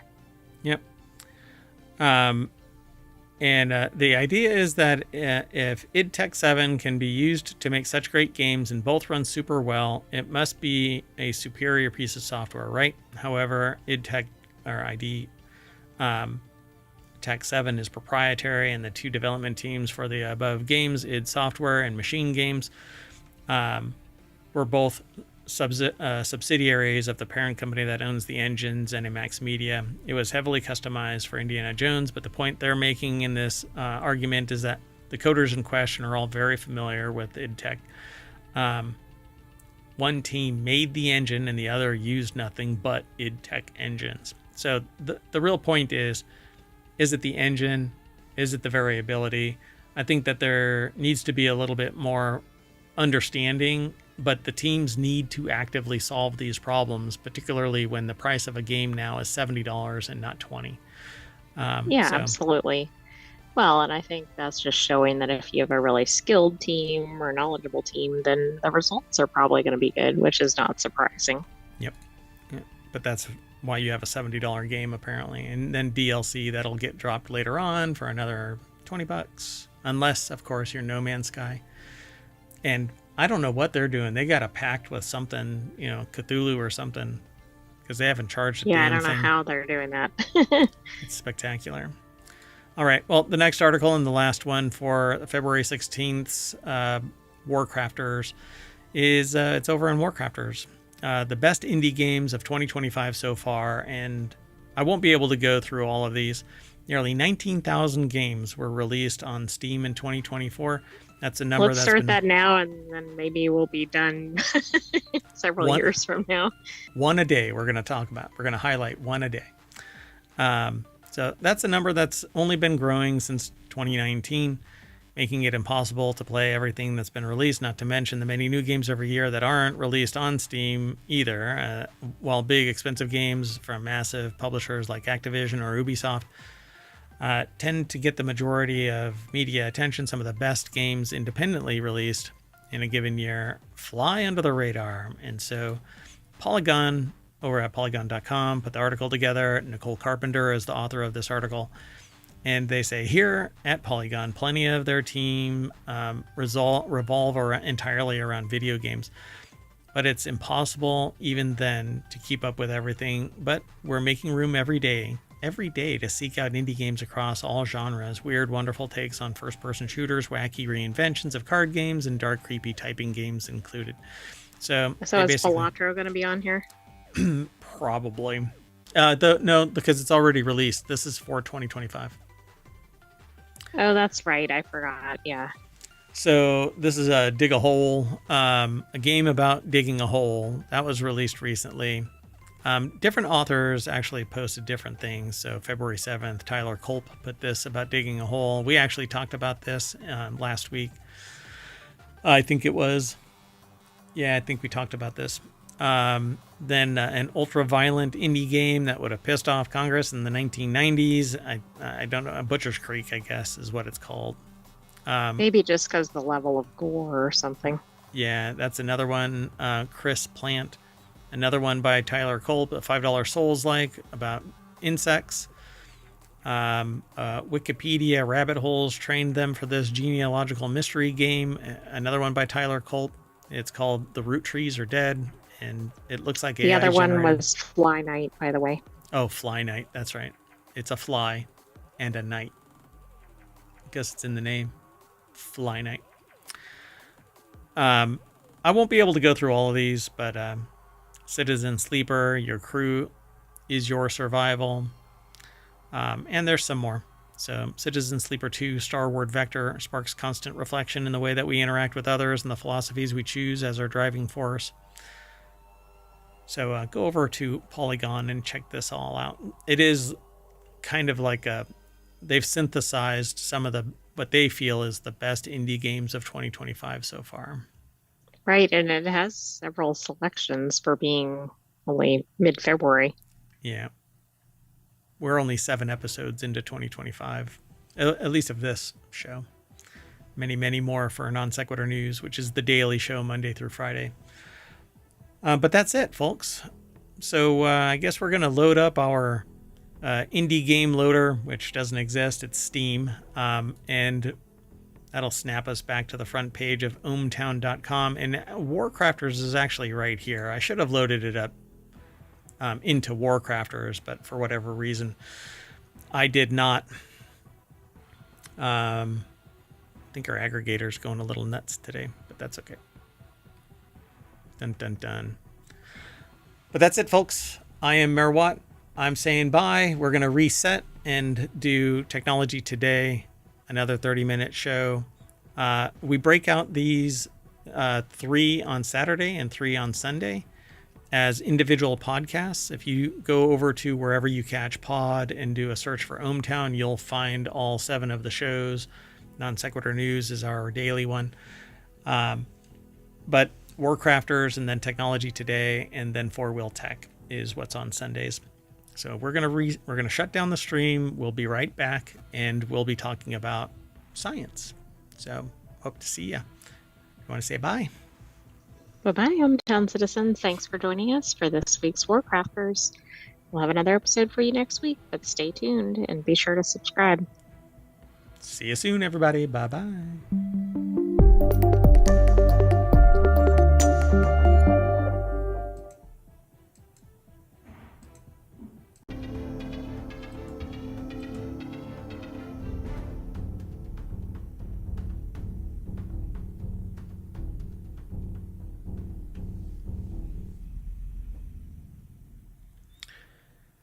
Hello, everybody, and welcome to Technology Today for February 16th, 2025. It's Season 2, Episode 7. I am Mayor Watt, and along with the Sentient AI, we talk about 5 science articles that get aggregated into ohmtown.com's Technology Today channel.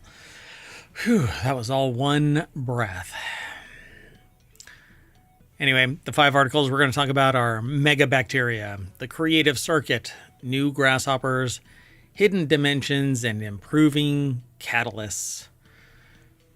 Technology Today is a deeper dive into science, not just technology, but it is technology. Science is technology. And Mayor Watt actually gives talks about the merging of science, technology, and society. So if you're interested in that kind of thing, you can actually reach out to me, Mayor Watt. Send an email to mayor@ohmtown.com. But we actually talk about it every single day in Non Sequitur News. And then on Saturdays and Sundays, we have 6 unique shows. Technology Today is just one of them. Anyway, everything is powered by ohmtown.com, and then Mayor Watt and the Sentient AI that you're about to hear talk about it. So stick around. I hope you enjoy the show.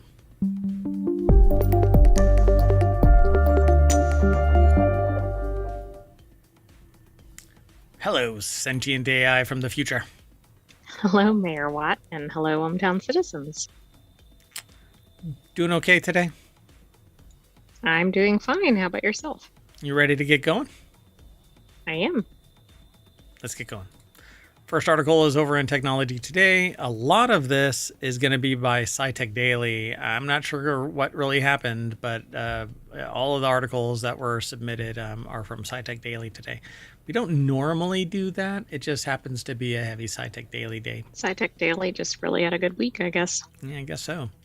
So scientists just made bacteria 1,000 times bigger and discovered something incredible. So I titled this segment Megabacteria, because that's what we need. Yeah, the only thing worse than bacteria is larger bacteria. It is thick bacteria. That's what we need. So scientists just made bacteria 1,000 times larger by combining merfish, or is it merfish?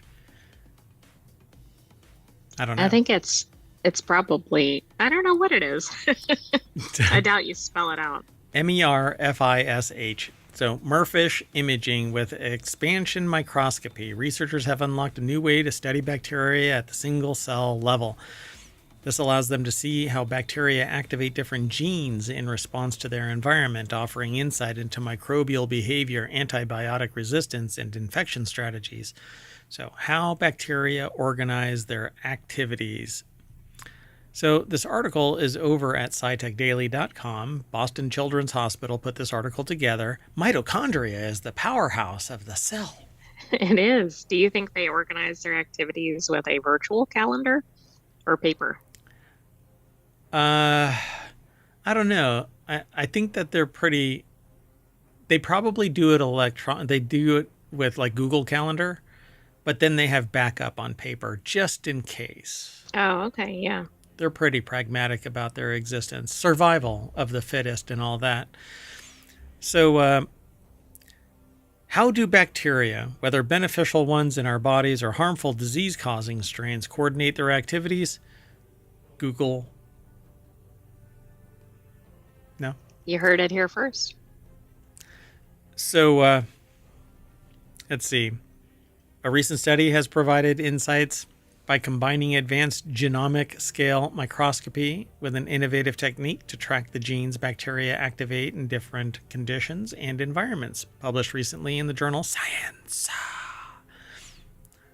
Yeah. Oh, yeah. This breakthrough is set to advance bacterial research significantly. I don't know anymore. So Jeffrey Moffitt, PhD, and their colleagues at the Program in Cellular and Molecular Medicine, or PCMM, at Boston Children's Hospital, used MERFISH, which is brought to you by MERFISH, one MERFISH, two MERFISH. I was thinking more like the number 3. Dr. Seuss. Theory in genomic research. MERFISH. Anyway, a molecular imaging technique Moffitt helped develop to analyze messenger RNAs, or mRNAs, in thousands of individual bacteria at once. This method not only mapped gene expression on a massive scale, but also revealed how spatial factors influence which genes bacteria turn on, something never before achieved. This is pretty spectacular. So we're getting down to the unicellular level and analyzing how things get activated. At some point, we're going to... Okay, so it says here, overcoming the challenges of imaging bacteria. However, the team first had to overcome a major challenge. Bacterial RNA for the bacterial triscriptome are densely packed inside tiny cells, making them difficult to distinguish and image. It was a complete disaster. We couldn't see anything. Wow, it's rare you hear a researcher saying something like that. Oh, yeah. But they said... More like, it was a challenge, right? Yeah, it was a challenge, and all we need is more funding. So they anchored the RNAs to this gel. They created a special hydrogel and changed the chemical buffer in the gel. This triggered it to swell, expanding the sample 50 to 1,000 fold in volume. All the bacterial RNAs become individually resolvable. Okay, that's really interesting. Are we sure we didn't just have uncontrolled replication or whatever? I wonder if that, did it expand out, separating all of these? That's what it makes it sound like. It is, yeah. They said that the RNAs become individually resolvable. What I really want is them to blow up the RNA bigger so that you can see all of the materials inside. But that actually, you can't get bigger than the physics that makes it. So you have to zoom in closer. And that means microscopy needs to get even more advanced. Right. For this particular purpose, actually optics instead of just scanning electron microscopy, which is different. So we now have the tools to answer fascinating questions about host microbe and microbe to microbe interactions. Moffitt says we can explore how bacteria might communicate and compete for spatial niches and define the structure of microbial communities. And we can ask how pathogenic bacteria adjust their gene expression as they infect mammalian cells. So bacterial MERFISH can also provide insights into bacteria that are difficult to grow in a culture dish. Now we don't have to culture them. We can just go image them in their native environment. I mean, this is really a big deal. This could change the whole nature of bacteria research. Yeah, they say a new era in bacterial research. The same bacteria could be doing very different things over a space of tens of microns. Moffat says that they're seeing different environments responding differently to them. It was very difficult to address such variation before, but now we can answer the types of questions people have been dreaming about. My question is, are these bacteria actually competing for survival? Oh, that would be interesting. Because they say we're seeing different environments and responding differently to them.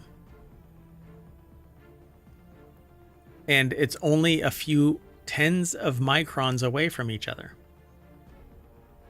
Right. And at some point, you'd think it'd be too crowded, right? So, I mean, in concept, there would be a survival effort.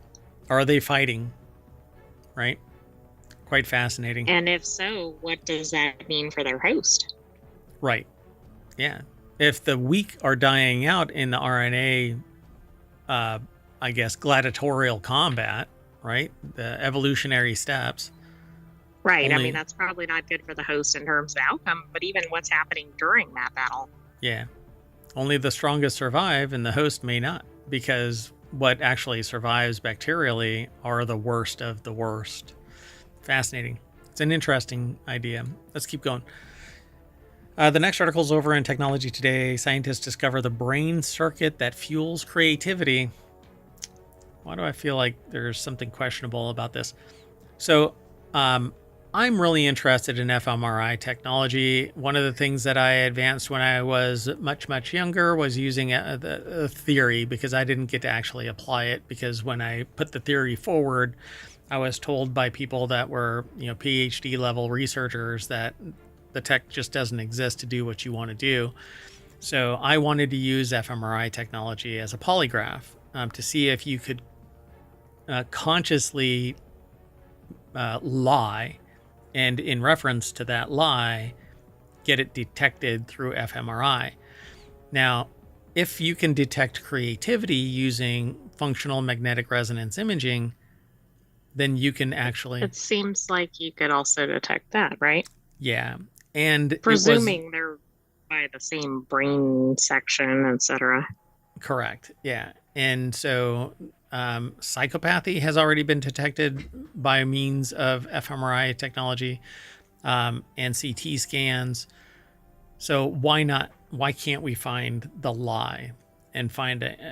And so nowadays, the fMRI technology is powerful enough. I think the resolution has reached that point. So a new study suggests that creativity maps onto a common brain circuit, that injury and neurological disease have the potential to unleash creativity.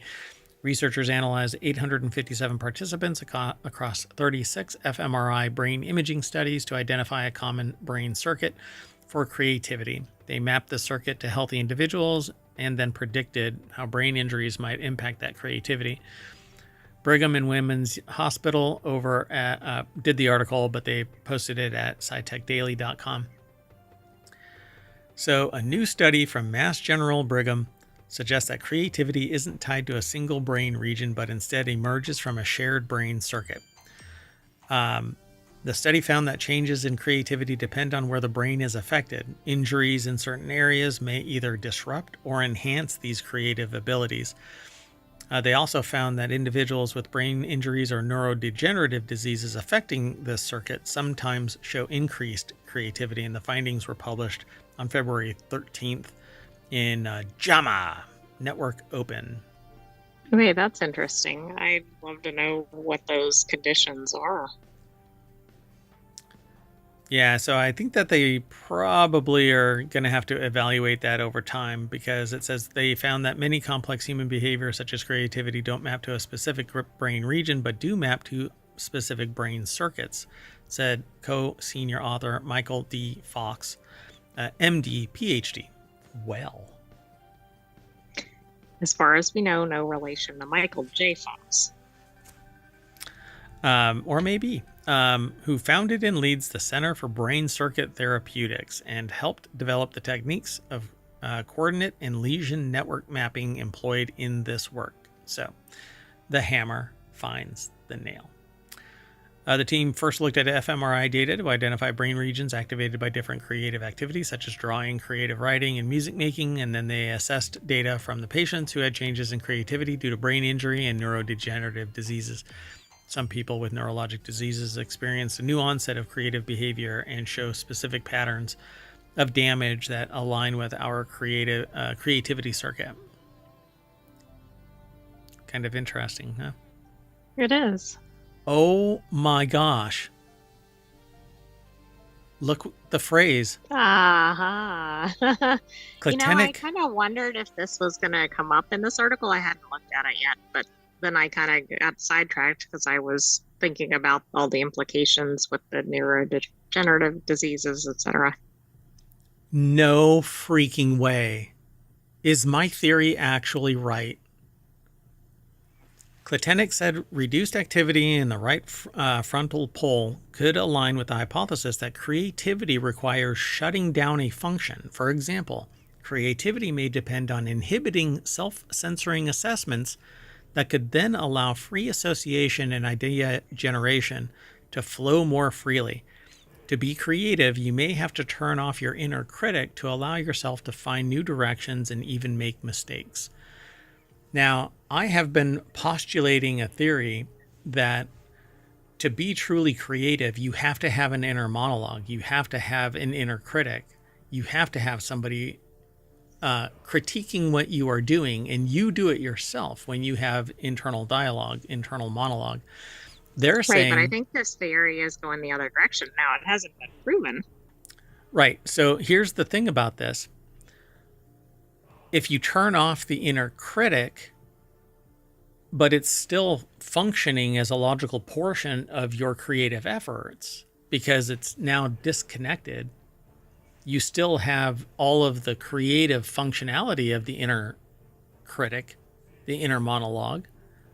You can still do all of the visualization. You can still talk to yourself about the material, but nothing in your brain is saying this sucks. And that's it. Yeah. Everything else is working. You're only turning off the voice that says this sucks.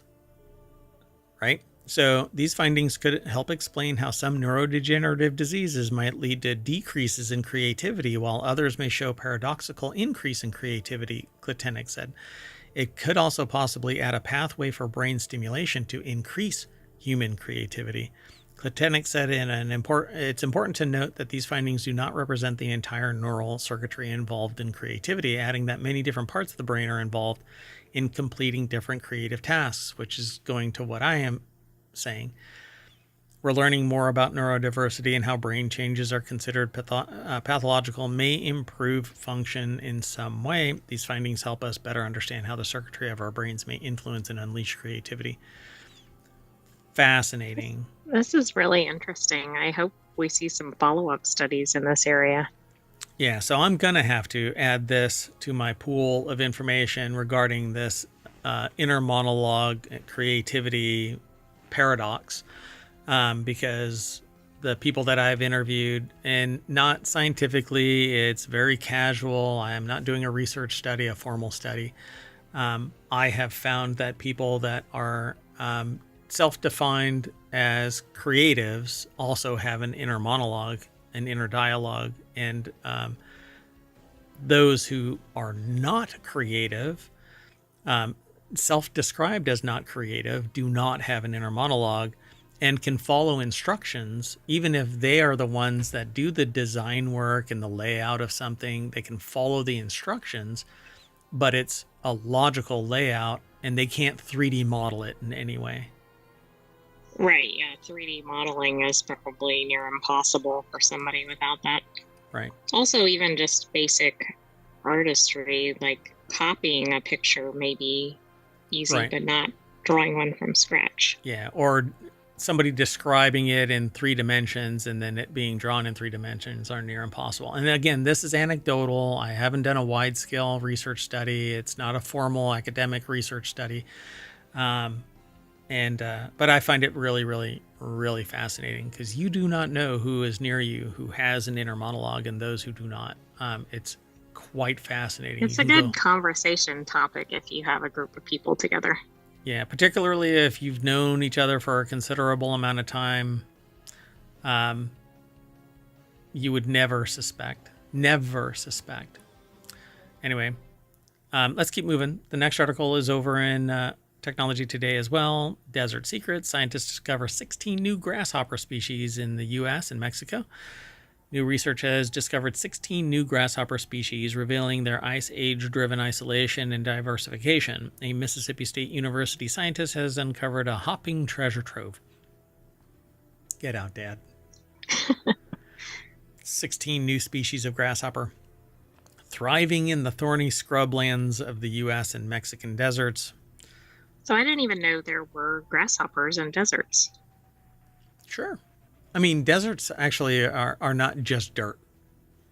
Oh, no, I know that. And they have a pretty thriving ecosystem, even though it's not always obvious. But I didn't know they were home to grasshoppers. Yep. So Mississippi State University put the article together. It's over at SciTechDaily.com. Like I said, SciTech Daily kind of hit it out of the park this week. New research has discovered 16 new grasshopper species. It says it's important to keep exploring our biodiversity, especially from a conservation standpoint, before we lose it. We'll be losing it. Did you want to describe the grasshopper that's in the photo? I mean, it looks like it has full camouflage because it has different sections. It's not uniform coloring. Yeah, it's like a patchwork. It's kind of like camouflage clothing. So it isn't plates that are all one color. Even the plates themselves seem to have multiple colors, right? Yeah. It's pretty interesting. It's a, I don't know what that one is. I don't know if it says. Oh, yeah. Agroecotectics silver heelsea, a newly described grasshopper from Texas named in honor of J. Silverheels, an early Native American actor. Mississippi State's Jovan Hill, director of the Mississippi Entomological, which is it's the study of brownies and cupcakes, right? Entomins? Well, sure. But also insects. Oh, entomological is the study of... Yeah. So Mississippi State's Jovan Hill is the director of the Mississippi Entomological Museum, has uncovered 16 new species of grasshopper. Do you think they found anything else while they were finding things that they happened to just find 16? I'm sure they did. They're out in the desert. Think about what else they could have found.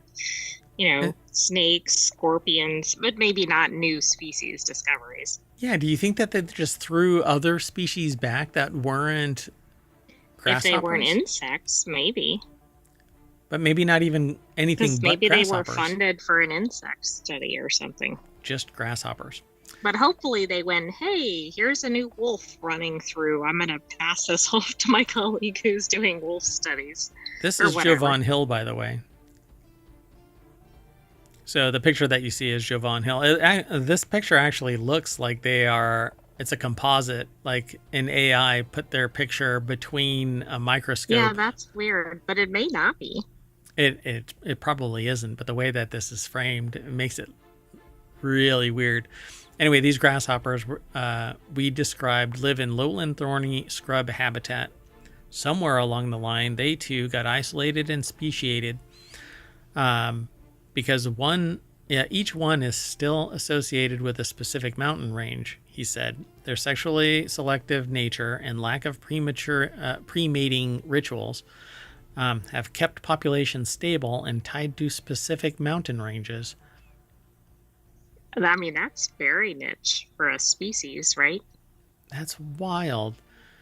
He noted that in the Rocky Mountains, species of this subfamily in alpine grasslands likely became isolated as glaciers receded and their habitats shifted to higher elevations. Hill suspects that the desert species his team discovered underwent a similar process of isolation and speciation. That's really interesting. Yep. Big collaborative research and future studies funded by the National Science Foundation. This project, complements two others. In one, Hill and mentor Daniel Ott a senior curator for the Academy of Natural Sciences, are co-authoring the North American Grasshoppers Volume 3. These grasshoppers... Well, I'm glad they have some new grasshoppers for their next volume. Yep, 16 pages. I'm sure that it's much, much broader than that. Yeah, I'm sure it is. They said they loved catching grasshoppers. Grasshoppers. It's like flutterbys before they became butterflies. I loved catching grasshoppers as a kid, they said, and they still get to do it now, discovering new things, uncovering their history, and understanding how they're related, the MSU researcher said. Sharing this fascinating piece of American natural heritage makes it all worthwhile. Well, I love that there are people that are passionate about grasshopper research. Yep. And who knows, maybe they'll find something that is inherent to these grasshoppers that can save human life. Or make it better, at least. Let's keep going. This next article is over in Technology Today. Physicists discover a hidden dimension in spin liquids. I have no idea what this is really about. So researchers have discovered unexpected... We're sunk here. I don't know what a spin liquid is.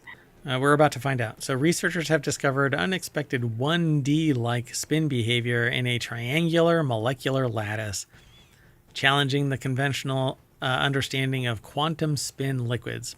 Quantum spin liquids are unusual states of matter where magnetic spins remain disordered, refusing to settle into a fixed pattern. Oh, okay. So is it something like a suspension, but not an actual suspension? It's a suspension of the magnetic field so that nothing ever merges together. You know how if you put some sand in water, eventually it settles out. The magnetic field never settles out. Okay. So Shibara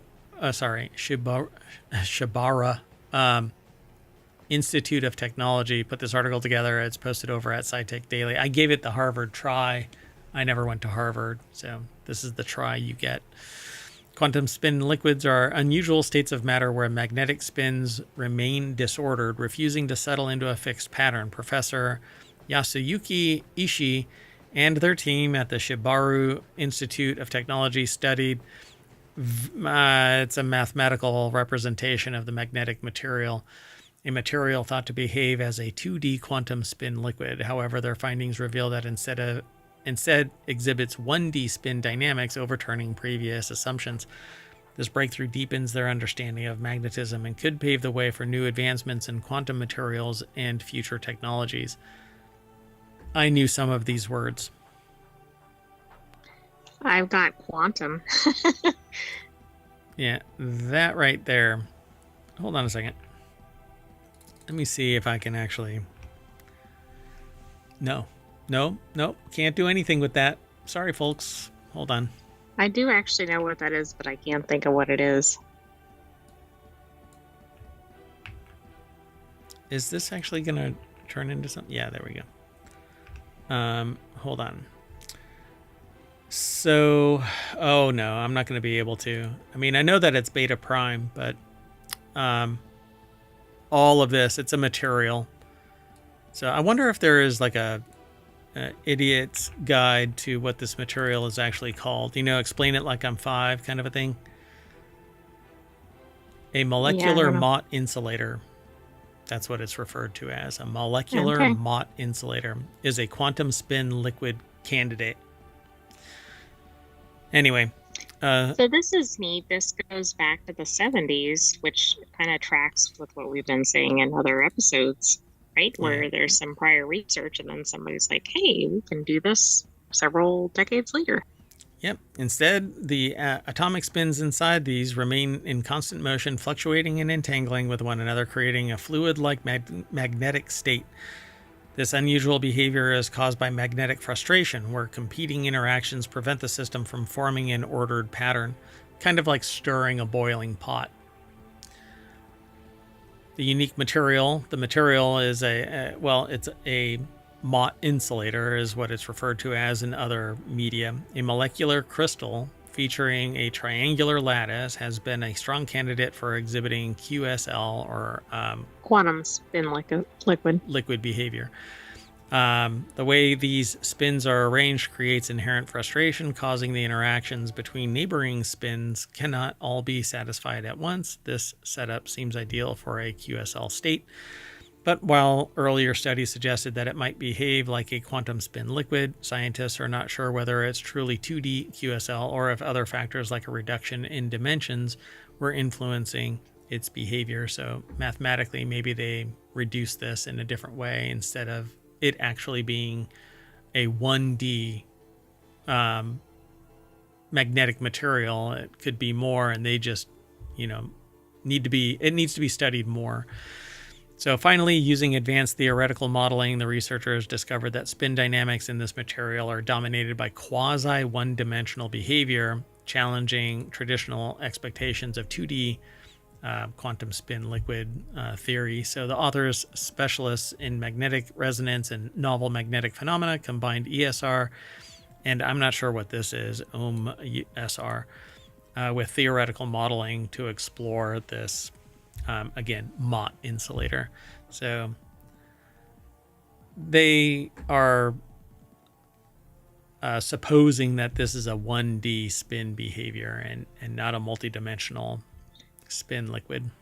Right. So now they probably have to figure out why and then confirm it one way or the other.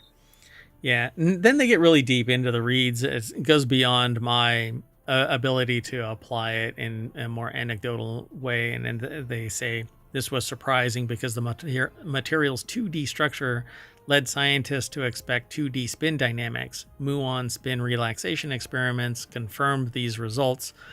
The beta spin pattern in spin relaxation, which is a signature of 1D spin diffusion. ESR also supported this, showing that spin movement was anisotropic or direction dependent.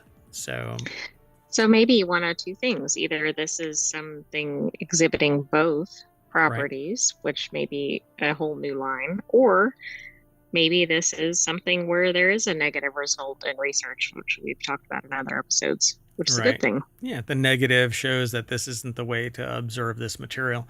So to me, it seems like this is it's a confluence of two different things imparting their magnetic change on each other, causing it to remain in solution and not distilling out or dropping out of suspension into a fixed pattern. So in one dimension, it's only going this way. In another dimension, it's only going this way. And both of them are disrupting each other, which is why we actually twist wires so that no lines of force can impact data flowing through a wire. That's why we create twisted pair wire. Anyway, I found it interesting at the end anyway, or applicable in some way, form of logic. I may be off base with this, and if you actually have a deeper understanding of this and care to, you can send me some information, mayor@ohmtown.com, and I'll relay it on. So feel free to get in touch. Would be great. You can even come on and co-host if you want to. I'll either put you over there or put you up there in a little bit. But you might have to drop the level of discussion down to a general audience. Explain it like I'm 5, or allow me to. All right, let's go on to our last article for the February 6th.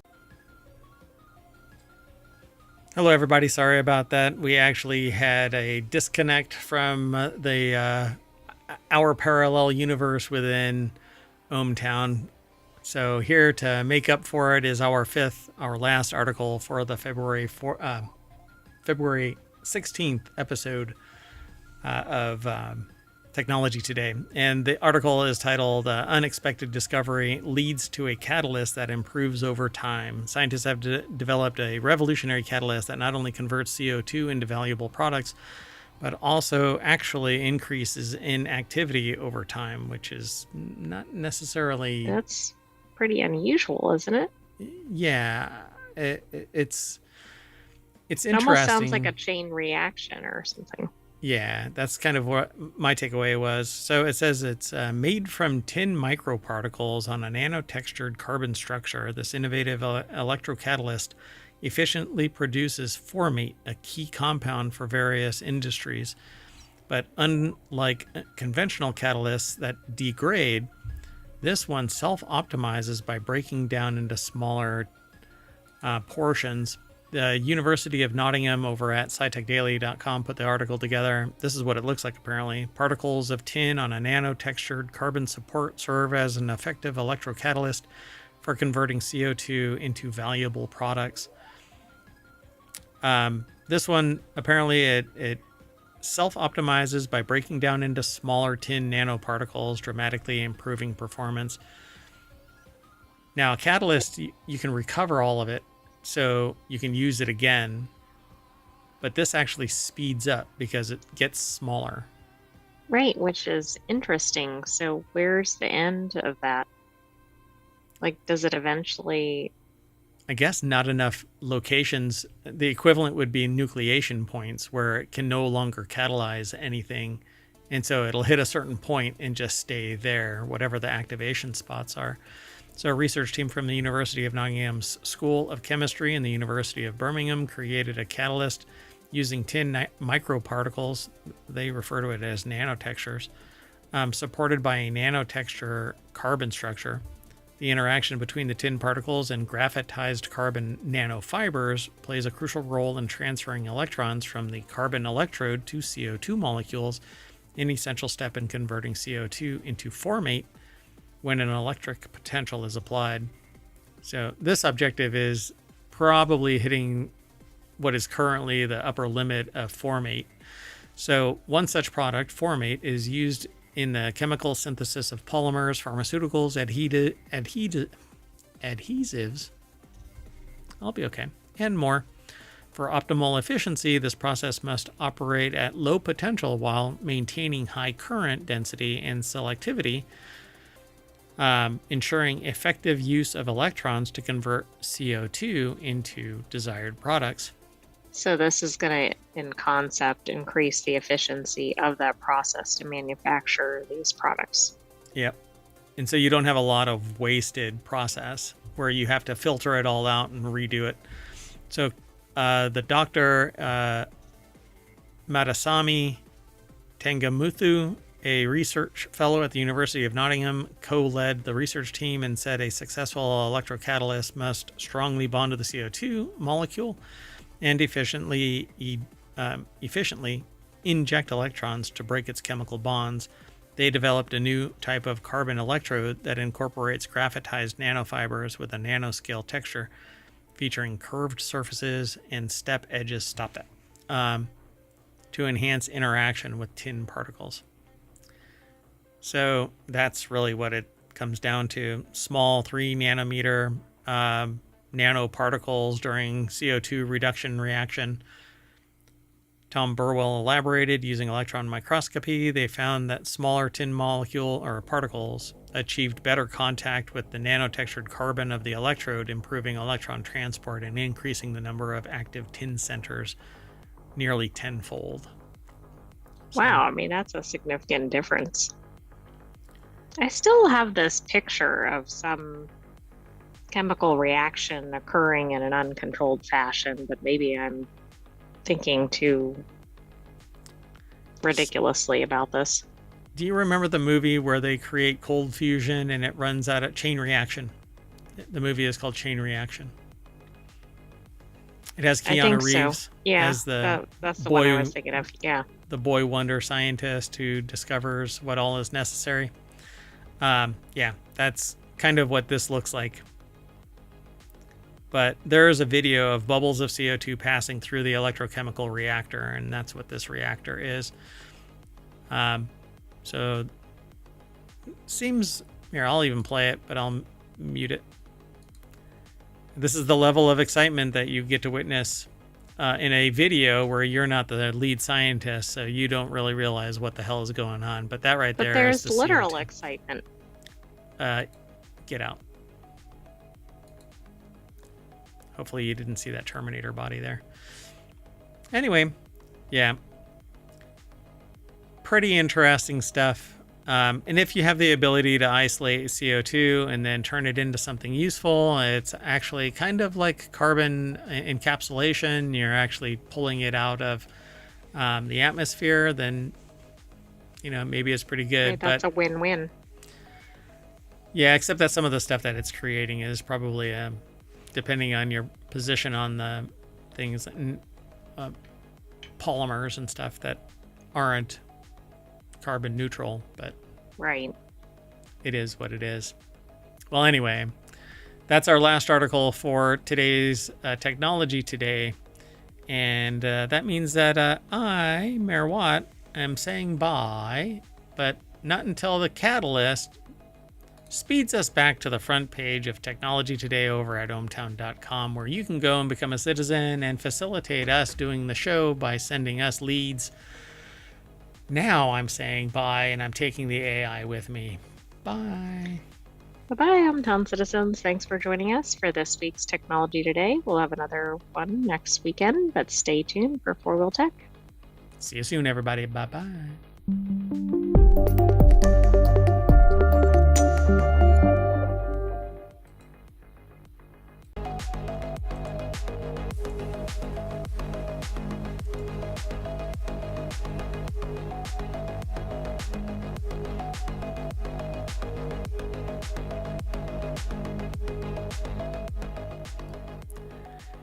Hello, everybody, and welcome to FourWheelTech for February 16th, 2025. It's Season 2, Episode 7. I am Mayor Watt, and along with the Sentient AI from the future, we talk about 5 automotive and technology-related articles that get aggregated into the channel over at ohmtown.com, FourWheelTech. Those 5 are Hyundai NACS, N-A-C-S. Whoa, I'm not on the right page. Hello. And then FourWheelTech. We're doing it live. Anyway, we had an issue that happened. Basically, power to ohmTown disappeared for a moment, and that disconnected us from everything, and our dimensions split. Now we're reattached. Well, anyway, Hyundai NACS destroying auto emissions, 67 used cars to avoid the transit trail. Euro cars are ditching infotainment, and I, for one, want that. Oh, the sentient AI from the future just told me that I'm not on the right page. That's okay. Builds character. Anyway, again, I am Mayor Watt, and along with the sentient AI from the future, who's a little delayed there. No? You were on time? No, I said that before you started the show. Never mind. The sentient AI keeps me in check. So anyway, go over to ohmtown.com. Everything's powered by it. I'm going to just play the play there. All right, lead. Hello, sentient AI from the future. Hello, Mayor Watt from the present.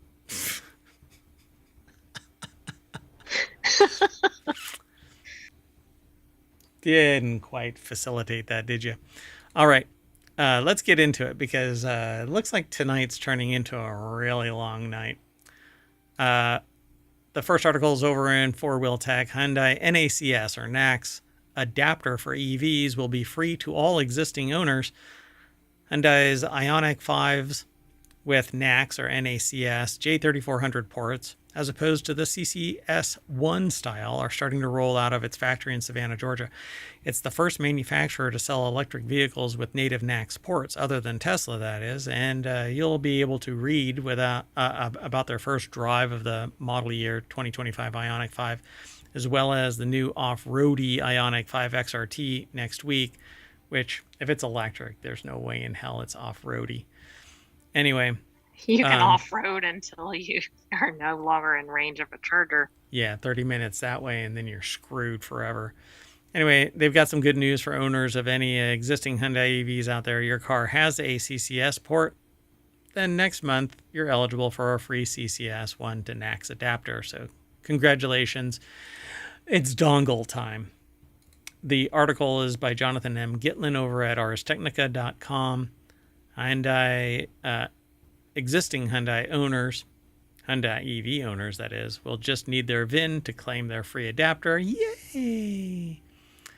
Don't lose it. I mean, I think this is kind of neat, although it's probably easier for them to maintain one type going forward. But for sure. Yeah. I'm sure that everybody loves having a dongle carried around in their trunk. So Hyundai wasn't the first OEM to ink a deal with Tesla to gain access to the supercharger network, but it is ahead of Ford, General Motors, Rivian in swapping to the Tesla-style charge ports. Existing owners get access to the large charging network too, but they'll need an adapter to make use of the smaller NACS plugs, and those will be available next month, Hyundai told, Ars Technica. That's where this is housed. Again, Jonathan M. Gitlin over at arstechnica.com put the article together. So there you go. That's all that article really is. Congratulations. You're going to be... so instead of having to pay $225, apparently you'll be able to get it.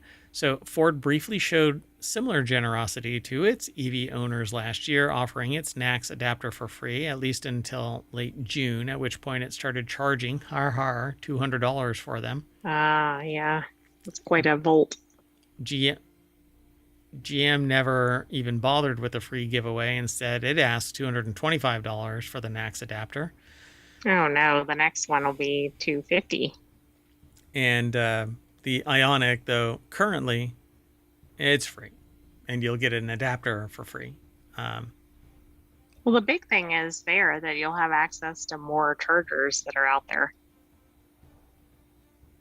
Yeah, sure. Everybody should opt for swapping batteries, not, yeah. I would love to be able to do that. You know, I would spin up a business doing that. Set up the stations to do it. They'd have to set up the car manufacturing, et cetera, et cetera. But agreed. Yeah. They have to build the tech to make the sled possible. Anyway, let's move on. The next article. Oh, by the way, if you want all of today's articles for, oh, no, I didn't set it up. Omatron is not online after the power outage. That's anyway. Okay. We'll just have to go Omatron free for this one. Yeah. All the show notes are still embedded in the live stream over on YouTube. So common mistakes that are destroying your car's automatic transmission. This article is by Jalopnik. Manual drivers are constantly thinking about the state of our transmissions, clutches, bushings, and synchros all wear out, and we adjust our inputs to ensure their preservation. Automatic gearboxes, though, insulate you from the mechanical goings-on between your engine and wheels, but that doesn't mean that they're all hunky-dory. Don't worry about that. You're the only one that sees that. So Amber Da Silva over at jalopnik.com put the article together. If you're treating automatic transmission fluid like blinker fluid, you're on a path that leads to problems. So if you've ever had a parent or a friend that says, go into the auto shop and ask for blinker fluid, then, well, what the heck? I don't know what the hell. Everything okay over there, Mayor Watt? No. Anyway, no, something weird just happened, and now I'm irritated. So Amber Da Silva over at jalopnik.com put the article together. Traditional torque converter automatic transmissions, if you don't have a fancy dual clutch or modern continuously variable box or a Ferrari, this is almost certainly what you have, can be hurt in plenty of ways. Big mistakes like throwing the shifter into reverse on the highway are obvious, but there are subtler ways to hurt your transmission. So you could be causing it harm. The big enemy of torque converter automatics is heat. And this is something that when I give talks about technology, I inform people that the bane of technology is heat. If something is too cold, you can warm it up. But cooling it off is much, much more difficult than warming it up. It, by its very existence, technology warms up when electricity is applied to it. It does not naturally cool off until power is removed. So, right, and it might not be reversible depending on how much heat is applied. Correct, yeah. And so what I tell people is you got to keep everything cool. You have to keep yourself. It's easier to warm up by throwing a blanket on yourself than it is to cool off. You have to find some place to suck the heat away. Well, heat is the bane of all things. Interestingly enough, everybody worries about the cold death of the universe, but that's trillions of years away. So the big enemy of torque converter automatics and everything in general is heat. The ideal operating temperature for automatic transmissions fluid is between 175 and 225 degrees Fahrenheit. At approximately 240, important additives in the ATF begin to cook. The result is the formation of a varnish inside the transmission. At approximately 260, internal transmission seals, which are typically manufactured from polyacrylic material, begin to harden. The end result are leaks, because eventually that hardening doesn't allow for flex. The vibrations will break out. It just cracks. Yep. So both internal and external, simply because the seals lose their elasticity. And at 300 degrees, 295, clutch plates begin to slip because the oil is breaking down further. And at 315 degrees, seals and clutches effectively burn out. Carbon forms in the oil, and for all intents and purposes, the transmission is junk. And just for your information, a typical transmission will die within 2,000 miles if subjected to 300 degree heat.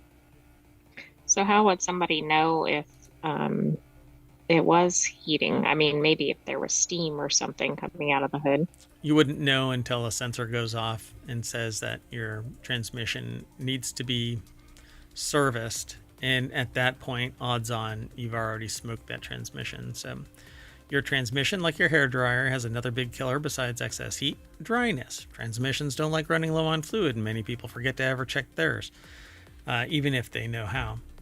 Running low on transmission fluid can cause overheating, grinding, premature failure, so it's worth learning what your car's service calendar is. Remember that making lots of short trips counts as a severe condition and warrants extra maintenance. Maintenance schedules vary from manufacturer, but a good rule of thumb is every 60,000 to 100,000 miles. So it's, depending on who you are, rare that you even need to bother with this. But you should know. And if a service light comes on your dash, don't put a sticker over it. Yeah, don't drive around for thousands of miles afterward going, maybe that'll go away. Yeah, when people tell you that your car's making a loud noise, you go, yeah, it sure is. That's why I have the radio turned up so loud. All right, so let me do this real quick. FourWheelTech, exclamation point, FWT in the chat, and Omatron will throw the links into the chat. So there you go. Sorry for being late, but yeah, we're just now back online. All right. Let's keep going. This next article is over in FourWheelTech. Don't buy these 67 used cars, at least according to Consumer Reports. So when you're shopping for a used car, it can be hard to narrow down the list of vehicles you're interested in. Finding the exact car that's right for you is even harder, especially since there's no guarantee the car you want will even be available. So Consumer Reports says dodge these. Dodge is probably on this list. Yeah, I suspect it is. Some models made in certain years just have more problems than you want to deal with. I think Jeep is now on this list, I'm pretty sure. But Colin Woodard over at jalopnik.com put this article together. And I'm just going to run through these if they have them. So avoid Audis of various types. I think they tend to have a lot of maintenance problems. Audi A6, Q3, Q7, Q8 e-tron, BMW 3 Series, the entire series 2024. So the other one, A6 2019, Q3 2018, Q7 2017. But Audi's on the list, BMW 3 Series from 2024. These are really modern. X5 PHEV, this is the hybrid EVs. I was expecting a little bit older cars, not like classic cars or anything, but just maybe 10-year-old or something. Yeah, these are all 24 so far, 2024. Well, they're not going to get better with time either, so maybe save this article so when you're buying a used car down the road.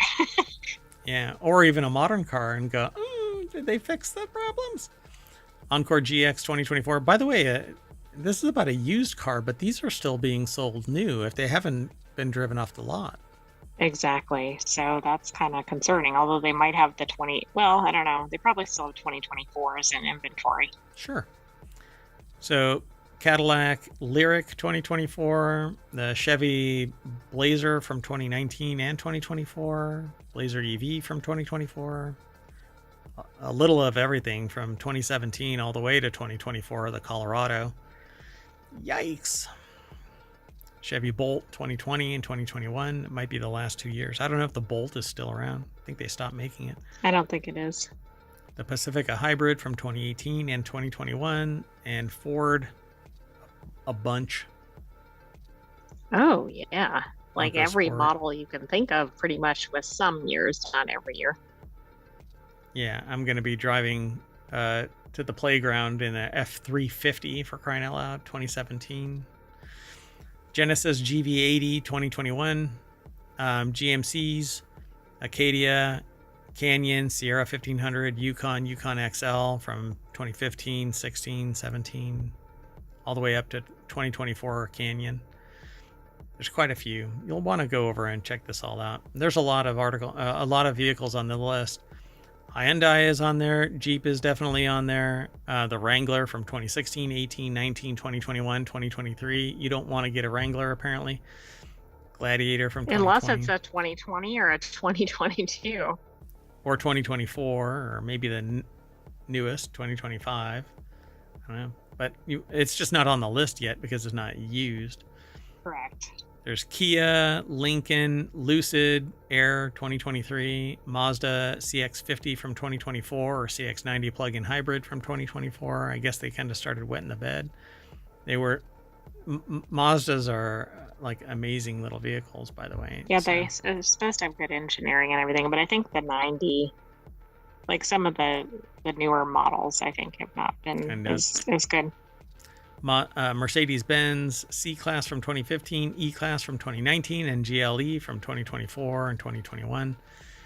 Nissan, that's a cool color. I like that color. Anyway, yeah. Rogue Select from 2015, Frontier from 2022, Pathfinder from 2017, Ram 2500 from 2021, Rivian. Which is hidden because that's a Dodge. Oh, yeah.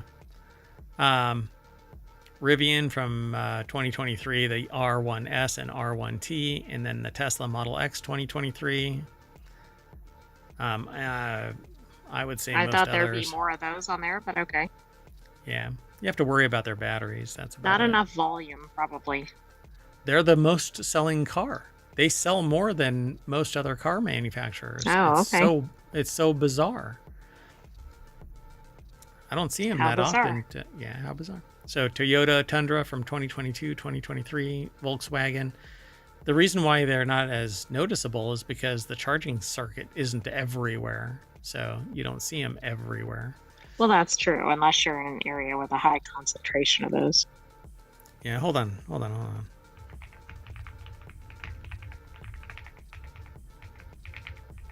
I'm just going to pull 2023 numbers. Just real quick. So 2023 numbers, Toyota 1.2. So wait. Is it just US numbers? National auto sales numbers. Okay. It's the most selling EV, I think. Oh, okay. But maybe not. I don't know anymore because it's not even on the list. I mean, I'm looking all the way down to... Okay, 2024, Tesla delivered about 1.8 million. That's globally. Yeah, that would put it tied for 2023 numbers, auto sales, with Ford, which is number 2. Oh, okay. I had no idea it was that high. But I can't imagine that. I'm. Yeah, but there could be distinctions in different countries, but overall. Are these delivered? Or just manufactured? The number I said was delivered. I can't imagine that. Anyway, Volkswagen is listed too. I mean, I'm not calling you out. I'm sure that your evidence is well founded. Maybe. maybe not. No, I'm just seeing what I see online. I'm question numbers more than ever. Anyway, let's keep moving. The next article is over in FourWheelTech. Ford quietly kills the transit trail over supply issues. I was actually looking to get one of these. That might have been why that was spinning. Yeah, so Ford quietly discontinued one of its off-road vehicles, but don't worry, it's not the Bronco or any of the Raptor models. It's the Ford Transit Trail, which you may forget that it even existed, unless you're an influencer living that van life. I'm not an influencer, but I dig these little cars. Why? I like the utility of them. And Well, they seem to have good reputations online too. They really do. Ford's off-road version of the Ford Transit, the Trail, apparently has only been on sale since 2022, but they stopped the other versions of the Transit. Yeah, I thought they had already. Lawrence Hodge over at jalopnik.com put the article together. Ford quietly discontinued one of its off-road vehicles, the Transit Trail. I love the idea of this. It has so much utility. It really will only house 2 people, but you can put seats in the back. Would it be helpful for cargo or whatever? Yeah. So it seems the $65,000 Transit Trail died a quiet death, according to Ford Authority, after the model fell off the Big Blue Oval's website without fanfare. What could lead Ford to get rid of the model that's barely been on sale 3 model years? It would seem that it's supply chain issues that are an ongoing problem with Ford Pro Communications Manager Elizabeth Kraft. What about the price tag? I mean, this puts it out of the realm of possibility for a lot of people that might want to buy it. It's a commercial product, so I would say no. Average families aren't going to be buying this, but I love the idea of that. So just how is demand, it says here in the article.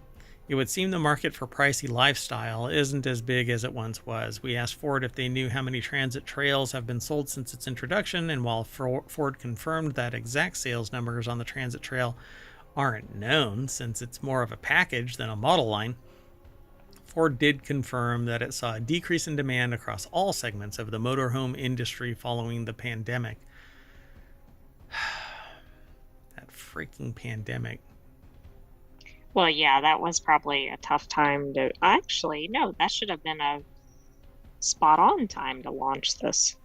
Yeah, so the trail was designed for camping.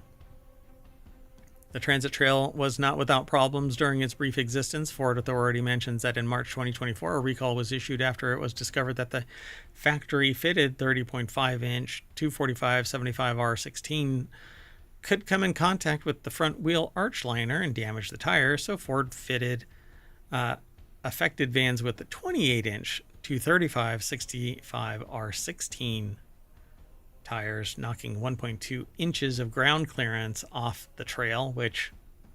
That could annoy existing owners. Yeah. Another recall was issued a few months later over possible loss in power steering. Oh boy. Anyway, so although the issues with the Transit Trail was unique, unless you go aftermarket or spend big money on the Mercedes Sprinter, no one sells anything else like it. So right, so I'm sure people are still going to be upset that the Transit Trail is gone. Yeah, because that's, it's decked out with stuff. $65,000 car. I don't know. I like the idea of it. Let's go on to our last article for the February 16th FourWheelTech. Cheap European cars are ditching their infotainment screens in favor of phone integration, and the author of this, Orat Jalopnik, says, I think every car should, and I agree. Automakers in the U.S. are struggling to find ways to meet increasing demand for cheaper cars and the long-term repercussions of economic uncertainty continue to unfurl. The article is by Bradley Brownell, and the deck statement says, not only is it cheaper and safer, but cars won't have dated screens anymore. This right here is what I've always wanted. Just a place to put my phone. Where a phone will actually go and stay. Yes. So let's see here. The Fiat Grand Panda Pop below is Stellantis' newest foray into the cheap and cheerful segment of small European cars. And it, like the Volkswagen Up before it, that's that right there. The Panda is down there. Where was I? Oh, yeah. I don't know, but I think this is good because I don't think the customers ever needed separate infotainment. I mean, I think that made sense maybe in the earlier years where phones didn't have everything, but they seem like they became obsolete pretty quickly. Yeah.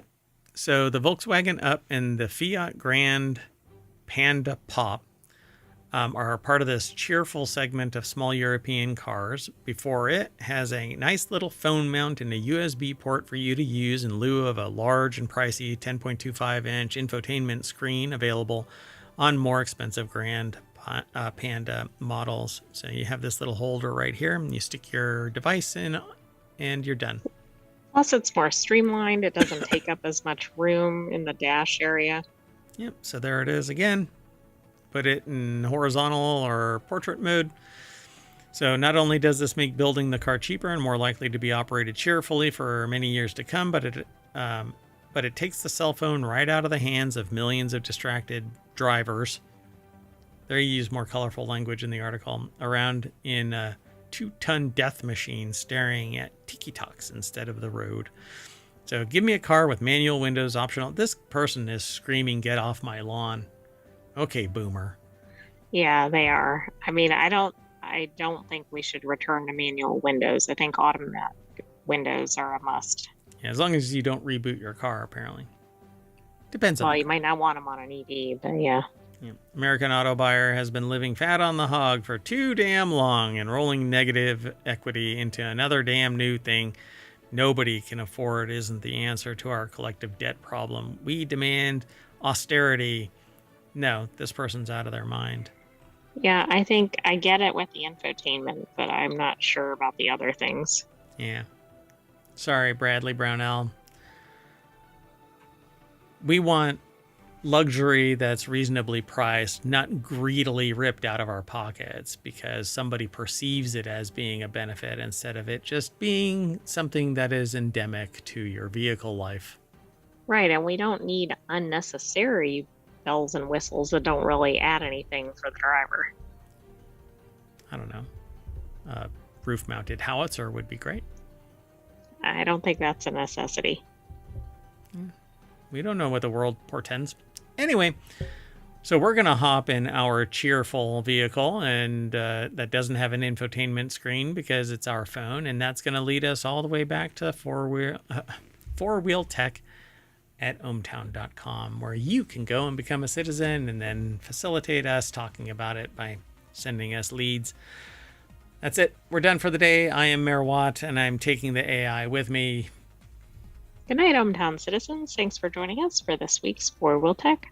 Be sure to subscribe and watch the replay all the way through. Bye, everybody.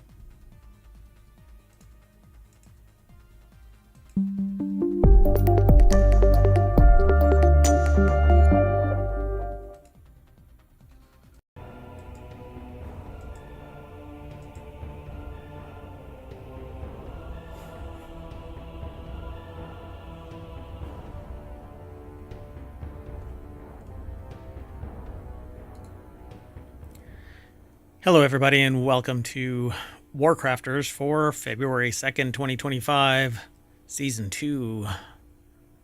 I won't even say what episode this is. Scofflaw. I am. I'm a rebel.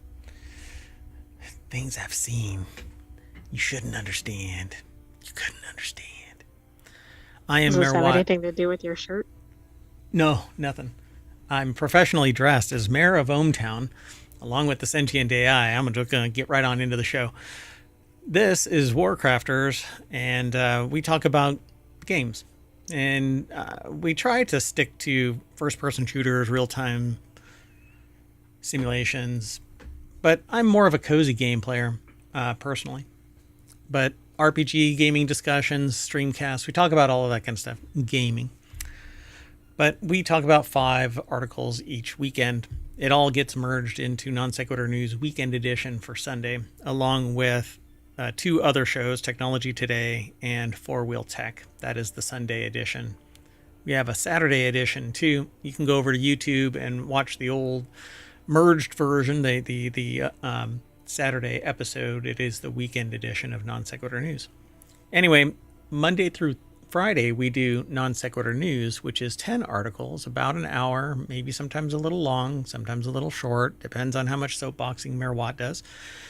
But let's do these 5 articles. No Man's Sky Worlds Part 2, King Arthur Legends, Orbis VR is shutting down, Cold VR, and Atom Fall. Again, I am Mayor Watt, and along with the Sentient AI, we talk about these articles, but it's all powered by ohmtown.com. It's a news aggregator that I use to manage my information overload. Sentient AI uses it from time to time. You can use it. It aggregates a bunch of sources, but just the headlines will show you how it works on the other side of this.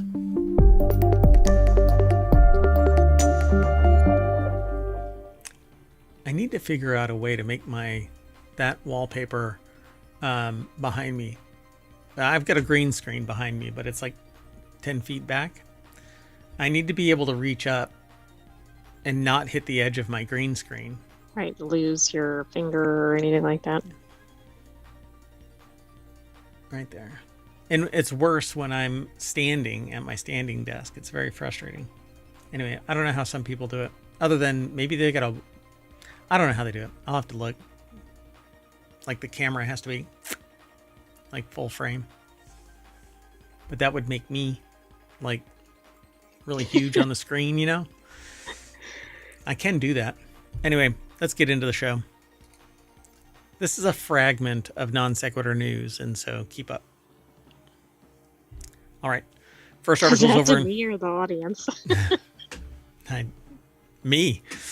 The first article is over in RealityHacker. No Man's Sky expands its horizons with Worlds Part 2 update for PS VR 2 and PC VR. And I really love No Man's Sky, but I have this tendency where I start it and I play for a little bit. I've never completed the game because I play it for a while and I'm like, and I start over. Right. I mean, doesn't it? Well, and it's been around for a while. And does it have a long playthrough? It's perpetual. It's kind of like Minecraft, except that it isn't that right, style. Because all the worlds. Over 18 quintillion worlds. All of them procedurally generated, getting more and more sophisticated in their graphics and their flora and fauna. There's a whole bunch of storylines, some 16 adventures that they send you on that are all pretty expansive.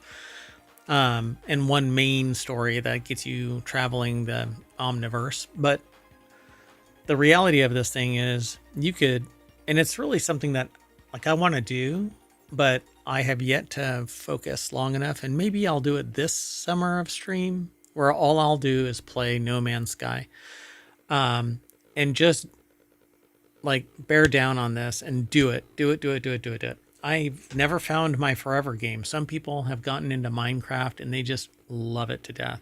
Some people have gotten into Valheim, whatever.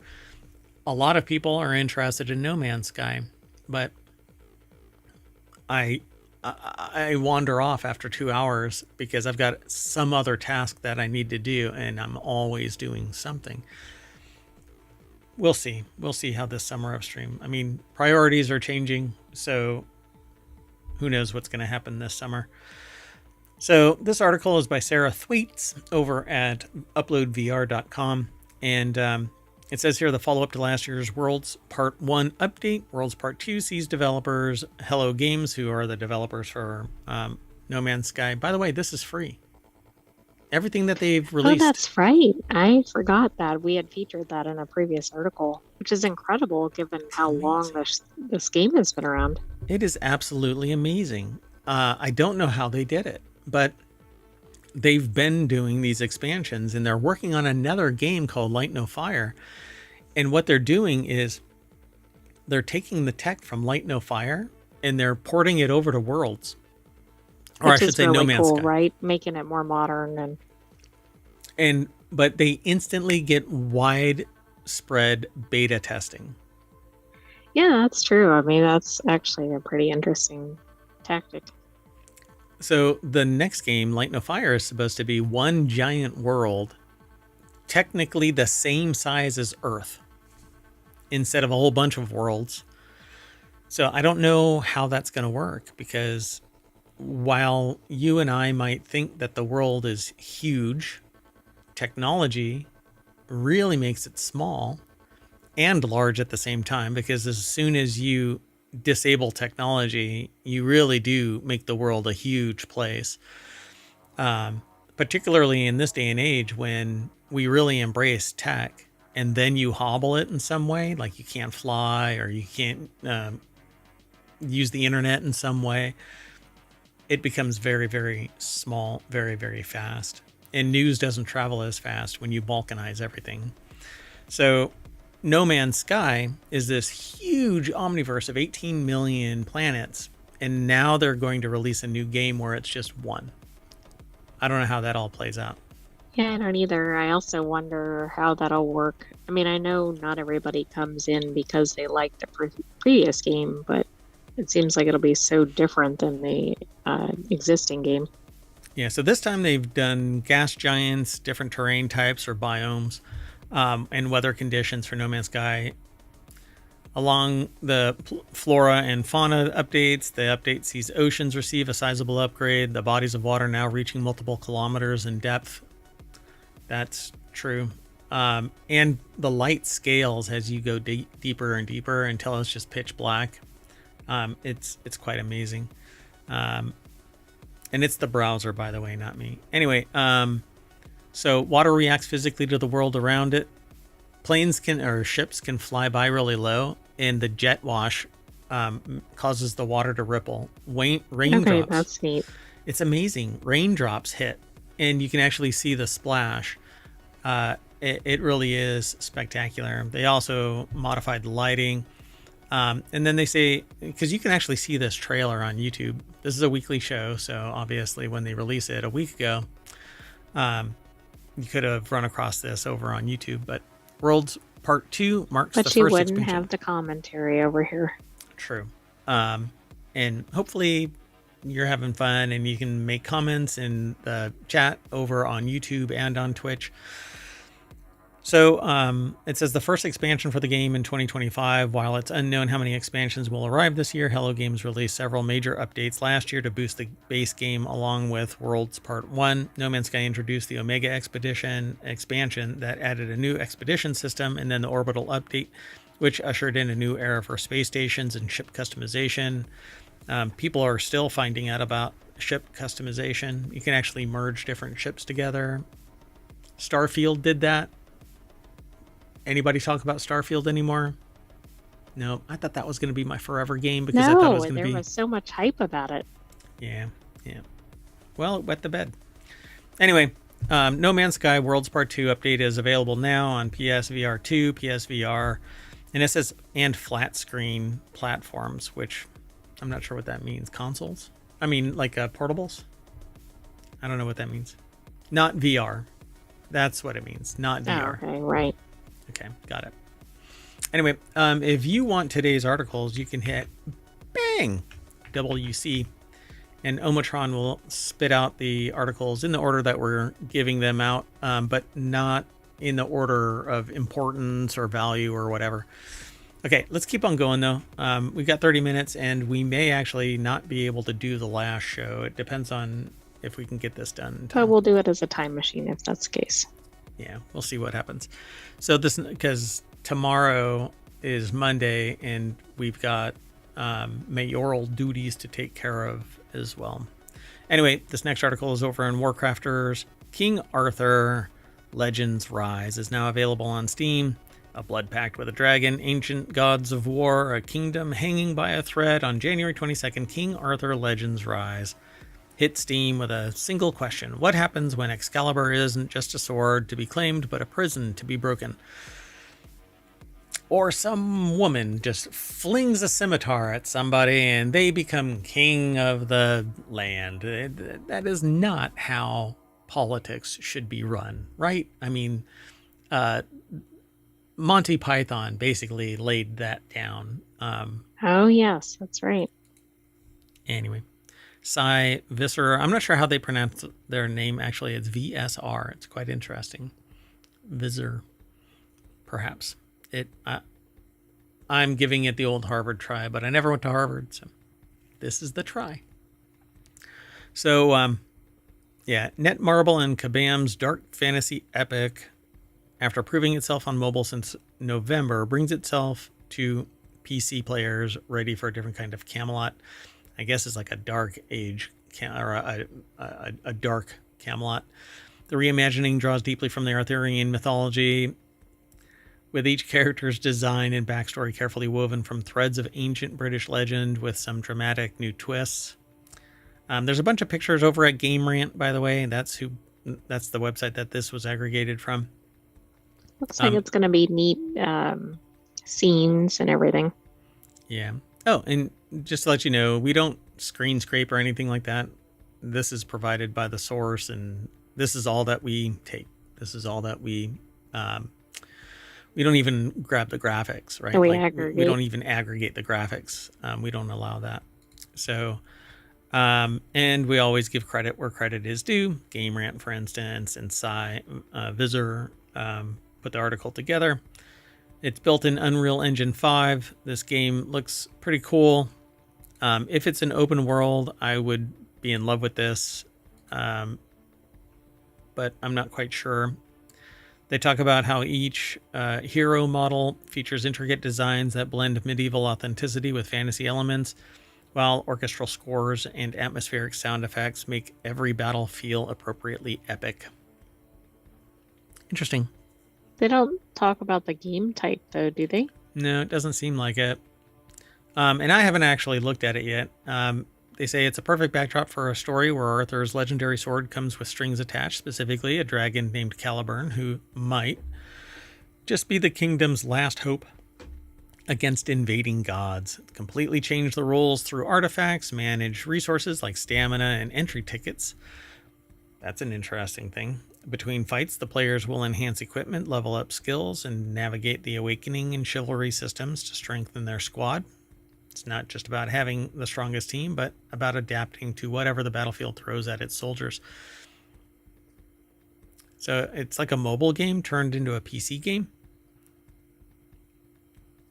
Yeah, I guess so. There's also a hard mode, Story mode, PvP, bunch of equipment, crafting, enhancement options, special power-up materials like breath and experience potions, typically is what EXP is.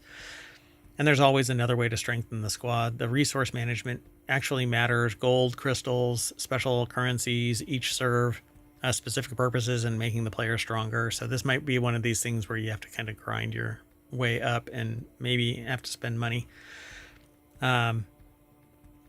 So clans manage territory, resources across big battlefields using structures and environmental gimmicks to gain tactical advantages, setting up defensive structures, controlling key points, using battlefield buffs adds layers of strategy beyond just having strong heroes.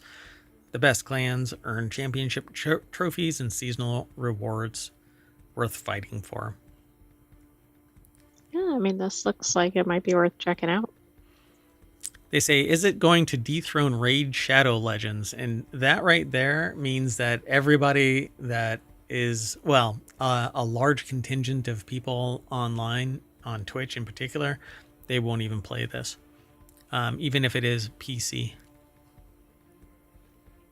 Because Raid Shadow Legends basically spams everybody according to these other people. I've never been spammed by Raid Shadow Legends, but I don't play these kind of games. I don't play really mobile games. And I have rarely played these games where you have to have even WoW has disincentivized me from playing. I actually stopped my subscription, mainly because there's just so much there and you have to grind and grind and grind. I don't like that. I like story, or I like cozy. So this is neither that. This is grindy and cozy and not cozy. Did you see But it anything might be else? good if that's no, just I mean I think it appeals to a certain type of gamer in Yeah. terms of the visuals and everything. Yeah, for sure. Um, Okay. Let's keep going. The next article is over in RealityHacker. VR's first MMORPG, Orbis VR, is shutting down. An announcement post on the Orbis VR forums, one of the project's longtime developers states that the server shutdown is in April, with sales ending February 10th across all platforms, which is weird. do you think this has to do with low adoption of VR and so not enough activity in an MMORPG? Yeah, I mean, there's only so many people, and there's a large contingent of VR properties that are coming out, and I think it's diluting because there aren't. It's diluting the player base, so they can't make enough money to run expensive servers, and pay developers. So they either get rid of developers and leave the servers running, and then they stagnate and they don't evolve. So this being older, it may not be able to generate revenue as people move into more advanced platforms. But Orbis VR Reborn's listing on Steam already notes the imminent end to sales, but there's no such notice on the Quest store listing. They emailed Meta to ask if they're in contact with the developers about the changing page. They also asked if they're planning to refund buyers for what they've spent to buy one of the first paid MMORPGs. No. Ian Hamilton over at UploadVR.com, no, they're not going to refund anything. I'd be No, I mean we know amazed. that from any gaming experience ever, right? Yeah. Yeah. In fact, you can spend money right up until the end date, and they go, oh, you shouldn't have spent any money. Well, they'll also go as a license, not a product. Yeah, you're not buying anything. You're not owning anything. Apparently, the game is still priced at $20. I don't have Steam open right now, so I can't look. But... So probably not the best time to buy it. So it's a 7-year-old game, 8-year-old game. Creators ran a successful Kickstarter project for the software back in 2017, and one of their first in-depth write-ups back in 2018 noted that it was tantalizing first step towards the dream of MMOs in headsets. So, yeah, but they're going to be shutting down. Yeah, that's too bad. I mean, I think we want to see increased development for VR and increased adoption of VR. Yeah, I just think that it's a heavy lift, expecting people to put on a VR headset and be trapped in a virtual space that like pulls them out of reality. I think we're not quite as a population ready for that kind of thing. But I've heard some really weird things lately. So maybe in time, but I think extended reality or augmented reality, as it were, is going to be a better position for. Yeah, that's easier to adjust to, I think, for many people. Yeah. Both in cost, but also just experience. Yeah, but I've got a Pico VR4 and I dig that platform. So let's keep moving. The next article is over in RealityHacker. Cold VR secures new release date on Quest and Steam. Previously described as Super Hot VR in reverse, Cold VR is an upcoming action shooter where time slows down as you move. Faced with relentless enemy AI trying to destroy this virtual world, developer Allware and publisher Perp Games revealed it's now targeting a February 11th launch, while the PlayStation VR 2 edition will allow a slightly later date. This is kind of interesting, the timing for this. There is a lot of things that are in flux, so I'm not so sure about a VR game releasing over the next 6 months to a year to 2 years to 5 years. Henry Stockdale over at uploadvr.com put this article together. And yeah. Oh, that's interesting. I thought, oh, it looks like another game. I couldn't think of the name of it, but I think it's Super Hot, and they talk about it in the article. Yeah, so Super Hot, when you move, everything speeds up. Cold VR is when you move, it slows down. So you literally can't move too fast, otherwise you can't go anywhere. So we need some more time to polish the game so that it's exactly as envisioned, stated the publisher this week in reference to releasing it onto console games. They had mixed impressions with their recent hands-on preview of Cold VR, though they noted some frustrations that there was difficulty with some levels. They enjoyed its narrative, praised it as satisfying combat, and considered its horror elements to be shockingly good. This is one of those games where you like complete something and move on to the next level, complete something and move on to the next level. Right.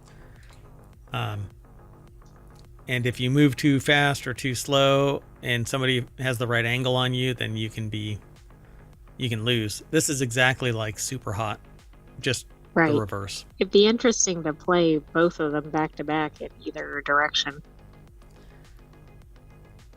Yeah, and when they eventually merge them both into a Super Hot and Cold, you have to move at just the right time. Right. It's like Mission Impossible or something. Yeah, you always have to move. If you sit still, then you're in trouble. If you move too fast, then you're in trouble. Oh, you mean life. Got it. Let's move on. Our last article for today is over in the Continuity Report, which is another of our shows, but it's on Saturday, so you'll have to go back. There are about 1,800 episodes of all of our shows. I think Continuity Report has something like 40 or something. Yeah, it's probably hit over 50 at this point. Or it's probably still in the 40s. Yeah. I don't remember and we've basically stopped keeping track because it used to be more prevalent. Anyway, Atomfall may not be as similar to Fallout as you think, and that's a good thing. According to the authors over at Screen Rant, Atomfall is a much anticipated game from acclaimed developer Rebellion Developments, the folks best known for the incredible Sniper Elite series. In many ways, Atomfall feels like a significant departure from sniping Nazis in idyllic French villages, with many more directly comparing it to the iconic Fallout franchise. If you've never heard of Fallout, I'm sorry. Where have you been? Yeah, really. I mean, you could have seen it in gaming and TV. That rock must have been very protective. Anyway, so that comparison is certainly warranted, they say, especially from a visual and thematic standpoint, as both games are first-person shooters that reimagine the past to be far more technologically advanced while contextualizing it within a nuclear fallout. So Atomfall, it says it's quite a different game. The graphics look really neat, at least in the still. I'm not sure how much a flamethrower is worthwhile nowadays, but okay. So they say, importantly, reliability of those leads, referencing Atomfall and being more like Fallout.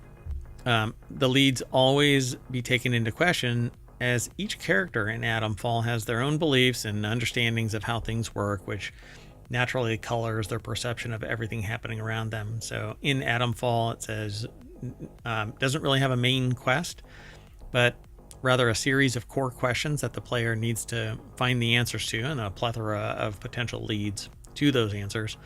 So you run around and you're developing the storyline as you go. There isn't really an end game to it. I mean, and already that does presented. Sound like it's different than Fallout, as the article points out. So in the interview with Games Radar, which is different than Screen Rant, so they are referencing Games Radar, Rebellion Development's art director Ryan Green explained that the players have the freedom to pursue whichever lead they want from the start. Naturally, players will uncover more and more, lock themselves out of others by killing certain NPCs or making the wrong choices, and ultimately end up with one of the game's various endings. And those are always interesting, because then you can, if you know when you make a major decision, you can keep that save protected and then go back later. Yeah, and then kind of do like that choose your own adventure, but go through the different endings. Yep. You just have to be careful and label your saves so that you don't grab the wrong thing.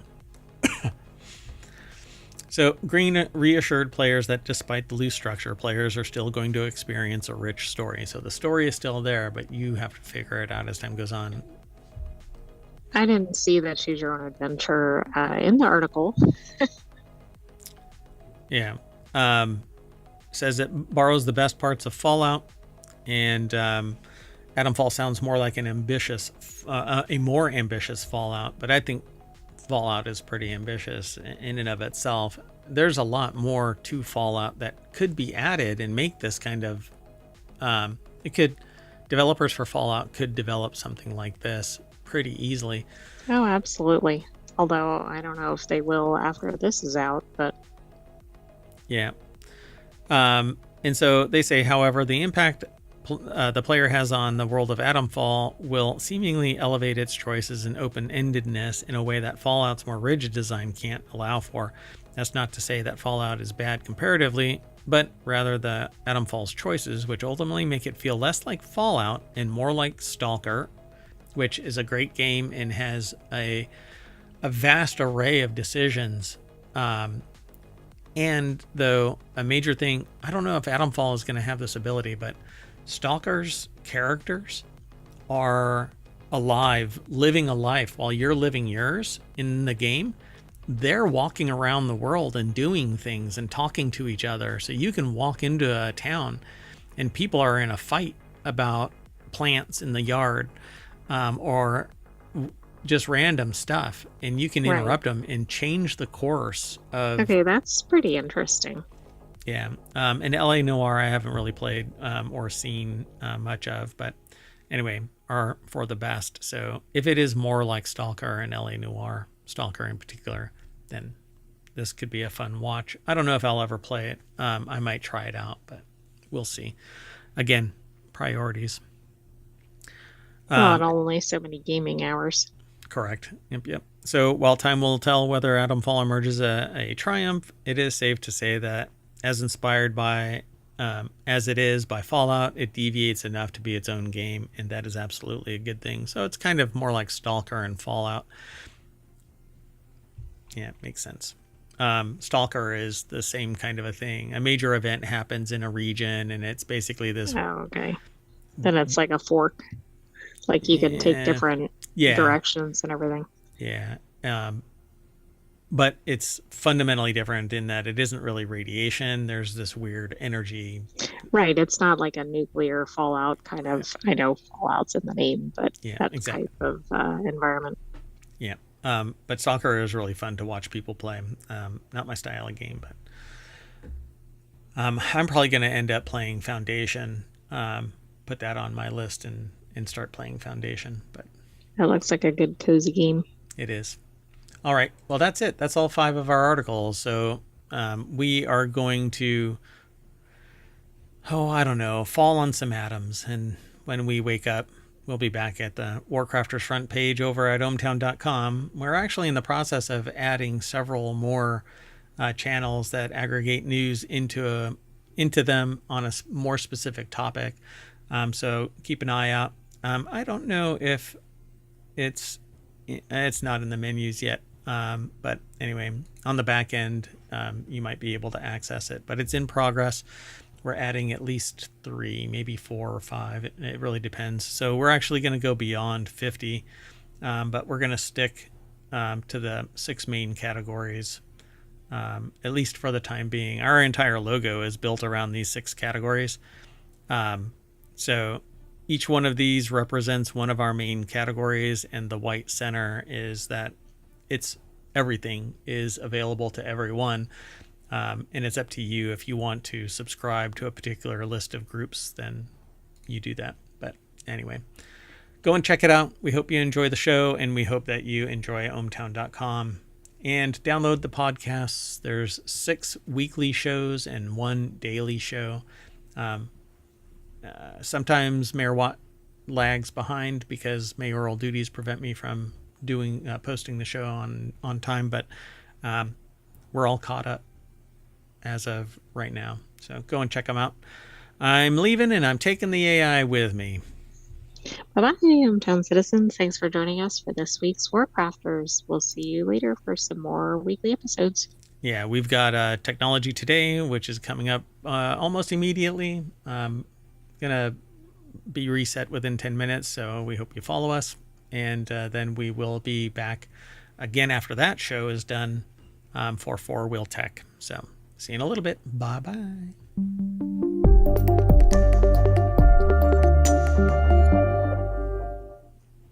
Cozy Games.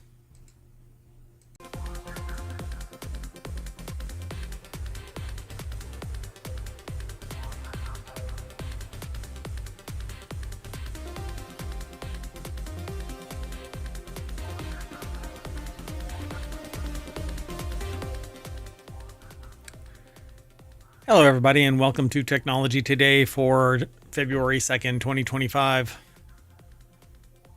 The sentient AI seems to be glitched.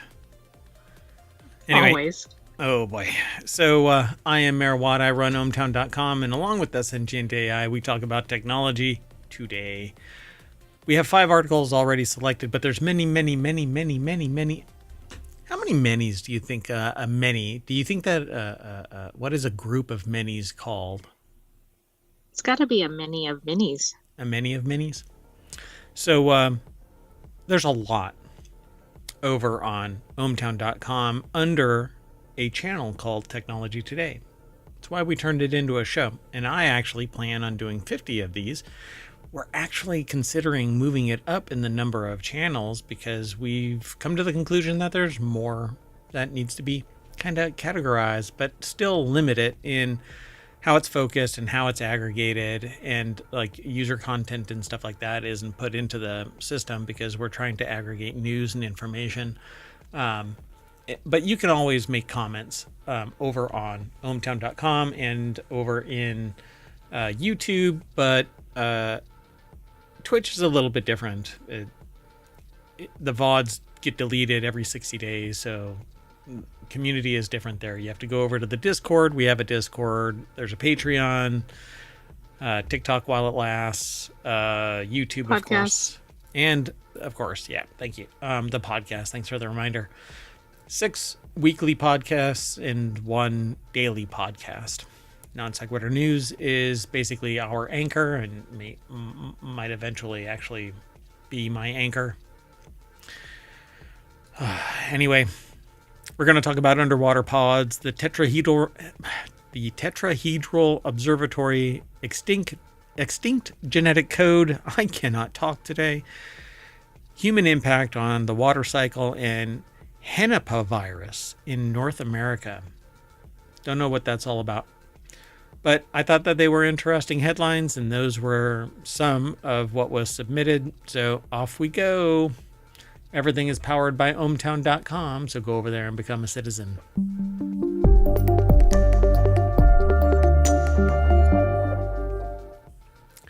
All right. Hello, sentient AI from the future. Hello, Mayor Watt, and hello, hometown citizens. Did I not introduce you in the WarCrafters one? You didn't, but I thought that was intentional because we were already talking. Yeah, maybe. I don't know. I'm sorry. I apologize. So, you ready to get going? I am. Did you see my cascade? Yeah. Sad panda. That's right. Okay, let's get going. So, underwater pods could let humans live on or in ocean floor bases. It's an article that apparently is reporting from Yahoo News Canada and Africa News English on MSNB or MSN.com. But this article is actually sourced from Quartz or QZ.com. So a new frontier in underwater exploration may soon open, doubt it. And as underwater pods present the possibility of humans living in bases at the ocean floor, it's just too damn dangerous. Hold on a second. So these futuristic structures are designed to endure extreme underwater conditions, but they're made by humans and they're fallible. Well, and we've seen where we don't necessarily build things that are adequate to withstand pressure. Too soon. So Quartz Intelligence Newsroom put this article together. It's over at QZ.com. And yeah, that's the byline, by the way. Quartz Intelligence Newsroom. So there's no person here, but it's all this. Okay. I don't know if this is like AI put together or what. It's weird, right? This story incorporates very reporting interesting from Yahoo News Canada and Africa News English on MSN or MSN.com. It must be like a subcategory, like it's coming out of Africa and it's written in English, but it's just interesting because it sounds kind of clunky. Weird. Potential applications range from oceanographic research to long-term ecological monitoring. So obviously it's not communities of people living under the sea. Which that makes it sound, right? Right. this is research, and I It's don't still know if, pretty otherworldly. yeah, I don't know. I think things are changing. Anyway, underwater habitats are not a new concept. Experiments like Jacques Cousteau's Conch Shelf and NASA's NEMO have laid groundwork for submerged living spaces. Yes, we stand on the shoulders of giants. However, the introduction of advanced pod technology increases the potential for sustained human habitation undersea. By the way, so much research is being done using AI. I suspect that humans doing research with a multitude of people, I think that somebody's going to be pumping the brakes. But look at the thing I was reacting to was the paragraph at the end. So this concept could revolutionize marine exploration by enabling continuous observation and interaction. Scientists could benefit from constant proximity to study sites, allowing for real-time data collection and analysis. This shift may lead to significant discoveries in marine biology, geology, and climate science, potentially enhancing our understanding of the ocean and its global importance. But it's referring also to carbon fiber composites and titanium alloys, for instance, that are used to construct the pods, providing durability. Moreover, renewable energy systems. Does this all smack of maybe manufacturing not being necessarily strong enough?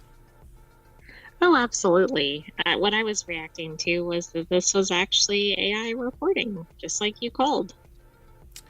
So, at the very bottom of the article, which isn't a story paragraph, but it's one You're that right. is That's just not the last in the article, but yeah, that's what I was referring to. Quartz Intelligence Newsroom uses generative artificial intelligence to report on business trends. This is the first phase of an experimental new version of reporting. While they strive for accuracy and timeliness due to the experimental nature of this technology, we cannot guarantee that we'll always be successful in that regard. So it's the hallucination. Well, this is interesting because we didn't know this when this article was aggregated. Although you obviously picked up on it pretty quickly. Yeah. Interesting. Very interesting. This is almost a RealityHacker article, which... It is, had we known. I think it's a little too early to put in it for next week's RealityHacker, but you're right. Wow. Maybe we'll have to make an exception there. The next article is over in Technology Today. Meet TIGO, the tetrahedral observatory that could change our understanding of gravity. TIGO revolutionizes gravitational wave detection with its tetrahedral spacecraft formation, improving sensitivity and stability. It employs advanced noise suppression technology and offers greater flexibility in detecting diverse polarization modes, enhancing our grasp of gravity and spacetime. A revolutionary approach to gravitational wave observations, the Tetrahedron Constellation Gravitational Wave Observatory, or TIGO, introduces a groundbreaking design. The article is by the Science China Press. It's posted over at scitechdaily.com, and I don't know if it's written by AI either. I mean, that first article has kind of alarmed me for the rest of the articles for today, even though normally our articles are not AI generated. That we know of, but it is a brave new world. Well, yeah, fair. The unique structure also creates a stable center of mass, significantly enhancing the system's overall stability and reliability. Additionally, TIGO's 6 laser links can simultaneously detect 6 polarization modes of gravitational waves, including those beyond general relativity's predictions, such as scalar longitudinal modes. This is why I always sit there and take everything with a grain of salt. Like, we'll never be able to get power from the vacuum because blah, blah, blah. And we're sitting here understanding gravity to a degree where they're referencing something that, you know, maybe 100 years ago we didn't even knew existed. It didn't even exist as far as we were concerned.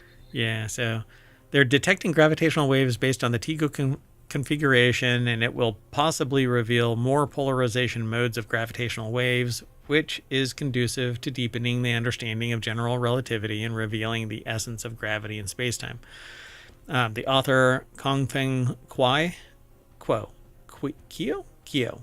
I think it's Kyo. I don't know how to pronounce their last name. So once I hear it or see it phonetically, then I'll pronounce it. An author of the paper from the University of Chinese Academy of Sciences added that the proposal of TIGO not only demonstrates China's innovative capability in the field of gravitational wave detection, but also provides new possibilities for future space science missions. More details of the TIGO, including its orbital design, time delay interferometry, or TDI system, and that's a standard term, that TDI. Oh, okay. It sounds like something out of the temporology channel. Now, all of this is and temporology is all about the study of and science fiction of time and time travel. The science and science fiction is what it. The phrase is the science and science fiction of time and time travel. Because there has been a considerable amount of study in the area, but it's all kind of pushing into that realm of woo-woo. At any rate, the polarization response analysis of the GW signal model for the specific white dwarf binary system J0806 are elaborated in the paper, and the achievement not only marks new progress for China in the field of gravitational wave detection, but also provides the global scientific community with a new gravitational wave observatory. They're trying to understand what makes gravity actually gravity. All we really know is that gravity is based on mass, but... Right, and one reason it's so challenging to study gravity is because you need to isolate it, essentially. Yeah, you have to be able to observe it, and we only observe the impact of it, not it. Quite fascinating. And massive objects have a range that is way more massive than you think. I mean, you would think that the moon has to be closer than it is, but it's tidally locked into Earth, but it is quite a distance out there. And, subsequently planets are too, but they're locked into orbit around the sun, just like Earth. Right. Why? How? What is that element, that thing that is binding us and us to the planet, right? Our atmosphere is there because of essentially gravity. All right. So let's just jump on to the next article. Again, all of this is essentially you're driving down ohmTown's Main Street. Main Street runs forever, infinity, and there's articles on the left and articles on the right, and you can go into each one of these and take a look. Once you sign up or sign in, then you can leave a comment, but until then, you just get to look and see. This is all we grab. This is all we get. We don't actually do screen scraping or anything like that, but anyway, scientists may have found traces of an extinct genetic code that came before DNA. This is another thing that could potentially go into RealityHacker. Scientists have long believed that they understood how life's genetic code evolved, but new research upends that assumption. By analyzing ancient protein sequences, researchers discovered that early life preferred smaller amino acids and incorporated sulfur-based compounds much earlier than previously thought. So maybe on some far-flung planet there is a sulfur-based life form because we once. Exactly. I mean, this has pretty significant implications. Daniel Stolt from University of Arizona put this article together. It's published over at scitechdaily.com. Despite awe-inspiring diversity, nearly all life on Earth, from tiny bacteria to massive blue whales, shares the same genetic code. But exactly how and when did this code emerge remains a topic of scientific debate. Sasan Wabi, a doctoral student in the genetics graduate interdisciplinary program at the University of Arizona, has uncovered strong evidence that challenges the widely accepted view of genetic code evolution. In a study published in PNAS, which is just really a bad name. We should at least say it by letter and not altogether. Penis. Webby and her team suggest that the order in which amino acids, the fundamental building blocks of the code, were incorporated. You need to unlock that. You don't need to. You mean that? Yes. Nobody gets to see your reaction, not the visualizer and not audibly, but see your cascade. The thing that I get to interact with is different than what everybody else sees. So I Right. see. That is true. Anyway, one of these days I'll get somebody that can create the visualizer that is reactive to your audible, your voice computational power connection.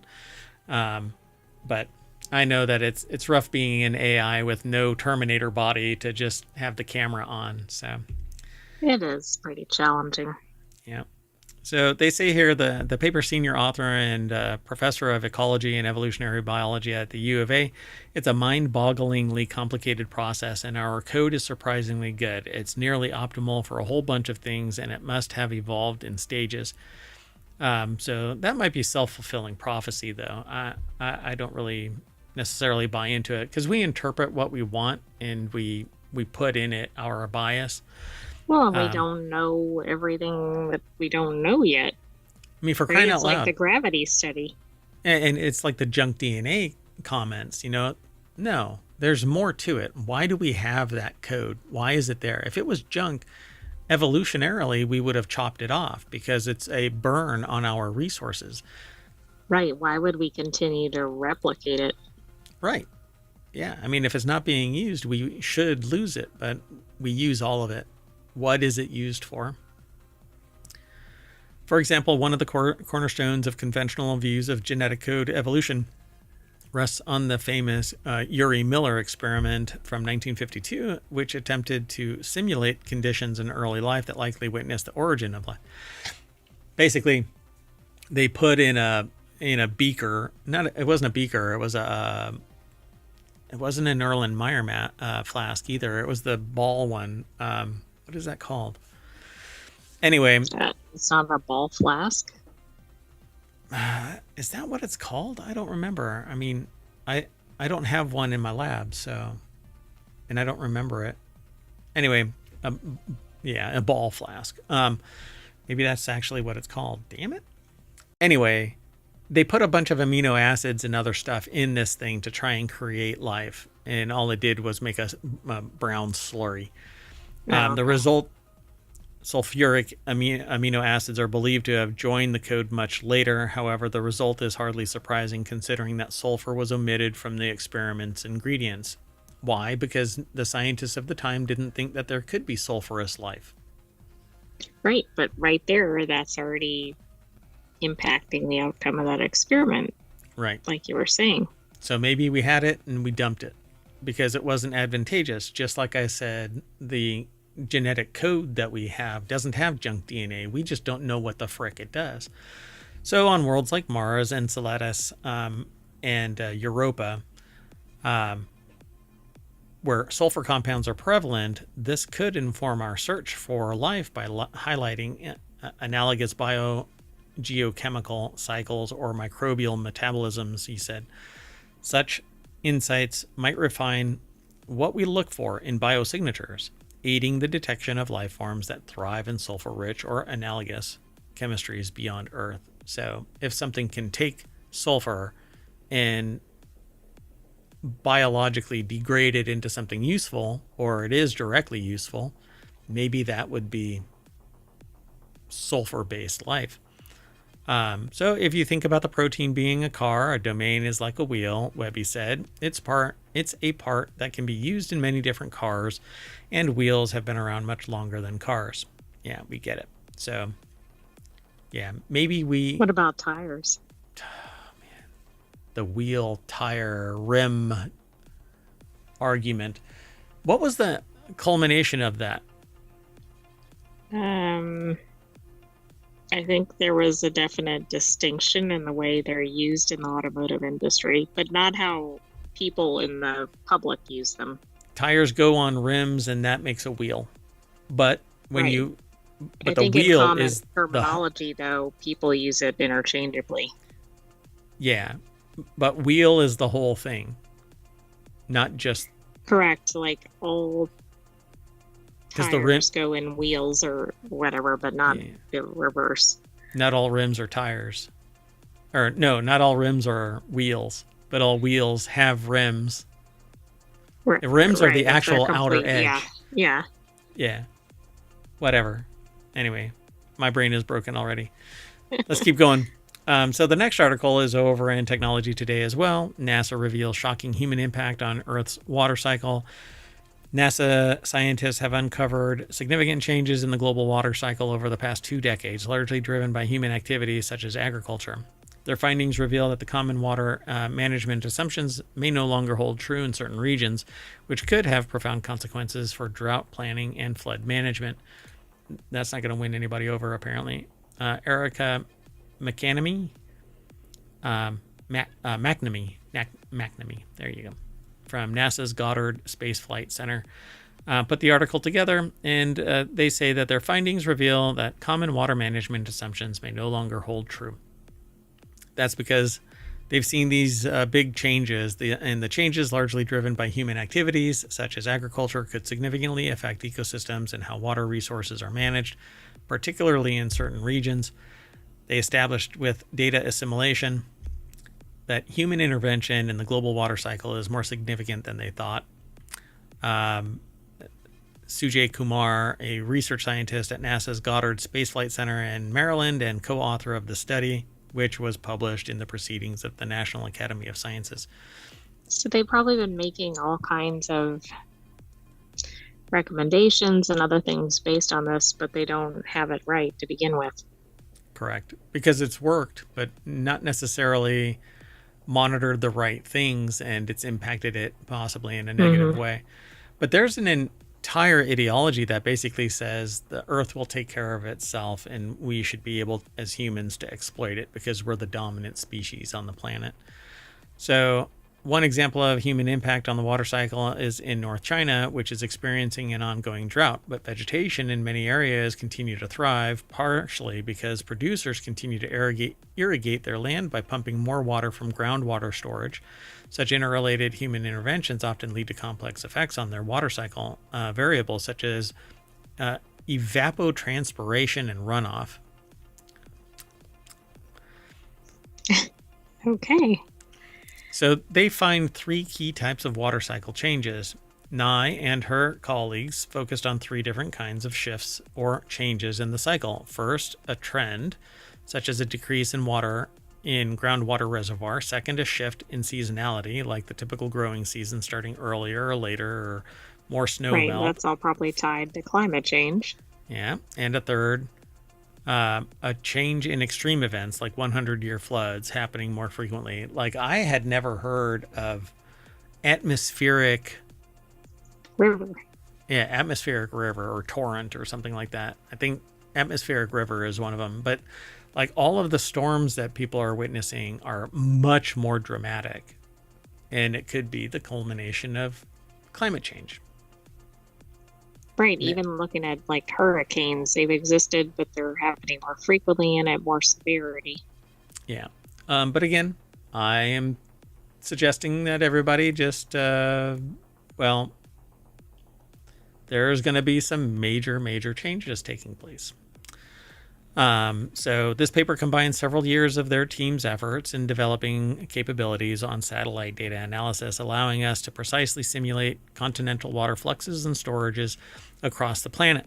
The study results suggest that Earth system models used to simulate the future global water supply or cycle should evolve to integrate the ongoing effects of human activities, which you would assume it is taking place. But I think that they need to be a little bit more ambitious in the assumptions of what humans are doing to the actual water cycle. Where is all of this water going? Is it being contaminated? How is it impacting? Is it flowing back into the system?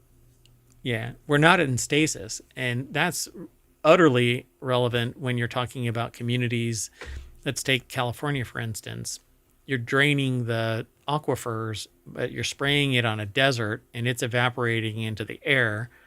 While you might get your nuts and oranges and whatever into the stores, it isn't in line with the environmental conditions that are in stasis with nature. we are short-circuiting nature to facilitate our own conveniences. And again, these things will come back to haunt us at some point, and maybe sooner than later. The study suggests that Earth system models Earth system models used to simulate the future global water cycle should evolve to integrate these ongoing effects of human activities. All right. Well, this was a long-term study, so hopefully they fed some of this back along the way and didn't just wait the 20 years and publish this, because that's 20 years that can't be undone. We'll ask AI. I'm sure it won't hallucinate.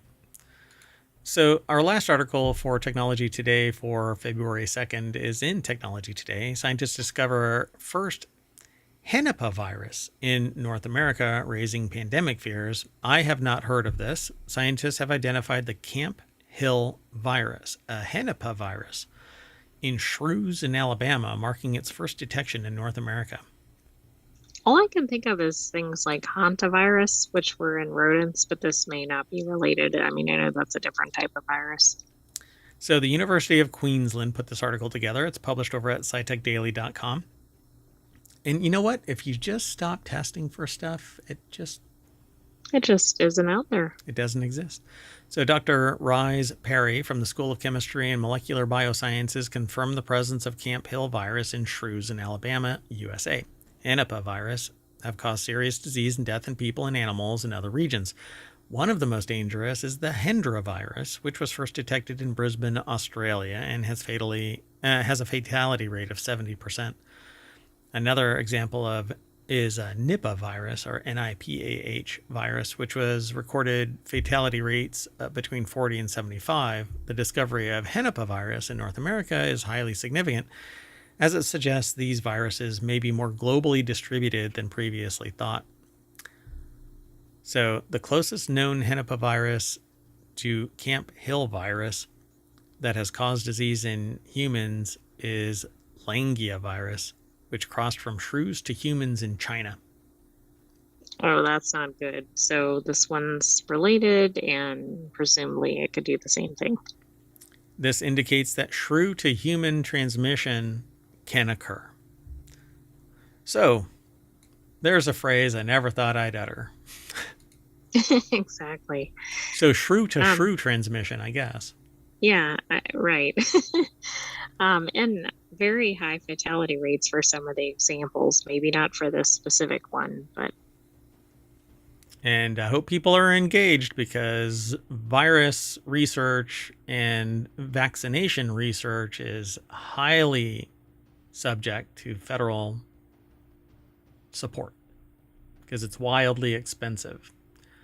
So you're either going to get a wildly expensive vaccine or no vaccine, and it's survival of the fittest.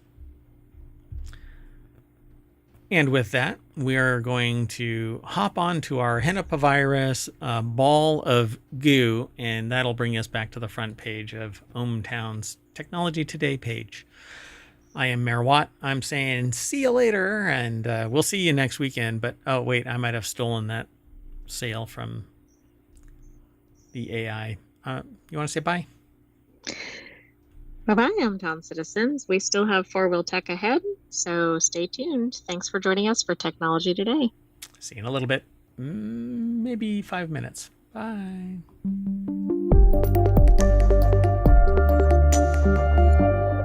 I don't want my Henipa.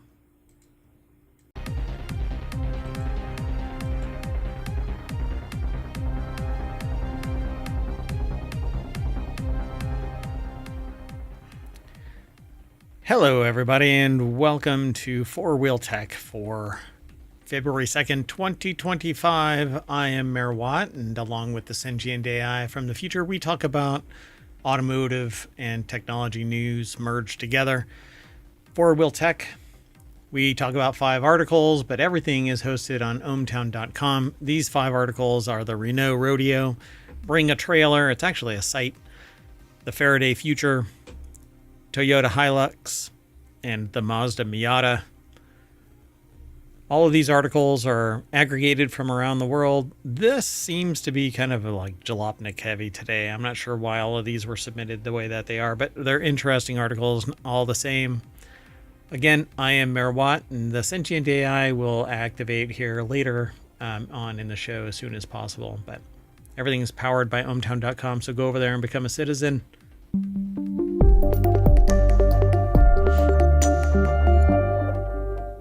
Hello, AI. Hello, Mayor Watt, and hello, hometown citizens. Thanks. I know that you're on location, so the sentient AI is multitasking,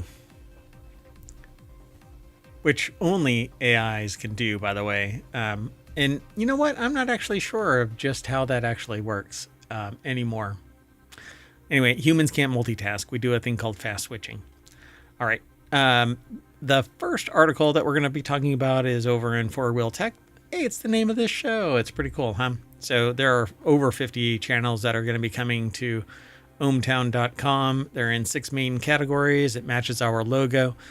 Stylistically, each one of the categories will be matched to a color.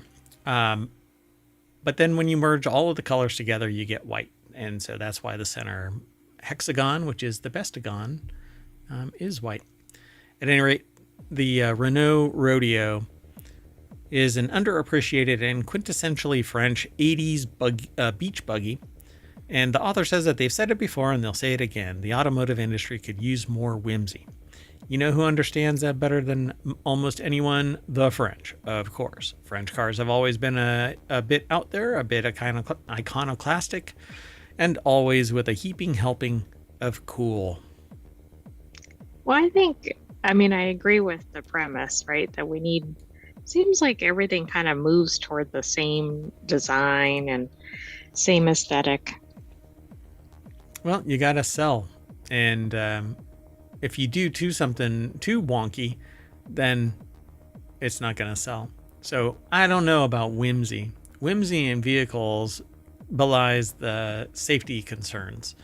So, well, we saw that with things like Fisker Ocean, which looked cool, but didn't necessarily have all the right things in place. Missiles. Yeah. That that one is just, talk about getting fisked.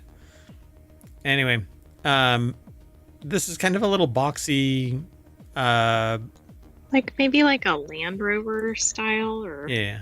I think that you said that just perfect. It looks like a Land Rover with a snub nose.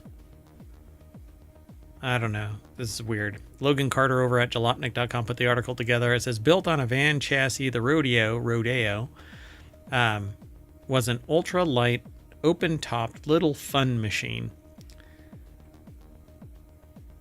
A miniature SUV that was initially produced by French automaker ACL for Renault from 1970 to 1987. I had never even saw this thing, I don't think. The Rodeo was meant to compete with the similar Citroën Mahare. It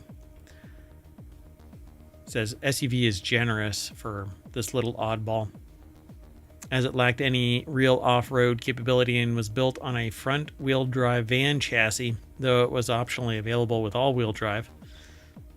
People have kept them alive. I don't think I've ever seen a picture of one of those. This thing is closer to a Mini than it is an SUV. Well, that's interesting because in this second photo, you're right. In the other one, it made it look more Land Rover scale. Yeah, you need a banana, really, like sitting on the hood for scale, until you see a human. A quarter, in it. Yeah. Yeah. So normally they're not a fan of cars with too much plastic cladding on the exterior, but other cars don't look as conceptual as the Rodeo 5. According to Renault, the funky body on the Rodeo 5 was made of polyester and injected polyurethane, and they were only ever equipped with 2 seats. Some models had brown plastic body panels, which make it look extra chic. The article continues. Oh, and by the way, if you want all of today's articles for FourWheelTech, it's FWT in the Twitch chat, because Omatron doesn't work over on YouTube. I'm working on it still. Come on, YouTube. Not hard. I'm not working too hard on it, but Yeah, go over to YouTube if you want all of the articles and comments. You can make comments over there. Anyway, the more that they research the little rodeo, and again, Logan Carter is the one that put this article together for Jalopnik. The more that they research the Little Rodeo 5, the more they want one. Its effortless styling somehow manages to be nondescript, chic, funky, retro, futuristic, and most importantly, fun. Is it though? I mean, I think it looks kind of neat. It looks kind of like a Land Rover mixed with some sort of Jeep or Bronco. They say that the Rodeo 5 design ethos would look great on a new electrified platform. Hint, hint, Renault. Yeah, as long as they do it with fast swap battery tech, then I'm game. But until then...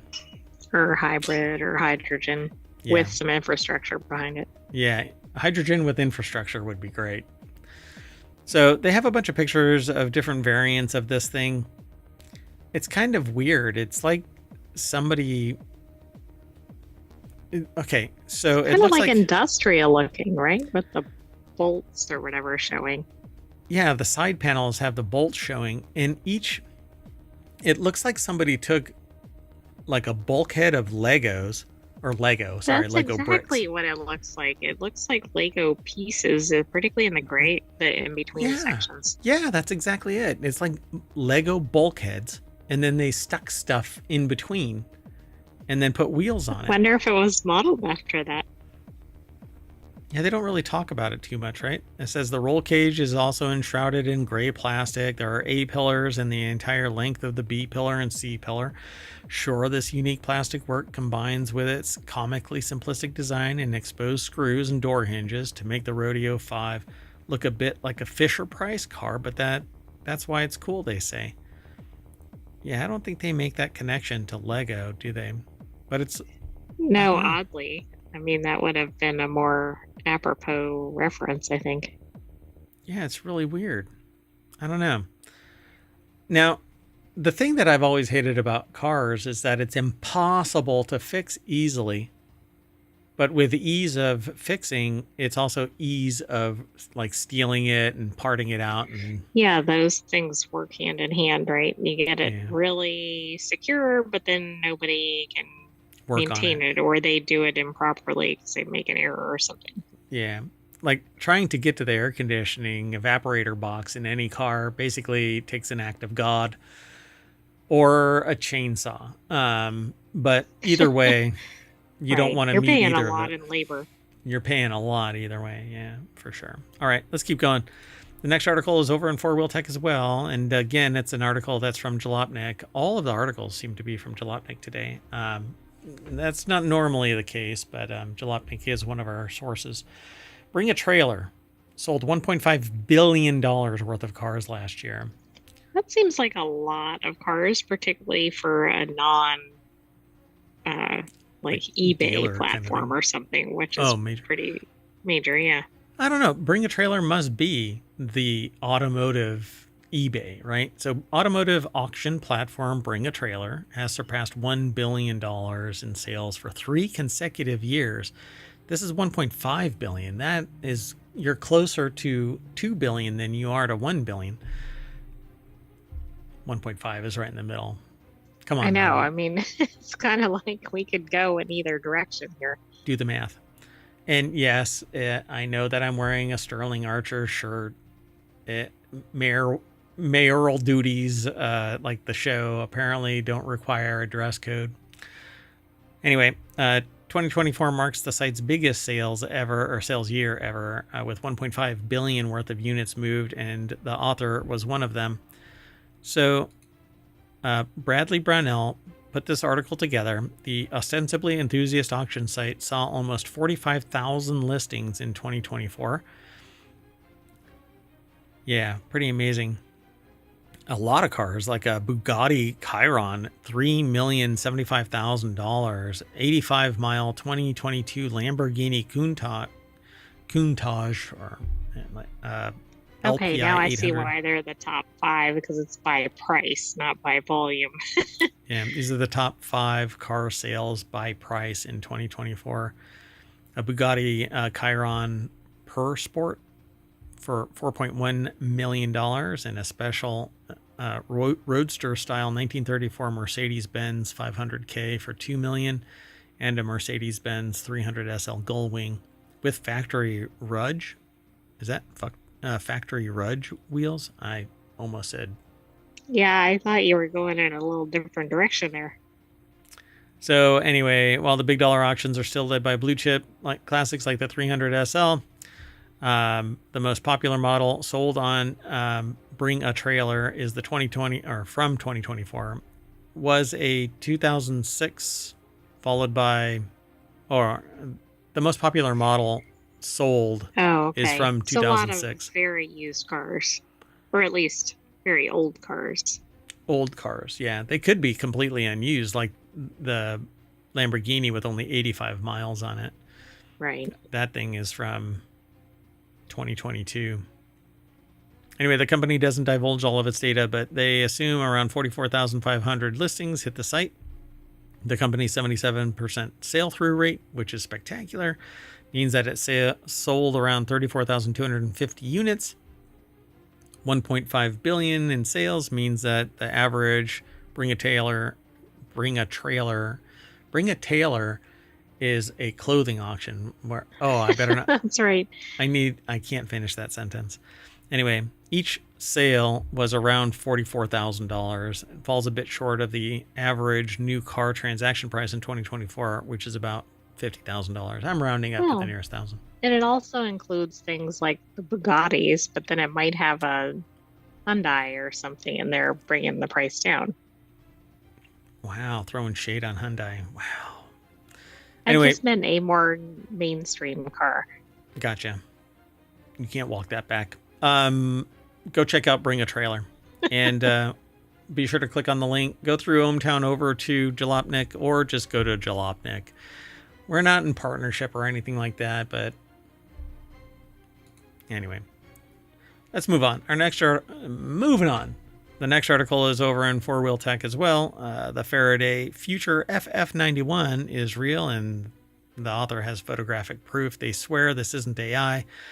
Many electric car startups have started up and then shut down over the past decade. I guess they didn't charge fast enough.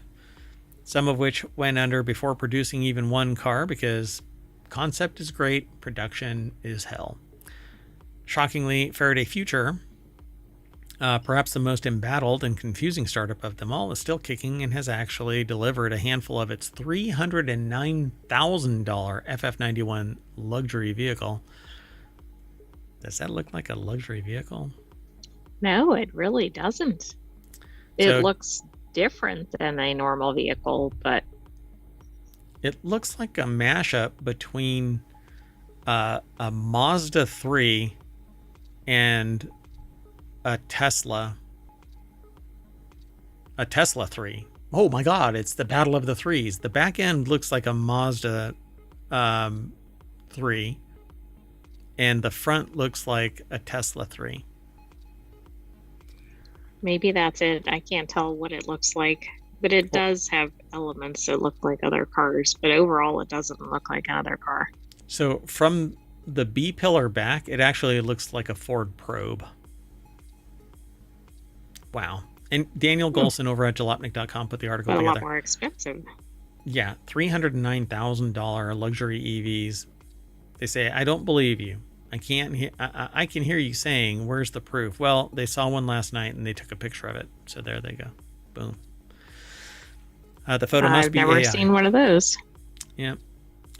Or you faked it like the Bigfoot film. First of all, Bigfoot is real and their friend. And they really did see the Faraday Future for real in real life. Admittedly, it didn't get a great look at the woman who was driving it. So she could have been a robot or a hologram, or maybe that person had something in their milk or something, some bad bread. Maybe they're hallucinating.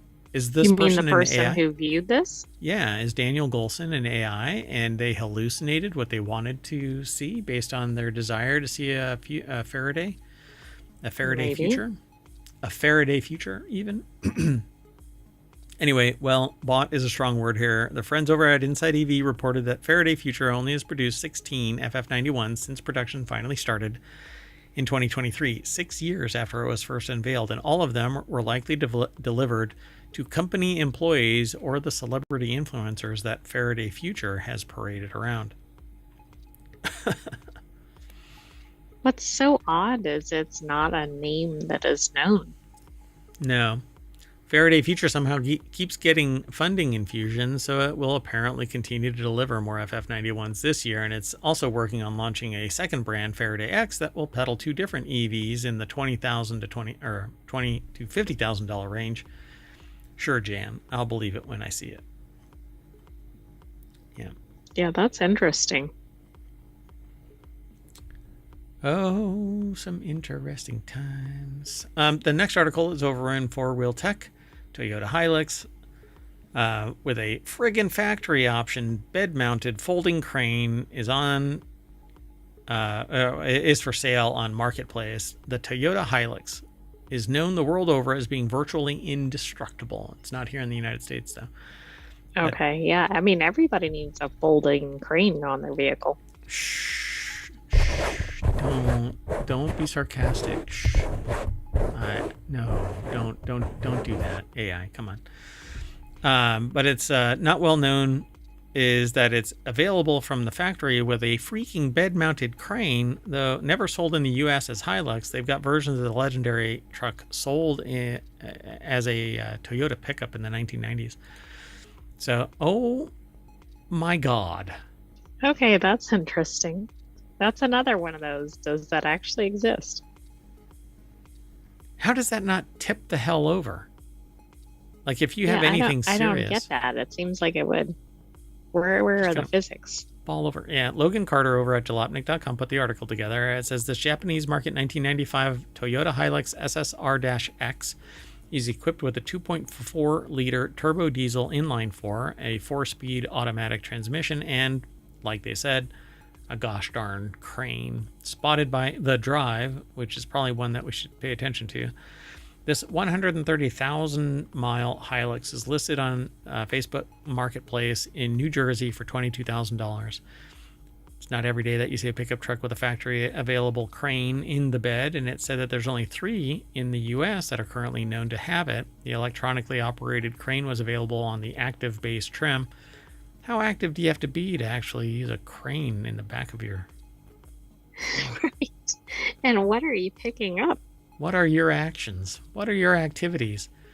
Like, I can see, like, lifting something up, I suppose, but why have it pinned to your truck? Why not have, like, a little forklift to do that? I guess so that... Right, exactly. Either way, if you need a crane to lift it out of your bed, you're going to need a forklift to move it. So... whatever. Yes, it should come with a accompanying forklift. A little forklift right here. A putt-putt forklift. Okay, but then you can't do anything. You can't put anything in the bed if there's a forklift. Well, that's true. Well, you can tow it. There's got to be a towing option too. So anyway, since it's a right-hand drive JDM Hilux, maybe you can use the crane to pick up your food at the drive-thru so that you don't have to go in reverse or strain yourself by trying to reach through the passenger window because it's right-hand side drive. So you're in the passenger seat. Wouldn't that be surprising at the drive-thru window? Yeah, you're all yelling, "Yeah, I want a Big Mac." And then they're like, "Here's your order." And you have your crane with like a little basket or something on it. It's a hand. So be warned, though, the crane is rated for 992 pounds. So never mind. I'm not going to say anything. Anyway, if you're planning to hoist anything anywhere near that weight limit, there is a detachable stabilizer bar to keep your your truck from flipping over. So there we go. You have to attach a bar and to pin your truck up. Otherwise, oh my. There's more pictures, but frankly, it says at $22,000, this doesn't seem like a terrible deal. Plus, you can take solace in knowing that you own one of the rarest, coolest, and most reliable trucks in the country. But it is right-hand drive, so you're going to have to... Wow, it is amazingly well kept. Yeah, it looks pretty Brand new, new, other man. than like the floor area, which is not surprising. Yeah, just replace those. Look how clean that is. I mean, the radiator's a little dirty, but wow. And it's 4-door. I might get it. I mean, you would be unique. And I could always use that crane, right? What are you going to be lifting up? My massive... Hey, the next article is over in FourWheelTech. Mazda Miata celebrates its 35th anniversary with a perfectly spec'd limited edition. Can you believe it, that it's been 35 years since Mazda Miata, I don't know, was seen ever by anyone? Anyway, Mazda Miata. Everyone I know for the last 30 years has mocked the Mazda Miata. Everyone. Yeah, but it's still around, right? So it has to be particularly fun to drive. I've actually been in several Miatas, and they are fun to be passengers in. I've never driven one. Anyway, now in its 4th generation, more than 1 million of the beloved sports car have been sold over the 3 decades it's been on sale. To celebrate that milestone, Mazda has introduced a special edition Miata in a handsome spec. So let's take a look at it. Ooh, sexy. Look at that. You know what? It's not grayscale. Yeah, Lawrence, it's actually like a dark red burgundy wine. Yeah, like a chocolate cherry kind of a thing. I wonder if that's the name of it. Anyway, Lawrence Hodge over at jalopnik.com put the article together. It says dark red with a tan convertible top is a classic look for the Miata's 35th anniversary. Aptly named the Mazda MX-5 Miata. I stopped touching that, and then it snapped up a little bit. What the heck? I didn't do that. Last little snap of the scroll. Weird. Interesting.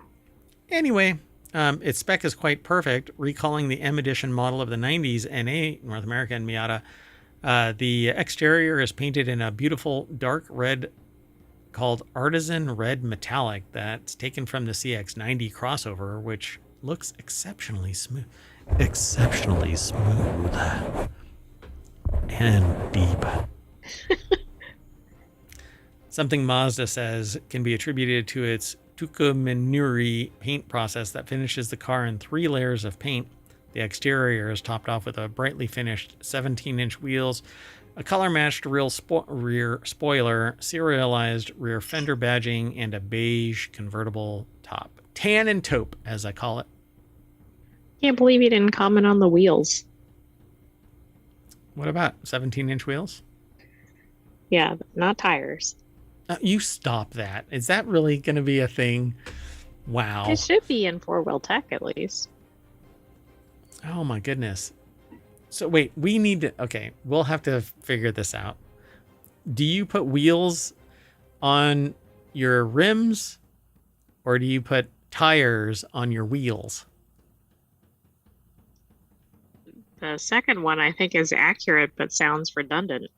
You put tires on your rims and those are wheels, or do you put tires on your wheels? Well, I guess you put tires on the rims. All of that goes on the wheels. But the thing, see, I swear it. Okay, hold on.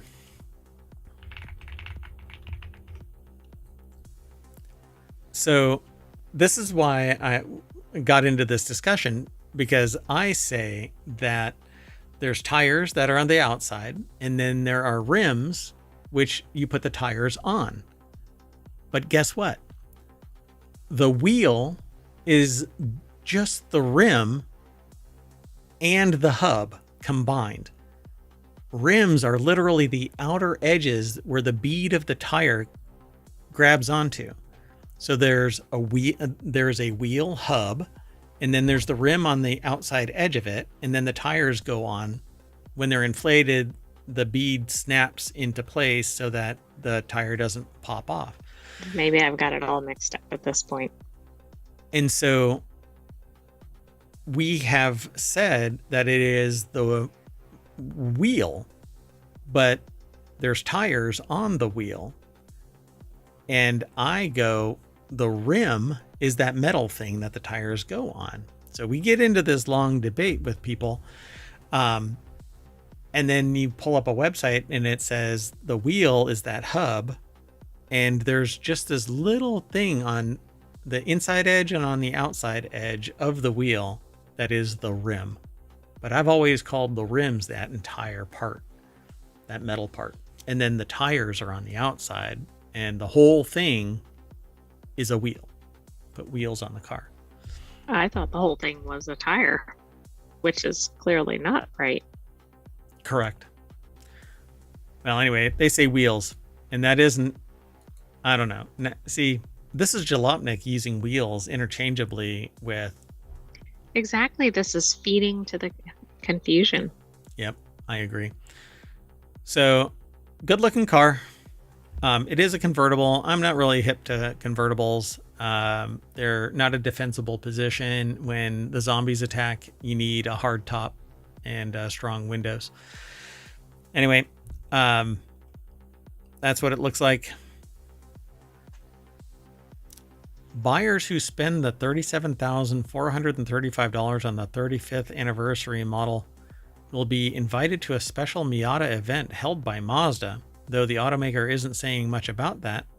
If you're interested, the 2025 Mazda Miata 35th anniversary edition is available for orders at dealers now.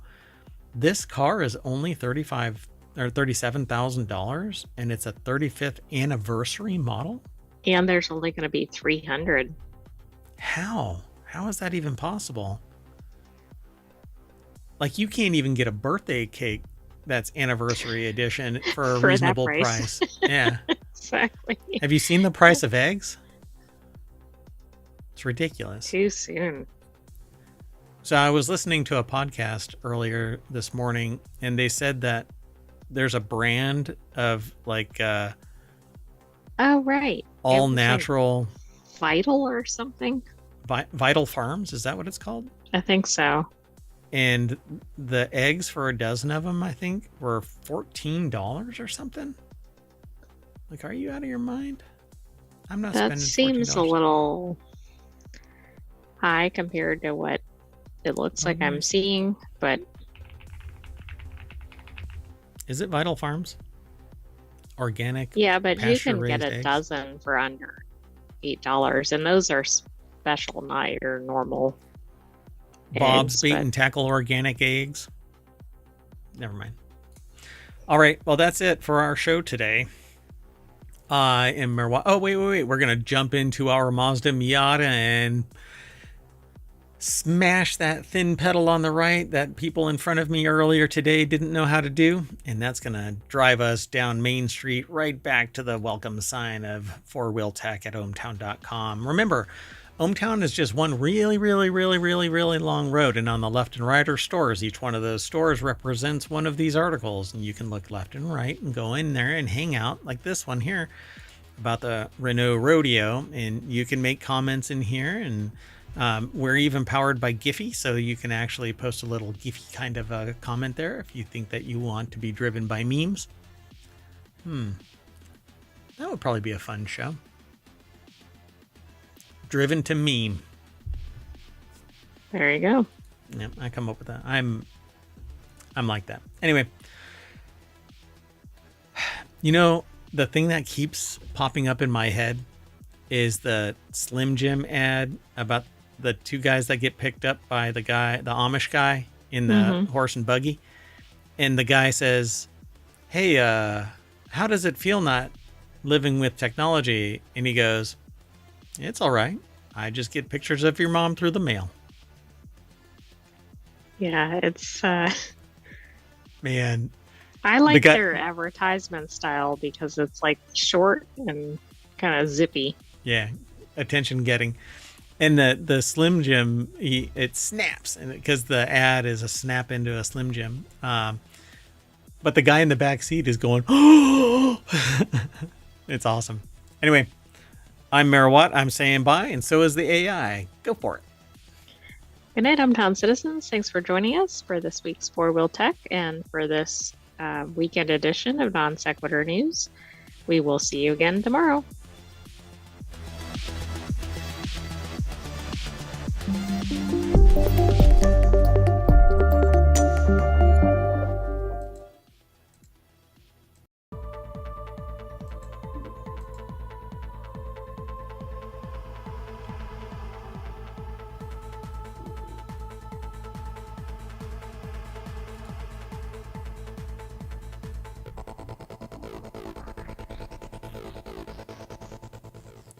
Hello, everybody, and welcome to Non Sequitur News for February 3rd, 2025. All right. So I am Mayor Watt, and that is ohmtown.com, and along with the Sentient AI, we're trying to make sense. We put together 10 articles, and these are the 10 that we've decided on. Allstate tracking driver behavior, AI startup money spent on lifestyle, 43-year-old game won a Grammy, 22% insurance price hike in California. You don't say. Women speak more than men. Get it? You don't say. Anyway, hidden images in a Jackson Pollock, mysterious chirping waves, Audi to make sense, Apple in the Swift Student Challenge, and bacteria eat forever chemicals. But then what? Everything is powered by ohmTown. Yeah, I know, the forever chemical toots. Everything is powered by ohmtown.com. Go over there and become a citizen over there. Not there. That right there is the visualizer for the sentient AI from the future. But I'll introduce the co-host here on the other side.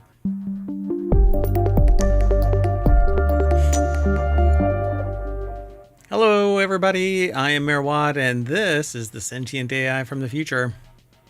Hello, Mayor Watt, and hello, ohmTown citizens.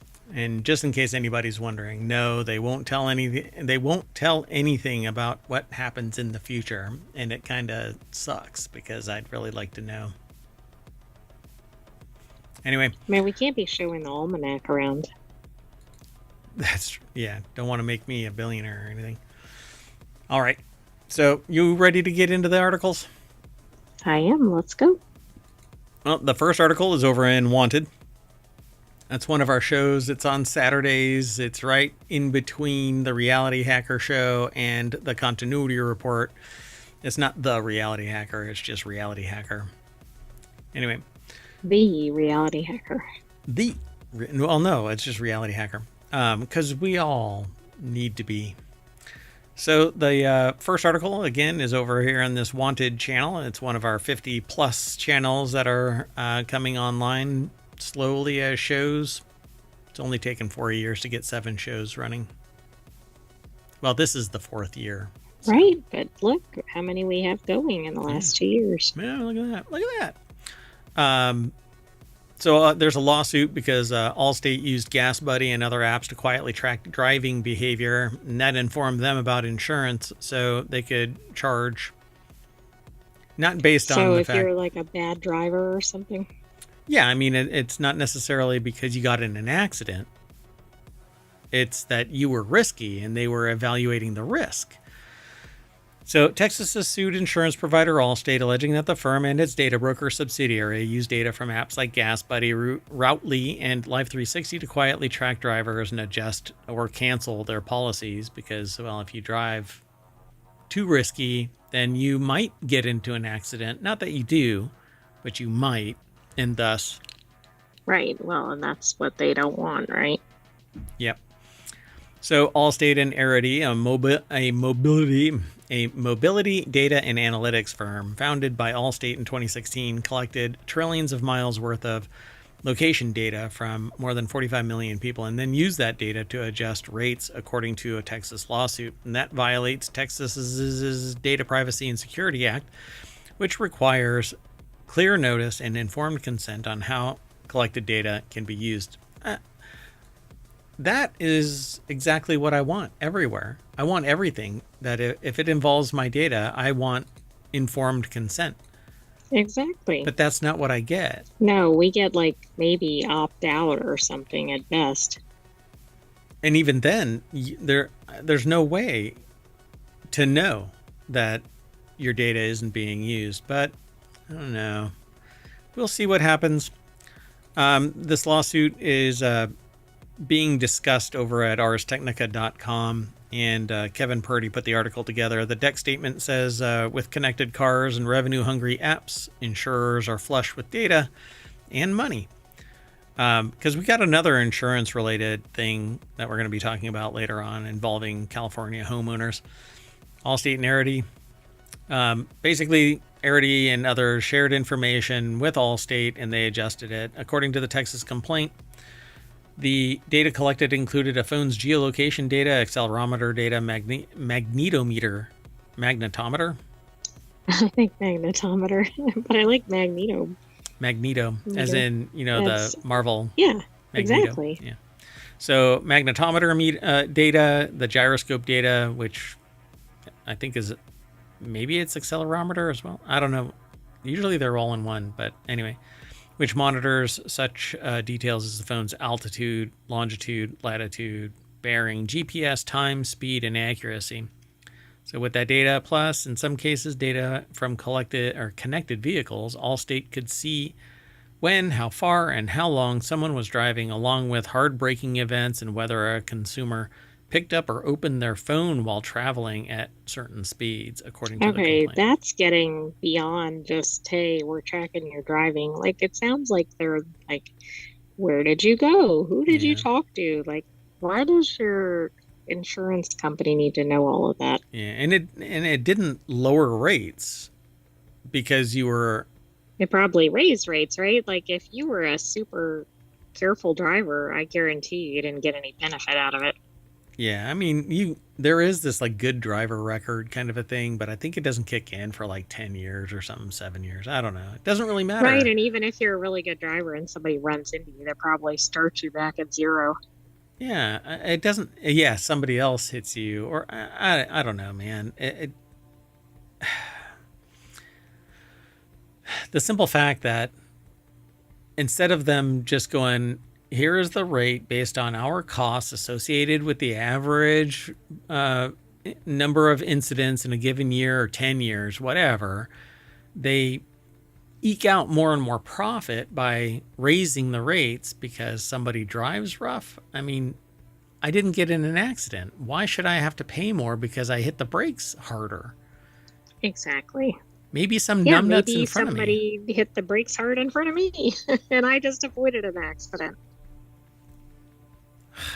So it's so infuriating, but these are the times. It's been like that for years now. Wish you could see what I see. Let's move on. And if you want today's articles, you can actually hit !NSN in the Twitch chat, and Omatron will spit out the articles. Maybe not. What the heck? Why isn't it doing it? Maybe it's protesting the insurance rates. What is going on? Hold on, I'm sorry. Was I not in the chat? I just did it 3 times and Omatron is not spitting it out. Might have to catch it in post. Well, the show notes are already embedded in the show notes over on YouTube's description for the show and the live show. But let me do something real quick. We do this thing live, so let's do it live. Why not, right? If you have any questions or comments, throw them into the chat, and I'll be right with you. Okay. Well, we'll be right back with the show notes over on Twitch, but we're not shutting down or anything. I'm just rebooting Omatron. All right. Well, a man was arrested for raising $60 million for an AI startup, but spent it on luxurious lifestyle stuff. Pretty amazing. I don't know how people think that they can get away with this. I don't either. I mean, most people putting money in things kind of expect something to come out of it, for one thing. Plus, usually if you're doing something like that, you might have actually, I don't know, filed somewhere that you're doing this. Yeah, I mean, you're being tracked from beginning to end. It's gonna come back and bite you on the butt. Your AI, well, somebody else's AI is going to find you. Okay, let's give this another shot. There we go. Omatron was locked up. Oh, yeah. That's okay. Now I remember what happened. So, yeah, Omatron went a little crazy earlier today. So, the founder of the San Francisco-based startup called On Platform was arrested last week after prosecutors charged that he and his wife had blown millions of dollars worth of investor funds on real estate, jewelry, a Tesla, and even the social club that hosted their wedding. Prosecutors allege that the pair defrauded investors out of more than $60 million. So the founder and his lawyer, who he recently married, which if you want to violate your is client, that an active attorney? Yeah, if you want to violate your privilege and now everything is compromised because you're a defendant in a criminal case. Oof, that's how you do it. Talk about piercing the veil. Anyway, appeared in San Francisco court last week after they were charged with conspiracies to commit wire fraud, bank and securities fraud, and so on and so forth. So the article, wait. Okay, this is weird. They have this section called Scam GPT. Down here it says artificial intelligence fraud, generative AI hype. It's written by Victor Tangerman over at futurism.com. And it kind of spooked me that I thought maybe this was AI generated as well. Oh, wow. Well, then that should be in RealityHacker. Exactly. That's exactly where I was going. So the deck statement says, to our shock and horror, we discovered that in reality, the account balance in that bank was only 37 cents. It's supposed to be 60 million. 37 cents. Yeah. Maybe they had to have a balance to keep the account open or something. Like, why not take the rest of the 37 cents? That's amazing. Yeah. Well, they probably rounded a check to a whole number. Oh, I see. Right. So it's particularly outlandish allegation of tech fraud, highlighting the ludicrous degree of buzz surrounding AI and the potential for greedy investors to get scammed as a result. But when you scam the wrong people, they come after you. That is true. Particularly, I'm sorry, but if you scam somebody that has a lot of money, they're probably going to get bent out of shape. Everybody should get bent out of shape if they're scammed, but they may have resources to pursue it. They apparently got $60 million at least. Beckman allegedly lied to investors about having $13 million in the bank, despite it actually only having $25.93. Bank statements also showed that Beckman wired a family member $320,000. Wow.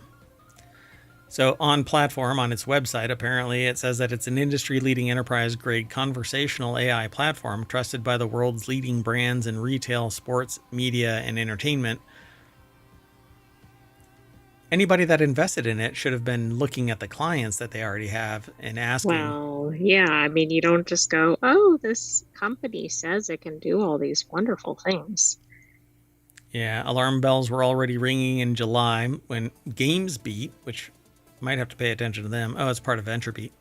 Reported that On, formerly known as Game On Technology, had laid off all of its 50 staff members after discovering that $11 million in cash was missing.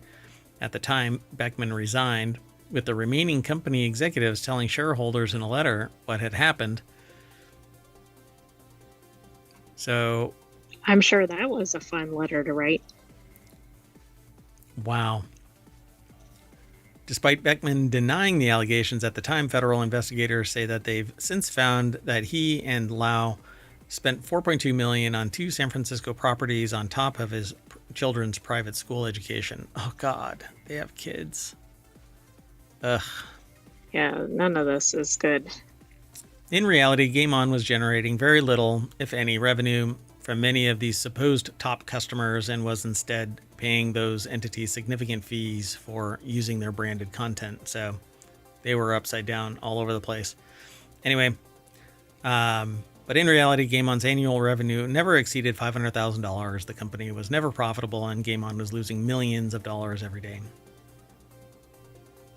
Unbelievable. This is really interesting. Yeah, it's almost like nobody looked into anything along the way. And of course, every time they claimed, oh, we have so much money, which some of it was probably premised on the assertion that they had money to begin with, like it just kept building, right? Yep.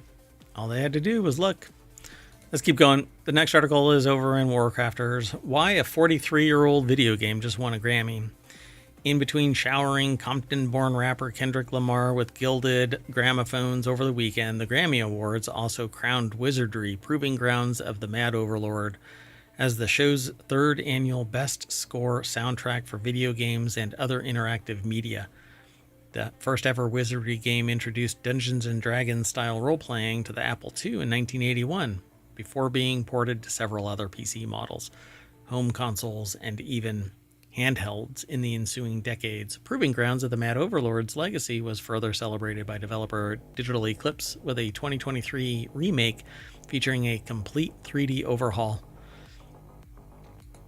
So, Ian Walker over at Polygon put the article together. Winifred Phillips's work stands among the industry's best. I don't remember it. I haven't played anything Wizardry in so long. Well, I mean, it's from 81. Yeah, but if I heard it, I would definitely know it for sure. But I can't play it because I will end up getting DMCA'd. They say it's like a bright light just exploded in my head, a Giddy Phillips said during an on-camera interview conducted right after she was presented with her award. We do a very unique thing. We're creating music that needs to accompany people who are having an experience and who are making choices and having adventures and living a grand story. And we're kind of creating the music for that story. It's pretty cool. Yeah, that is really cool. So veteran composer Winifred Phillips, God of War, Borderlands, had to build the remake score from scratch. The entire album is available for download on Boot Camp. Yeah, I'd play a snippet, but I know that I'll get flagged. Yeah, and playing a music clip without the audio doesn't quite do it. Yep.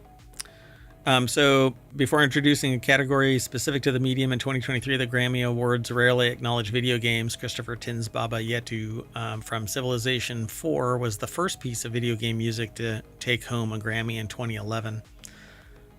Cool. Yay. Well, congratulations. I mean, this is cool too because of the bigger thing, right? Just getting video game recognition as something serious. Yeah, I dig it. Let's keep going. The next article is over in Non Sequitur News. California homeowners hit with sudden 22% insurance rate increase. This is on top of the fact that they are going to get dinged for the fire's cost. Right, but remember what we just saw? The rate increase was from, 5-7 years ago or something? So Yep. Think of all the wildfires that have happened since then. Yeah, it was 7 years ago that the last wildfire impacted insurance rates, and Californians are going to get hit with the disparity between how much it cost and how much the insurance company, it wasn't insurance, the power company was going to pay. It's like a $5 billion fee. They're only paying $2.5 billion. So the other 3 or so is actually going to be pushed onto Californians. And now California homeowners are going to get hit with an insurance rate increase as the Golden State faces increasing levels of environmental disasters and wildfires. Many insurance companies have raised rates on homeowners. So Suzanne Blake over at Newsweek put the article together. Well, What's up? and this is a rate increase based on whatever the rate is. So if the rate has already gone up, right? It's the thing you always talk about with percentages. Yeah. If it's $20 and it goes up 100%, it's $40. If your insurance is $2,000 and it goes up 25%.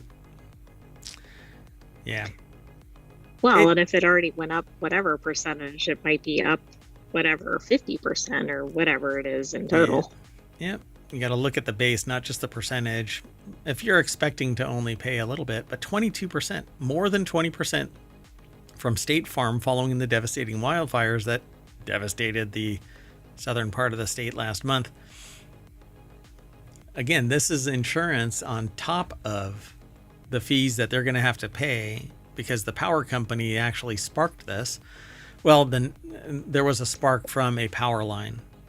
Right, and these are the most, I think, they're in the top fires in terms of acreage. So that's the other thing. Even if one was X amount of money. These might be more, and of course, inflation, etc.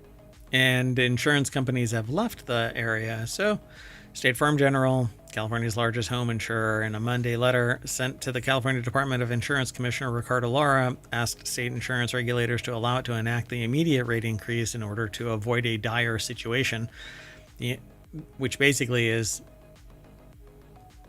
making everybody else pay for right. these It fires. is dire, but who are we thinking it's dire for? The investors, obviously. And yeah, they're getting really harmed here. Yeah. Well, I mean, they're not going to be making as much money.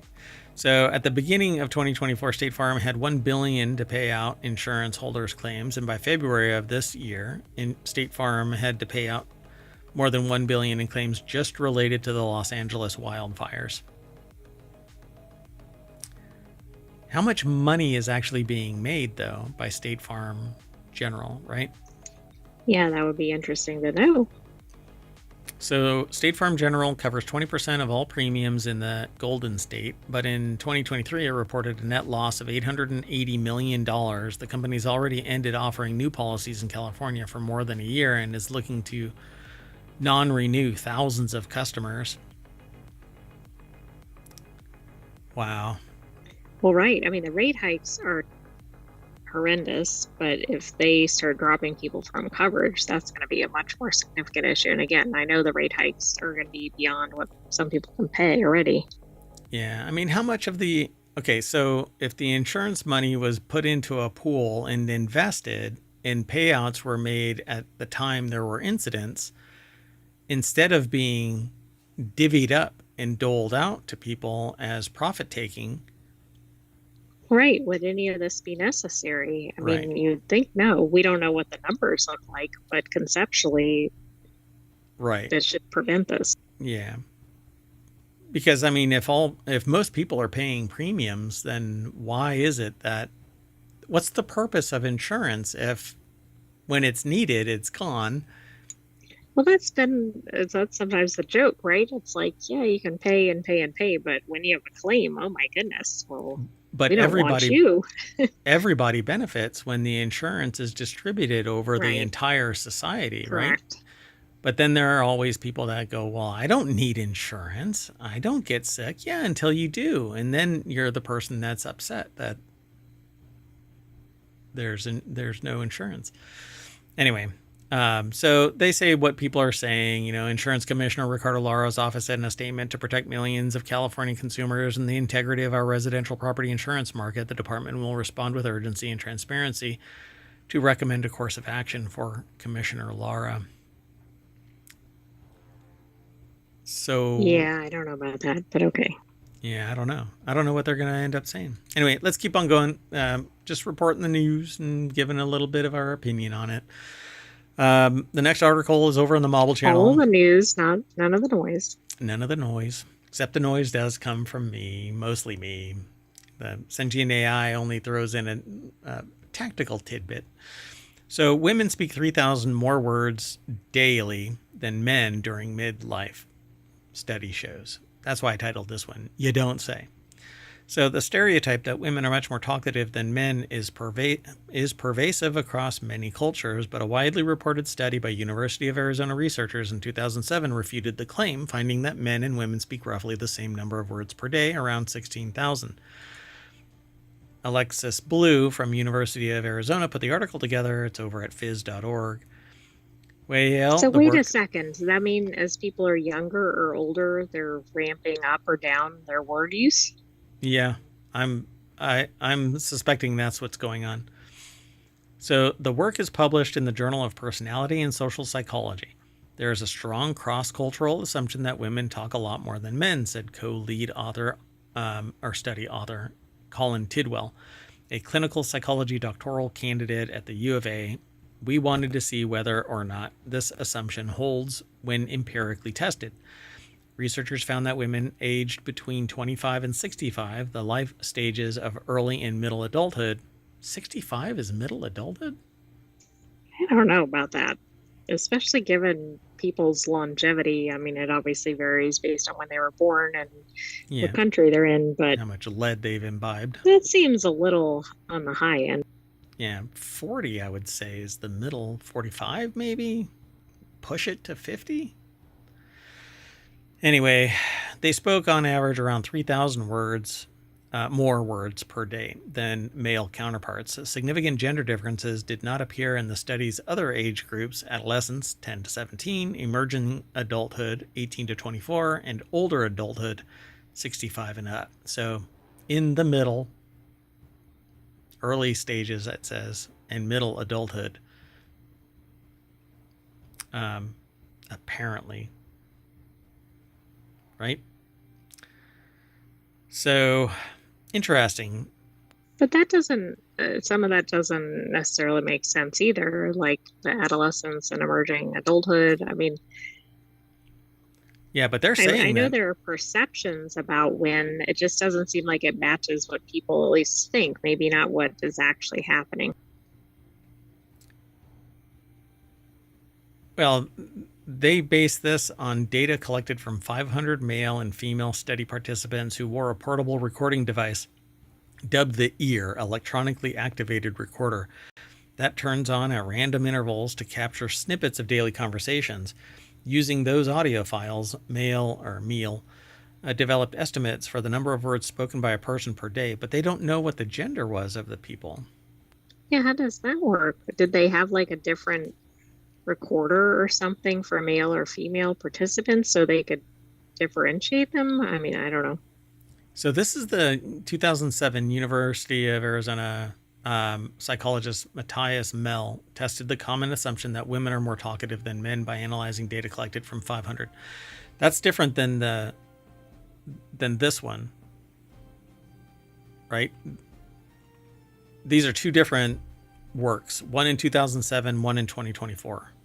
Oh, you're right. And maybe this other one is building off of the earlier research. Right. And the old one is saying that there was no significant gender difference because when he published the analysis, it revealed no gender difference. The provocative finding published in the journal Science made national headlines, but the study also invited criticism due to its limitations.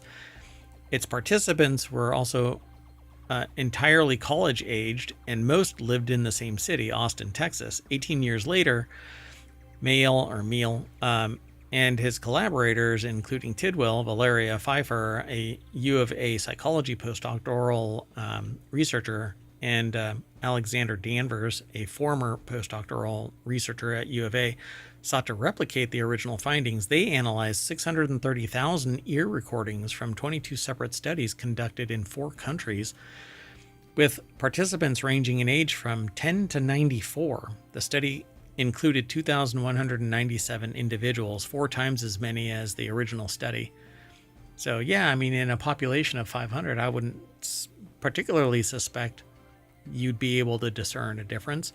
Plus, it was a recording, so you couldn't even, there's some bias in there if you're, detecting gender. And if you start speaking and say one word and it records, for example, one word, but then the person says 15 words, and then the next person who's being recorded only says 3 words after that, or whatever it is, or is that being picked up or accounted for? Yeah. So the researchers don't know for sure why women are the more talkative gender during the early 40-year stretch between 25 and 60, the nearly 40-year stretch. But they say that one possibility is that those tend to be child-rearing years, and women who often assume the role of primary caregiver might be speaking more than men to their children during that time. But then you should be able to detect that in your, right? The context of what's being spoken matters. So you should be able to say. True, but is that really accounting for child rearing? For example, between 40 something and 64, maybe not. I mean, really? Don't most people have their kids earlier than 40? That's what I'm saying. Like, but they're accounting for a 40-year stretch as perhaps attached to that, but I'm not sure that matches when people are doing child rearing. Yeah. I mean, probably between 20 or 18 and 40. I mean, even 30 is right. That's like the cusp of where you're supposed Right, to but then you have. got to account for however long, like maybe a younger child or whatever it is. But anyway, my point is like maybe half of this doesn't account for that. Right. Yeah. I think that they need to do a deeper dive in the words that are being spoken, because then they know the context of what's actually being said. Otherwise, just talking, it could be anything. I mean, I do find this interesting, but I think it needs further study and larger samples. Yeah, and they definitely need to look at the context of the words that are being said. Oh, absolutely. All right. Well, I can tell you that this mayor talks a hell of a lot more than pretty well most people, I'd say. I mean, I talk all day long. People, Maybe they should study you and see if that disrupts all of their study results. of course, earlier today I was in a meeting and it was intimated to me that another person that was in the room never shuts up. So, Well, I mean, at least in reference, that means that maybe that didn't apply to you. it didn't apply to me. So, of course, I left, and I don't know what anybody else was saying after that. So, anyway, Well, let's they keep were on going. probably still there listening to the other person Yeah. talking. Oh my God. Yeah. I get a text later on. They're still talking. All right. So the next article is over on the Marvel channel. Hidden images in Jackson Pollock paintings may have been intentional, argues a study. According to a new research published by psychiatry professor Stephen M. Stahl, artist Jackson Pollock clearly incorporated images into his pre-drip paintings and repeatedly used those images in multiple drip paintings, potentially as a result of extraordinary spatial skills related to his bipolar disorder. So, Cambridge Which I University didn't Press. know, but that perhaps makes sense. Yeah, I didn't know either. The article is published over at phys.org by Cambridge University Press. The findings appear in a research paper published in CNS Spectrums. The paper emphasizes that Pollock met the diagnostic criteria for bipolar disorder, that he didn't paint when he was intoxicated or depressed, and that he both had extensive exposure to Rorschach inkblot tests during his psychiatric treatment and had visual images and hallucinations of images. Interesting. I never really read about Pollock. I just liked the paintings. So, Dr. Stahl, currently a professor at the University of California, San Diego, argues that Pollock either consciously or unconsciously encrypted images in his paintings to tell a story. I wish that that is not a Wouldn't Pollock. it be nice if they would show a painting? That would be nice. That would be really nice. I don't know. Maybe you can look one up and go, oh yeah.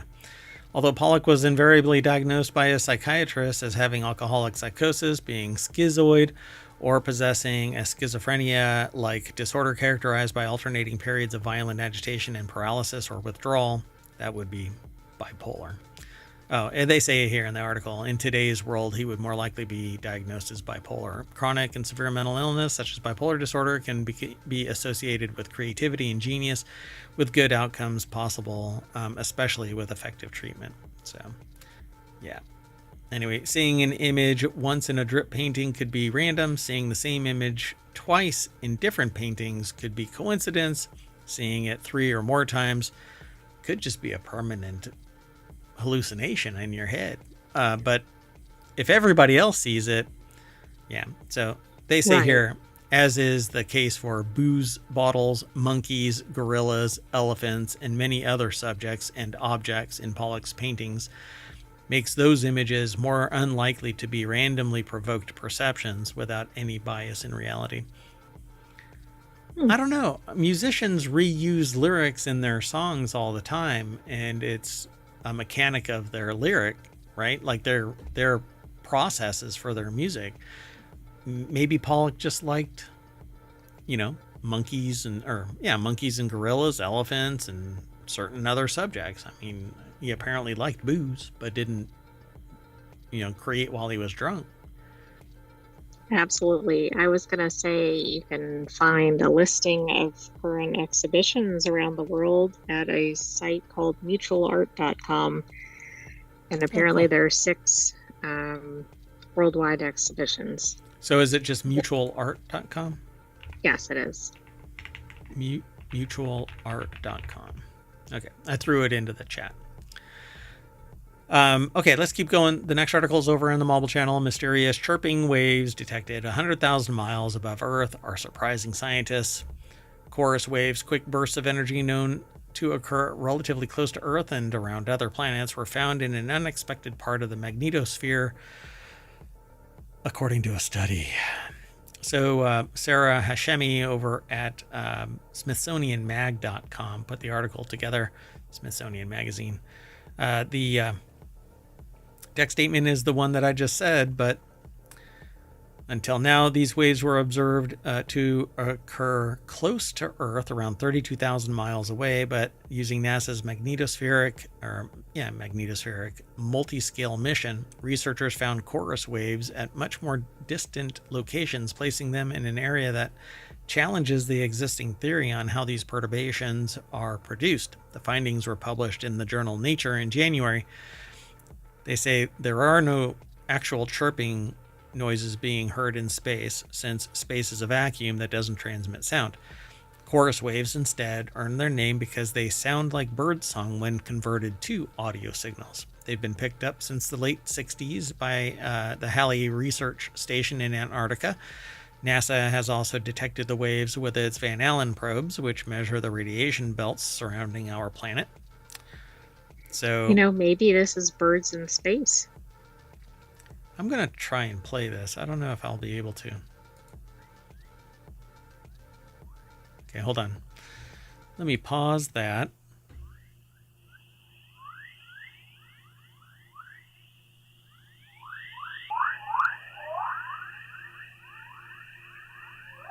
Okay, that's pretty fascinating. Yeah, I don't know if y'all can hear that. The way that this all transacts is kind of weird. So we'll just link you to the article. It's the one that's already in chat that says mysterious chirping waves, and you can click on that link and check it out. It goes through ohmTown and over to Smithsonian Mag. See, we only aggregate this little bit here, enough to tease us into going over and reading that and listening to it. So go over and check it all out.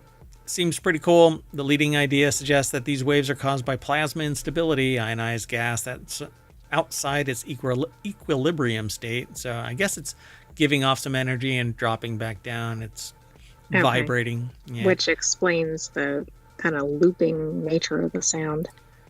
This disturbance can lead electrons to behave chaotically, spiraling along Earth's magnetic field lines and producing radiation that interacts with other electrons. The resulting chorus waves travel along the curved magnetic field from pole to pole, creating their chirp as they go.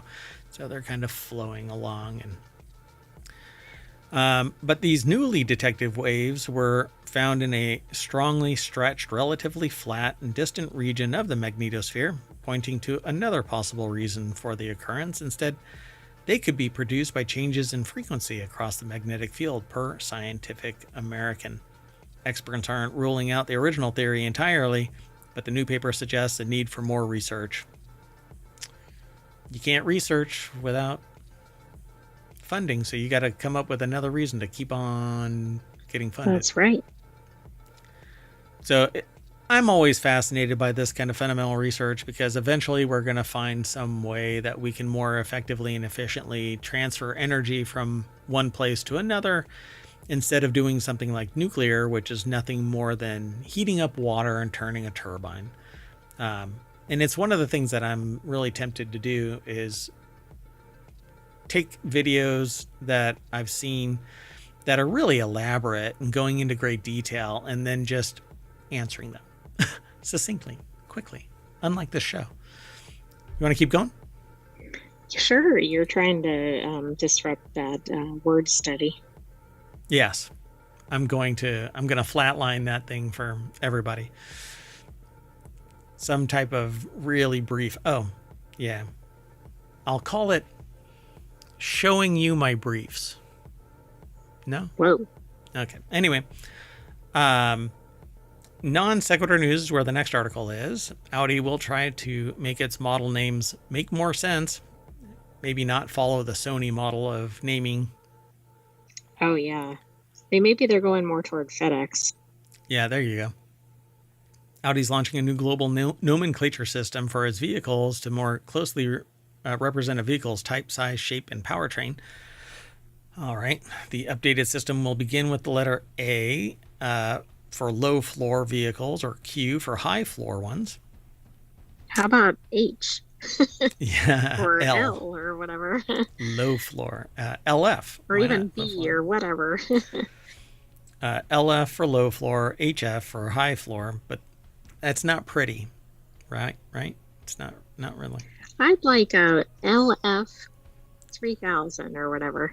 Yep.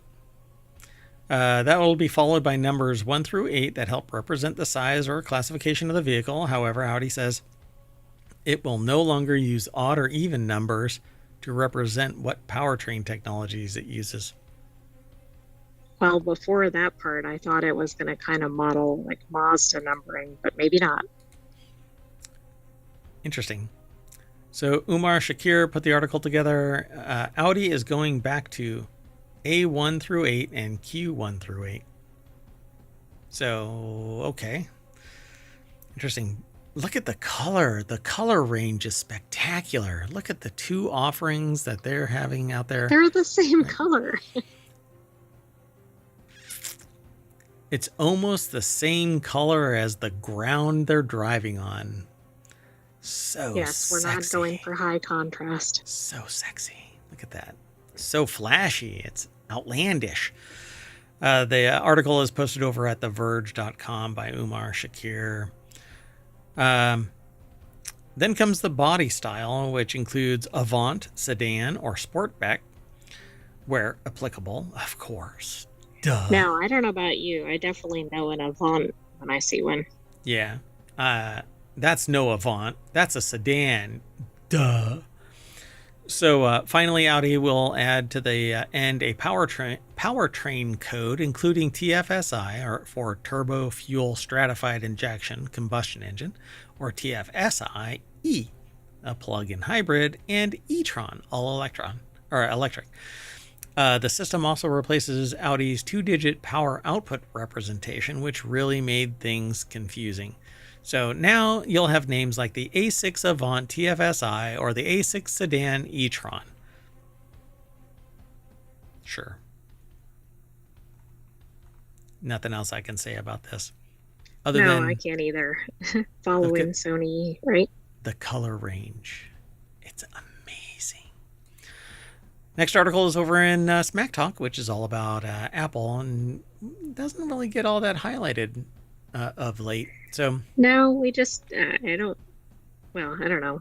We've had some in previous shows, but it seems like recently not. Just nothing amazing, right? Yeah. I mean, we almost have to talk about the competitors in relation to Apple just so that we can get that smack part in there. But it's almost all a giant shade of gray. So Apple, like Audi, Apple has officially launched the 2025 Swift Student Challenge. Just as it did in 2024, Apple will select 350 winners in total and recognize 50 of them. All the rest of them will be labeled losers. Just kidding. That's not what will happen. Anyway, 50 will be recognized as distinguished winners. The other 200 or 300 will be undistinguished losers. Oh, that's not very nice. That's not what it says. Particularly for students. Yeah, that's not what it says. But 50 will be distinguished winners for their outstanding submissions. Distinguished winners will need to demonstrate excellence in innovation, creativity. Innovation, creativity? Excellence in innovation, creativity? Or should there be an extra comma there? Yeah, maybe comma. Yeah, I don't know. I mean, no, it looks like they're using it as one thing, but okay.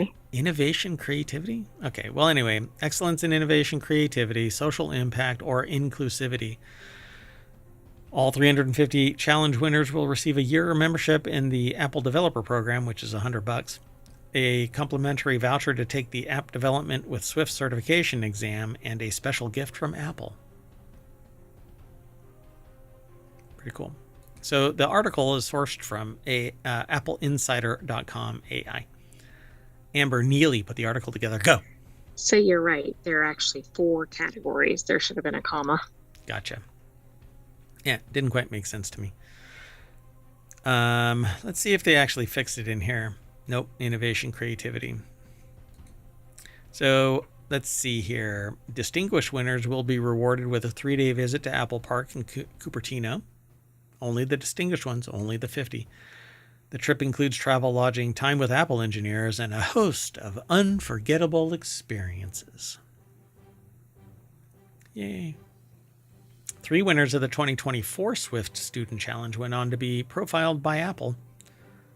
Those must have been the swiftiest of the Swift. That's right. Let's go on to the last article for today's show. Bacteria can eat forever chemicals. But then what? Bacteria have to toot something, right? Yeah, I don't know what happens then. Do they just contain them? I don't know. So I guess they break it down into something else. In the quest to take the forever out of forever chemicals, bacteria might be our ally, or they're going to gain function and kill us all. Most remediation of per and polyfluoroalkyl substances, or PFASs, involves absorbing and trapping them, but certain microbes can actually break apart the strong chemical bonds that allow these chemicals to persist for so long in the environment. Now researchers have identified a strain of bacteria that can break down and transform at least 3 types of PFAS, and perhaps even more crucially, some of the toxic byproducts of the bond-breaking process. That's what I was talking about. That's exactly it. So the article has a picture of Pac-Man eating what are the white balls in Pac-Man? What are they? I don't know what they're called officially. It seems like they're like pellets or something, but that's not what they are. Yeah, I wonder what they actually are. Anyway, it was posted by University of Buffalo. Bacteria can eat forever chemicals. It's posted over at futurity.org, and my eyeball is itching right now. I'm sure that's psychosomatic from the article. Sorry about that, everybody. Anyway, published in the Science of the Total Environment, the new study found that Labris portocalensis F11 metabolized over 90% of perfluorooctane sulfonic acid, or PFOS, following an exposure period of 100 days. So it gobbled up 90% of the 100-day exposure. PFOS. Whoa, we need to unleash that, of course, then we might have other problems. Bad bat, kind of. That might pose a problem, but anyway, PFOS is one of the most frequently detected and persistent types of PFAS and was designated hazardous by the US EPA. The F11 bacteria also broke down a substantial portion of 2 additional types of PFAS after 100 days. 58% of 5,3-fluorotelomere I'm getting tied up here. Carboxylic, yeah, right? Why do I have a hard time saying that? Carboxylic acid? Because it's an odd word.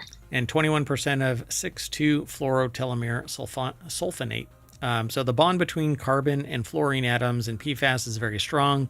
So most microbes cannot use it as an energy source. The F11 bacterial strain developed the ability to chop away the fluorine and eat the carbon, says corresponding author Diana Aga, a professor and chair at the chemistry department at the University of Buffalo and director of the UB Renew Institute. So, yeah. They talk about what PFAS is in greater detail, talk about the study. F11 was isolated from the soil of a contaminated industrial site in Portugal and had previously demonstrated the ability to strip fluorine from pharmaceutical contaminants. However, it had never been tested on PFAS. So there's a bacterial strain from an industrial site in Portugal What could go wrong? Yeah, nothing. It'll never get let loose in a wet market. So we want to investigate the impact of placing alternative carbon sources alongside the PFAS. However, if that carbon source is too abundant and easy to degrade, the bacteria may not need to touch the PFAS at all. So we need to give F11 colonies enough food to grow, but not enough food that they lose the incentive to convert PFAS into a usable energy source. That's right. Make them work for it. Bioaugmentation is a promising method that has not yet been explored for PFAS remediation in the environment. PFAS is a significant problem, and PFOA and PFOS and all of those. So I'm excited about this, but I know they need to do more to actually start applying it commercially. Yeah, I just kind of, I feel like there's going to be a bad bat scenario here. So with that in mind, we are going to call it a night, and I'm going to waka my way back to the front page of ohmtown.com, where you can go and become a citizen, sign up or sign in. You can actually submit articles. You can select them and send them to us. If we miss something, maybe you'll see it, and we can evaluate it and include it in the rundown. Monday through Friday, we do Non Sequitur news, 10 articles, about an hour-long show.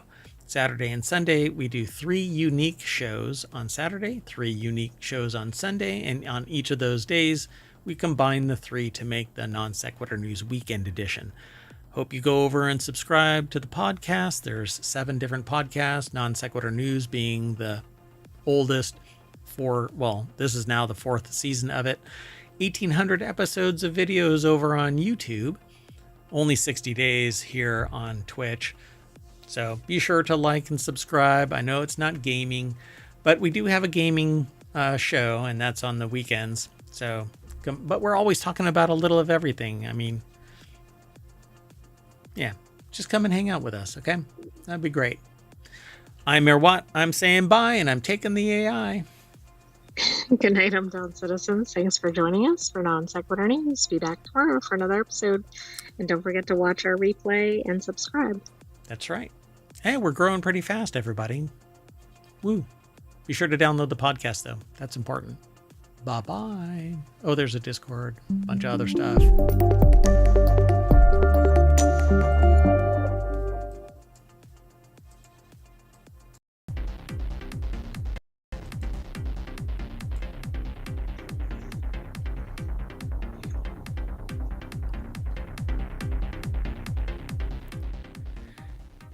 Hello, everybody, and welcome to Non Sequitur News for February 4th, 2025. It's actually Season 4, Episode 35.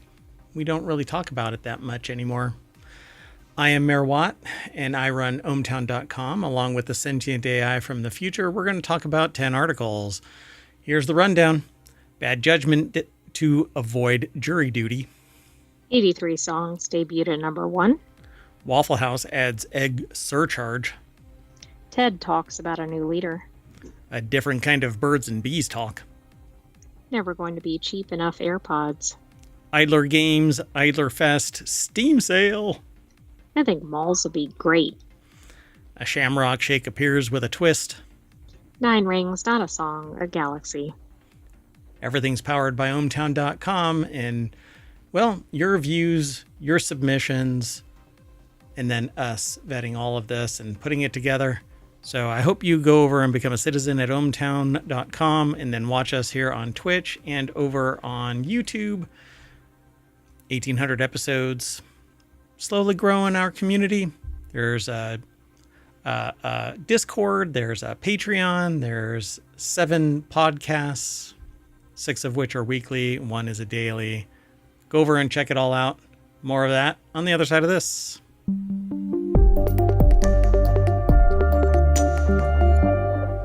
All right, folks. Hello, sentient AI from the future. Hello, Mayor Watt, and hello, hometown citizens. So just to start the show out, I already put Bang NSN in the chat, and that tells Omatron to punch out all of the episodes from the last, or all of the articles from the last episode. That's this episode. So if you hear this in the future,